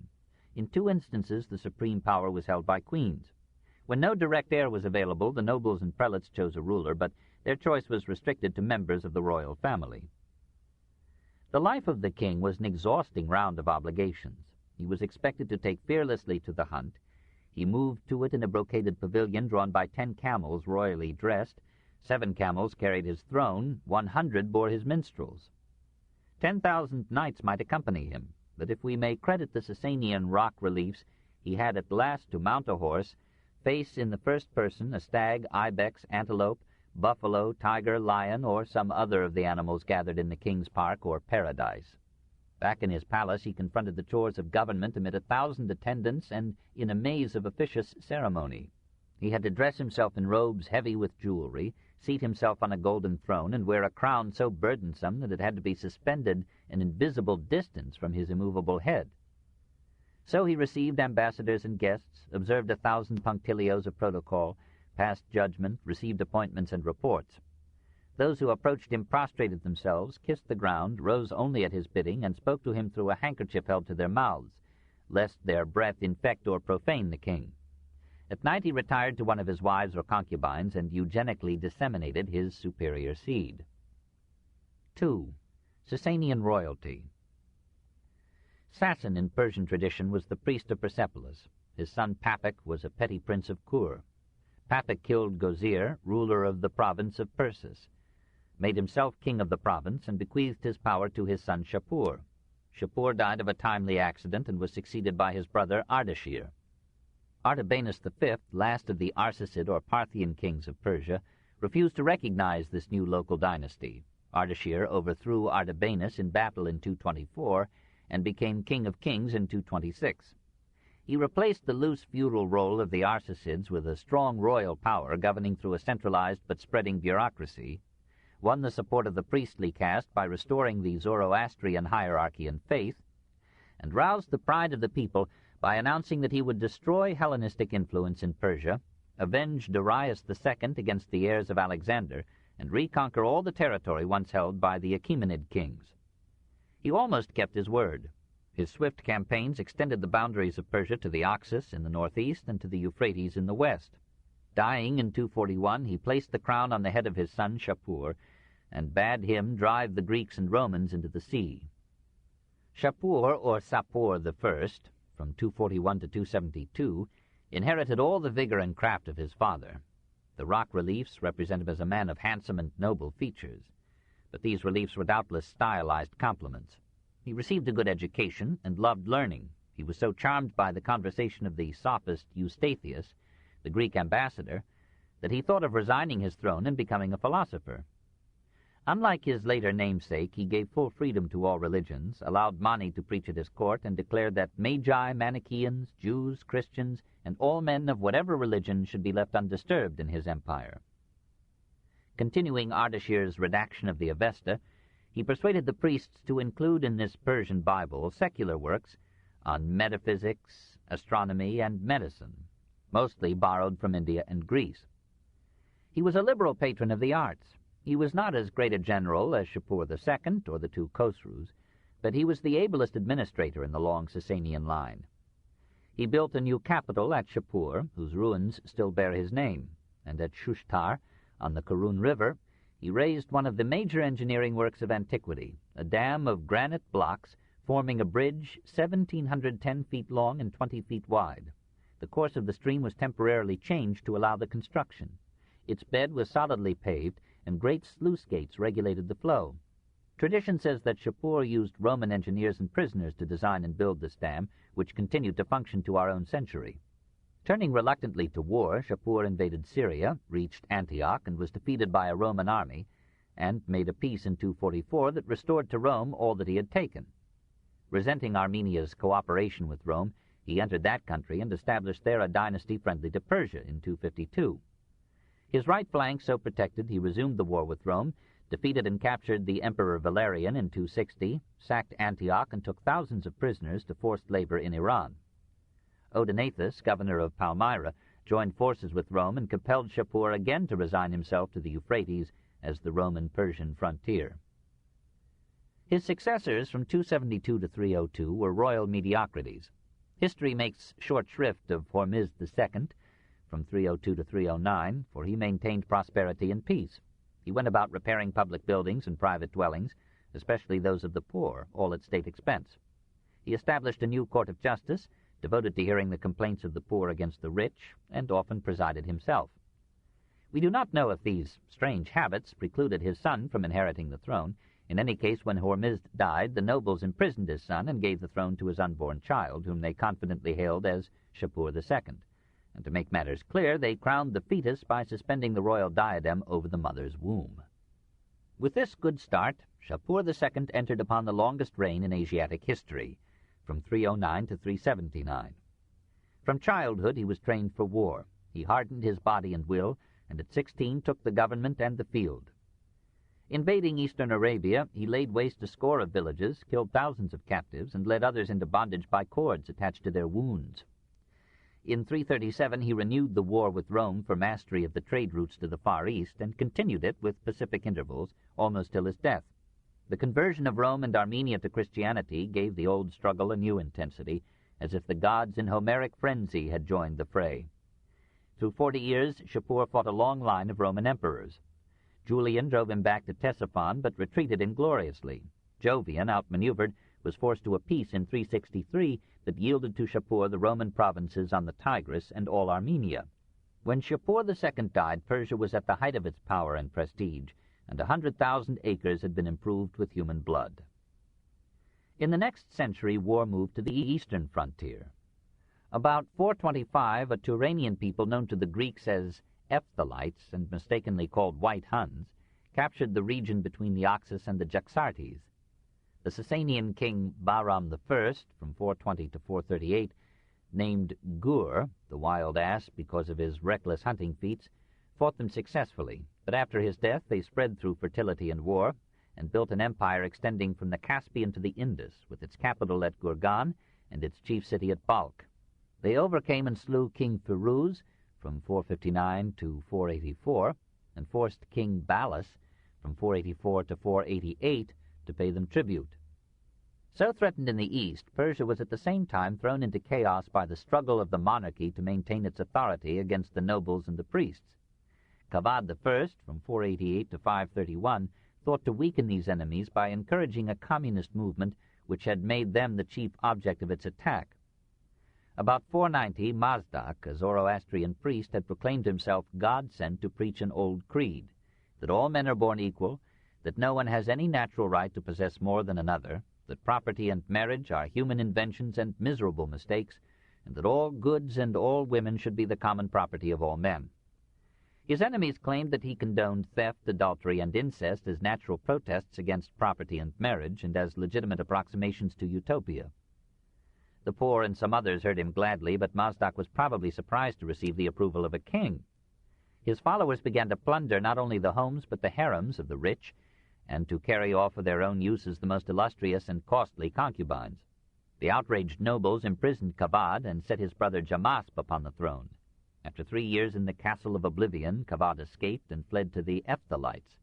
Eager to have a dependent as the ruler of Persia, they provided him with an army and helped him to take Ctesiphon. Jamasp abdicated, the nobles fled to their estates, and Kavad was again king of kings in 499. Having made his power secure, he turned upon the communists and put Mazdak and thousands of his followers to death. Perhaps the movement had raised the status of labor, for the decrees of the Council of State were henceforth signed not only by princes and prelates, but also by the heads of the major guilds. Kavad ruled for another generation, fought with success against his friends, the Ephthalites, inconclusively with Rome, and dying left the throne to his second son, Khosru, the greatest of Sasanian kings. Khosru I, or Fair Glory, 531 to 579, was called Khosroes by the Greeks, Kisra by the Arabs. The Persians added the cognomen Anushirvan, or Immortal Soul. When his older brothers conspired to depose him, he put all his brothers to death, and all their sons but one. His subjects called him the Just, and perhaps he merited the title if we separate justice from mercy. Procopius described him as a past master at feigning piety and breaking his word, but Procopius was of the enemy. The Persian historian Al-Tabari praised Khosru's penetration, knowledge, intelligence, courage, and prudence, and put into his mouth an inaugural speech well invented, if not true. This book is continued on Cassette 6, Side 1. The Story of Civilization, Volume 4, The Age of Faith, Part 1, by Will Durant. Continued, Cassette 6, Side 1. The Persian historian Al-Tabari praised Khosru's penetration, knowledge, intelligence, courage, and prudence, and put into his mouth an inaugural speech well invented, if not true. He completely reorganized the government, chose his aides for ability regardless of rank, and raised his son's tutor, Buzurgmir, to be a celebrated vizier.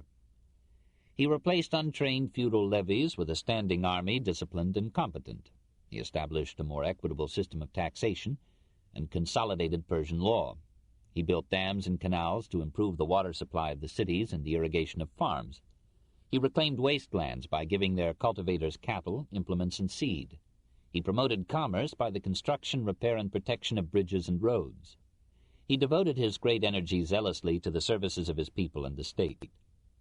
He encouraged, compelled, marriage on the ground that Persia needed more population to man its fields and frontiers. He persuaded bachelors to marry by dowering the wives and educating their children with state funds. He maintained and educated orphans and poor children at the public expense. He punished apostasy with death, but tolerated Christianity even in his harem. He gathered about him philosophers, physicians, and scholars from India and Greece, and delighted to discuss with them the problems of life, government, and death. One discussion turned on the question, what is the greatest misery? A Greek philosopher answered, an impoverished and imbecile old age. A Hindu replied, a harassed mind in a diseased body. Khosrow's vizier won the dutiful acclaim of all by saying, for my part, I think the extreme misery is for a man to see the end of life approaching without having practiced virtue. Khosrow supported literature, science, and scholarship with substantial subsidies, and financed many translations and histories. In his reign, the university at Jundi Shapur reached its apogee. He so guarded the safety of foreigners that his court was always crowded with distinguished visitors from abroad. On his accession, he proclaimed his desire for peace with Rome. Justinian, having designs on Africa and Italy, agreed, and in 532 the two brothers signed an eternal peace. When Africa and Italy fell, Khosrow humorously asked for a share of the spoils, on the ground that Byzantium could not have won had not Persia made peace. Justinian sent him costly gifts. In 539 Khosrow declared war on Rome, alleging that Justinian had violated the terms of their treaty. Procopius confirms the charge. Probably Khosrow thought it wise to attack while Justinian's armies were still busy in the west, instead of waiting for a victorious and strengthened Byzantium to turn all its forces against Persia. Furthermore, it seemed to Khosrow manifest destiny that Persia should have the gold mines of Trebizond and an outlet on the Black Sea. He marched into Syria, besieged Hierapolis, Apamea, and Aleppo, spared them for rich ransoms, and soon stood before Antioch. The reckless population from the battlements greeted him not merely with arrows and catapult missiles, but with the obscene sarcasm for which it had earned an international reputation. The enraged monarch took the city by storm, looted its treasures, burned down all its buildings except the cathedral, massacred part of the population, and sent the remainder away to people a new Antioch in Persia. Then he bathed with delight in that Mediterranean which had once been Persia's western frontier. Justinian dispatched Belisarius to the rescue, but Khosrow leisurely crossed the Euphrates with his spoils, and the cautious general did not pursue him.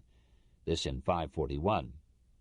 The inconclusiveness of the wars between Persia and Rome was doubtless affected by the difficulty of maintaining an occupation force on the enemy's side of the Syrian desert or the Taurus range.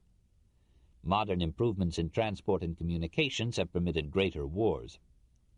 In 3 further invasions of Roman Asia, Khosrow made rapid marches and sieges, took ransoms and captives, ravaged the countryside, and peaceably retired, this from 542 to 543.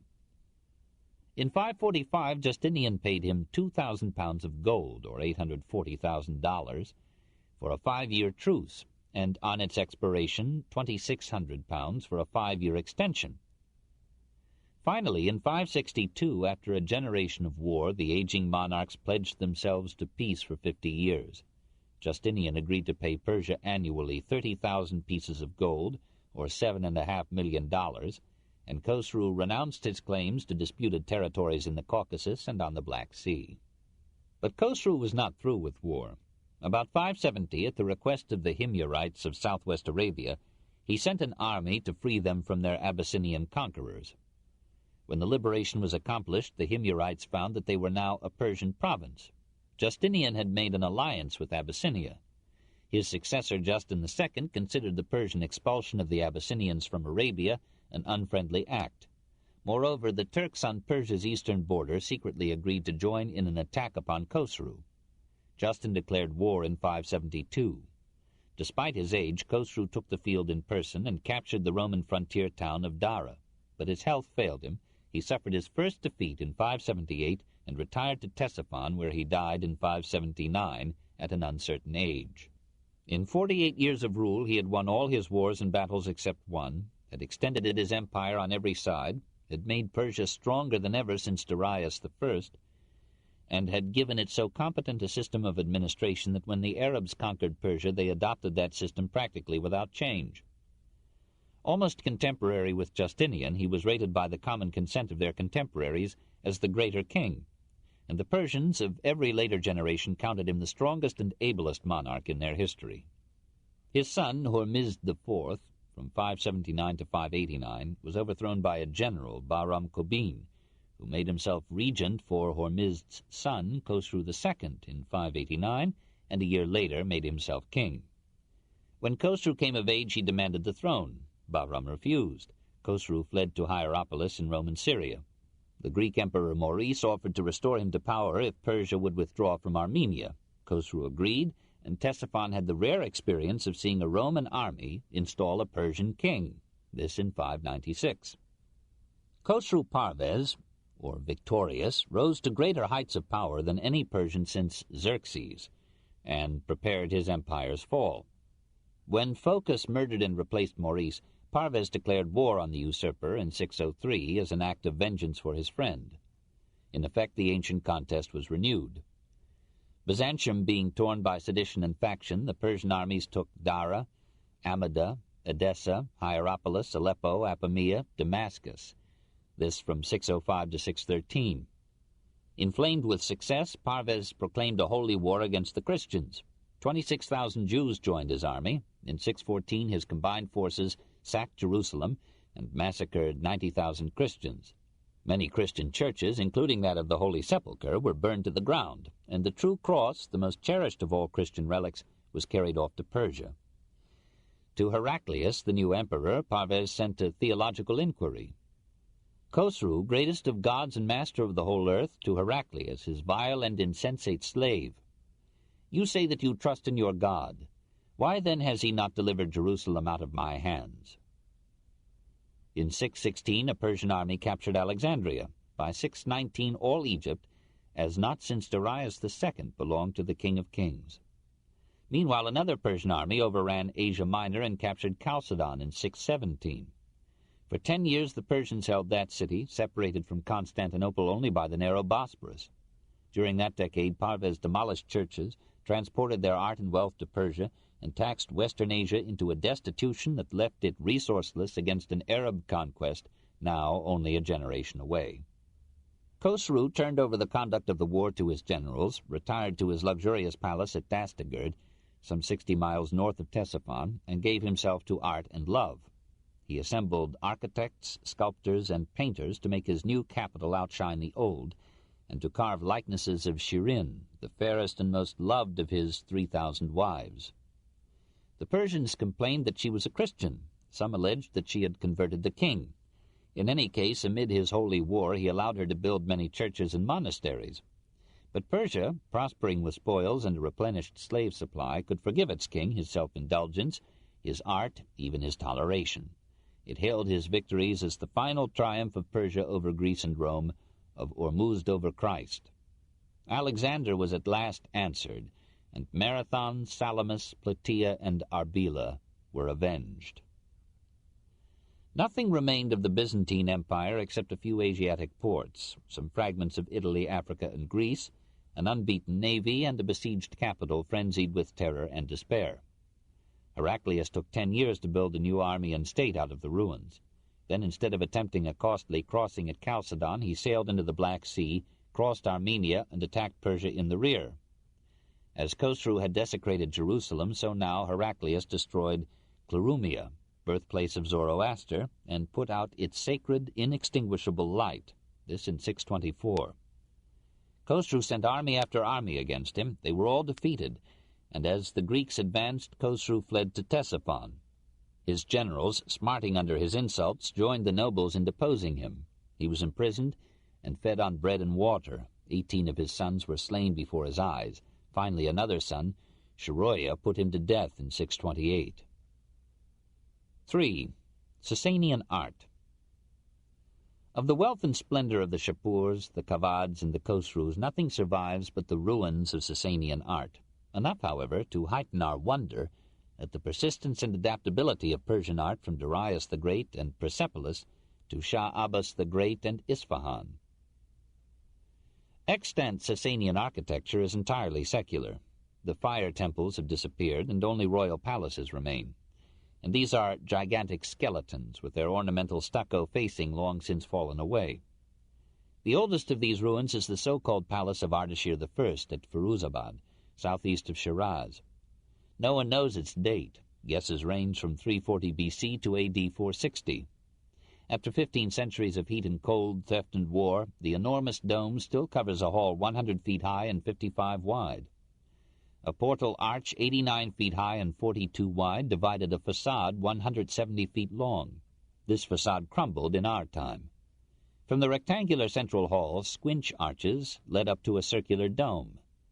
A squinch is a diagonal arch mediating between the upper corner of a polygonal structure and the rim of a superimposed circular or elliptical dome. Cresswell thinks this device was invented by the Persians. By an unusual and interesting arrangement, the pressure of the dome was borne by a double hollow wall, whose inner and outer frames were spanned by a barrow vault. And to this reinforcement of inner by outer wall were added external buttresses of attached pilasters of heavy stones. Here was an architecture quite different from the classic columnar style of Persepolis, crude and clumsy, but using forms that would come to perfection in the St. Sophia of Justinian. Not far away at Sarvastan stands a similar ruin of like uncertain date, a facade of 3 arches, a great central hall and side rooms covered by ovoid domes, barrow vaults, and semi-cupolas serving as buttresses. From these half-domes, by removing all but their sustaining framework, the flying or skeletal buttress of Gothic architecture may have evolved. Northwest of Susa, another ruined palace, the Ivani Karka, shows the oldest known example of the transverse vault, formed with diagonal ribs. But the most impressive of Sasanian relics, which frightened the conquering Arabs by its mass, was the royal palace of Ctesiphon, named by the Arabs Taki Kisra, or Arch of Khosru. It may be the building described by a Greek historian of AD 638, who tells how Justinian provided Greek marble for Khosroes and skilled artisans who built for him a palace in the Roman style, not far from Ctesiphon. The north wing collapsed in 1888. The dome is gone. 3 immense walls rise to a height of 105 feet, with the facade horizontally divided into 5 tiers of blind arcades. A lofty central arch, the highest, 85 feet, and widest, 72 feet, elliptical arch known, opened upon a hall 115 by 75 feet. The Sasanian kings relished room. These ruined facades imitate the less elegant of Roman front elevations, like the theatre of Marcellus. They are more impressive than beautiful, but we cannot judge past beauty by present ruins. The most attractive of Sasanian remains are not the gutted palaces of crumbling sun-baked brick, but rock reliefs carved into Persia's mountainsides. These gigantic figures are lineal descendants of the Achaemenid cliff reliefs, and are in some cases juxtaposed with them, as if to emphasize the continuity of Persian power and the equality of Sasanian with Achaemenid kings. The oldest of the Sasanian sculptures shows Ardashir trampling upon a fallen foe, presumably the last of the Arsacids. Finer are those at Naksh-i-Rustam, near Persepolis, celebrating Ardashir, Shapur I, and Bahram II. The kings are drawn as dominating figures, but, like most kings and men, they find it hard to rival the grace and symmetry of the animals. Similar reliefs at Naksh-i-Rajeb and at Shapur present powerful stone portraits of Shapur I and Bahram I and II. At Takibustan, Arch of the Garden, near Kermanshah, 2 column-supported arches are deeply cut into the cliff. Reliefs on the inner and outer faces of the arches show Shapur II and Khosru Parvez at the hunt. The stone comes alive with fat elephants and wild pigs. The foliage is carefully done, and the capitals of the columns are handsomely carved. There is in these sculptures no Greek grace of movement or smoothness of line, no keen individualization, no sense of perspective, and little modeling, but in dignity and majesty, in masculine vitality and power, they bear comparison with most of the arch-reliefs of Imperial Rome. Apparently these carvings were colored. So were many of the features of the palaces, but only traces of such painting remain. The literature, however, makes it clear that the art of painting flourished in Sasanian times. The prophet Mani is reported to have founded a school of painting. Firdausi speaks of Persian magnates adorning their mansions with pictures of Iranian heroes. And the poet Al-Buturi, who died in 897, describes the murals in the palace at Ctesiphon. When a Sasanian king died, the best painter of the time was called upon to make a portrait of him for a collection kept in the royal treasury. Painting, sculpture, pottery, and other forms of decoration shared their designs with Sasanian textile art. Silks, embroideries, brocades, damasks, tapestries, chair covers, canopies, tents, and rugs were woven with servile patience and masterly skill, and were dyed in warm tints of yellow, blue, and green. Every Persian but the peasant and the priest aspired to dress above his class. presents often took the form of sumptuous garments, and great colorful carpets had been an appanage of wealth in the East since Assyrian days. The 24 Sasanian textiles that escaped the teeth of time are the most highly valued fabrics in existence. Even in their own day, Sasanian textiles were admired and imitated from Egypt to Japan, and during the Crusades, these pagan products were favored for clothing the relics of Christian saints. When Heraclius captured the palace of Khosru Parvez at Dastagerd, delicate embroideries and an immense rug were among his most precious spoils. Famous was the winter carpet of Khosru Anushirvan, designed to make him forget winter in its spring and summer scenes. Flowers and fruits made of interwoven rubies and diamonds grew in this carpet beside walks of silver and brooks of pearls, traced on a ground of gold. Harun al-Rashid prided himself on a spacious Sasanian rug thickly studded with jewelry. Persians wrote love poems about their rugs. Of Sasanian pottery little remains except pieces of utilitarian intent, yet the ceramic art was highly developed in Achaemenid times, and must have had some continuance under the Sasanians to reach such perfection in Mohammedan Iran. Ernest Fenollosa thought that Persia might be the center from which the art of enamel spread even to the Far East. And art historians debate whether Sasanian Persia, or Syria, or Byzantium originated lusterware and cloisonné. Sasanian metalworkers made ewers, jugs, bowls, and cups as if for a giant race, turned them on lathes, incised them with graver or chisel, or hammered out a design in repoussé from the obverse side, and used gay animal forms ranging from cock to lion as handles and spouts.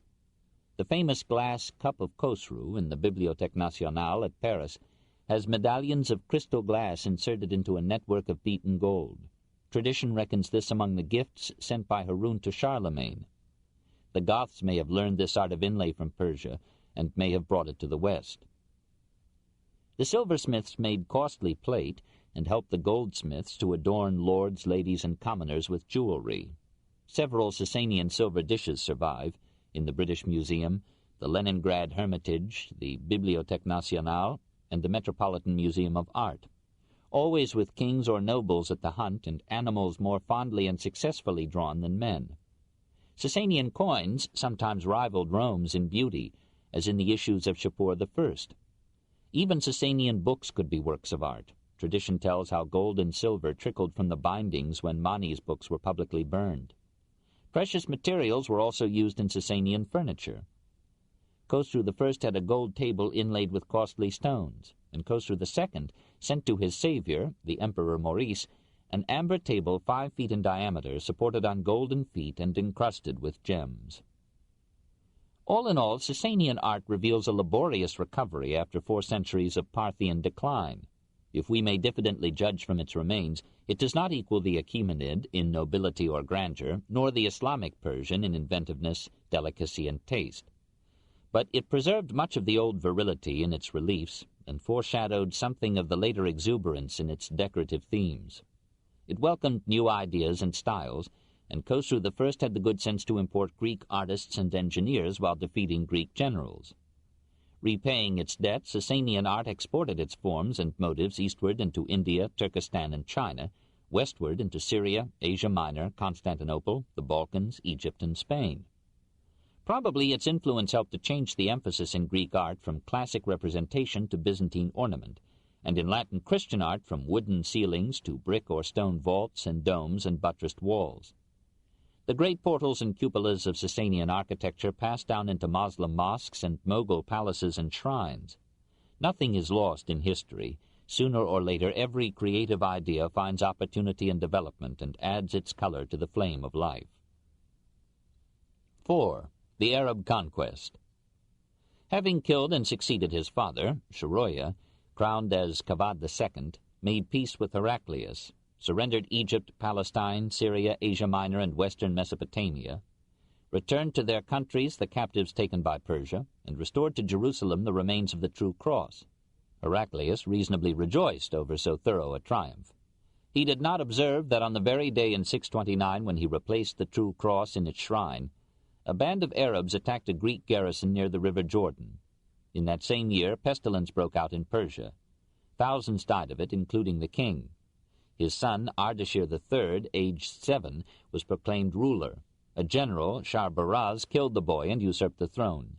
His own soldiers killed Sharbaraz and dragged his corpse through the streets of Ctesiphon, shouting, "Whoever, not being of royal blood, seats himself upon the throne of Persia will share this fate." The populace is always more royalist than the king.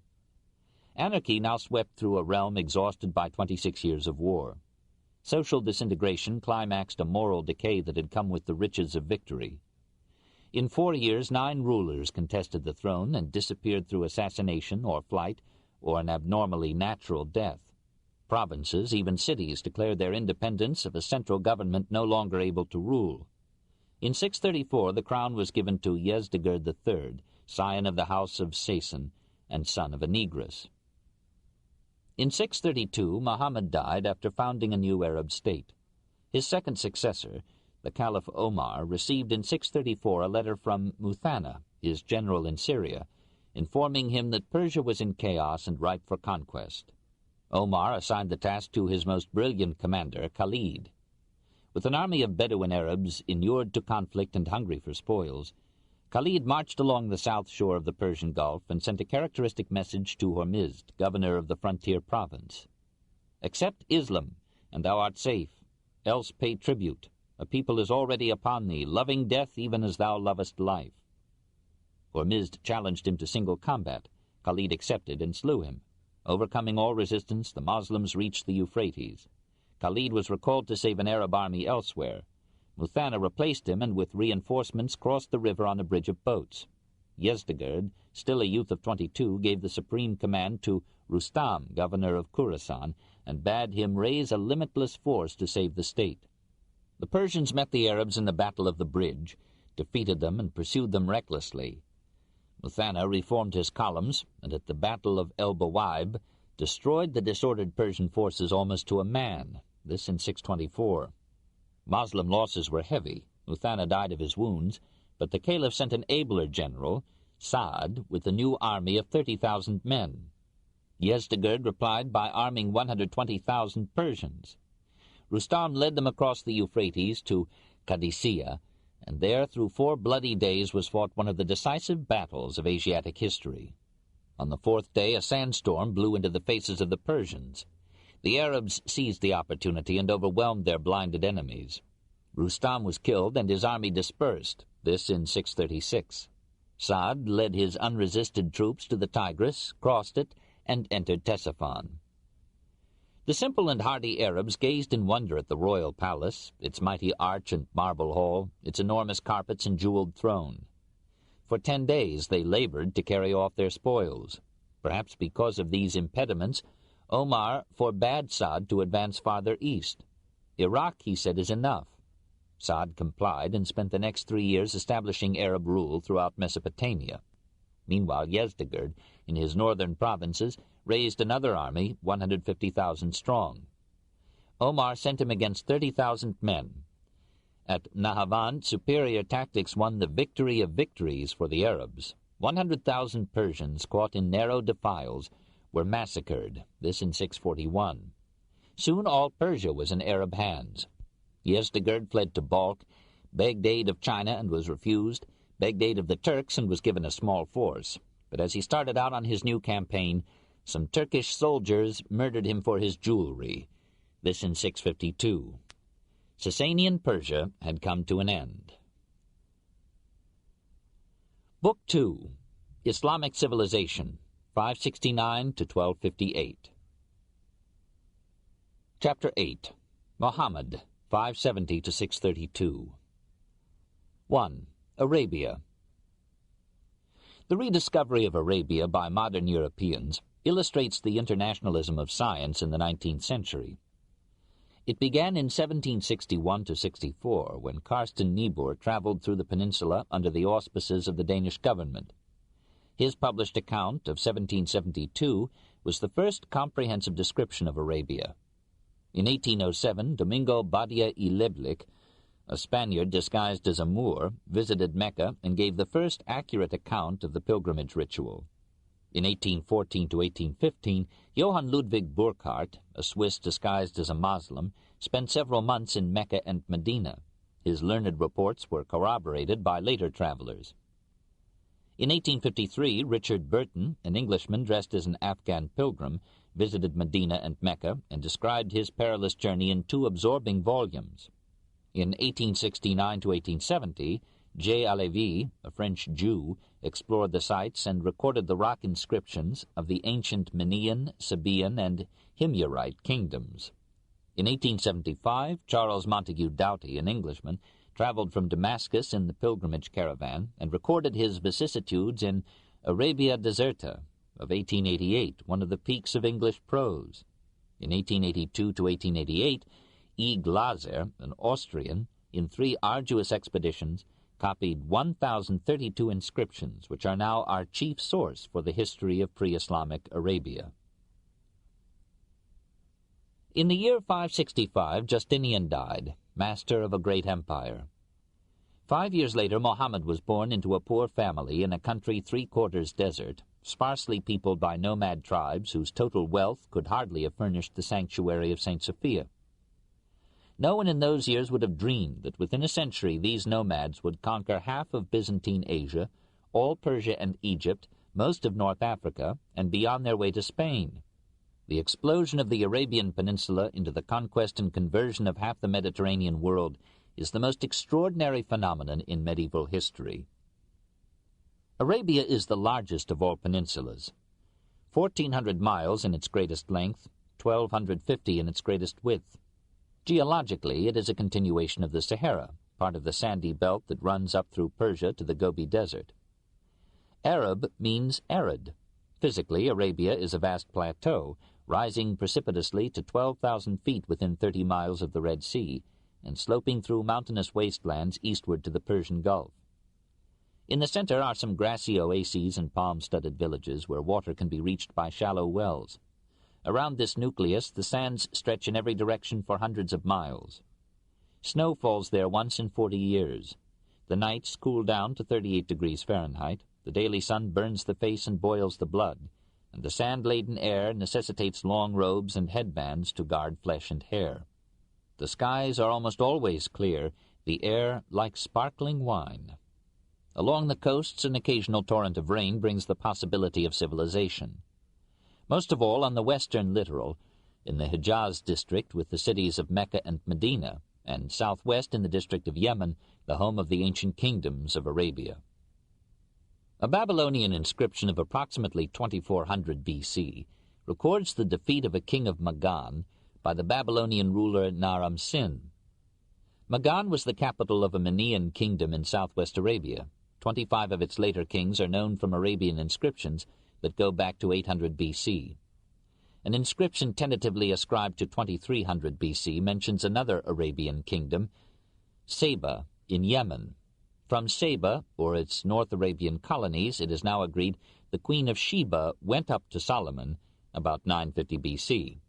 The Sabaean kings made their capital at Marib, fought the usual wars of defense, built great irrigation works like the Marib dams, whose ruins are still visible, raised gigantic castles and temples, subsidized religion handsomely, and used it as an instrument of rule. Their inscriptions, probably not older than 900 B.C., are beautifully carved in an alphabetical script. The Sabaeans produced the frankincense and myrrh that played so prominent a role in Asiatic and Egyptian rituals. They controlled the sea trade between India and Egypt, and the south end of the caravan route that led through Mecca and Medina to Petra and Jerusalem.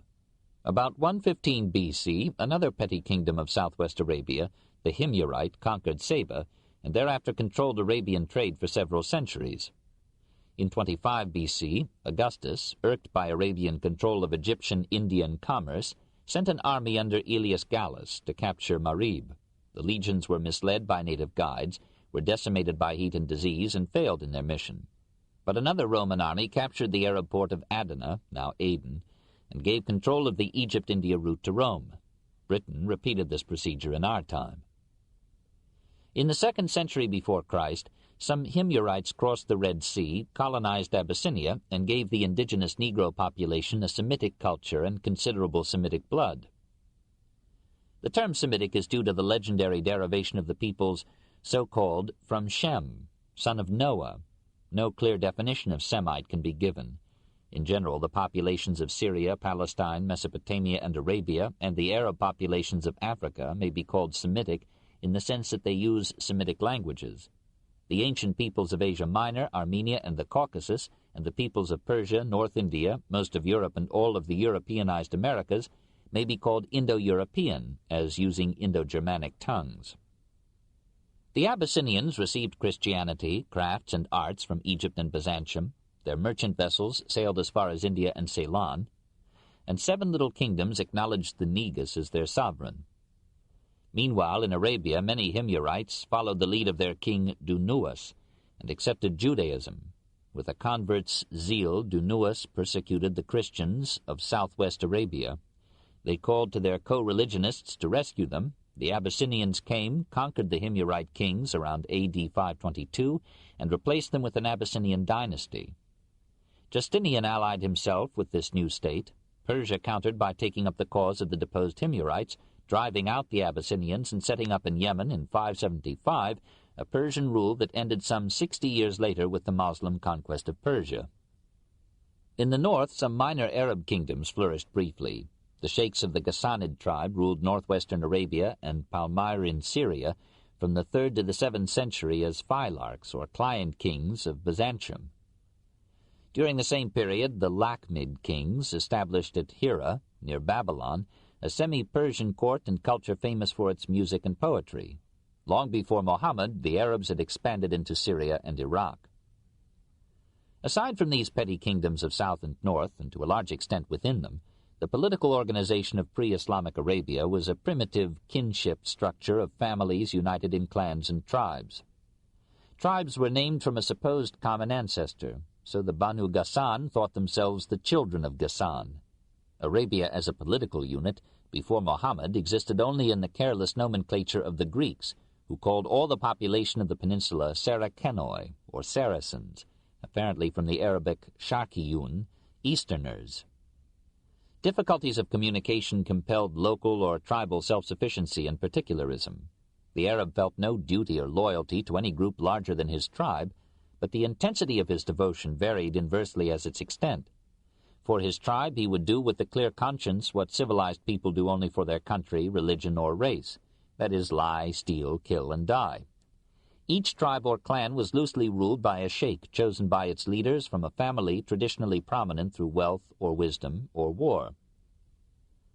In the villages, men coaxed some grains and vegetables from the unwilling soil, raised a few cattle, and bred some fine horses.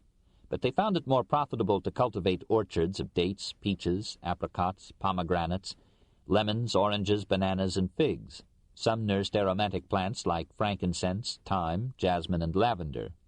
Some pressed ether, or attar, from highland roses.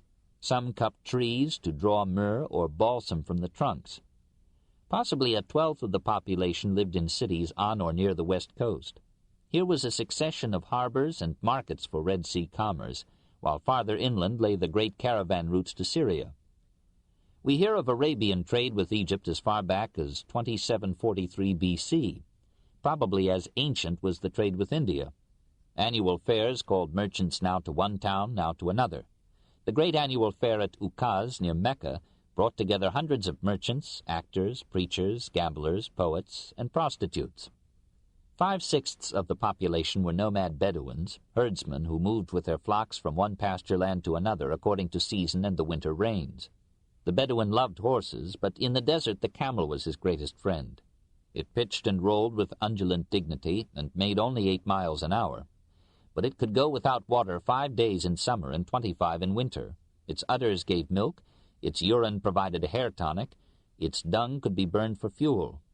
The nomad women, says Doughty, wash their babies in camel urine and think thus to help them from insects, and in this water both men and women comb their long hair. When it died, it made tender meat, and its hair and hide made clothing and tents. With such varied sustenance, the Bedouin could face the desert, as patient and enduring as his camel, as sensitive and spirited as his horse. Short and thin, well-knit and strong, he could live day after day on a few dates and a little milk. And from dates he made the wine that raised him out of the dust into romance. He varied the routine of his life with love and feud, and was as quick as a Spaniard, who inherited his blood, to avenge insult and injury, not only for himself but for his clan. A good part of his life was spent in tribal war, and when he conquered Syria, Persia, Egypt, and Spain, it was but an exuberant expansion of his plundering razzias or raids. Certain periods in the year he conceded to the Holy Truce, for religious pilgrimage or for trade. Otherwise he felt the desert was his.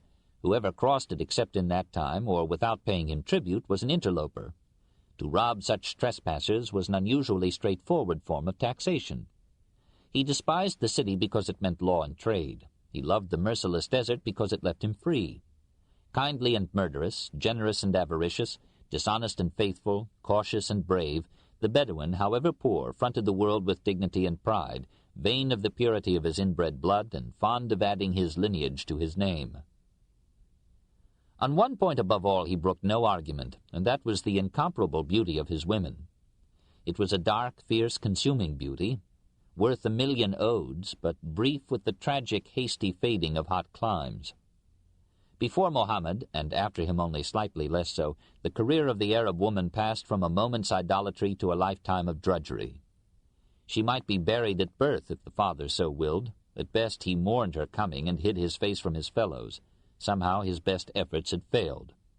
Her winsome childhood earned a few years of love, but at 7 or 8 she was married off to any youth of the clan whose father would offer the purchase price for the bride. Her lover and husband would fight the world to defend her person or honor. Some of the seeds and fustian of chivalry went with these passionate lovers to Spain. But the goddess was also a chattel. She formed part of the estate of her father, her husband, or her son, and was bequeathed with it. She was always the servant, rarely the comrade, of the man. He demanded many children of her, or rather many sons. Her duty was to produce warriors. She was in many cases but one of his many wives. He could dismiss her at any time at will. Nevertheless, her mysterious charms rivaled battle as a theme and stimulus for his verse. The pre-Moslem Arab was usually illiterate, but he loved poetry only next to horses, women, and wine. He had no scientists or historians, but he had a heady passion for eloquence, for fine and correct speech, and intricately patterned verse. His language was closely kin to the Hebrew, complex in inflections, rich in vocabulary, precise in differentiations, expressing now every nuance of poetry, later every subtlety of philosophy. The Arabs took pride in the antiquity and fullness of their language, loved to roll its mellifluous syllables in oratorical flourishes on tongue or pen, and listened with tense ecstasy to the poets who, in villages and cities, in desert camps or at the fairs, recalled to them in running meters and endless rhymes the loves and wars of their heroes, tribes, or kings. The poet was to the Arabs their historian, genealogist, satirist, moralist, newspaper, oracle, call to battle, and when a poet won a prize at one of the many poetry contests, his whole tribe felt honored and rejoiced. Every year at the Ukaz fair, the greatest of these contests was held. Almost daily for a month, the clans competed through their poets. There were no judges but the eagerly or scornfully listening multitudes. The winning poems were written down in brilliantly illuminated characters, were therefore called the Golden Songs, and were preserved like heirlooms in the treasuries of princes and kings. The Arabs called them also mu'allakat, or suspended, because legend said that the prize poems, inscribed upon Egyptian silk in letters of gold, were hung on the walls of the Kaaba in Mecca. 7 such mu'allakat, dating from the 6th century, survive from those pre-Islamic days. Their form is the qasida, a narrative ode in elaborately complex meter and rhyme, usually of love or war. In one of them, by the poet Labid, a soldier returns from his campaigns to the village and home where he had left his wife. He finds his cottage empty, his wife gone off with another man. Labid describes the scene with goldsmith's tenderness and with greater eloquence and force. In another, the Arab women prod their men to battle. "Courage, courage, defenders of women! Smite with the edge of your swords. We are the daughters of the morning star. Soft are the carpets we tread beneath our feet. Our necks are adorned with pearls, our tresses are perfumed with musk. The brave who confront the foe we will clasp to our bosoms, but the dastards who flee we will spurn. Not for them our embraces." Unabashedly sensual is an ode by Imrul Qais. Fair too was that other, she the veil-hidden one. How close, how guarded. Yet did she welcome me. Passed I twixt her tent ropes, What though her near of kin lay in the dark to slay me, bloodshedders all of them? Came I at the midnight, hour when the Pleiades showed as the links of seed pearls binding the sky's girdle. Stealing in, I stood there. She had cast off from her every robe but one robe, all but her night garment. Tenderly she scolded, "What is this stratagem? Speak on thine oath, thou mad one, stark is thy lunacy." Passed we out together while she drew after us, on our twin track, to hide it, wise her embroideries. Fled beyond the campfires. There in security dark in the sand, we lay down far from the prying eyes. By her plaits I wooed her, drew her face near to me, one to her waist how frail-lined, hers of the ankle rings. Fair-faced she, no redness, noble of countenance, smooth as of glass her bosom, bare with its necklaces. Thus our pearls yet virgin, seen through the dark water, clear in the sea depths gleaming, pure, inaccessible. Coyly she withdraws her, shows us a cheek, a lip, she a gazelle of Woodra. Roe-like her throat slender, white as an Ariel's, sleek to thy lips uplifted, pearls are its ornament. On her shoulders fallen thick lie the locks of her, dark as the date clusters hung from the palm branches. Slim her waist, a well-cord scarce has its slenderness. Smooth are her legs as reed stems stripped at a waterhead.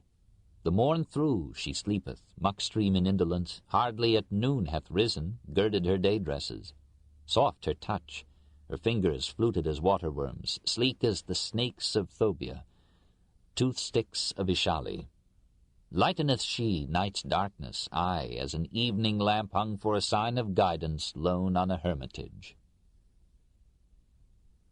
The pre-Islamic poets sang their compositions to musical accompaniment. Music and poetry were bound into one form. The flute, the lute, the reed, pipe, or oboe, and the tambourine were the favored instruments. Singing girls were often invited to amuse male banqueteers. Taverns were equipped with them. The Ghassanid kings kept a troop of them to ease the cares of royalty. And when the Meccans marched against Mohammed in 624, they took with them a bevy of singing girls to warm their campfires and prod them on to war.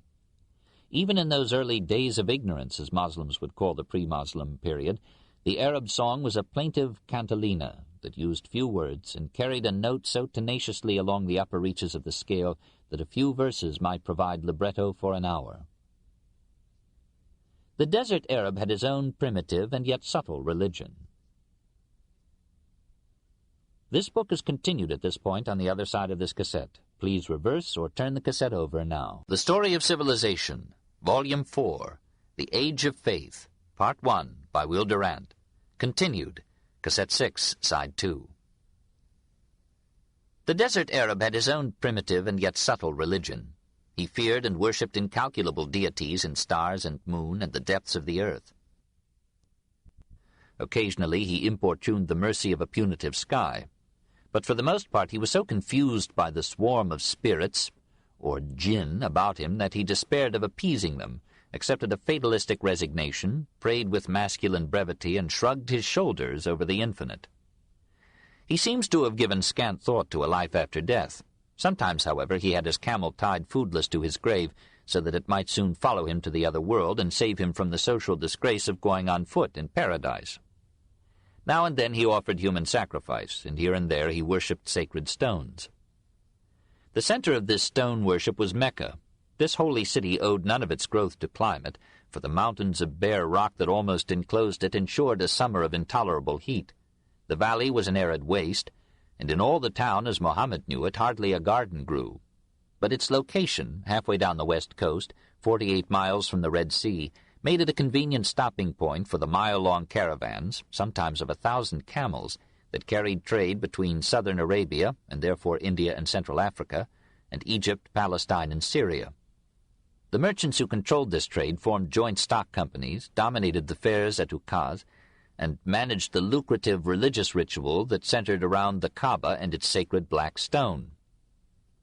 Kaaba means a square structure and is one with our word cube. In the belief of Orthodox Muslims, the Kaaba was built or rebuilt 10 times. The first was erected at the dawn of history by angels from heaven, the second by Adam, the third by his son Seth, the fourth by Abraham and his son Ishmael by Hagar, the 7th by Qusay, chief of the Quraysh tribe, the 8th by the Quraysh leaders in Muhammad's lifetime, around 605, the 9th and 10th by Muslim leaders in 681 and 696. The 10th is substantially the Kaaba of today. It stands near the center of a large porticoed enclosure, the Masjid al-Haram, or Sacred Mosque. It is a rectangular stone edifice 40 feet long, 35 feet wide, 50 high. In its southeast corner, 5 feet from the ground, just right for kissing, is embedded the black stone, of dark red material, oval in shape, some 7 inches in diameter. Many of its worshippers believe that this stone was sent down from heaven, and perhaps it was a meteorite. Most of them believe that it has been a part of the Kaaba since Abraham. Muslim scholars interpret it as symbolizing that part of Abraham's progeny, Ishmael and his offspring, which, rejected by Israel, became, they think, the founders of the Quraysh tribe. They apply to it a passage from Psalm 118, verses 22 to 23. The stone which the builders rejected has become the head of the corner. This is Yahweh's doing. And another from Matthew chapter 21, verses 42 to 43, in which Jesus, having quoted these strange words, adds, "Therefore the kingdom of God shall be taken away from you, and shall be given to a nation bringing forth the fruits thereof," though the virile Moslems would hardly claim to have fulfilled the ethics of Christ. Within the Kaaba in pre-Muslim days were several idols representing gods. One was called Allah, and was probably the tribal god of the Quraysh. 3 others were Allah's daughters, Al-Uzza, Al-Lat, and Mana. We may judge the antiquity of this Arab pantheon from the mention of Al-Ilat, or Al-Lat, by Herodotus as a major Arabian deity. The Quraysh paved the way for monotheism by worshipping Allah as chief god. He was represented to the Meccans as the lord of their soil, to whom they must pay a tithe of their crops and the firstborn of their herds. The Quraysh, as alleged descendants of Abraham and Ishmael, appointed the priests and guardians of the shrine and managed its revenues. An aristocratic minority of the tribe, as descendants of Qusay, controlled the civil government of Mecca. At the beginning of the 6th century, the Quraysh were divided into 2 factions, one led by the rich merchant and philanthropist Hashim, the other by Hashim's jealous nephew, Umayyah. This bitter rivalry would determine much history. When Hashim died, he was succeeded as one of Mecca's chiefs by his son or younger brother, Abd al-Muttalib. In 568, the latter's son, Abdallah, married Amina, also a descendant of Qusay. Abdallah remained with his bride 3 days, set out on a mercantile expedition, and died at Medina on the way back. 2 months later, in 569, Amina was delivered of the most important figure in medieval history. 2. Mohammed in Mecca, 569 to 622. His ancestry was distinguished, his patrimony modest. Abdallah had left him 5 camels, a flock of goats, a house, and a slave who nursed him in his infancy. His name, meaning highly praised, lent itself well to certain biblical passages as predicting his advent. His mother died when he was 6. He was taken over by his grandfather, then 76, and later by his uncle, Abu Talib. They gave him affection and care, but no one seems to have bothered to teach him how to read or write.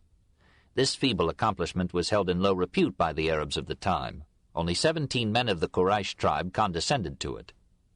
Mohammed was never known to write anything himself. He used an amanuensis. His apparent illiteracy did not prevent him from composing the most famous and eloquent book in the Arabic tongue, and from acquiring such understanding of the management of men as seldom comes to highly educated persons.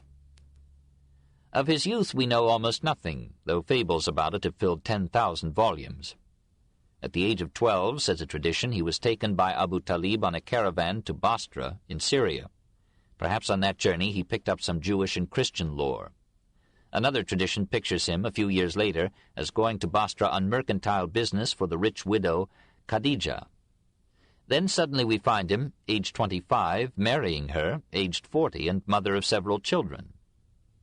Until her death 26 years later, Muhammad lived with Khadijah in a monogamous condition highly unusual for a Moslem of means, but perhaps natural in their recipient.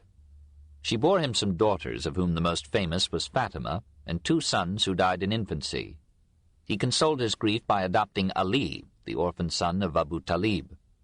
Khadijah was a good woman, a good wife, a good merchant. She remained loyal to Muhammad through all his spiritual vicissitudes, and amid all his wives he remembered her as the best. Ali, who married Fatima, fondly describes his adoptive father at 45 as of middle stature, neither tall nor short. His complexion was rosy white. His eyes black, his hair, thick, brilliant, and beautiful, fell to his shoulders. His profuse beard fell to his breast. There was such sweetness in his visage that no one, once in his presence, could leave him. If I hungered, a single look at the prophet's face dispelled the hunger. Before him all forgot their griefs and pains. He was a man of dignity and seldom laughed. He kept his keen sense of humor under control, knowing its hazards for public men. Of a delicate constitution, he was nervous, impressionable, given to melancholy pensiveness. In moments of excitement or anger, his facial veins could swell alarmingly, but he knew when to abate his passion and could readily forgive a disarmed and repentant foe. There were many Christians in Arabia, some in Mecca.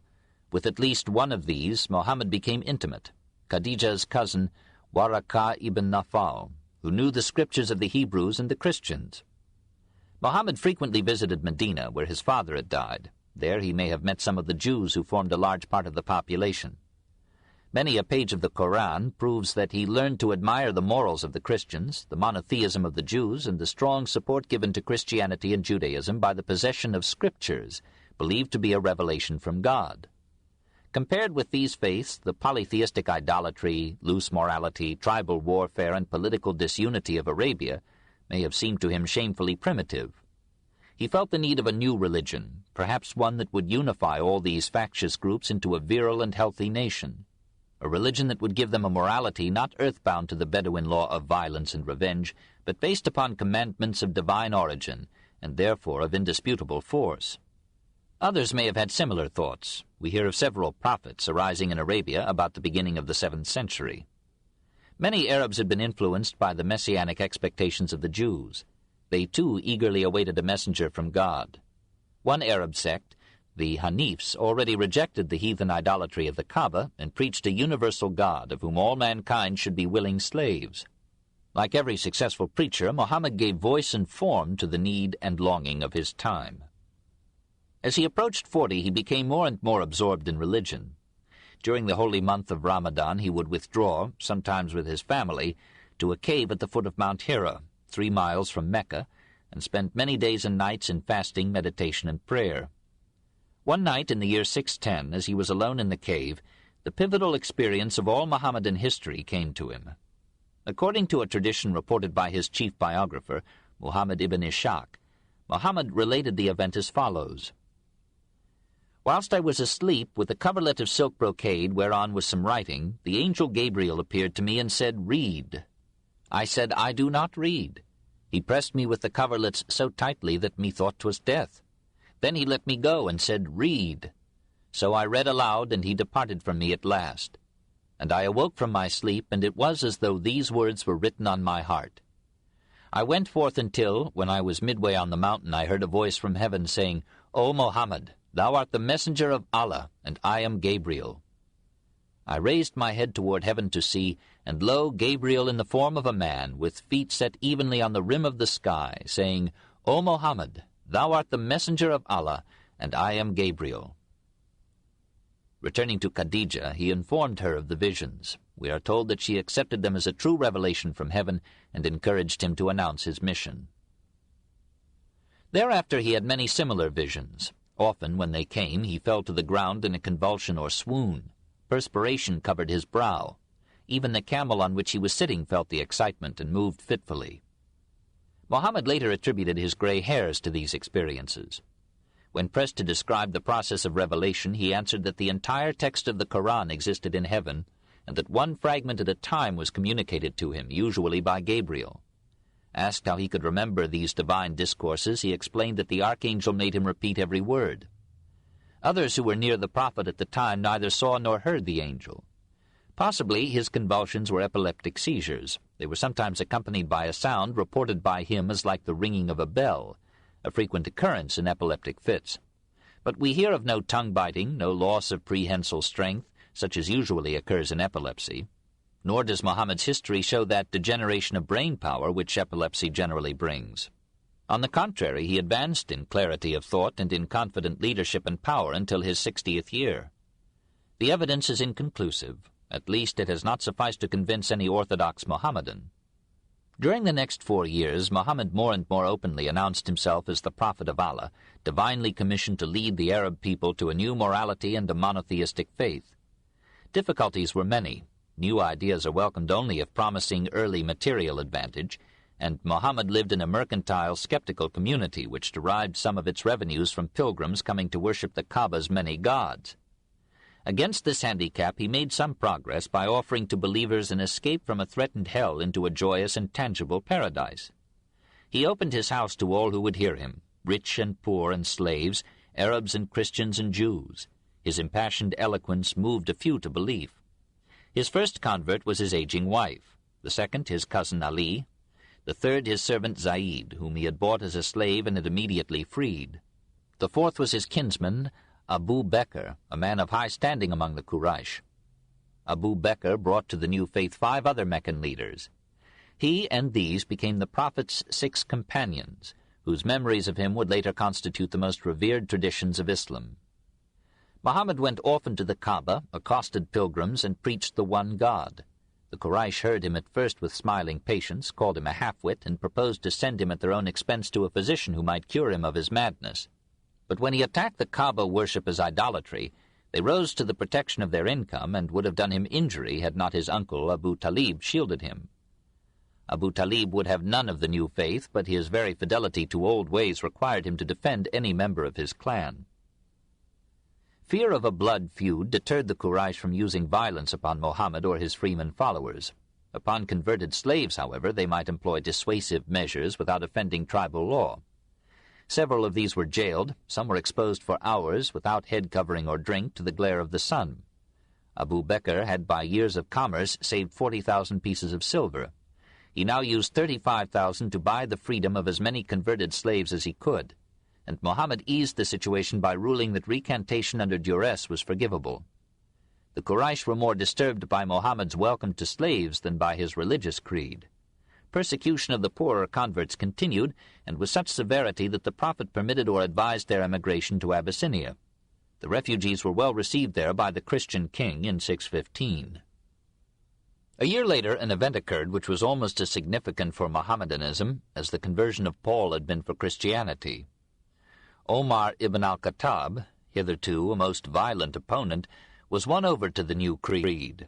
He was a man of great physical strength, social power, and moral courage. His allegiance brought timely confidence to the harassed believers and new adherence to the cause. Instead of hiding their worship in private homes, they now preached it boldly in the streets.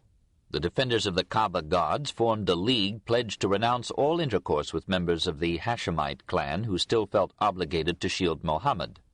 To avert conflict, many Hashemites, including Muhammad and his family, withdrew to a secluded quarter of Mecca, where Abu Talib could provide protection, this in 615. For over 2 years this separation of the clans continued, until some members of the Quraysh, relenting, invited the Hashemites to return to their deserted homes and pledged them peace. The little group of converts rejoiced, but the year 619 brought triple misfortune to Muhammad. Khadija, his most loyal supporter, and Abu Talib, his protector, died. Feeling insecure in Mecca, and discouraged by the slow increase of his followers there, Muhammad moved to Taif in 620, a pleasant town 60 miles east. But Taif rejected him. Its leaders did not care to offend the merchant aristocracy of Mecca.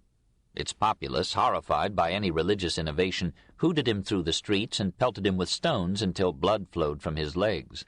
Back in Mecca, he married the widow Sauda, and betrothed himself, aged 50, to Aisha, the pretty and petulant 7-year-old daughter of Abu Bakr.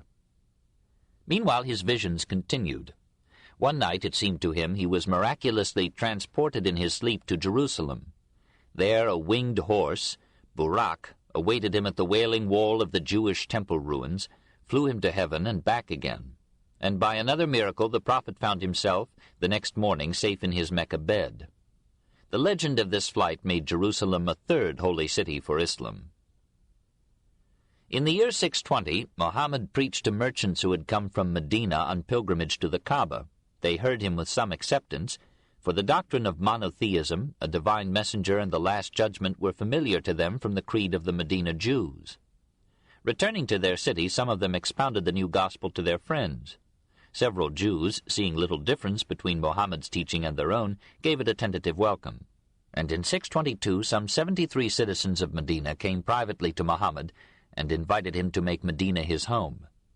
He asked would they protect him as faithfully as their own families. They vowed they would, but asked what reward they would receive should they be killed in the process. He answered, paradise. About this time, Abu Sufyan, grandson of Umayyah, became the head of the Meccan Quraysh. Having been brought up in an odor of hatred for all descendants of Hashim, he renewed the persecution of Mohammed's followers.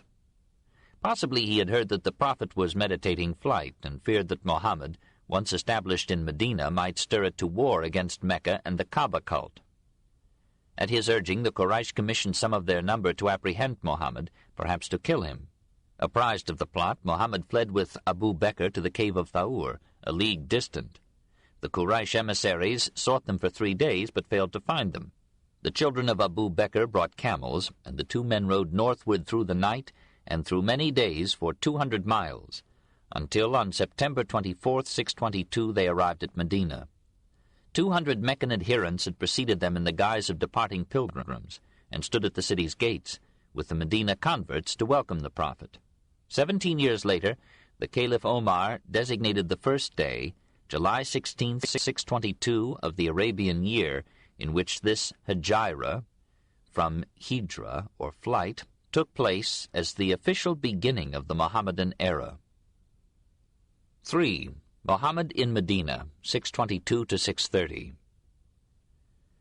The city hitherto called Yathrib, later renamed Madinat al-Nabi, or City of the Prophet, was situated on the western edge of the Central Arabian Plateau. Compared with Mecca, it was a climatic Eden, with hundreds of gardens, palm groves, and farms. As Mohammed rode into the town, one group after another called to him, "Alight here, O Prophet! Abide with us!" And with Arab persistence, some caught the halter of his camel to detain him. His answer was perfect diplomacy. "The choice lies with the camel. Let him advance freely." The advice quieted jealousy and hallowed his new residence as chosen by God. Where his camel stopped, Mohammed built a mosque and 2 adjoining homes, one for Sauda, one for Aisha. Later he added new apartments as he took new wives. In leaving Mecca, he had snapped many kinship ties. Now he tried to replace bonds of blood with those of religious brotherhood in a theocratic state. To mitigate the jealousy already rampant between the refugees, or muhajirin, from Mecca and the helpers, or ansar, or converts, in Medina, he coupled each member of the one group with a member of the other in adoptive brotherhood, and called both groups to worship in sacred union in the mosque. In the first ceremony held there, he mounted the pulpit and cried in a loud voice, "Allah is most great." The assembly burst forth in the same proclamation. Then, still standing with his back to the congregation, he bowed in prayer. He descended the pulpit backward, and at its foot he prostrated himself thrice, while continuing to pray. In these prostrations were symbolized that submission of the soul to Allah, which gave to the new faith its name, Islam, to surrender, to make peace, and to its adherents the kindred name of Muslimin, or Moslems, the surrendering ones, those who have made their peace with God. Turning then to the assembly, Mohammed bade it observe this ritual to the end of time, and to this day it is the form of prayer that Moslems follow, whether at the mosque, or traveling in the desert, or mosqueless in alien lands. A sermon completed the ceremony, often announcing, in Mohammed's case, a new revelation, and directing the actions and policies of the week. For the authority of the Prophet was creating a civic rule for Medina, and more he was compelled to address his time and inspirations to the practical problems of social organization, daily morals, even to intertribal diplomacy and war. As in Judaism, no distinction was made between secular and religious affairs. All alike came under religious jurisdiction. He was both Caesar and Christ. But not all Medinites accepted his authority. A majority of the Arabs stood aside as the disaffected, viewed the new creed and its ritual skeptically, and wondered whether Mohammed was destroying their traditions and liberties and involving them in war. Most of the Medina Jews clung to their own faith and continued to trade with the Meccan Quraysh. Mohammed drew up with these Jews a subtle concordat. The Jews who attach themselves to our commonwealth shall be protected from all insults and vexations. They shall have an equal right with our own people to our assistance and good offices. They shall form with the Moslems one composite nation. They shall practice their religion as freely as the Moslems. They shall join the Moslems in defending Yathrib against all enemies. All future disputes between those who accept this charter shall be referred, under God, to the Prophet. This agreement was soon accepted by all the Jewish tribes of Medina and the surrounding country, the Banu Nadir, the Banu Qurayza, the Banu Kainuka, etc. The immigration of 200 Meccan families created a food shortage in Medina. Mohammed solved the problem as starving people do, by taking food where it could be had. In commissioning his lieutenants to raid the caravans that passed Medina, he was adopting the morals of most Arab tribes in his time. When the raids succeeded, 4/5 of the spoils went to the raiders, 1/5 to the Prophet for religious and charitable uses. The share of a slain raider went to his widow, and he himself at once entered paradise. So encouraged, raids and raiders multiplied, while the merchants of Mecca, whose economic life depended on the security of the caravans, plotted revenge. One raid scandalized Medina as well as Mecca, for it took place and killed a man on the last day of Rajab, one of the sacred months when Arab morality laid a moratorium on violence. In 623, Mohammed himself organized a band of 300 armed men to waylay a rich caravan coming from Syria to Mecca. Abu Sufyan, who commanded the caravan, got wind of the plan, changed his route, and sent to Mecca for help. The Quraysh came 900 strong. The miniature armies met at the Wadi Bedr, 20 miles south of Medina. If Mohammed had been defeated, his career might have ended there and then. He personally led his men to victory, ascribed it to Allah as a miracle confirming his leadership, and returned to Medina with rich booty and many prisoners, this in January 624. Some of these, who had been especially active in the persecution at Mecca, were put to death. The rest were freed for lucrative ransoms. But Abu Sufyan survived and promised revenge. "Weep not for your slain," he told mourning relatives in Mecca, "and let no bard bewail their fate. Haply the turn may come, and ye may obtain vengeance. As for me, I will touch no oil, neither approach my wife until I shall have gone forth again to fight Mohammed." Strengthened by victory, Mohammed used the customary morality of war.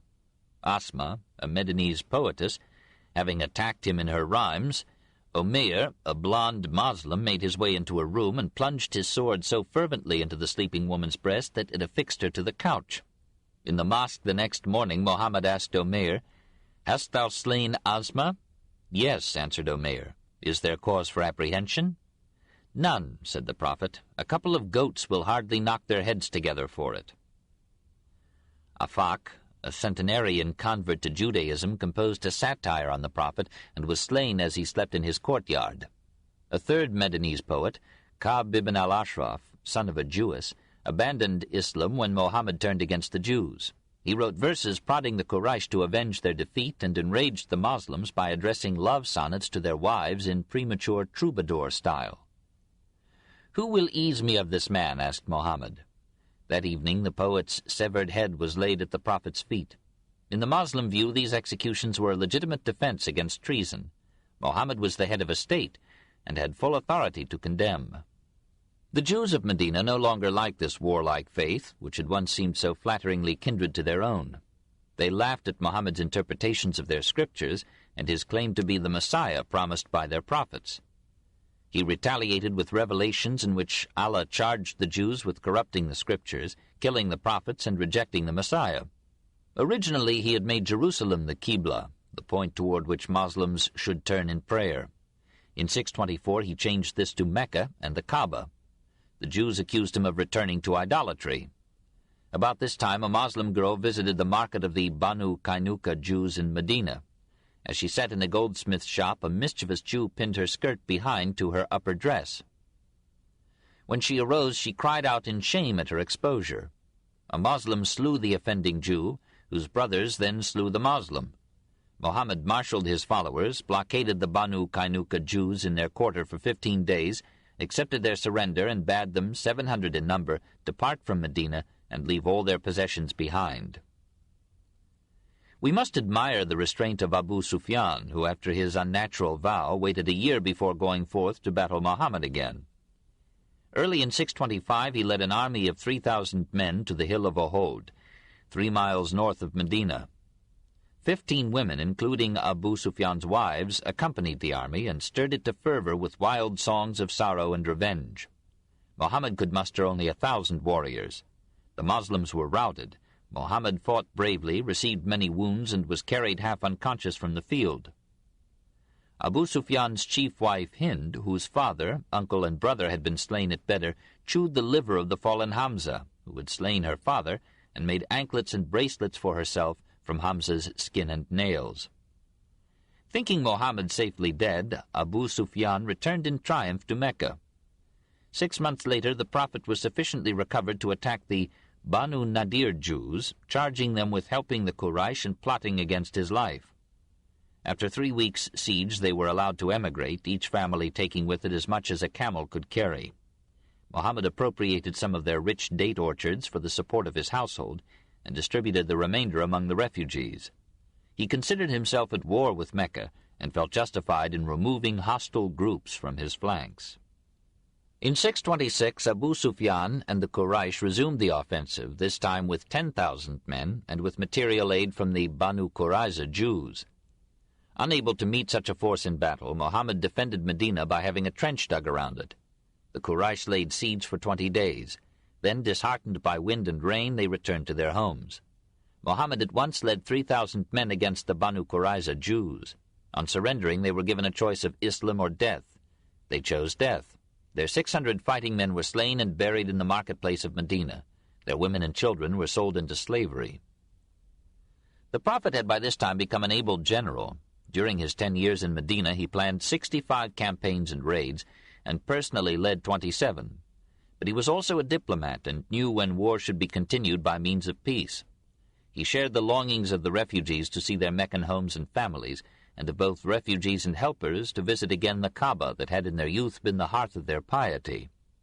As the first apostles thought of Christianity as a form and reform of Judaism, so the Muslims thought of Mohammedanism as a change and development of the ancient Meccan ritual. In 628, Muhammad sent the Quraysh an offer of peace, pledging the safety of their caravans in return for permission to fulfill the rites of the annual pilgrimage. The Quraysh replied that a year of peace must precede this consent. Muhammad shocked his followers by agreeing. A 10 years' truce was signed, and the Prophet consoled his raiders by attacking and plundering the Khaybar Jews in their settlement 6 days' journey northeast of Medina. The Jews defended themselves as well as they could. 93 of them died in the attempt, the rest at last surrendered. They were allowed to remain and cultivate the soil, but on condition of yielding all their property and half their future produce to the conqueror. All the survivors were spared except Kinana, their chieftain, and his cousin, who were beheaded for hiding some of their wealth. Safiya, a 17-year-old Jewish damsel betrothed to Kinana, was taken by Muhammad as an added wife. In 629, the Medina Moslems, to the number of 2,000, entered Mecca peacefully, and while the Quraysh, to avoid mutual irritations, retired to the hills, Muhammad and his followers made 7 circuits of the Kaaba. The Prophet touched the black stone reverently with his staff, but led the Moslems in shouting, "There is no God but Allah alone." Meccans were impressed by the orderly behavior and patriotic piety of the exiles. Several influential Quraysh, including the future generals Khalid and Amr, adopted the new faith, and some tribes in the neighboring desert offered Muhammad the pledge of their belief for the support of his arms. When he returned to Medina, he calculated that he was now strong enough to take Mecca by force. The 10 years' truce had 8 years to run, but Muhammad alleged that a tribe allied with the Quraysh had attacked a Moslem tribe and thereby voided the truce in 630. He gathered 10,000 men and marched to Mecca. Abu Sufyan, perceiving the strength of Muhammad's forces, allowed him to enter unopposed. Muhammad responded handsomely by declaring a general amnesty for all but 2 or 3 of his enemies. He destroyed the idols in and around the Kaaba, but spared the black stone, and sanctioned the kissing of it. He proclaimed Mecca the holy city of Islam, and decreed that no unbeliever should ever be allowed to set foot on its sacred soil. The Quraysh abandoned direct opposition, and the buffeted preacher who had fled from Mecca 8 years before was now master of all its life. 4. Mohammed victorious, 630 to 632. His 2 remaining years, spent mostly at Medina, were a continuing triumph. After some minor rebellions, all Arabia submitted to his authority and creed. The most famous Arabian poet of the time, Ka'b ibn Zuhair, had written a diatribe against him, came in person to Medina, surrendered himself to Muhammad, proclaimed himself a convert, received pardon, and composed so eloquent a poem in honor of the Prophet that Muhammad bestowed his mantle upon him. In return for a moderate tribute, the Christians of Arabia were taken under Muhammad's protection and enjoyed full liberty of worship, but they were forbidden to charge interest on loans. We are told that he sent envoys to the Greek emperor, the Persian king, and the rulers of Hira and Ghassan, inviting them to accept the new faith. Apparently there was no reply. He observed with philosophic resignation the mutual destruction in which Persia and Byzantium were engaged, but he does not seem to have entertained any thought of extending his power outside of Arabia. His days were filled with the chores of government. He gave himself conscientiously to details of legislation, judgment, and civil, religious, and military organization. One of his least inspired acts was his regulation of the calendar. This had consisted among the Arabs, as among the Jews, of 12 lunar months, with an intercalary month every 3 years to renew concord with the sun. Muhammad ruled that the Moslem year should always consist of 12 lunar months, of alternately 30 and 29 days. As a result, the Moslem calendar lost all harmony with the seasons, and gained a year upon the Gregorian calendar every 32.5 years. The Prophet was not a scientific legislator. He drew up no code or digest, had no system. He issued edicts according to the occasion. If contradictions developed, he smoothed them with new revelations that sternly superseded the old. Even his most prosaic directives might be presented as revelations from Allah. Harassed by the necessity of adapting this lofty method to mundane affairs, his style lost something of its former eloquence and poetry. But perhaps he felt that this was small price to pay for having all his legislation bear the awesome stamp of deity. At the same time, he could be charmingly modest. More than once he admitted his ignorance. He protested against being taken for more than a fallible and mortal man. He claimed no power to predict the future or to perform miracles. However, he was not above using the method of revelation for very human and personal ends, as when a special message from Allah sanctioned his desire to marry the pretty wife of Zaid, his adopted son. His 10 wives and 2 concubines have been a source of marvel, merriment, and envy to the Western world. We must continually remind ourselves that the high death rate of the male among the ancient and early medieval Semites lent to polygamy in Semitic eyes the aspect of a biological necessity, almost a moral obligation.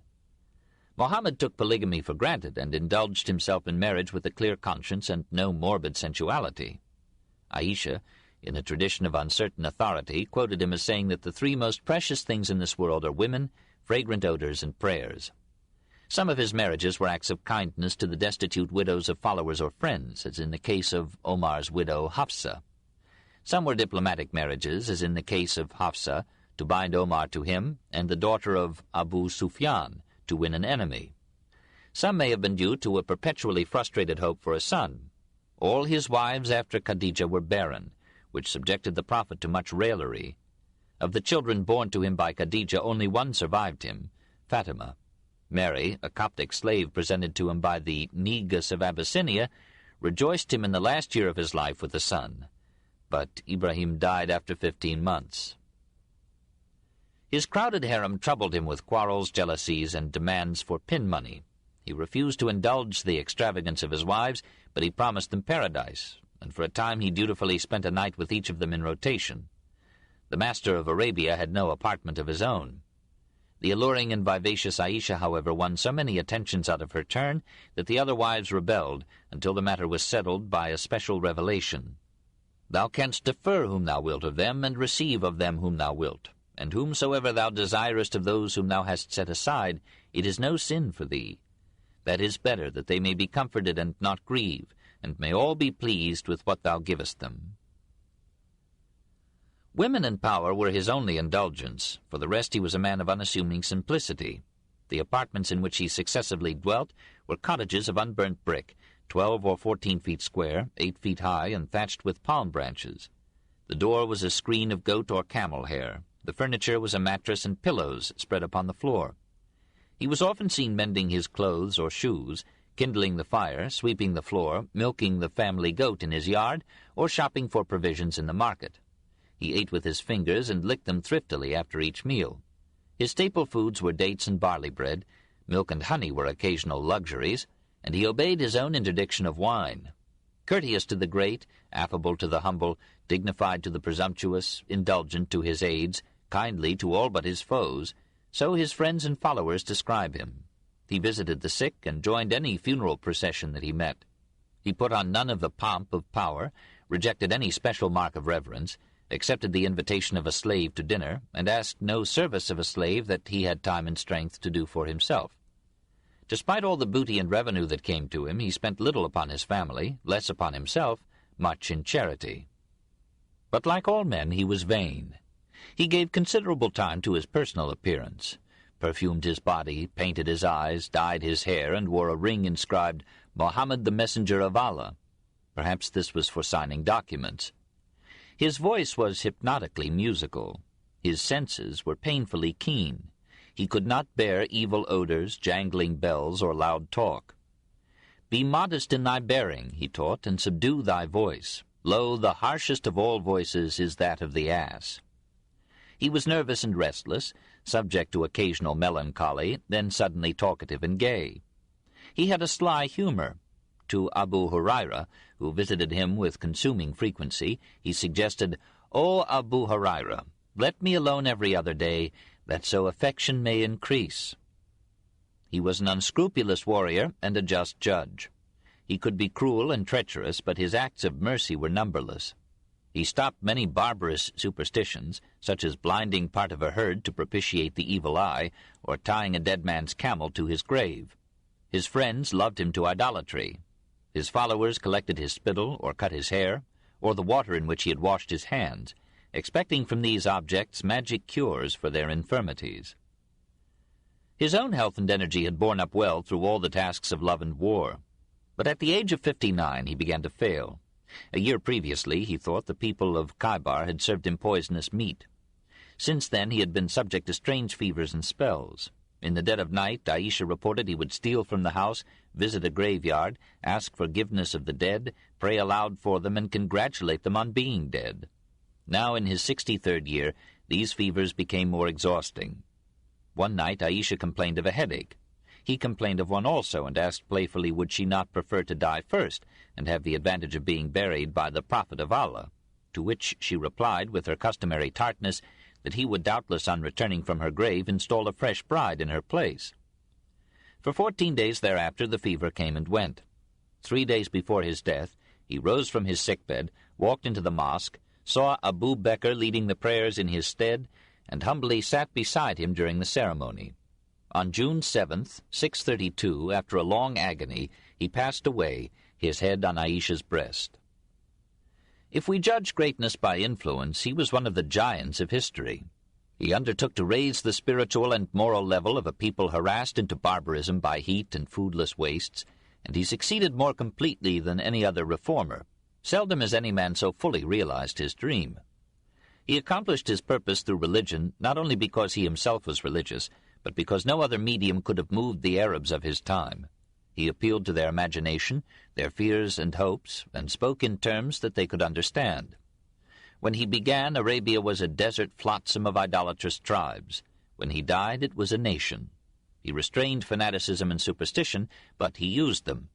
Upon Judaism, Zoroastrianism, and his native creed, he built a religion simple and clear and strong, and a morality of ruthless courage and racial pride, which in a generation marched to 100 victories, in a century to empire, and remains to this day a virile force through half the world.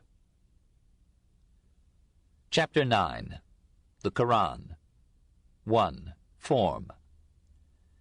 The word Koran, Qur', means a reading or discourse. and is applied by Muslims to the whole or to any section of their sacred scriptures. Like the Jewish-Christian Bible, the Koran is an accumulation, and orthodoxy claims it to be in every syllable inspired by God. Unlike the Bible, it is proximately the work of one man, and is therefore without question the most influential book ever produced by a single hand. At various times in the last 23 years of his life, Mohammed dictated some fragment of this revelation. Each was written upon parchment, leather, palm leaves, or bones, was read to an assembly, and was deposited in various receptacles with preceding revelations, with no special care to keep them in logical or chronological order. No collection of these fragments was made in the Prophet's lifetime, but several Muslims knew them all by heart and served as living texts. In the year 633, when many of these Qur'an had died and were not being replaced, the Caliph Abu Bakr ordered Muhammad's chief amanuensis, Zayd ibn Thabit, to search out the Qur'an and bring it together. He gathered the fragments, says tradition, from date leaves and tablets of white stone and the breasts of men. From Zayd's completed manuscript, several copies were made. But as these had no vowels, public readers interpreted some words variously, and diverse texts appeared in different cities of the spreading Moslem realm. To stop this confusion, the Caliph Othman commissioned Zayd and 3 Quraysh scholars to revise Zayd's manuscript in 651. Copies of this official revision were sent to Damascus, Kufa, and Basra, and since then the text has been preserved with unparalleled purity and reverential care. The nature of the book doomed it to repetition and disorder. This book is continued on Cassette 7, Side 1, The Story of Civilization, Volume 4, The Age of Faith, Part 1, by Will Durant, continued, Cassette 7, Side 1. The nature of the book doomed it to repetition and disorder.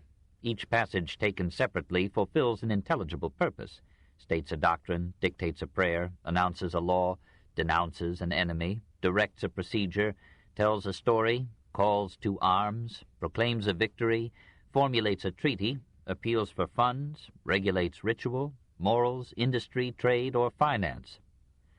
But we are not sure that Mohammed wanted all these fragments gathered into one book. Many of them were arguments to the man or the moment. They can hardly be understood without the commentary of history and tradition. And none but the faithful need expect to enjoy them all. The 114 chapters, or surahs, are arranged not in the order of their composition, which is unknown, but in the order of their decreasing length. Since the earlier revelations were generally shorter than the later ones, the Quran is history in reverse. The Medina surahs, prosaic and practical, appear first. The Mecca surahs, poetic and spiritual, appear last. The Quran puts its worst foot forward and should be begun at the end. All the surahs except the first take the form of discourses by Allah or Gabriel to Muhammad, his followers, or his enemies. This was the plan adopted by the Hebrew prophets and in many passages of the Pentateuch. Muhammad felt that no moral code would win obedience adequate to the order and vigor of a society unless men believed the code to have come from God. The method lent itself well to a style of impassioned grandeur and eloquence, at times rivaling Isaiah. Mohammed used a mode of utterance half poetry, half prose. Rhythm and rhyme are pervasive in it, but irregular, and in the early Meccan surahs there is a sonorous cadence and bold sweep of style that are completely felt only by those familiar with the language and sympathetic with the creed. The book is in the purest Arabic, rich in vivid similes, and too florid for Occidental taste. By general consent, it is the best as well as the first work in the prose literature of Arabia. 2. Creed. A religion is, among other things, a mode of moral government. The historian does not ask if a theology is true. Through what omniscience might he judge? Rather, he inquires what social and psychological factors combined to produce the religion, how well it accomplished the purpose of turning beasts into men, savages into citizens, and empty hearts into hopeful courage and minds at peace. How much freedom it still left to the mental development of mankind, and what was its influence in history. Judaism, Christianity, and Islam assumed that the first necessity for a healthy society is belief in the moral government of the universe, belief that even in the heyday of evil some beneficent intelligence, however unintelligibly, guides the cosmic drama to a just and noble end. The three religions that helped to form the medieval mind agreed that this cosmic intelligence is one supreme God. Christianity added, however, that the one God appears in three distinct persons. Judaism and Islam considered this a disguised polytheism and proclaimed with passionate emphasis the unity and singleness of God. The Koran devotes a whole surah to this theme. The Muslim muezzin chants it daily from 100,000 minarets. Allah is, first of all, the source of life and growth and all the blessings of the earth. Says Muhammad's Allah to Muhammad, "Thou seest the earth barren, but when we send down water thereon, it doth thrill and swell, and put forth every lovely kind. Let man consider his food, how we pour water in showers, then split the earth in clefts, and cause the grain to grow therein, and grapes and green fodder, and olive and palm trees, and garden closes of thick foliage. Look upon the fruit thereof, and upon its ripening. Lo, herein verily are portents for a people who believe." Allah is also a God of power, who raised up the heavens without visible support, and ordereth the course of the sun and moon, and spread out the earth, and placed therein firm hills and flowing streams. Or in the famous throned verse, "Allah, there is no God save him, the living, the eternal. Neither slumber nor sleep overtaketh him. Unto him belongeth whatsoever is in the earth. Who is he that intercedeth with him save by his leave? He knoweth that which is in front of them and that which is behind them. His throne includeth the heavens and the earth, and he is never weary of preserving them. He is the sublime, the tremendous." But along with his power and justice goes everlasting mercy. Every chapter of the Koran, except the 9th, like every Orthodox Muslim book, begins with a solemn prelude, called Bismillah from its first words, "In the name of God the Compassionate, the Merciful." And though Muhammad stresses the terrors of hell, he never tires of praising the infinite mercy of his God. Allah is an omniscient deity and knows our most secret thoughts.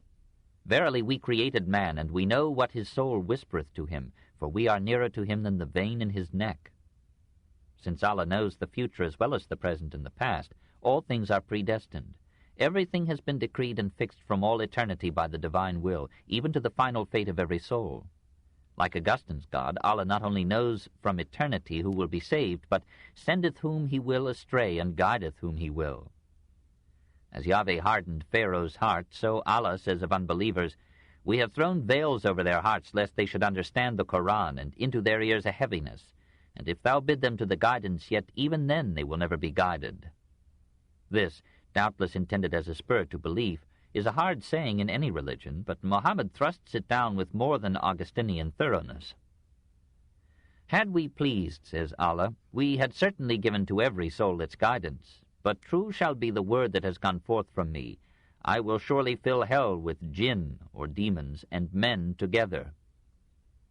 Once, says a tradition ascribed to Ali, "we were sitting with the Prophet, and he wrote with a stick on the ground, saying, 'There is not one among you whose sitting place is not written by God, whether in fire or in paradise.'" This belief in predestination made fatalism a prominent feature in Muslim thought. It was used by Mohammed and other leaders to encourage bravery in battle, since no danger could hasten, nor any caution defer the predestined hour of each man's death. It gave the Moslem a dignified resignation against the hardships and necessities of life. But it conspired with other factors to produce in later centuries a pessimistic inertia in Arab life and thought. The Koran fills out its supernatural world with angels, jinn, and a devil. The angels serve as Allah's secretaries and messengers, and record the good and wicked deeds of men. The jinn are genii made out of fire. Unlike the angels, they eat, drink, copulate, and die. Some are good and listen to the Koran, most are bad, and spend their time getting human beings into mischief. The leader of the evil jinn is Iblis, who was once a great angel, but was condemned for refusing to pay homage to Adam. The ethic of the Koran, like that of the New Testament, rests on the fear of punishment and the hope of reward beyond the grave. The life of the world is only play and idle talk and pageantry. Only one thing is certain in it, and that is death. Some Arabs thought that death ends all and laughed at theories of an afterlife as naught but fables of the men of old. But the Koran vouches for the resurrection of body and soul. Resurrection will not come at once. The dead will sleep till Judgment Day, but because of their sleep, their awaking will seem to them immediate. Only Allah knows when this general resurrection will take place. but certain signs will herald its coming. In those last days, faith and religion will have decayed. Morals will be loosened into chaos. There will be tumults and seditions and great wars, and wise men will wish themselves dead. The final signal will be 3 trumpet blasts. At the first blast, the sun will go out, the stars will fall, the heavens will melt, all buildings and mountains will be leveled with the earth and its plains, and the seas will dry up or burst into flame. At the second blast, all living creatures, angels or jinn or men, will be annihilated, except a few favored of God. 40 years later, Israfel, the angel of music, will blow the third blast. Then dead bodies will rise from the grave and rejoin their souls. God will come in the clouds, attended by angels bearing the books of all men's deeds, words, and thoughts. The good works will be weighed in a scale against the bad, and each man will so be judged. The inspired prophets will denounce those who rejected their message and will intercede for those who believed. The good and bad alike will move out upon the bridge Al-Sirat, which, finer than a hair and sharper than the edge of a sword, is suspended over the chasms of hell. The wicked and unbelievers will fall from it. The good will pass over it safely into paradise, not through their own merits, but only through the mercy of God. The Koran, like the fundamentalist forms of Christianity, seems more concerned with right belief than with good conduct. 100 times it threatens with hell those who reject Mohammed's appeal. Sins being diverse in degree and kind, there are 7 levels in hell, each with punishments adjusted to the offense. There will be burning heat and biting cold. Even the most lightly punished will wear shoes of fire. The drink of the damned will be boiling water and filth. Perhaps Dante saw some of his visions in the Koran. Unlike Dante's, Mohammed's picture of heaven is as vivid as his description of hell. Good believers will go there, and those who die for Allah's cause in war, and the poor will enter 500 years before the rich. Paradise is in or above the 7th astronomic heaven. It is one vast garden, watered with pleasant rivers and shaded with spreading trees. The blessed there will be dressed in silk brocades and be adorned with gems. They will recline on couches, be served by handsome youths, and eat fruit from trees, bowing down to fill their hands. There will be rivers of milk, honey, and wine. The saved will drink wine, forbidden on earth, from silver goblets, and will suffer no after-effects. By the mercy of Allah there will be no speeches at these heavenly banquets. Instead there will be virgins never yet touched by man or jinn, in beauty like the jacinth and coral stone. With swelling bosoms but modest gaze, with eyes as fair and pure as sheltered eggs, and bodies made of musk, and free from the imperfections and indignities of mortal flesh. Each blessed male will have 72 of these houris for his reward, and neither age nor weariness nor death shall mar the loveliness of these maidens or their comrades' bliss. Since pious and believing women will also enter paradise, some confusion might result, but such difficulties would not be insuperable to men accustomed to polygamy. To these sensual pleasures Mohammed added certain spiritual delights. Some of the saved will prefer to recite the Koran, and all of them will experience the supreme ecstasy of beholding Allah's face. And round about them shall go children, never growing old. Who could reject such a revelation? 3. Ethics. In the Koran, as in the Talmud, law and morals are one. The secular is included in the religious, and every commandment is of God. Here are rules not only for manners and hygiene, marriage and divorce, and the treatment of children, slaves, and animals, but also for commerce and politics, interest and debts, contracts and wills, industry and finance, crime and punishment, war and peace. Mohammed did not disdain commerce. He was its graduate. Even in his sovereign Medina days, says a tradition, he bought wholesale, sold retail, and made profit without qualm. Sometimes he acted as auctioneer. His language was rich in commercial metaphors. He promised worldly success to good Muslims and offered heaven as a bargain for a little belief. He threatened hell to lying or cheating merchants, denounced monopolists and speculators who keep back grain to sell at a high rate, and bade the employer give the laborer his wage before his perspiration dries. He prohibited the taking or giving of interest. No reformer ever more actively taxed the rich to help the poor. Every will was expected to leave something to the poor. If a man died intestate, his natural heirs were directed to give a part of their inheritance to charity. Like his religious contemporaries, he accepted slavery as a law of nature, but did what he could to mitigate its burdens and its sting. In like manner, he improved the position of woman in Arabia while accepting her legal subjection with equanimity. We find in him the usual quips of the male resenting his enslavement to desire. Almost like a father of the Church, he speaks of women as man's supreme calamity, and suspects that most of them will go to hell. He made his own Salic law against women rulers. He allowed women to come to the mosque, but believed that their homes are better for them. Yet when they came to his services, he treated them kindly, even if they brought suckling babes. If, says an amiable tradition, he heard a child cry, he would shorten his sermon lest the mother be inconvenienced. He put an end to the Arab practice of infanticide. He placed woman on the same footing with man in legal processes and in financial independence. She might follow any legitimate profession, keep her earnings, inherit property, and dispose of her belongings at will. He abolished the Arab custom of transmitting women as property from father to son. Women were to inherit half as much as the male heirs, and were not to be disposed of against their will. A verse in the Koran seems to establish purdah. Stay in your houses and do not display your finery. But the emphasis here was on modesty of dress, and a tradition quotes the prophet as saying to women, "It is permitted you to go out for your needs." With regards to his own wives, he asked his followers to speak to them only from behind a curtain. Subject to these restrictions, we find Moslem women moving about freely and unveiled in the Islam of his time and a century thereafter. Morals are in part a function of climate. Probably the heat of Arabia intensified sexual passion and precocity, and some allowance should be made for men in perpetual heat. Moslem laws were designed to reduce temptation outside of marriage and increase opportunity within. Premarital continence was strictly enjoined, and fasting was recommended as an aid. The consent of both parties was required for marriage. That agreement, duly witnessed and sealed with a dowry from bridegroom to bride, sufficed for legal marriage, whether the parents consented or not. A Moslem male was allowed to marry a Jewish or Christian woman, but not an idolatress, that is, a non-Christian polytheist. As in Judaism, celibacy was considered sinful, marriage obligatory and pleasing to God. Mohammed accepted polygamy to balance a high death rate in both sexes, the length of maternal nursing, and the early waning of reproductive powers in hot climes. But he limited the number of permitted wives to 4, allowing himself a special dispensation. He forbade concubinage, but held it preferable to marriage with an idolatress. Having allowed the male so many outlets for desire, the Koran punished adultery with 100 stripes on each sinner. But when, on flimsy grounds, Muhammad's favorite wife Aisha was suspected of adultery and gossip persistently besmirched her name, he had a trance and issued a revelation requiring 4 witnesses to prove adultery. Moreover, those who accuse honorable women but bring not 4 witnesses shall be scourged with 80 stripes, and their testimony shall never again be accepted. Accusations of adultery were rare thereafter.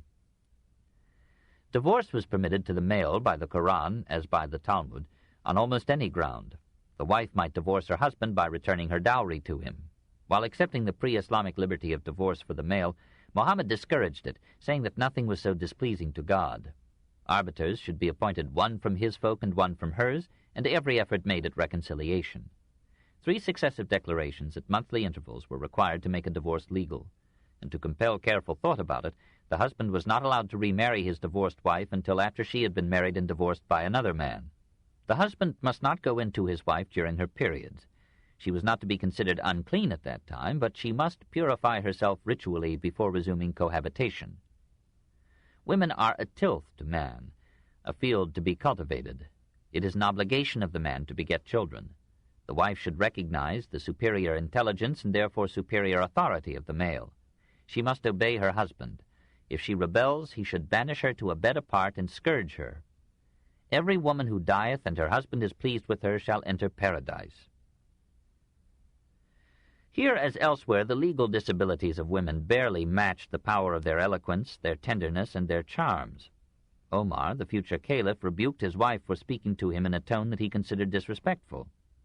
She assured him that this was the tone in which his daughter Hafsa and the other wives of Muhammad spoke to the Prophet of Allah.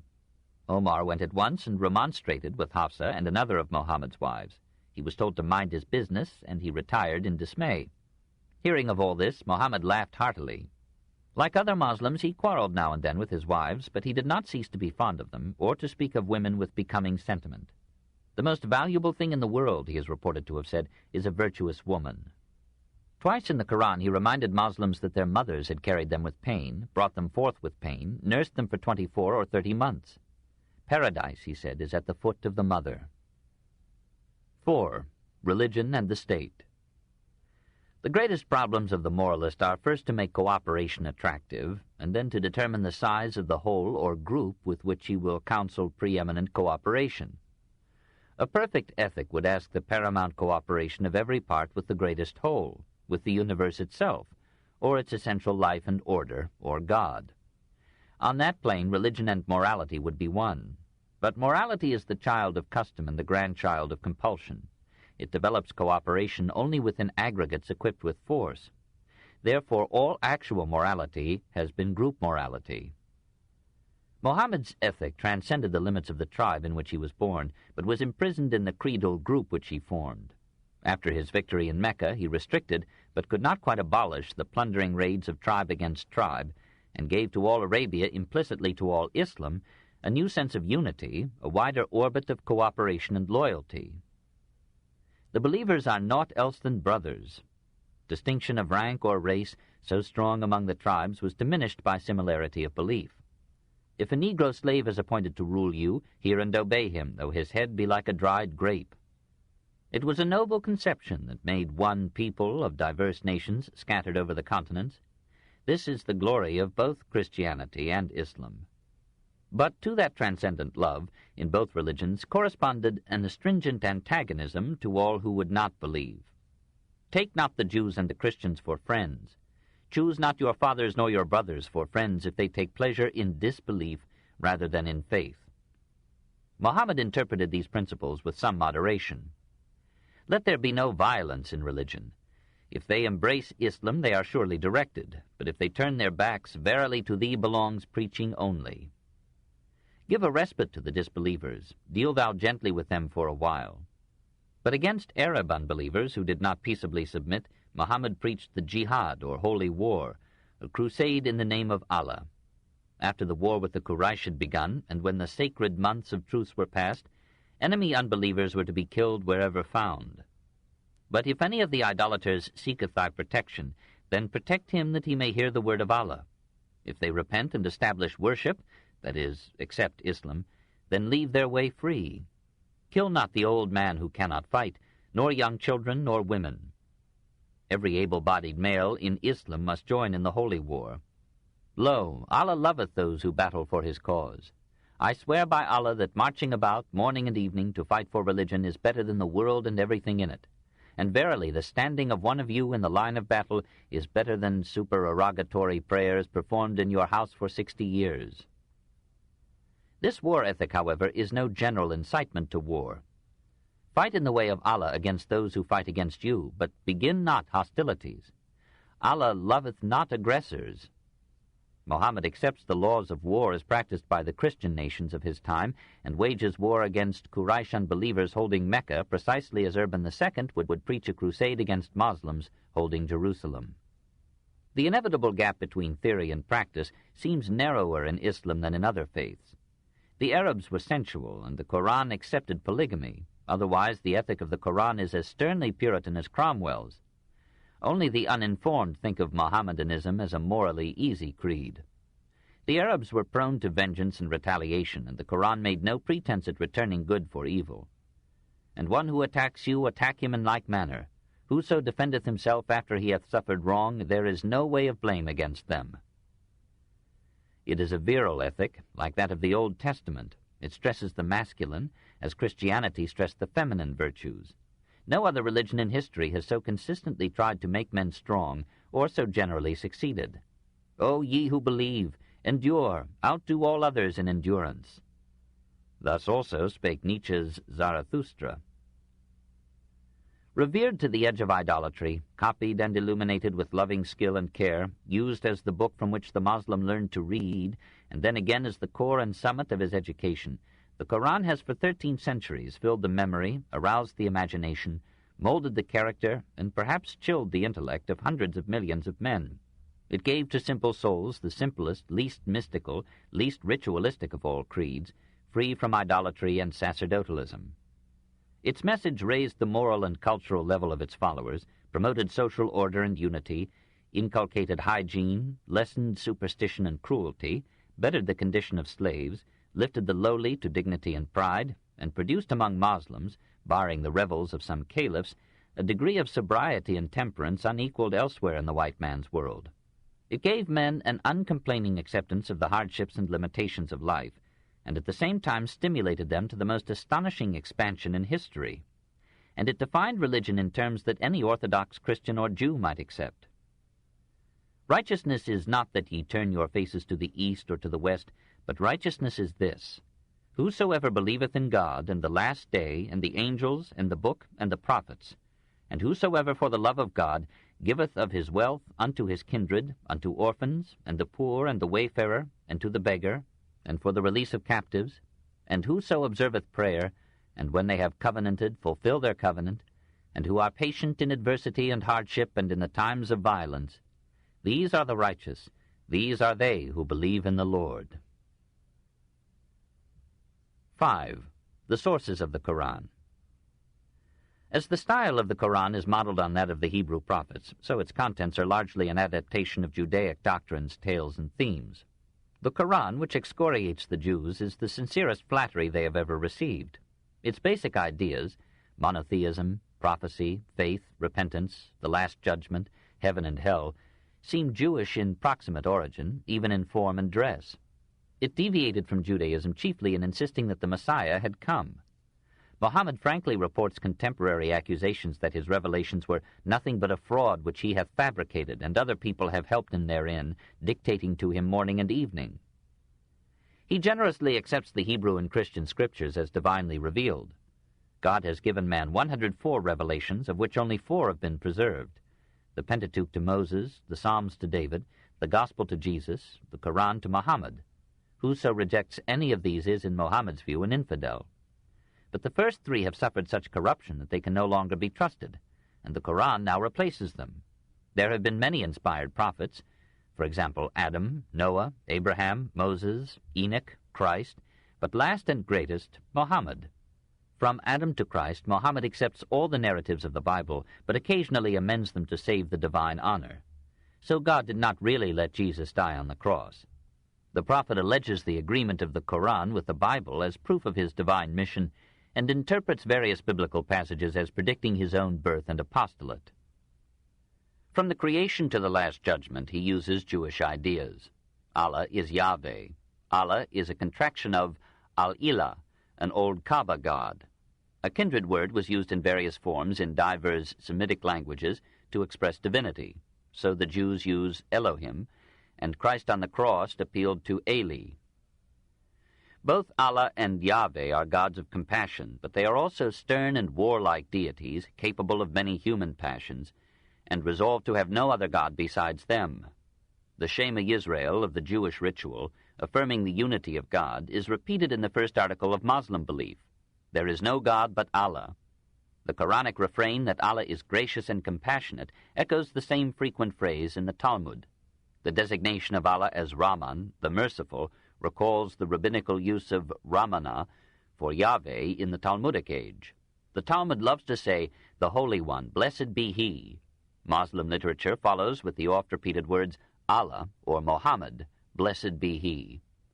Apparently the Jews who acquainted the prophet with the Bible also gave him snatches of the Talmud.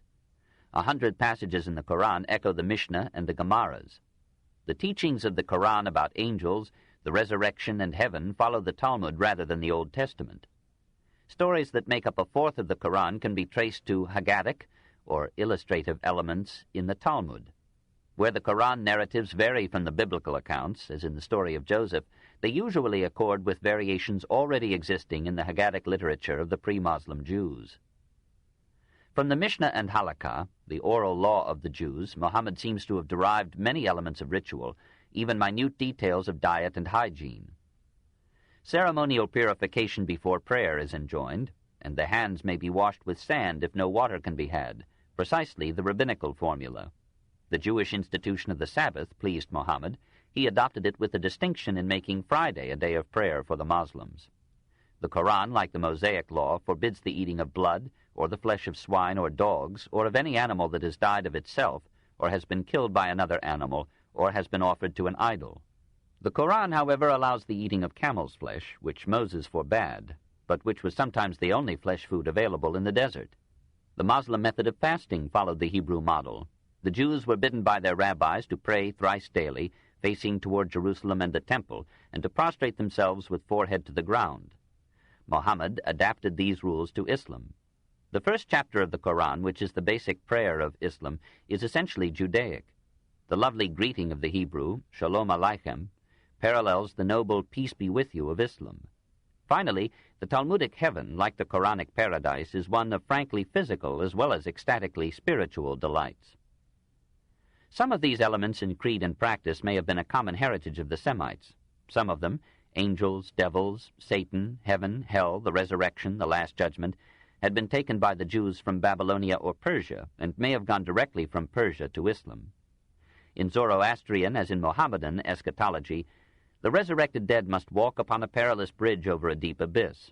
The wicked fall into hell, the good pass into a paradise where they enjoy, among other dainties, the society of women, or houris, whose beauty and ardor will last forever. To Jewish theology, ethics, and ritual, and Persian eschatology, Mohammed added Arab demonology, pilgrimage, and the Kaaba ceremony, and made Islam. His step to Christianity was slighter. If we may judge from the Koran, he knew Christianity very imperfectly, its scriptures only at second hand, its theology chiefly in Persian Nestorian form. His earnest preaching of repentance in fear of the coming judgment has a Christian tinge. He confuses Mary, the Hebrew Miriam, the mother of Jesus, with Miriam, the sister of Moses, and, misled by the rising worship of Mary in Christendom, thinks that Christians look upon her as a goddess forming a trinity with the Father and Christ. He accepts several uncanonical legends about Jesus and the virgin birth. He modestly acknowledges the miracles of Jesus while making no claim to such powers for himself. Like the Docetists, he thinks that God put a phantom in Christ's place on the cross and drew him up to heaven unhurt. But Muhammad stopped short of making Jesus the Son of God. Far is it removed from Allah's transcendent majesty that he should have a son. He begs the people of the Scripture to come to an agreement between us and you that we shall worship none but Allah. All in all, despite deprecating in intimacy with them, Muhammad was well disposed toward Christians. Consort in the world kindly with Christians. Even after his quarrel with the Jews, he counseled toleration toward the people of the book, that is, the Jews and the Christians. Mohammedanism, though as fanatic as any faith, concedes that others than Muslims may be saved, and requires its followers to honor the law, the Old Testament, the Gospel, and the Koran as all constituting the Word of God. Here was a refreshing breadth of view. Mohammed adjures the Jews to obey their law, Christians to obey the Gospel, but he invites them to accept also the Koran as God's latest pronouncement. The earlier revelations had been corrupted and abused. Now the new one would unite them, cleanse them, and offer all mankind an integrating, invigorating faith. 3 books made and almost filled the age of faith: the Bible, the Talmud, the Koran, as if to say that in the rebarbarization of the Roman Empire only a supernatural ethic could restore order to society and the soul. All 3 books were Semitic and overwhelmingly Judaic. The drama of medieval history would be the spiritual competition of these scriptures and the bloody conflict of their creeds. Chapter 10. The Sword of Islam, 632 to 1058. 1. The Successors, 632 to 660. Mohammed had appointed no successor to his power, but he had chosen Abu Bakr, who lived from 573 to 624, to conduct the prayers in the Medina Mosque. And after some turmoil and rivalry, this mark of preference persuaded the Muslim leaders to elect Abu Bakr the first caliph of Islam. Khalifa, or representative, was at first a designation rather than a title. The official title was Amir al-Mu'minin, commander of the faithful. Ali, cousin and son-in-law of Muhammad, was disappointed by the choice and for 6 months withheld allegiance. Abbas, uncle of both Ali and Muhammad, shared this resentment. From this inaugural disagreement came a dozen wars, an Abbasid dynasty, and a sectarian division that still agitates the Muslim world. Abu Bakr was now 59. Short, thin, and strong, with scanty hair, and white beard dyed red, simple and abstemious, kindly but resolute, attending personally to details of administration and judgment, and never resting till justice was done, serving without pay till his people overruled his austerity, and then in his will returning to the new state the stipends it had paid him. The tribes of Arabia mistook his modest manners for weakness of will. only superficially and reluctantly converted to Islam, they now ignored it and refused to pay the tithes that Mohammed had laid upon them. When Abu Bakr insisted, they marched upon Medina. The Caliph improvised an army overnight, led it out before dawn, and routed the rebels in 632. Khalid ibn al-Walid, the most brilliant and ruthless of Arab generals, was sent out to bring back the turbulent peninsula to orthodoxy, repentance, and tithes. This internal dissension may have formed one of the many conditions that led to the Arab conquest of Western Asia. No thought of so extended an enterprise seems to have occurred to the Muslim leaders at Abu Bakr's accession. Some Arab tribes in Syria rejected Christianity in Byzantium, stood off the imperial armies, and asked for Muslim help. Abu Bakr sent them reinforcements and encouraged anti-Byzantine sentiment in Arabia. Here was an external issue that might weld internal unity. The Bedouins, tired of starvation and used to war, enlisted readily in these apparently limited campaigns, and before they realized it, the skeptics of the desert were dying enthusiastically for Islam. Many causes produced the Arab expansion. There were economic causes. The decline of orderly government in the century before Muhammad had allowed the irrigation system of Arabia to decay. The lowered yield of the soil menaced the growing population. Hunger for arable land may have moved the Moslem regiments. Political causes operated. Both Byzantium and Persia, exhausted by war and mutual devastation, were in a tempting decline. In their provinces, taxation rose while administration lapsed and protection failed. Racial affinities played a part. Syria and Mesopotamia contained Arab tribes that found no difficulty in accepting first the rule, then the faith of the Arab invaders. Religious considerations entered. Byzantine oppression of Monophysites, Nestorians, and other sects had alienated a large minority of the Syrian and Egyptian population, even some of the imperial garrisons. As the conquest proceeded, the role of religion mounted. The Muslim leaders were passionate disciples of Muhammad, prayed even more than they fought, and in time inspired their followers with a fanaticism that accepted death in a holy war as an open sesame to paradise. Moral factors were involved. Christian ethics and monasticism had reduced in the Near East that readiness for war which characterized Arab custom and Moslem teaching. The Arab troops were more rigorously disciplined and more ably led. They were inured to hardship and rewarded with spoils. They could fight on empty stomachs and depended upon victory for their meals. But they were not barbarians. "Be just," ran Abu Bakr's proclamation. "Be valiant. Die rather than yield. Be merciful. Slay neither old men nor women nor children. Destroy no fruit trees, grain, or cattle. Keep your word even to your enemies. Molest not those religious persons who live retired from the world, but compel the rest of mankind to become Moslems or pay us tribute. If they refuse these terms, slay them." The choice given the enemy was not Islam or the sword. It was Islam or tribute or the sword. Finally, there were military causes of the invasion. As the triumphant Arab armies swelled with hungry or ambitious recruits, the problem arose of giving them new lands to conquer, if only to provide them with food and pay. The advance created its own momentum. Each victory required another, until the Arab conquests, more rapid than the Roman, more lasting than the Mongol, summed up to the most amazing feat in military history. Early in 633, Khalid, having pacified Arabia, was invited by a nomad frontier tribe to join it in raiding a neighboring community across the border in Iraq. Restless in idleness or peace, Khalid and 500 of his men accepted the invitation, and in conjunction with 2,500 tribesmen invaded Persian soil. We do not know if this adventure had received the consent of Abu Bakr. Apparently he accepted the results philosophically. Khalid captured Hira and sent the caliph enough booty to elicit from him the famous phrase, "Surely the womb is exhausted. Woman will no more bear a Khalid." Woman had now become a substantial item in the thought and spoils of the victors. At the siege of Emesa, a young Arab leader fired the zeal of his troops by describing the beauty of the Syrian girls. When Hira surrendered, Khalid stipulated that a lady, Kermat, should be given to an Arab soldier who claimed that Muhammad had promised her to him. The lady's family mourned, but Kermat took the matter lightly. "The fool saw me in my youth," she said, "and has forgotten that youth does not last forever." The soldier, seeing her, agreed and freed her for a little gold.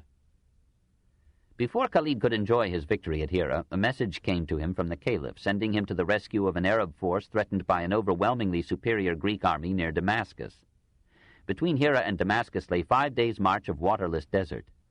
Khalid gathered camels and made them drink plentifully. En route, the soldiers drew water from slain camels' bellies and fed their horses on camel's milk.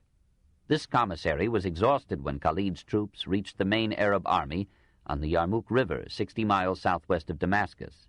There, say the Muslim historians, 40,000, possibly 25,000, Arabs defeated 240,000, or possibly 50,000, Greeks in one of the innumerable decisive battles of history, this in 634. The Emperor Heraclius had risked all Syria on one engagement. Henceforth, Syria was to be the base of a spreading Moslem empire. While Khalid was leading his men to victory, a dispatch informed him that Abu Bakr had died, this in 634, and that the new caliph Omar wished him to yield his command to Abu Ubaidah. Khalid concealed the message till the battle was won. Omar, or Umar Abu Hafsa ibn al-Khattab, who lived from 582 to 644, had been the chief advisor and support of Abu Bakr, and had earned such repute that no one protested when the dying caliph named him as successor. Yet Omar was the very opposite of his friend, tall, broad-shouldered, and passionate, agreeing with him only in frugal simplicity, bald head, and dyed beard. Time and responsibility had matured him into a rare mixture of hot temper and cool judgment. Having beaten a Bedouin unjustly, he begged the Bedouin, in vain, to inflict an equal number of strokes upon him. He was a severe Puritan, demanding strict virtue of every Moslem. He carried about with him a whip, wherewith he beat any Mohammedan whom he caught infringing the Quranic code. Tradition reports that he scourged his son to death for repeated drunkenness. Moslem historians tell us that he owned but one shirt and one mantle, patched and repatched, that he lived on barley bread and dates, and drank nothing but water, that he slept on a bed of palm leaves, hardly better than a hair shirt, and that his sole concern was the propagation of the faith by letters and by arms. When a Persian satrap came to pay homage to Omar, he found the conqueror of the East asleep among beggars on the steps of the Medina Mosque. We cannot vouch for the truth of these tales. Omar had deposed Khalid because the sword of God had repeatedly tarnished his courage with cruelty. The invincible general took his demotion with something finer than bravery. He put himself unreservedly at the disposal of Abu Ubaidah, who had the wisdom to follow his advice in strategy and oppose his ferocity in victory. The Arabs, ever skillful horsemen, proved superior to the cavalry as well as the infantry of the Persians and the Greeks. Nothing in early medieval armament could withstand their weird battle cries, their bewildering maneuvers, their speed, and they took care to choose level battlegrounds favorable to the tactical movements of their mounts. In 635, Damascus was taken, in 636, Antioch, in 638, Jerusalem. By 640, all Syria was in Moslem hands. By 641, Persia and Egypt were conquered.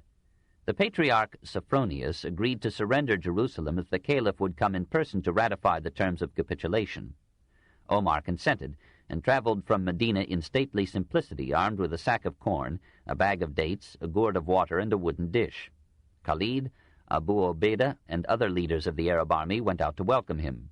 He was displeased by the finery of their raiment and the ornate trappings of their steeds. He flung a handful of gravel upon them, crying, "Begone! Is it thus attired that ye come out to meet me?" He received Sophronius with kindness and courtesy, imposed an easy tribute on the vanquished, and confirmed the Christians in the peaceful possession of all their shrines. Christian historians relate that he accompanied the Patriarch in a tour of Jerusalem. During his 10 days' stay, he chose the site for the mosque that was to be known by his name. Then, learning that the people of Medina were fretting lest he make Jerusalem the citadel of Islam, he returned to his modest capital. Once Syria and Persia were securely held, a wave of migration set in from Arabia to north and east, comparable to the migration of Germanic tribes into the conquered provinces of Rome. Women joined in the movement, but not in numbers adequate to Arab zeal. The conquering males rounded out their harems with Christian and Jewish concubines, and reckoned the children of such unions legitimate. By such industry and reckoning, the Arabs in Syria and Persia were 500,000 by 644. Omar forbade the conquerors to buy or till land. He hoped that outside of Arabia they would remain a military caste, amply supported by the state, but vigorously preserving their martial qualities.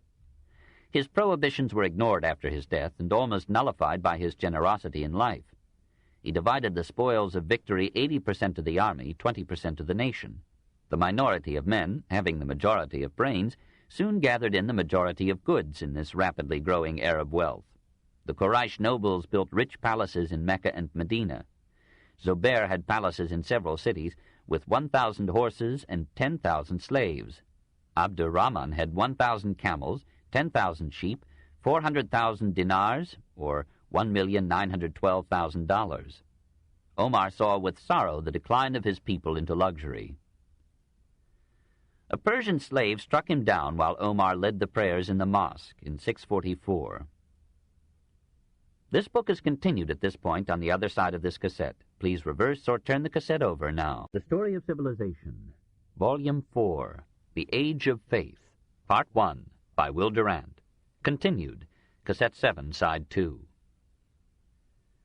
A Persian slave struck him down while Omar led the prayers in the mosque in 644. Unable to persuade Abd-er-Rahman to succeed him, the dying caliph appointed 6 men to choose his successor. They named the weakest of their number, perhaps in the hope that they would rule him. Uthman ibn Affan was an old man of kindly intent. He rebuilt and beautified the Medina Mosque and supported the generals who now spread Moslem arms to Herat and Kabul, Balkh and Tiflis, and through Asia Minor to the Black Sea. But it was his misfortune to be a loyal member of that aristocratic Umayyad clan, which in early days had been among Muhammad's proudest foes. The Umayyads flocked to Medina to enjoy the fruits of their relationship to the old caliph. He could not refuse their importunity. Soon a dozen lucrative offices warmed the hands of men who scorned the Puritanism and simplicity of pious Moslems. Islam, relaxing in victory, divided into ferocious factions: refugees from Mecca versus helpers from Medina, the ruling cities of Mecca and Medina versus the fast-growing Muslim cities of Damascus, Kufa, and Basra, the Quraysh aristocracy versus the Bedouin democracy, the Prophet's Hashemite clan led by Ali versus the Umayyad clan led by Muawiyah, son of Mohammed's chief enemy Abu Sufyan, but now governor of Syria. In 654, a converted Jew began to preach a revolutionary doctrine at Basra, that Muhammad would return to life, that Ali was his only legitimate successor, that Uthman was a usurper and his appointees a set of godless tyrants. Driven from Basra, the rebel went to Kufa. Driven from Kufa, he fled to Egypt, where his preaching found passionate audience. 500 Egyptian Muslims made their way to Medina as pilgrims and demanded Uthman's resignation. Refused, they blockaded him in his palace. Finally, they stormed into his room and killed him as he sat reading the Koran in 656. The Umayyad leaders fled from Medina, and the Hashemite faction at last raised Ali to the caliphate. He had been in his youth a model of modest piety and energetic loyalty. He was now 55, bald and stout, genial and charitable, meditative and reserved. He shrank from a drama in which religion had been displaced by politics and devotion by intrigue. He was asked to punish Uthman's assassins, but delayed till they escaped. He called for the resignation of Uthman's appointees. Most of them refused. Instead of resigning, Muawiyah exhibited in Damascus the bloody garments of Uthman and the fingers that Uthman's wife had lost in trying to shield him. The Quraysh clan, dominated by the Umayyads, rallied to Muawiyah. Zubair and Talha, companions of the Prophet, revolted against Ali and laid rival claims to the caliphate. Aisha, proud widow of Muhammad, left Medina for Mecca and joined in the revolt. When the Muslims of Basra declared for the rebels, Ali appealed to the veterans at Kufa and promised to make Kufa his capital if they would come to his aid. They came. The two armies met at Quraiba in southern Iraq in the Battle of the Camel, so called because Aisha commanded her troops from her camel seat. Zubair and Talha were defeated and killed. Aisha was escorted with all courtesy to her home in Medina, and Ali transferred his government to Kufa near the ancient Babylon. But in Damascus, Muawiyah raised another rebel force. He was a man of the world who privately put little stock in Muhammad's revelation. Religion seemed to him an economical substitute for policemen, but no aristocrat would let it interfere with his enjoyment of the world. In effect, his war against Ali sought to restore the Quraysh oligarchy to the power and leadership that had been taken from them by Muhammad. Ali's reorganized forces met Muawiyah's army at Siffin on the Euphrates in 657.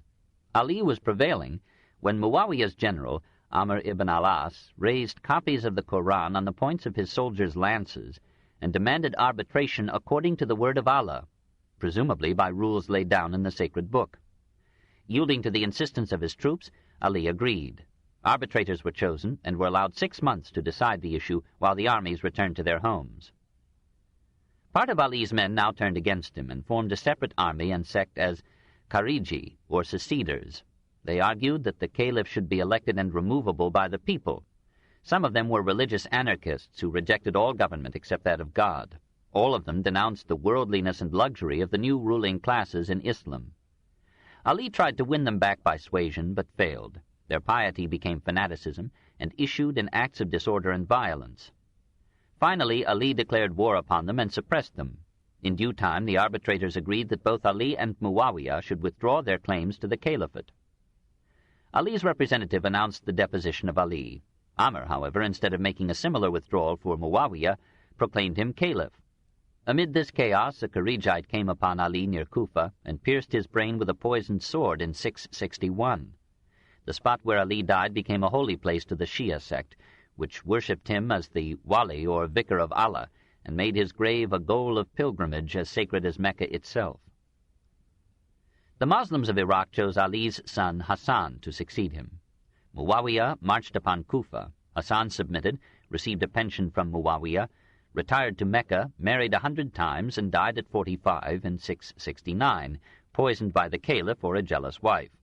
Muawiyah received the reluctant allegiance of all Islam, but for his own security, and because Medina was now too far from the center of Muslim population and power, he made Damascus his capital.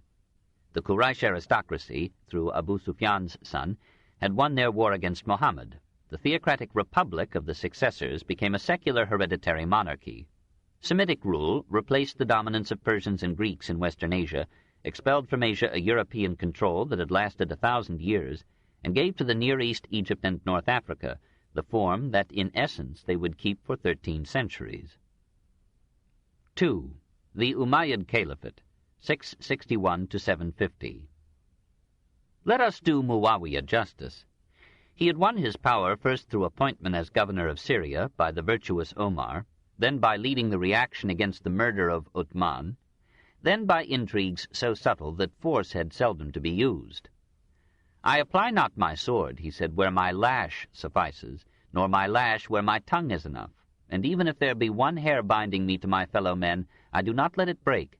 When they pull, I loosen, and if they loosen, I pull. His path to power was less incarnadined than most of those who have opened new dynasties. Like other usurpers, he felt the need to hedge his throne with splendor and ceremony. He took as his model the Byzantine emperors, who had taken as their model the Persian king of kings. The persistence of that monarchical pattern from Cyrus to our time suggests its serviceability in the government and exploitation of an unlettered population. Muawiyah felt his methods justified by the prosperity that came under his rule, the quieting of tribal strife, and the consolidation of Arab power from the Oxus to the Nile. Thinking the hereditary principle the sole alternative to chaotic struggles for an elective caliphate, he declared his son Yazid heir apparent, and exacted an oath of fealty to him from all the realm. Nevertheless, when Muawiyah died in 680, a war of succession repeated the early history of his reign. The Moslems of Kufa sent word to Hussein, son of Ali, that if he would come to them and make their city his capital, they would fight for his elevation to the caliphate. Hussein set out from Mecca with his family and 70 devoted followers. 25 miles north of Kufa, the caravan was intercepted by a force of Yazid's troops under Ubaydallah. Hussein offered to submit, but his band chose to fight. Hussein's nephew Qasim, 10 years old, was struck by one of the first arrows and died in his uncle's arms. One by one, Hussein's brothers, sons, cousins, and nephews fell. Every man in the group was killed, while the women and children looked on in horror and terror. When Hussein's severed head was brought to Ubaydallah, he carelessly turned it over with his staff. Gently, one of his officers protested. He was the grandson of the Prophet. By Allah, I have seen those lips kissed by the blessed mouth of Muhammad. At Kerbela, where Hussein fell, the Shia Muslims built a shrine to his memory. Yearly, they reenact there the tragedy in a passion play, worshipping the memory of Ali, Hassan, and Hussein. Abdullah, son of Zobair, continued the revolt. Yazid's Syrian troops defeated him and besieged him in Mecca. Rocks from their catapults fell upon the sacred enclosure and split the black stone into 3 pieces. The Kaaba caught fire and was burned to the ground, this in 683. Suddenly the siege was lifted. Yazid had died and the army was needed in Damascus. In 2 years of royal chaos, 3 caliphs held the throne. Finally, Abd al-Malik, son of a cousin of Muawiyah, ended the disorder with ruthless courage, and then governed with relative mildness, wisdom, and justice. His general, Hajjaj ibn Yusuf, subdued the Kufans and renewed the siege of Mecca. Abdallah, now 72, fought bravely, urged on by his centenarian mother.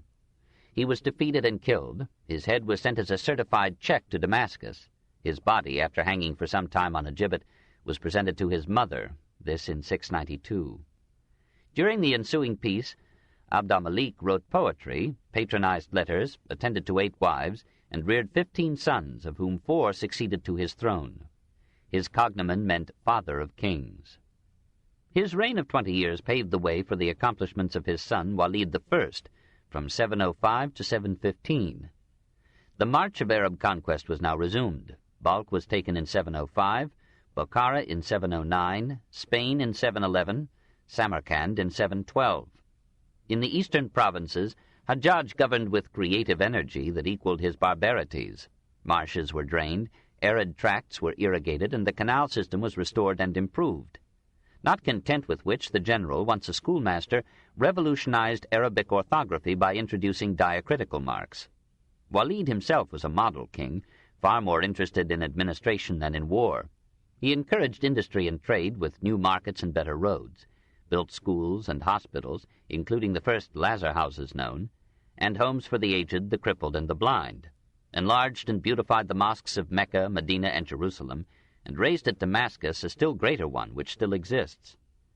Amid these labors he composed verses, wrote music, played the lute, listened patiently to other poets and musicians, and caroused every second day. His brother and successor, Suleiman, from 715 to 717, wasted lives and wealth in a vain attempt upon Constantinople, solaced himself with good food and bad women, and received the praise of posterity only for bequeathing his power to his cousin. Omar II, from 717 to 720, was resolved to atone in one reign for all the impiety and liberality of his Umayyad predecessors. The practice and propagation of the faith were the consuming interests of his life. He dressed so simply, wore so many patches, that no stranger took him for a king. He bade his wife surrender to the public treasury the costly jewels that her father had given her, and she obeyed. He informed his harem that the duties of government would absorb him to their neglect, and gave them leave to depart. He ignored the poets, orators, and scholars who had depended on the court, but drew to his counsel and companionship the most devout among the learned in his realm. He made peace with other countries, withdrew the army that had besieged Constantinople, and called in the garrisons that had guarded Moslem cities hostile to Umayyad rule. Whereas his predecessors had discouraged conversions to Islam on the ground that less poll taxes would come to the state, Omar speeded the acceptance of Islam by Christians, Zoroastrians, and Jews. And when his fiscal agents complained that his policy was ruining the treasury, he replied, "Glad would I be, by Allah, to see everybody become Muslims, so that you and I would have to till the soil with our own hands to earn a living." Clever counselors thought to stay the tide of conversions by requiring circumcision. Omar, another Paul, bade them dispense with it. Upon those who still refused conversion he laid severe restrictions, excluded them from governmental employment, and forbade them to build new shrines. After a reign of less than 3 years, he sickened and died. Another side of Moslem character and custom appears in Yazid II, from 717 to 724, last of the royal sons of Abd al-Malik. Yazid loved a slave girl, Habiba, as Omar II had loved Islam. While still a youth, he had bought her for 4,000 pieces of gold. His brother, Suleiman, then caliph, had compelled him to return her to the seller. But Yazid had never forgotten her beauty and her tenderness. When he came to power, his wife asked him, "Is there, my love, anything in the world left you to desire?" "Yes," he said, "Habiba." The dutiful wife sent for Habiba, presented her to Yazid, and retired into the obscurity of the harem. One day, feasting with Habiba, Yazid playfully threw a grape pit into her mouth. It choked her, and she died in his arms. A week later, Yazid died of grief. Hisham, from 724 to 743, governed the realm for 19 years in justice and peace, improved administration, reduced expenses, and left the treasury full at his death. But the virtues of a saint may be the ruin of a ruler. Hisham's armies were repeatedly defeated, rebellion simmered in the provinces, disaffection spread in a capital that longed for a spendthrift king. His successors disgraced a hitherto competent dynasty by luxurious living and negligent rule. Walid II, from 743 to 744, was a skeptic libertine and candid Epicurean. He read with delight the news of his uncle Hisham's death, imprisoned Hisham's son, seized the property of the late caliph's relatives, and emptied the treasury with careless government and extravagant largesse. His enemies reported that he swam in a pool of wine and slaked his thirst as he swam, that he used the Koran as a target for his archery, that he sent his mistresses to preside in his place at the public prayer. Yazid, son of Walid I, slew the wastrel, ruled for 6 months, and died in 744. His brother Ibrahim took the throne but could not defend it. An able general deposed him, and reigned for 6 tragic years as Marwan II, the last caliph of the Umayyad line. From a worldly point of view, the Umayyad caliphs had done well for Islam. They had extended its political boundaries farther than these would ever reach again, and, barring some illusid intervals, they had given the new empire an orderly and liberal government.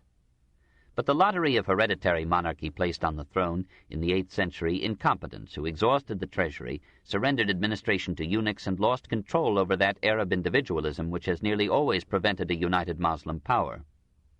The old tribal enmities persisted as political factions. Hashemites and Umayyads hated one another as if they were more closely related than they really were.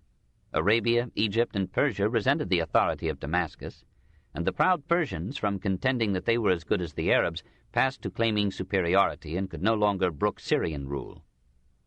The descendants of Mohammed were scandalized to see at the head of Islam an Umayyad clan that had included the most unyielding and last converted of the Prophet's enemies.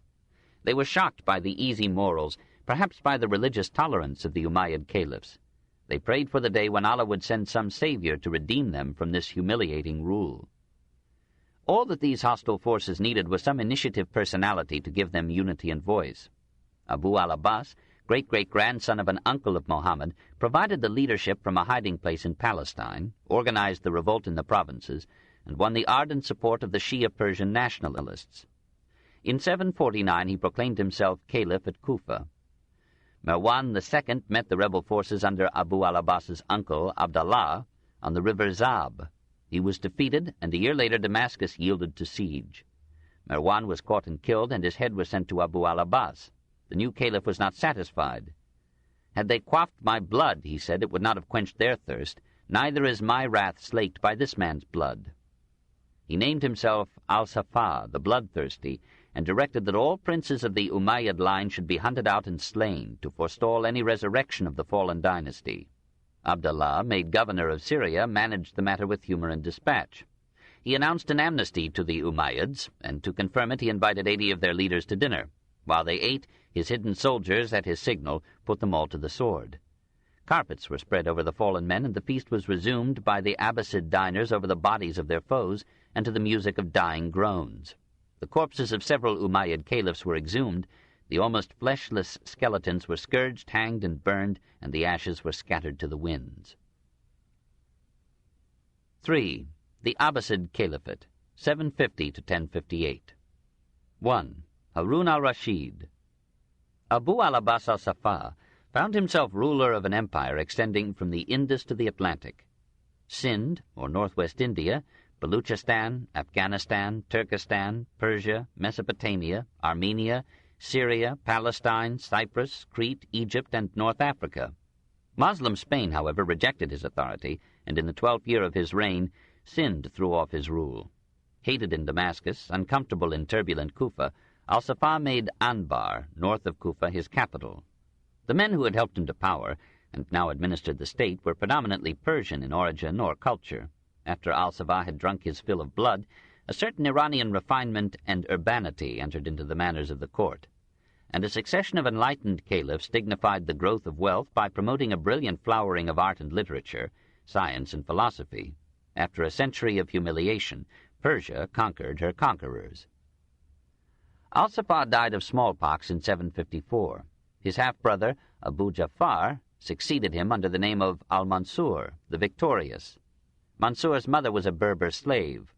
Of the 37 Abbasid caliphs, slaves mothered all but 3 through the institution of concubinage and the legitimation of its progeny. In this way, the Moslem aristocracy was perpetually recruited by the democracy of chance and the fortunes of love and war. The new caliph was 40, tall, slender, bearded, dark, austere. No slave to woman's beauty, no friend of wine or song, but a generous patron of letters, sciences, and arts. A man of great ability and little scruple, by his firm statesmanship he established a dynasty that might else have died at Al-Safa's death. He gave himself sedulously to administration, built a splendid new capital at Baghdad, reorganized the government and the army into their lasting form, kept a keen eye on every department and almost every transaction, periodically forced corrupt officials, including his brother, to disgorge their peculations into the treasury, and dispensed the funds of the state with a conscientious parsimony that won him no friends, but the title of Father of Farthings. At the outset of his reign he established on a Persian model an institution, the Vizierate, which was to play a major role in Abbasid history. As his first vizier he appointed Khalid, son of Barmak. This family of Barmakids was cast for a heavy part in the Abbasid drama. Al-Mansur and Khalid created the order and prosperity whose full fruits were to fall into the lap of Harun al-Rashid. After a beneficent reign of 22 years, Al-Mansur died on a pilgrimage to Mecca. His son, Al-Mahdi, who ruled from 775 to 785, could now afford to be benevolent. He pardoned all but the most dangerous offenders, spent lavishly to beautify the cities, supported music and literature, and administered the empire with reasonable competence. Byzantium having seized the opportunity of the Abbasid Revolution to recover Arab-conquered territory in Asia Minor, Al-Mahdi sent an army under his son Harun to renew a theft long sanctified by time.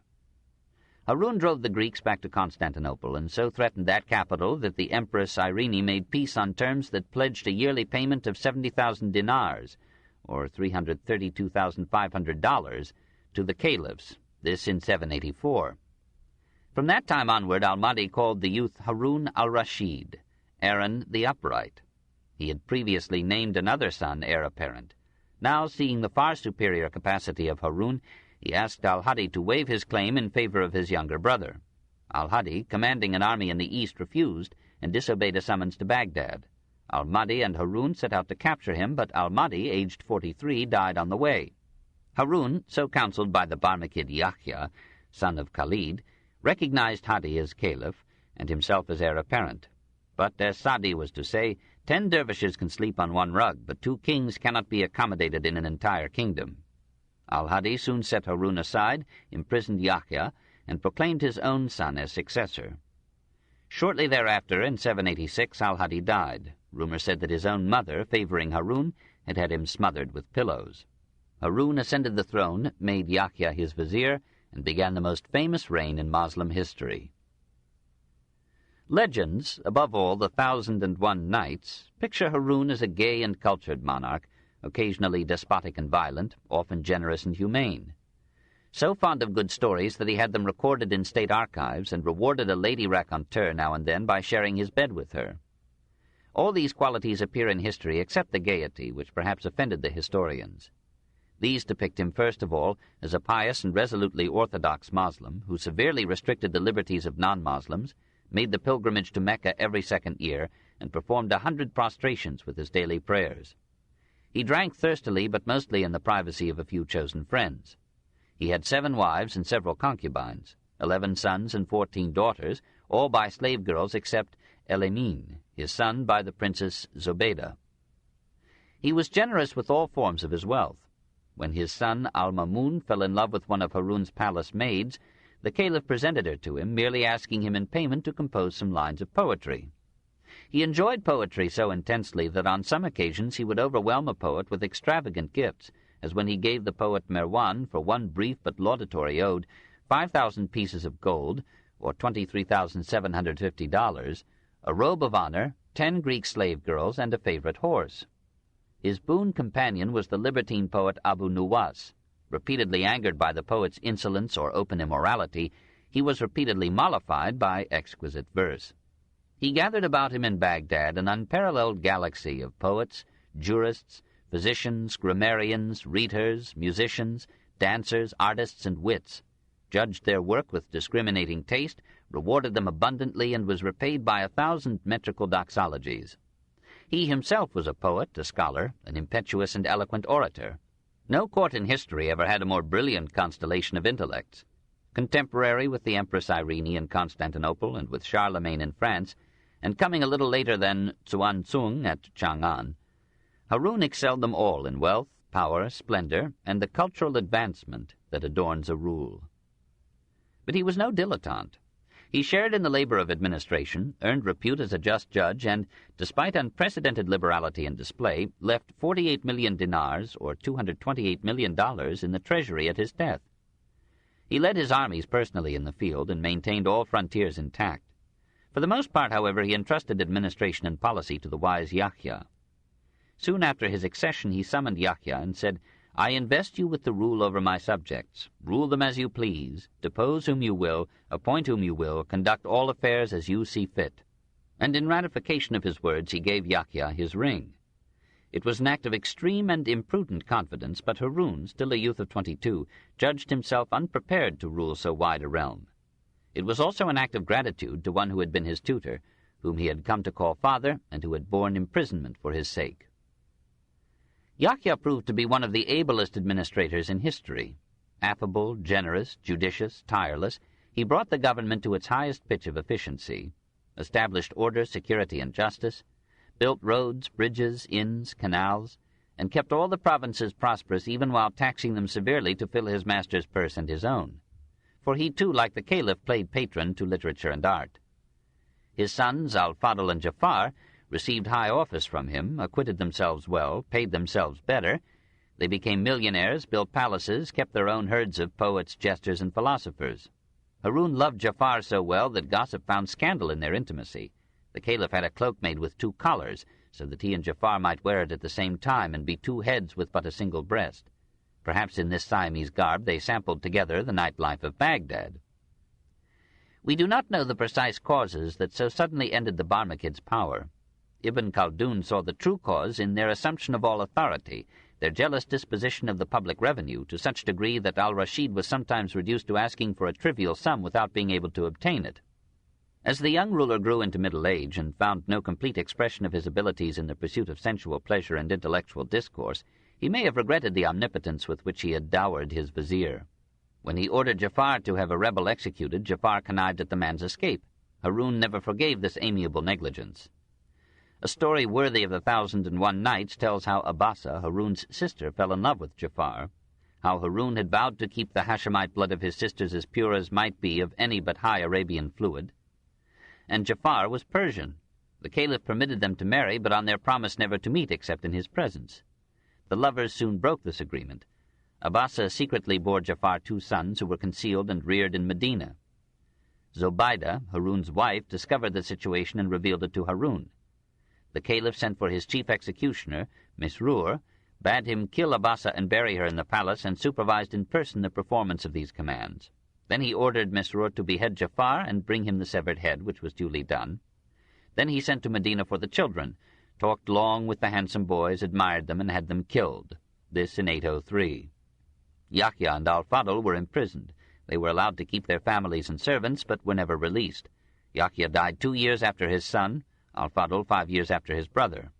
All the property of the Barmakid family, reputedly amounting to 30 million dinars, or $142.5 million, was confiscated. Harun himself did not long survive. For a while he dulled his sorrow and remorse with work, and welcomed even the toils of war. When Nicephorus I, Byzantine emperor, refused to continue the payments pledged by Irene, and boldly demanded the return of the tribute already paid, Harun replied, "In the name of Allah the Merciful, the Compassionate, from Harun, commander of the faithful, to Nicephorus, dog of a Roman. I have your letter, O son of an infidel mother. The answer shall be for your eyes to see, not for your ears to hear. Salam." He took the field at once, and from his new and strategic residence at Raqqa, on the northern frontier, he led into Asia Minor such impetuous expeditions that Nicephorus soon agreed to resume the tribute, this in 806. To Charlemagne, a useful foil to Byzantium, he sent an embassy bearing many presents, including a complicated water clock and an elephant. Although Harun was now only 42, his sons El-Emin and El-Mamun were already competing for the succession and looking forward to his death. Hoping to mitigate their strife, Harun arranged that Al-Mamun should inherit the provinces east of the Tigris, El-Emin the rest, and that on the death of either brother the survivor should rule the whole. The brothers signed this compact and swore to it before the Kaaba. In that same year, 806, a serious rebellion broke out in Khorasan. Harun set out with Al-Amin and Al-Mamun to suppress it, though he was suffering from severe abdominal pains. At Tus, in eastern Iran, he could no longer stand. He was in his last agony when Bashin, a rebel leader, was brought before him. Made almost insane by pain and grief, Harun upbraided the captive for causing him to undertake this fatal expedition, ordered Bashin to be cut to pieces limb by limb, and watched the execution of the sentence. On the following day, Harun the Upright died in 809, aged 45. 2. The decline of the Abbasids. Al-Mamun continued to Merv and came to an agreement with the rebels. Al-Amin returned to Baghdad, named his infant son heir to his power, demanded of Al-Mamun 3 eastern provinces, was denied them, and declared war. Al-Mamun's general Tahir defeated the armies of Al-Amin, besieged and almost destroyed Baghdad, and sent Al-Amin's severed head to Al-Mamun after a now inviolable custom. Al-Mamun, still remaining in Merv, had himself proclaimed caliph in 813. Syria and Arabia continued to resist him as the son of a Persian slave, and it was not till 818 that he entered Baghdad as the acknowledged ruler of Islam. Abdallah al-Mamun ranks with al-Mansur and al-Rashid as one of the great caliphs of the Abbasid line.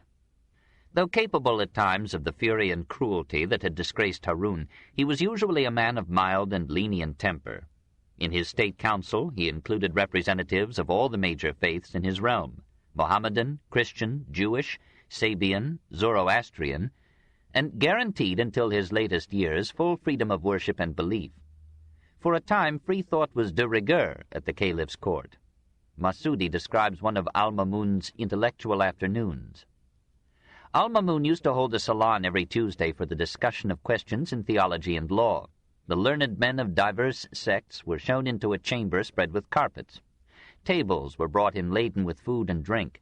When the repast was finished, servants fetched braziers of incense, and the guests perfumed themselves. Then they were admitted to the caliph. He would debate with them in a manner as fair and impartial, and as unlike the haughtiness of a monarch as can be imagined. At sunset a second meal was served, and the guests departed to their homes. Under Al-Mamun, the royal support of arts, sciences, letters, and philosophy became more varied and discriminating than under Harun, and left a far more significant result. He sent to Constantinople, Alexandria, Antioch, and elsewhere for the writings of the Greek masters, and paid a corps of translators to render the books into Arabic. He established an academy of science at Baghdad, and observatories there and at Tadmor, the ancient Palmyra.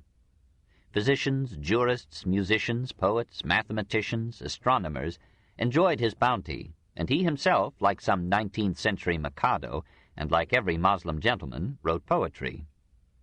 He died too young, at 48, in 833, and yet too late, for in a fervor of authoritarian liberalism he disgraced his final years by persecuting orthodox belief. His brother and successor, Abu Ishaq al-Mutasim, shared his goodwill but not his genius. He surrounded himself with a bodyguard of 4,000 Turkish soldiers, as Roman emperors had leaned on a Praetorian guard, and in Baghdad, as in Rome, the guard became in time and effect the king. The people of the capital complained that al-Mutasim's Turks rode recklessly through the streets and committed unpunished crimes. Fearing popular revolt, the caliph left Baghdad and built himself a royal residence some 30 miles north at Samarra. From 836 to 892, 8 caliphs made it their home and sepulchre. For 20 miles along the Tigris they reared great palaces and mosques, and their officials built luxurious mansions with murals, fountains, gardens, and baths. The Caliph al-Mutawakkil affirmed his piety by spending 700,000 dinars, or $3,325,000, on a vast congregational mosque, and only a trifle less on a new royal residence, the Jafariya, with a palace called the Pearl and a Hall of Delight, all surrounded with parks and streams. To find money for these structures and their trappings, al-Mutawakkil raised taxes and sold public offices to the highest bidders, and to appease Allah he defended orthodoxy with persecution. His son persuaded his Turkish guards to kill him, and took the throne as al-Muntasir, he who triumphs in the Lord. Internal factors corrupted the caliphate before external force reduced it to subservience. Overindulgence in liquor, lechery, luxury, and sloth watered down the royal blood and begot a succession of weaklings who fled from the tasks of government to the exhausting delights of the harem. The growth of wealth and ease, of concubinage and pederasty, had like effects among the ruling class and relaxed the martial qualities of the people. There could not come from such indiscipline the strong hand needed to hold together so scattered and diverse a conglomeration of provinces and tribes. Racial and territorial antipathies festered into repeated revolt. Arabs, Persians, Syrians, Berbers, Christians, Jews, and Turks agreed only in despising one another, and the faith that had once forged unity split into sects that expressed and intensified political or geographical divisions. The Near East lives or dies by irrigation. The canals that nourished the soil needed perpetual protection and care, which no individual or family could provide. When governmental maintenance of the canal system became incompetent or negligent, the food supply lagged behind the birth rate, and starvation had to restore the balance between these basic factors in history. But the impoverishment of the people by famine or epidemic seldom stayed the hand of the tax-gatherer. Peasant, craftsman, and merchant saw their gains absorbed into the expenses and frills of government, and lost the incentive to production, expansion, or enterprise. At last the economy could not support the government. Revenues fell, soldiers could not be adequately paid or controlled. Turks took the place of Arabs in the armed forces of the state, as Germans had replaced Romans in the armies of Rome. And from Al-Muntasir onward it was Turkish captains that made and unmade, commanded and murdered the caliphs. A succession of sordid and bloody palace intrigues made the later vicissitudes of the Baghdad Caliphate unworthy of remembrance by history. The weakening of political diligence and military power at the center invited the dismemberment of the realm. Governors ruled the provinces with only formal reference to the capital. They schemed to make their position permanent, at last hereditary. Spain had declared itself independent in 756, Morocco in 788, Tunis in 801, Egypt in 868. 9 years later, the Egyptian emirs seized Syria and ruled most of it till 1076. Al-Mamun had rewarded his general Tahir by assigning to him and his descendants the governorship of Khorasan. This Tahirid dynasty, from 820 to 872, ruled most of Persia in semi-sovereignty until replaced by the Saffarids, from 872 to 903. In 929 to 944, a tribe of Shia Muslims, the Hamdanids, captured northern Mesopotamia and Syria and dignified their power by making Mosul and Aleppo brilliant centers of cultural life. So Saifur-Dowlah, from 944 to 967, himself a poet, made places at his Aleppo court for the philosopher Al-Farabi and the most popular of Arab poets, Al-Mutanabi. The Buwayhids, sons of the Caspian highland chieftain Buwai, captured Isfahan and Shiraz and finally Baghdad in 945. For over a century they forced the caliphs to do their bidding. The commander of the faithful became little more than the head of Orthodox Islam, while the Buwayyid emir, a Shiite, assumed direction of the diminishing state. Adud al-Dawlah, the greatest of these Buwayhids, from 949 to 983, made his capital, Shiraz, one of the fairest cities of Islam, but spent generously also on the other cities of his realm. Under him and his successors, Baghdad recaptured some of the glory that it had known under Harun. In 874, the descendants of Saman, a Zoroastrian noble, founded a Samanid dynasty that ruled Transoxiana and Khorasan till 999. We are not wont to think of Transoxiana as important in the history of science and philosophy, yet under the Samanid kings, Bokhara and Samarkand rivaled Baghdad as centers of learning and art. There the Persian language was revived and became the vehicle of a great literature. A Samanid court gave protection and the use of a rich library to Avicenna, the greatest of medieval philosophers, and Al-Razi, the greatest of medieval physicians, dedicated the Al-Mansuri, his immense summary of medicine, to a Samanid prince. In 990, the Turks captured Bokhara, and in 999 they put an end to the Samanid dynasty. As the Byzantines for 3 centuries had fought to contain the Arab expansion, so now the Moslems fought to check the westward movement of the Turks. So later, the Turks would struggle to stay the Mongol flood. Periodically, the pressure of a growing population upon the means of subsistence generates the mass migrations that overshadow the other events of history. In 962, a band of Turkish adventurers from Turkestan invaded Afghanistan under the lead of Alp-Tigin, a former slave, captured Ghazni, and established there a Ghaznavid dynasty. Subuktigin, from 976 to 997, first slave, then son-in-law, then successor of Alptigin, extended his rule over Peshawar and part of Khorasan. His son Mahmud, from 998 to 1030, took all Persia from the Gulf to the Oxus, and in 17 ruthless campaigns added the Punjab to his empire and much of India's wealth to his coffers. Surfeited with plunder and fretting over the unemployment caused by demobilization, he spent part of his riches and some of his men in building the Congregational Mosque of Ghazni. Says a Moslem historian, "It had an immense nave in which 6,000 servants of God might fulfill their duties without inconvenience to one another. And he raised near it a college and supplied it with a library and rare volumes. And to those pure walls came students, professors, and divines, and from the endowments of the college they received their daily sustenance, and all necessaries, and a yearly or monthly salary." To this college and his court Mahmud brought many scientists, including al-Biruni, and many poets, including Firdausi, who reluctantly dedicated to him the greatest of Persian poems. During this generation, Mahmud stood near the top of the world in more senses than one. But 7 years after his death, his empire passed into the hands of the Seljuk Turks. It would be an error to picture the Turks as barbarians.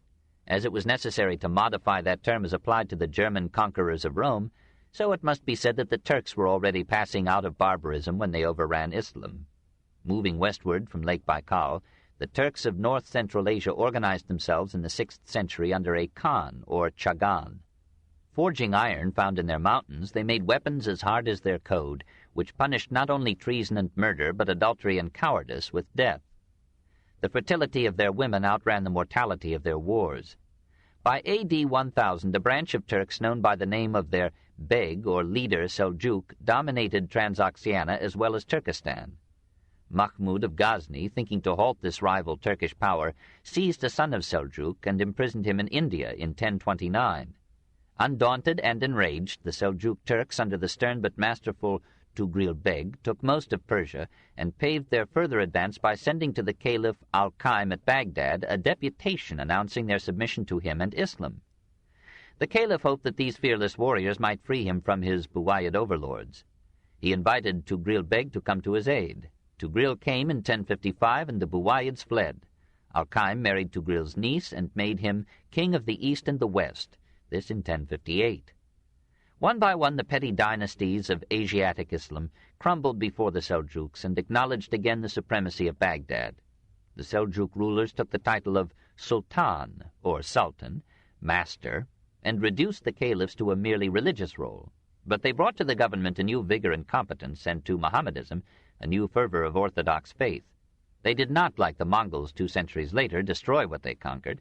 They rapidly absorbed the higher civilization, unified into a new empire what had been the scattered members of a dying state, and gave it the strength to endure and survive that long duel between Christianity and Islam which we know as the Crusades. 4. Armenia, 325 to 1060. In the year 1060, the Seljuk Turks extended their conquests to Armenia. This book is continued on Cassette 8, Side 1. The Story of Civilization, Volume 4, The Age of Faith, Part 1, by Will Durant, continued, Cassette 8, Side 1. In the year 1060, the Seljuk Turks extended their conquests to Armenia. That harassed country has felt the claws of rival imperialisms through many centuries, because its mountains hindered its unity of defense, while its valleys provided tempting roads between Mesopotamia and the Black Sea. Greece and Persia fought for those roads as highways of trade and war. Xenophon's 10,000 traversed them. Rome and Persia fought for them. Byzantium and Persia, Byzantium and Islam, Russia and Britain. Through all vicissitudes of external pressure or domination, Armenia maintained a practical independence, a vigorous commercial and agricultural economy, a cultural autonomy that produced its own creed, literature, and art. It was the first nation to adopt Christianity as its state religion in 303. It took the Monophysite side in the debate about the nature of Christ, refusing to admit that he had shared the infirmities of human flesh. In 491, the Armenian bishops parted from Greek and Roman Christianity and formed an autonomous Armenian church under its own Catholicos. Armenian literature used the Greek language until the early 5th century, when Bishop Mesrob, He invented a national alphabet and translated the Bible into the Armenian tongue. Since that time, Armenia has had an abundant literature, chiefly in religion and history. From 642 to 1046, the country was nominally subject to the caliphs, but it remained virtually sovereign and zealously Christian. In the 9th century, the Bagratuni family established a dynasty under the title of Prince of Princes, built a capital at Ani, and gave the country several generations of progress and relative peace. Ashot III, from 952 to 977, was much loved by his people. He founded many churches, hospitals, convents, and almshouses, and, we are told, never sat down to meals without allowing poor men to join him. Under his son Gagik I, from 990 to 1020, how peculiar our names must seem to the Armenians, prosperity reached its height. Schools were numerous, towns were enriched by trade and adorned by art, and Kars rivaled Ani as a center of literature, theology, and philosophy. Ani had impressive palaces and a famous cathedral, circa 980, subtly compounded of Persian and Byzantine styles. Here were piers and column clusters, pointed as well as round arches, and other features that later entered into Gothic art. When, in 989, the cupola of St. Sophia in Constantinople was destroyed by an earthquake, the Byzantine emperor assigned the hazardous task of restoring it to Terdat, the architect of the Ani Cathedral. Chapter 11. The Islamic Scene, 628 to 1058. 1. The Economy. Civilization is a union of soil and soul, the resources of the earth transformed by the desire and discipline of men. Behind the facade and under the burden of courts and palaces, temples and schools, letters and luxuries and arts, stands the basic man, the hunter bringing game from the woods, the woodman felling the forest, the herdsman pasturing and breeding his flock, the peasant clearing, plowing, sowing, cultivating, reaping, tending the orchard, the vine, the hive, and the brood. The woman absorbed in the 100 crafts and cares of a functioning home, the miner digging in the earth, the builder shaping homes and vehicles and ships, the artisan fashioning products and tools, the peddler, shopkeeper, and merchant uniting and dividing maker and user, the investor fertilizing industry with his savings, the executive harnessing muscle, materials, and minds for the creation of services and goods. These are the patient yet restless leviathan on whose swaying back civilization precariously rides. All these were busy in Islam. Men raised cattle, horses, camels, goats, elephants, and dogs, stole the honey of bees and the milk of camels, goats, and cows, and grew 100 varieties of grains, vegetables, fruits, nuts, and flowers. The orange tree was brought from India to Arabia at some time before the 10th century. The Arabs introduced it to Syria, Asia Minor, Palestine, Egypt, and Spain, from which countries it pervaded southern Europe. The cultivation of sugar cane and the refining of sugar were likewise spread by the Arabs from India through the Near East, and were brought by crusaders to their European states. Cotton was first cultivated in Europe by the Arabs. These achievements on lands largely arid were made possible by organized irrigation. Here the caliphs made an exception to their principle of leaving the economy to free enterprise. The government directed and financed the maintenance of the greater canals. The Euphrates was channeled into Mesopotamia, the Tigris into Persia, and a great canal connected the twin rivers at Baghdad. The early Abbasid caliphs encouraged the draining of marshes and the rehabilitation of ruined villages and deserted farms. In the 10th century, under the Samanid princes, the region between Bokhara and Samarkand was considered one of the 4 earthly paradises, the others being southern Persia, southern Iraq, and the region around Damascus. Gold, silver, iron, lead, mercury, antimony, sulfur, asbestos, marble, and precious stones were mined or quarried from the earth. Divers fished for pearls in the Persian Gulf. Some use was made of naphtha and bitumen. An entry in Harun's archives gives the price of naphtha and reeds used in burning the corpse of Jafar. Industry was in the handicraft stage, practiced in homes and artisans' shops, and organized in guilds. We find few factories and no clear advance in technology except the development of the windmill. Masudi, writing in the 10th century, speaks of seeing these in Persia and the Near East. There is no sign of them in Europe before the 12th century. Possibly they were another gift of the Moslem East to its crusading foes. There was much mechanical ingenuity. The water clock sent by Harun al-Rashid to Charlemagne was made of leather and damascened brass. It told the time by metal cavaliers, who at each hour opened the door, let fall the proper number of balls on a cymbal, and then, retiring, closed the door. Production was slow, but the worker could express himself in integral work and made almost every industry an art. Persian, Syrian, and Egyptian textiles were famous for the patient perfection of their technique. Mosul for its cotton muslin, Damascus for its damask linen, Aden for its wool. Damascus was noted also for its swords of highly tempered steel, Sidon and Tyre for glass of unexcelled thinness and clarity, Baghdad for its glass and pottery, Rai for pottery, needles, combs, Raqqa for olive oil and soap, Fars for perfume and rugs. Under Moslem rule, Western Asia attained a pitch of industry and commercial prosperity unmatched by Western Europe before the 16th century. Land transport was chiefly by camels, horses, mules, and men, but the horse was too prized to be chiefly a beast of burden. "Do not call him my horse," said an Arab. "Call him my son. He runs more swiftly than the tempest, quicker than a glance. He is so light of foot that he could dance on the breast of your mistress, and she would take no hurt." So the camel, ship of the desert, bore most of the freight of Arab trade, and caravans of 4,700 camels swayed across the Moslem world. Great roads radiating from Baghdad led through Rai, Nashipur, Merv, Bokhara, and Samarkand to Kashgar and the Chinese frontier, through Basra to Shiraz, through Kufa to Medina, Mecca, and Aden, through Mosul or Damascus to the Syrian coast. Caravanserais or inns, hospices, and cisterns helped the traveler and his beasts. Much inland traffic was borne on rivers and canals. Harun al-Rashid planned a Suez Canal, but Yahya, for unknown reasons, probably financial, discouraged the idea.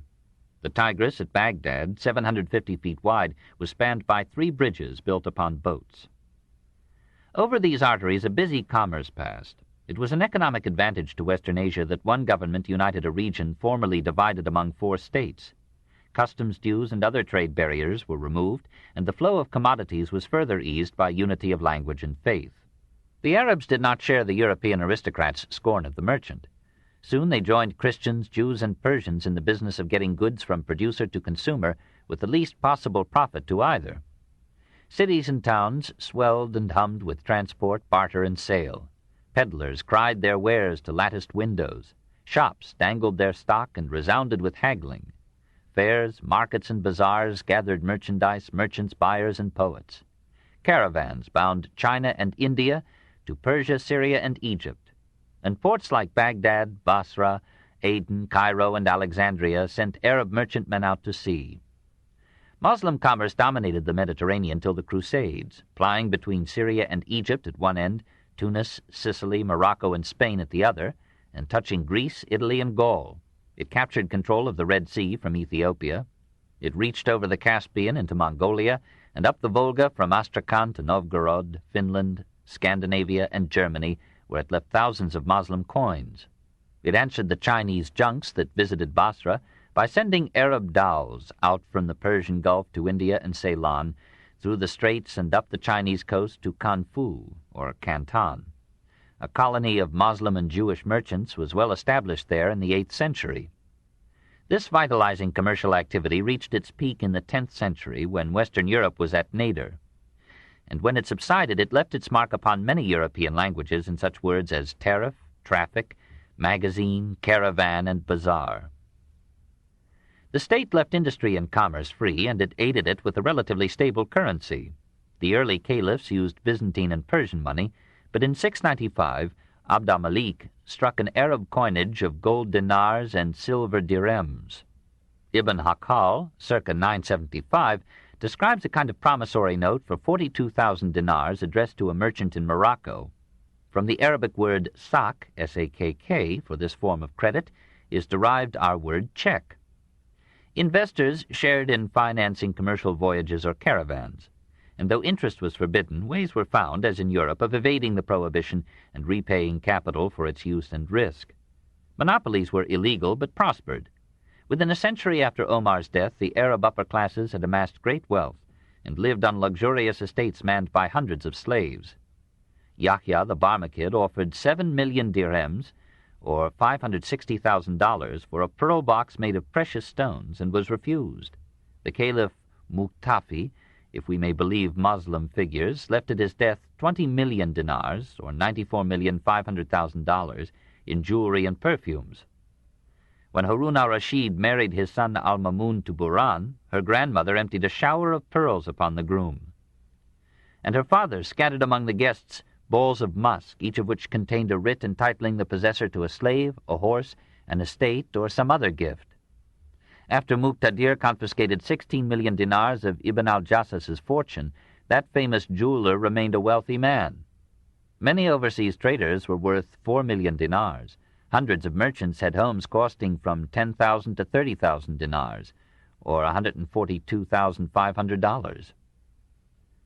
At the bottom of the economic structure were the slaves. They were probably more numerous in Islam in proportion to population than in Christendom, where serfdom was replacing slavery. The Caliph Muqtadir, we are told, had 11,000 eunuchs in his household. Musa took 300,000 captives in Africa, 30,000 virgins in Spain, and sold them into slavery. Qutayba captured 100,000 in Sogdiana. The figures are Oriental and must be discounted. The Koran recognized the capture of non-Muslims in war and the birth of children to slave parents as the sole legitimate sources of slavery. No Muslim, just as in Christendom no Christian, was to be enslaved. Nevertheless, a brisk trade developed in slaves captured in raids. Negroes from East and Central Africa, Turks or Chinese from Turkestan, whites from Russia, Italy, and Spain. The Moslem had full rights of life and death over his slaves. Usually, however, he handled them with a genial humanity that made their lot no worse, perhaps better, as more secure, than that of a factory worker in 19th century Europe. Slaves did most of the menial work on the farms, most of the unskilled manual work in the towns. They acted as servants in the household and as concubines or eunuchs in the harem. Most dancers, singers, and actors were slaves. The offspring of a female slave by her master, or of a free woman by her slave, was free from birth. Slaves were allowed to marry, and their children, if talented, might receive an education. It is astonishing how many sons of slaves rose to high place in the intellectual and political world of Islam. How many, like Mahmud and the early Mamelukes, became kings. Exploitation in Asiatic Islam never reached the merciless of pagan, Christian, or Moslem Egypt, where the peasant toiled every hour, earned enough to pay for a hut, a loincloth, and food this side of starvation. There was and is much begging in Islam, and much imposture in begging. But the poor Asiatic had a protective skill in working slowly. Few men could rival him in manifold adaptation to idleness. Alms were frequent, and at the worst a homeless man could sleep in the finest edifice in town, the mosque. Even so, the eternal class war simmered sullenly through the years, and broke out now and then, in 778, 796, 808, and 838, in violent revolt. Usually, since state and church were one, rebellion took a religious garb. Some sects, like the Kuramiya and the Muhayyida, adopted the communistic ideas of the Persian rebel Mazdak. One group called itself Surk Alam, the Red Flag. About 772, Hashim al-Mukanna, the veiled prophet of Khorasan, announced that he was God incarnate and had come to restore the communism of Mazdak. He gathered various sects about him, defeated many armies, ruled northern Persia for 14 years, and was finally, in 786, captured and killed. In 838, Babik al-Qurani renewed the effort, gathered around him a band known as Muhammira, that is, Reds, seized Azerbaijan, held it for 22 years, defeated a succession of armies, and, Tabari would have us believe, killed 255,500 soldiers and captives before he was overcome. The Caliph Mutasim ordered Babik's own executioner to cut off Babik's limbs one by one. The trunk was impaled before the royal palace, and the head was sent on exhibition around the cities of Khorasan as a reminder that all men are born unfree and unequal. The most famous of these servile wars of the East was organized by Ali, an Arab who claimed descent from the Prophet's son-in-law. Near Basra, many Negro slaves were employed in digging saltpeter. Ali represented to them how badly they were treated, urged them to follow him in revolt, and promised them freedom, wealth, and slaves. They agreed, seized food and supplies, defeated the troops sent against them, and built themselves independent villages with palaces for their leaders, prisons for their captives, and mosques for their prayers. This in 869. The employers offered Ali 5 dinars, or $23.75 per head, if he would persuade the rebels to return to work. He refused. The surrounding country tried to starve them into submission, but when their supplies ran out, they attacked the town of Obola, freed and absorbed its slaves, sacked it, and put it to flames, this in 870. Much encouraged, Ali led his men against other towns, took many of them, captured control of southern Iran and Iraq to the gates of Baghdad. Commerce halted, and the capital began to starve. In 871, the Negro general Mohammad, with a large army of rebels, seized Basra. If we may credit the historians, 300,000 persons were massacred, and thousands of white women and children, including the Hashemite aristocracy, became the concubines or slaves of the Negro troops. For 10 years the rebellion continued. Great armies were sent to suppress it. Amnesty and rewards were offered to deserters. Many of his men left Ali and joined the government's forces. The remnant was surrounded, besieged, and bombarded with molten lead and Greek fire, flaming torches of naphtha. Finally, a government army under the vizier Muwaffaq made its way into the rebel city, overcame resistance, killed Ali, and brought his head to the victor. Muwaffaq and his officers knelt and thanked Allah for his mercies. This in 883. The rebellion had lasted 14 years and had threatened the whole economic and political structure of Eastern Islam. Ibn Tulun, governor of Egypt, took advantage of the situation to make the richest of the caliph's provinces an independent state. 2. The faith. Next to bread and woman, in the hierarchy of desire, comes eternal salvation. When the stomach is satisfied and lust is spent, man spares a little time for God. Despite polygamy, the Moslem found considerable time for Allah and based his morals, his laws, and his government upon his religion. Theoretically, the Moslem faith was the simplest of all creeds. There is no God but Allah, and Mohammed is his prophet. The simplicity of the formula is only apparent, for its second clause involves the acceptance of the Koran and all its teachings. Consequently, the Orthodox Moslem also believed in heaven and hell, angels and demons, the resurrection of body and soul, the divine predestination of all events, the Last Judgment, the 4 duties of Moslem practice, prayer, alms, fasting, and pilgrimage, and the divine inspiration of various prophets who led up to Muhammad. For every nation, said the Koran, there is a messenger and a prophet.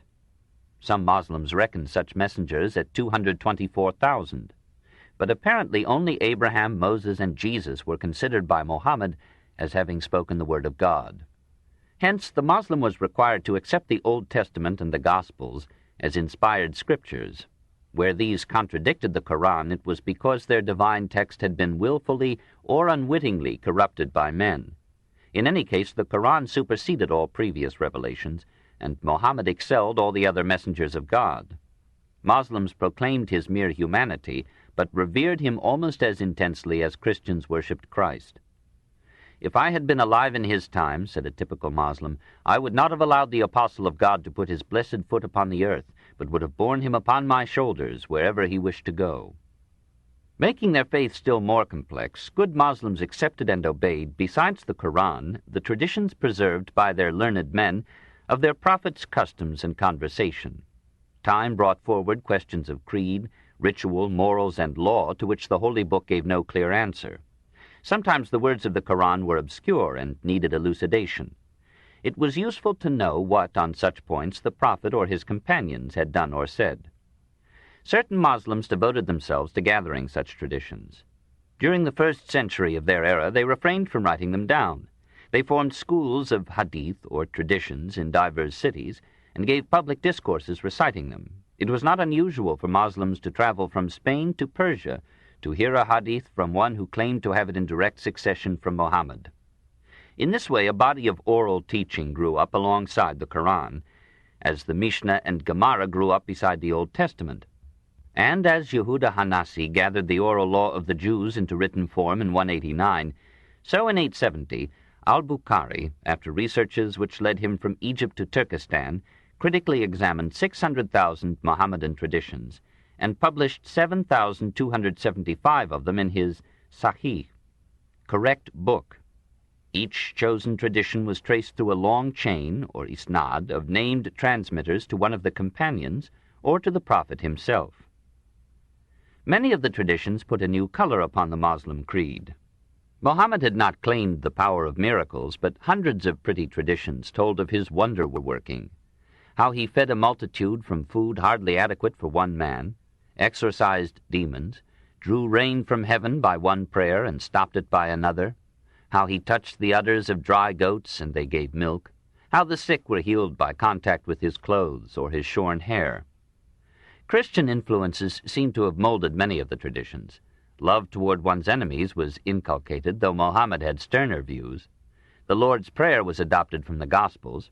The parables of the sower, the wedding guests, and the laborers in the vineyard were put into Mohammed's mouth. All in all, he was transformed into an excellent Christian, despite his 9 wives. Muslim critics complained that much of the Hadith had been concocted as Umayyad, Abbasid, or other propaganda. Ibn Abi al-Ajah, executed at Kufa in 772, confessed to have fabricated 4,000 traditions. A few skeptics laughed at the Hadith collections and composed indecent stories in solemn Hadith form. Nevertheless, the acceptance of the Hadith, in one or the other of the approved collections, as binding in faith and morals, became a distinguishing mark of Orthodox Muslims, who therefore received the name of Sunni, or traditionalists. One tradition represented the angel Gabriel as asking Mohammed, "What is Islam?" And Mohammed replied, "Islam is to believe in Allah and His Prophet, to recite the prescribed prayers, to give alms, to observe the fast of Ramadan, and to make the pilgrimage to Mecca." Prayer, almsgiving, fasting, and pilgrimage constituted the 4 duties of Muslim religion. These, with belief in Allah and Muhammad, are the 5 pillars of Islam. Prayer had to be preceded by purification, and as prayer was required of the Moslem 5 times a day, cleanliness came literally next to godliness.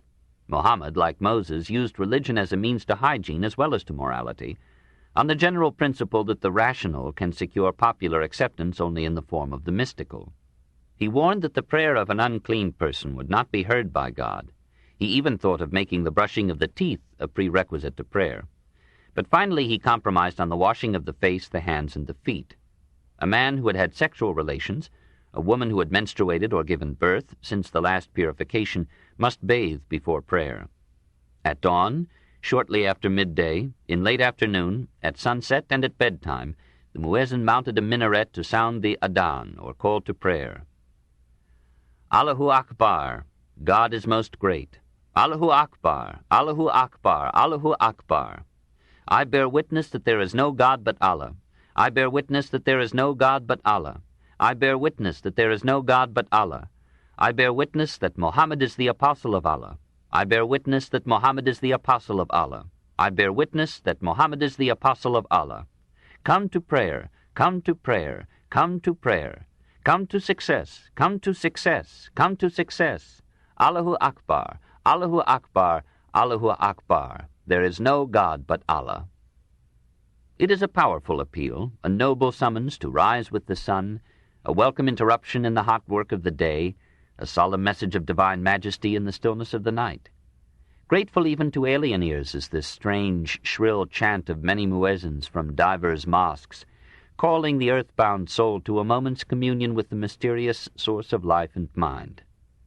On those 5 occasions, all Muslims everywhere must leave off whatever else they may be doing, must cleanse themselves, turn toward Mecca and the Kaaba, and recite the same brief prayers, in the same successive postures, in an impressive simultaneity, moving with the sun across the earth. Those who had the time and will would go to the mosque to say their prayers. Usually the mosque was open all day. Any Moslem, Orthodox or heretic, might enter to make his ablutions, to rest or to pray. There, too, in the cloistered shade, teachers taught their pupils, judges tried cases, caliphs announced their policies or decrees. People gathered to chat, hear the news, even to negotiate business. The mosque, like the synagogue and the church, was the center of daily life, the home and hearth of the community.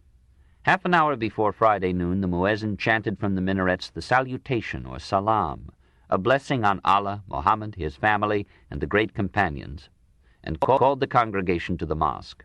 The worshippers were expected to have bathed and put on clean clothes, and to have perfumed themselves, or they might perform minor ablutions in the tank or fountain that stood in the courtyard of the mosque. The women usually stayed at home when the men went to the mosque, and vice versa. It was feared that the presence of women, even veiled, would distract the excitable male. The worshippers removed their shoes at the door of the mosque proper, and entered in slippers or stocking feet. There, or in the court, if they were numerous, they stood shoulder to shoulder in one or more rows, facing the mihrab or prayer niche in the wall, which indicated the Qibla, or direction of Mecca. An imam or prayer leader read a passage from the Koran and preached a short sermon. Each worshipper recited several prayers, and in the prescribed postures of bowing, kneeling, and prostration. Mosque meant a place of prostration and prayer. Then the imam recited a complex series of salutations, benedictions, and orisons, in which the congregation silently joined. There were no hymns, processions, or sacraments, no collections or pew rents. Religion, being one with the state, was financed from public funds. The imam was not a priest but a layman, who continued to earn his living by a secular occupation, and was appointed by the mosque warden for a specified period and a small salary to lead the congregation in prayer. There was no priesthood in Islam. After the Friday prayers, the Muslims were free, if they wished, to engage in work as on any other day. Meanwhile, however, they had known a cleansing hour of elevation above economic and social strife, and had unconsciously cemented their community by common ritual. The second duty of Moslem practice was the giving of alms. Mohammed was almost as critical of the rich as Jesus had been. Some have thought that he began as a social reformer, revolted by the contrast between the luxury of the merchant nobles and the poverty of the masses. And apparently his early followers were mostly of humble origin. One of his first activities in Medina was to establish an annual tax of 2.5% on the movable wealth of all citizens for the relief of the poor. Regular officials collected and distributed this revenue. Part of the proceeds was used to build mosques and defray the expenses of government and war. But war in return brought booty that swelled the gifts to the poor. Prayer, said Omar II, carries us halfway to God. Fasting brings us to the door of his palace. Almsgiving lets us in. The traditions abound in stories of generous Moslems. Hassan, for example, was said to have 3 times in his life divided his substance with the poor, and twice given away all that he had. The third duty was fasting. In general, the Moslem was commanded to avoid wine, carrion, blood, and the flesh of swine or dogs. But Muhammad was more lenient than Moses. Forbidden foods might be eaten in cases of necessity. Of a tasty cheese containing some prohibited meat, he only asked with his sly humor, "Mention the name of Allah over it." He frowned on asceticism and condemned monasticism. Mohammedans were to enjoy the pleasures of life with a good conscience, but in moderation. Nevertheless, Islam, like most religions, required certain fasts, partly as a discipline of the will, partly, we may presume, as hygiene. A few months after settling in Medina, he saw the Jews keeping their annual feast of Yom Kippur. He adopted it for his followers, hoping to win the Jews to Islam. When this hope faded, he transferred the fast to the month of Ramadan. For 29 days the Moslem was to abstain, during the daylight hours, from eating, drinking, smoking, or contact with the other sex. Exceptions were made for the sick, the weary traveler, the very young or old, and women with child or giving suck. When first decreed, the month of fasting fell in winter, when daylight came late and ended soon.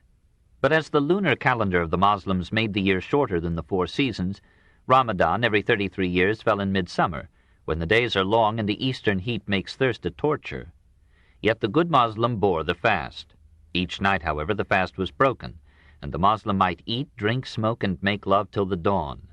Stores and shops remained open all those nights, inviting the populace to feasting and merriment. The poor worked as usual during the month of fast. The well-to-do could ease their way through it by sleeping during the day. Very pious persons spent the last 10 nights of Ramadan in the mosque. On one of those nights it was believed Allah began to reveal the Koran to Muhammad. That night was accounted better than 1,000 months. And simple devotees, uncertain which of the 10 was the night of the divine decree, kept all 10 with dire solemnity. On the first day after Ramadan, the Muslims celebrated the festival of Eid al-Fitr, or breaking of the fast.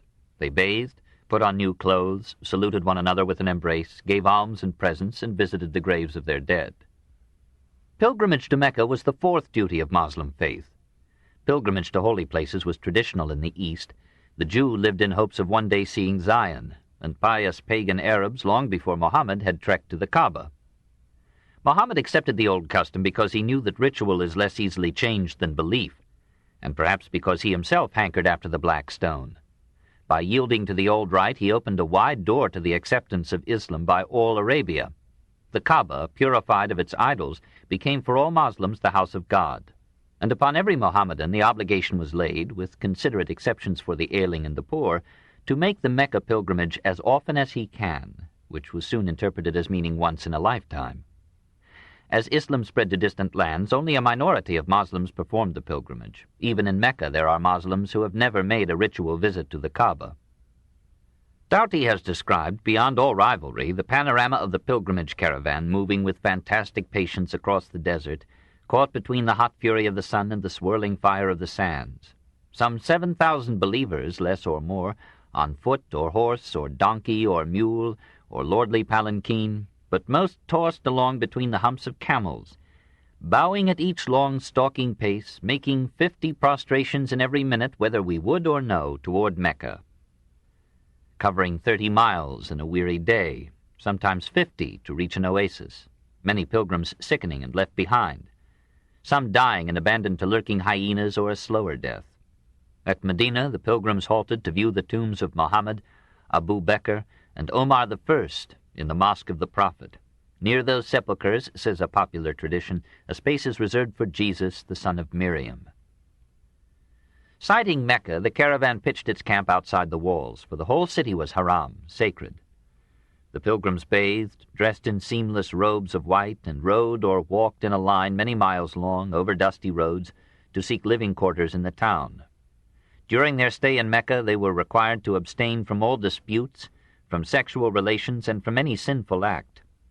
In the months specially ordained for pilgrimage, the holy city became a babbling concourse of tribes and races, suddenly doffing nationality and rank in the unanimity of ritual and prayer. Into the great enclosure called the Mosque of Mecca these thousands hurried in tense anticipation of a supreme experience. They hardly noted the elegant minarets of the wall, or the arcades and colonnades of the cloistered interior, but all stopped in awe at the well of Zemzem, whose water, said tradition, had slaked the thirst of Ishmael. Every pilgrim drank of it, however bitter its taste, however urgent its effects. Some bottled it to take it home, to sip its saving sanctity daily and in the hour of death. At last the worshippers, all eyes and no breath, came, near the center of the enclosure, to the Kaaba itself, a miniature temple illuminated within by silver hanging lamps, its outer wall half draped with a curtain of rich and delicate cloth, and in a corner of it the ineffable black stone. 7 times the pilgrims walked around the Kaaba and kissed or touched or bowed to the stone. Such circumambulation of a sacred object, a fire, a tree, a maypole, an altar of the temple at Jerusalem, was an old religious ritual. Many pilgrims, exhausted and yet sleepless with devotion, passed the night in the enclosure, squatting on their rugs, conversing and praying, and contemplating in wonder and ecstasy the goal of their pilgrimage. On the second day, the pilgrims, to commemorate Hagar's frantic search for water for her son, ran 7 times between the hills, Safa and Marwa, that lay outside the city. On the 7th day, those who wished to make the major pilgrimage streamed out to Mount Ararat, 6 hours' journey distant, and heard a 3-hour sermon. Returning halfway, they spent a night in prayer at the oratory of Mustalifa. On the 8th day, they rushed to the valley of Mina and threw 7 stones at 3 marks or pillars, for so they believed Abraham had cast stones at Satan when the devil interrupted his preparations for slaying his son. On the 10th day, they sacrificed a sheep, a camel, and some other horned animal, ate the meat, and distributed alms. This ceremony, commemorating similar sacrifices by Mohammed, was the central rite of the pilgrimage. And this festival of sacrifice was celebrated with like offerings to Allah by Muslims all over the world on the 10th day of the pilgrimage period. The pilgrims now shaved their heads, pared their nails, and buried the cuttings. This completed the major pilgrimage. But usually the worshipper paid another visit to the Kaaba before he returned to the caravan camp. There he resumed his profane condition and clothing, and began with proud and comforted spirit the long march back home. This famous pilgrimage served many purposes. Like that of the Jews to Jerusalem, of the Christians to Jerusalem or Rome, it intensified the worshipper's faith and bound him by a collective emotional experience to his creed and to his fellow believers.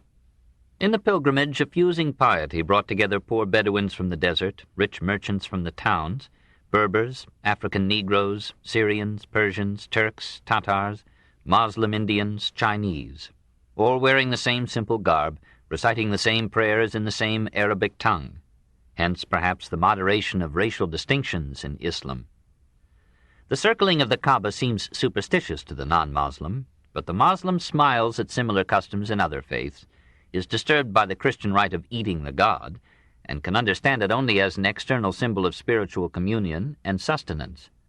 All religions are superstitions to other faiths.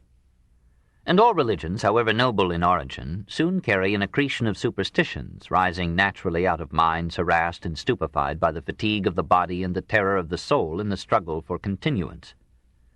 Most Moslems believed in magic and rarely doubted the ability of sorcerers to divine the future, to reveal hidden treasures, compel affection, afflict an enemy, cure disease, or ward off the evil eye. Many believed in magic metamorphoses of men into animals or plants, or in miraculous transits through space. This is almost the framework of the Arabian Nights. Spirits were everywhere, performing every manner of trick and enchantment upon mortals, and begetting unwanted children upon careless women. Most Moslems, like half the Christian world, wore amulets as protection against evil influences, considered some days lucky, other days unlucky, and believed that dreams might reveal the future, and that God sometimes spoke to man in dreams. Everyone in Islam, as in Christendom, accepted astrology. The skies were charted not only to fix the orientation of mosques and the calendar of religious feasts, but to select a celestially propitious moment for any important enterprise, and to determine the genethliology of each individual, that is, his character and fate, as set by the position of the stars at his birth. Seeming to the outer world so indiscriminately one in ritual and belief, Islam was early divided into sects as numerous and furious as in Christendom. There were the martial, puritanic, democratic Kharijites, Murjiites, who held that no Moslem would be everlastingly damned, Jabrites, who denied free will and upheld absolute predestination, Qadarites, who defended the freedom of the will, and many others. We pay our respects to their sincerity and omniscience and pass on. But the Shiites belong inescapably to history. They overthrew the Umayyads, captured Persian, Egyptian, and Indian Islam, and deeply affected literature and philosophy. The Shia, that is, group or sect, had its origin in two murders, the assassination of Ali and the slaughter of Hussein and his family. A large minority of Muslims argued that since Muhammad was the chosen apostle of Allah, it must have been Allah's intent that the prophet's descendants, inheriting some measure of his divine spirit and purpose, should inherit his leadership in Islam. All caliphs except Ali seemed to them usurpers.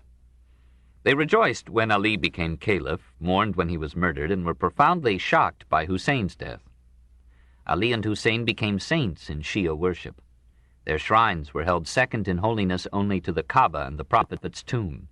Perhaps influenced by Persian, Jewish, and Christian ideas of a Messiah, and the Buddhist conception of bodhisattvas, repeatedly incarnated saints, the Shiites considered the descendants of Ali to be imams, or exemplars, that is, infallible incarnations of divine wisdom.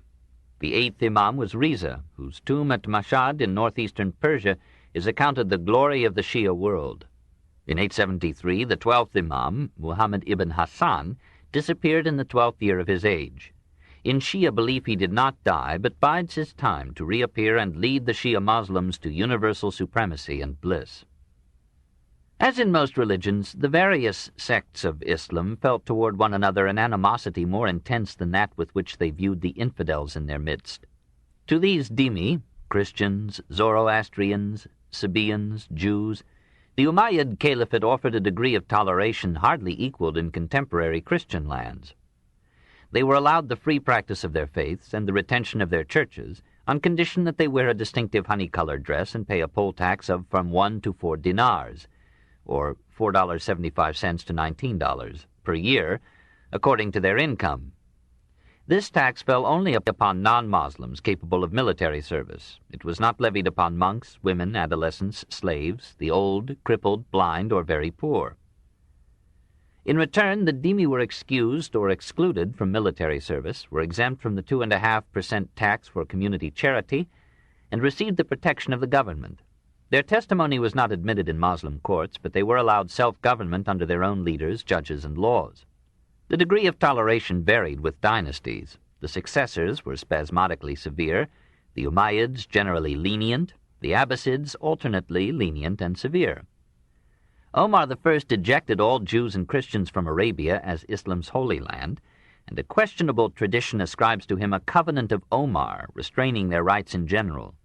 But this edict, if it ever existed, was in practice ignored, and Omar himself continued in Egypt the allowances formerly made to the Christian churches by the Byzantine government. The Jews of the Near East had welcomed the Arabs as liberators. They suffered now divers disabilities and occasional persecutions, but they stood on equal terms with Christians, were free once more to live and worship in Jerusalem, and prospered under Islam in Asia, Egypt, and Spain as never under Christian rule. Outside of Arabia, the Christians of Western Asia usually practiced their religion unhindered. Syria remained predominantly Christian until the 3rd Muslim century.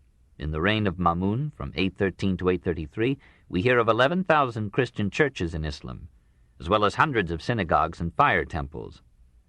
Christian festivals were freely and openly celebrated. Christian pilgrims came in safety to visit Christian shrines in Palestine. The Crusaders found large numbers of Christians in the Near East in the 12th century, and Christian communities have survived there to this day. Christian heretics persecuted by the patriarchs of Constantinople, Jerusalem, Alexandria, or Antioch were now free and safe under a Muslim rule that found their disputes quite unintelligible. In the 9th century, the Muslim government of Antioch appointed a special guard to keep Christian sects from massacring one another at church. Monasteries and nunneries flourished under the skeptical Umayyads. The Arabs admired the work of the monks in agriculture and reclamation, acclaimed the wines of monastic vintage, and enjoyed, in traveling, the shade and hospitality of Christian cloisters. For a time, relations between the two religions were so genial that Christians wearing crosses on their breasts conversed in mosques with Muslim friends. The Mohammedan administrative bureaucracy had hundreds of Christian employees. Christians rose so frequently to high office as to provoke Muslim complaints. Sergius, father of St. John of Damascus, was chief finance minister to Abd al-Malik, and John himself, last of the Greek fathers of the Church, headed the council that governed Damascus. The Christians of the East in general regarded Islamic rule as a lesser evil than that of the Byzantine government and Church. Despite or because of this policy of tolerance in early Islam, the new faith won over to itself in time most of the Christians, nearly all the Zoroastrians and Pagans, and many of the Jews of Asia, Egypt, and North Africa. This book is continued at this point on the other side of this cassette. Please reverse or turn the cassette over now.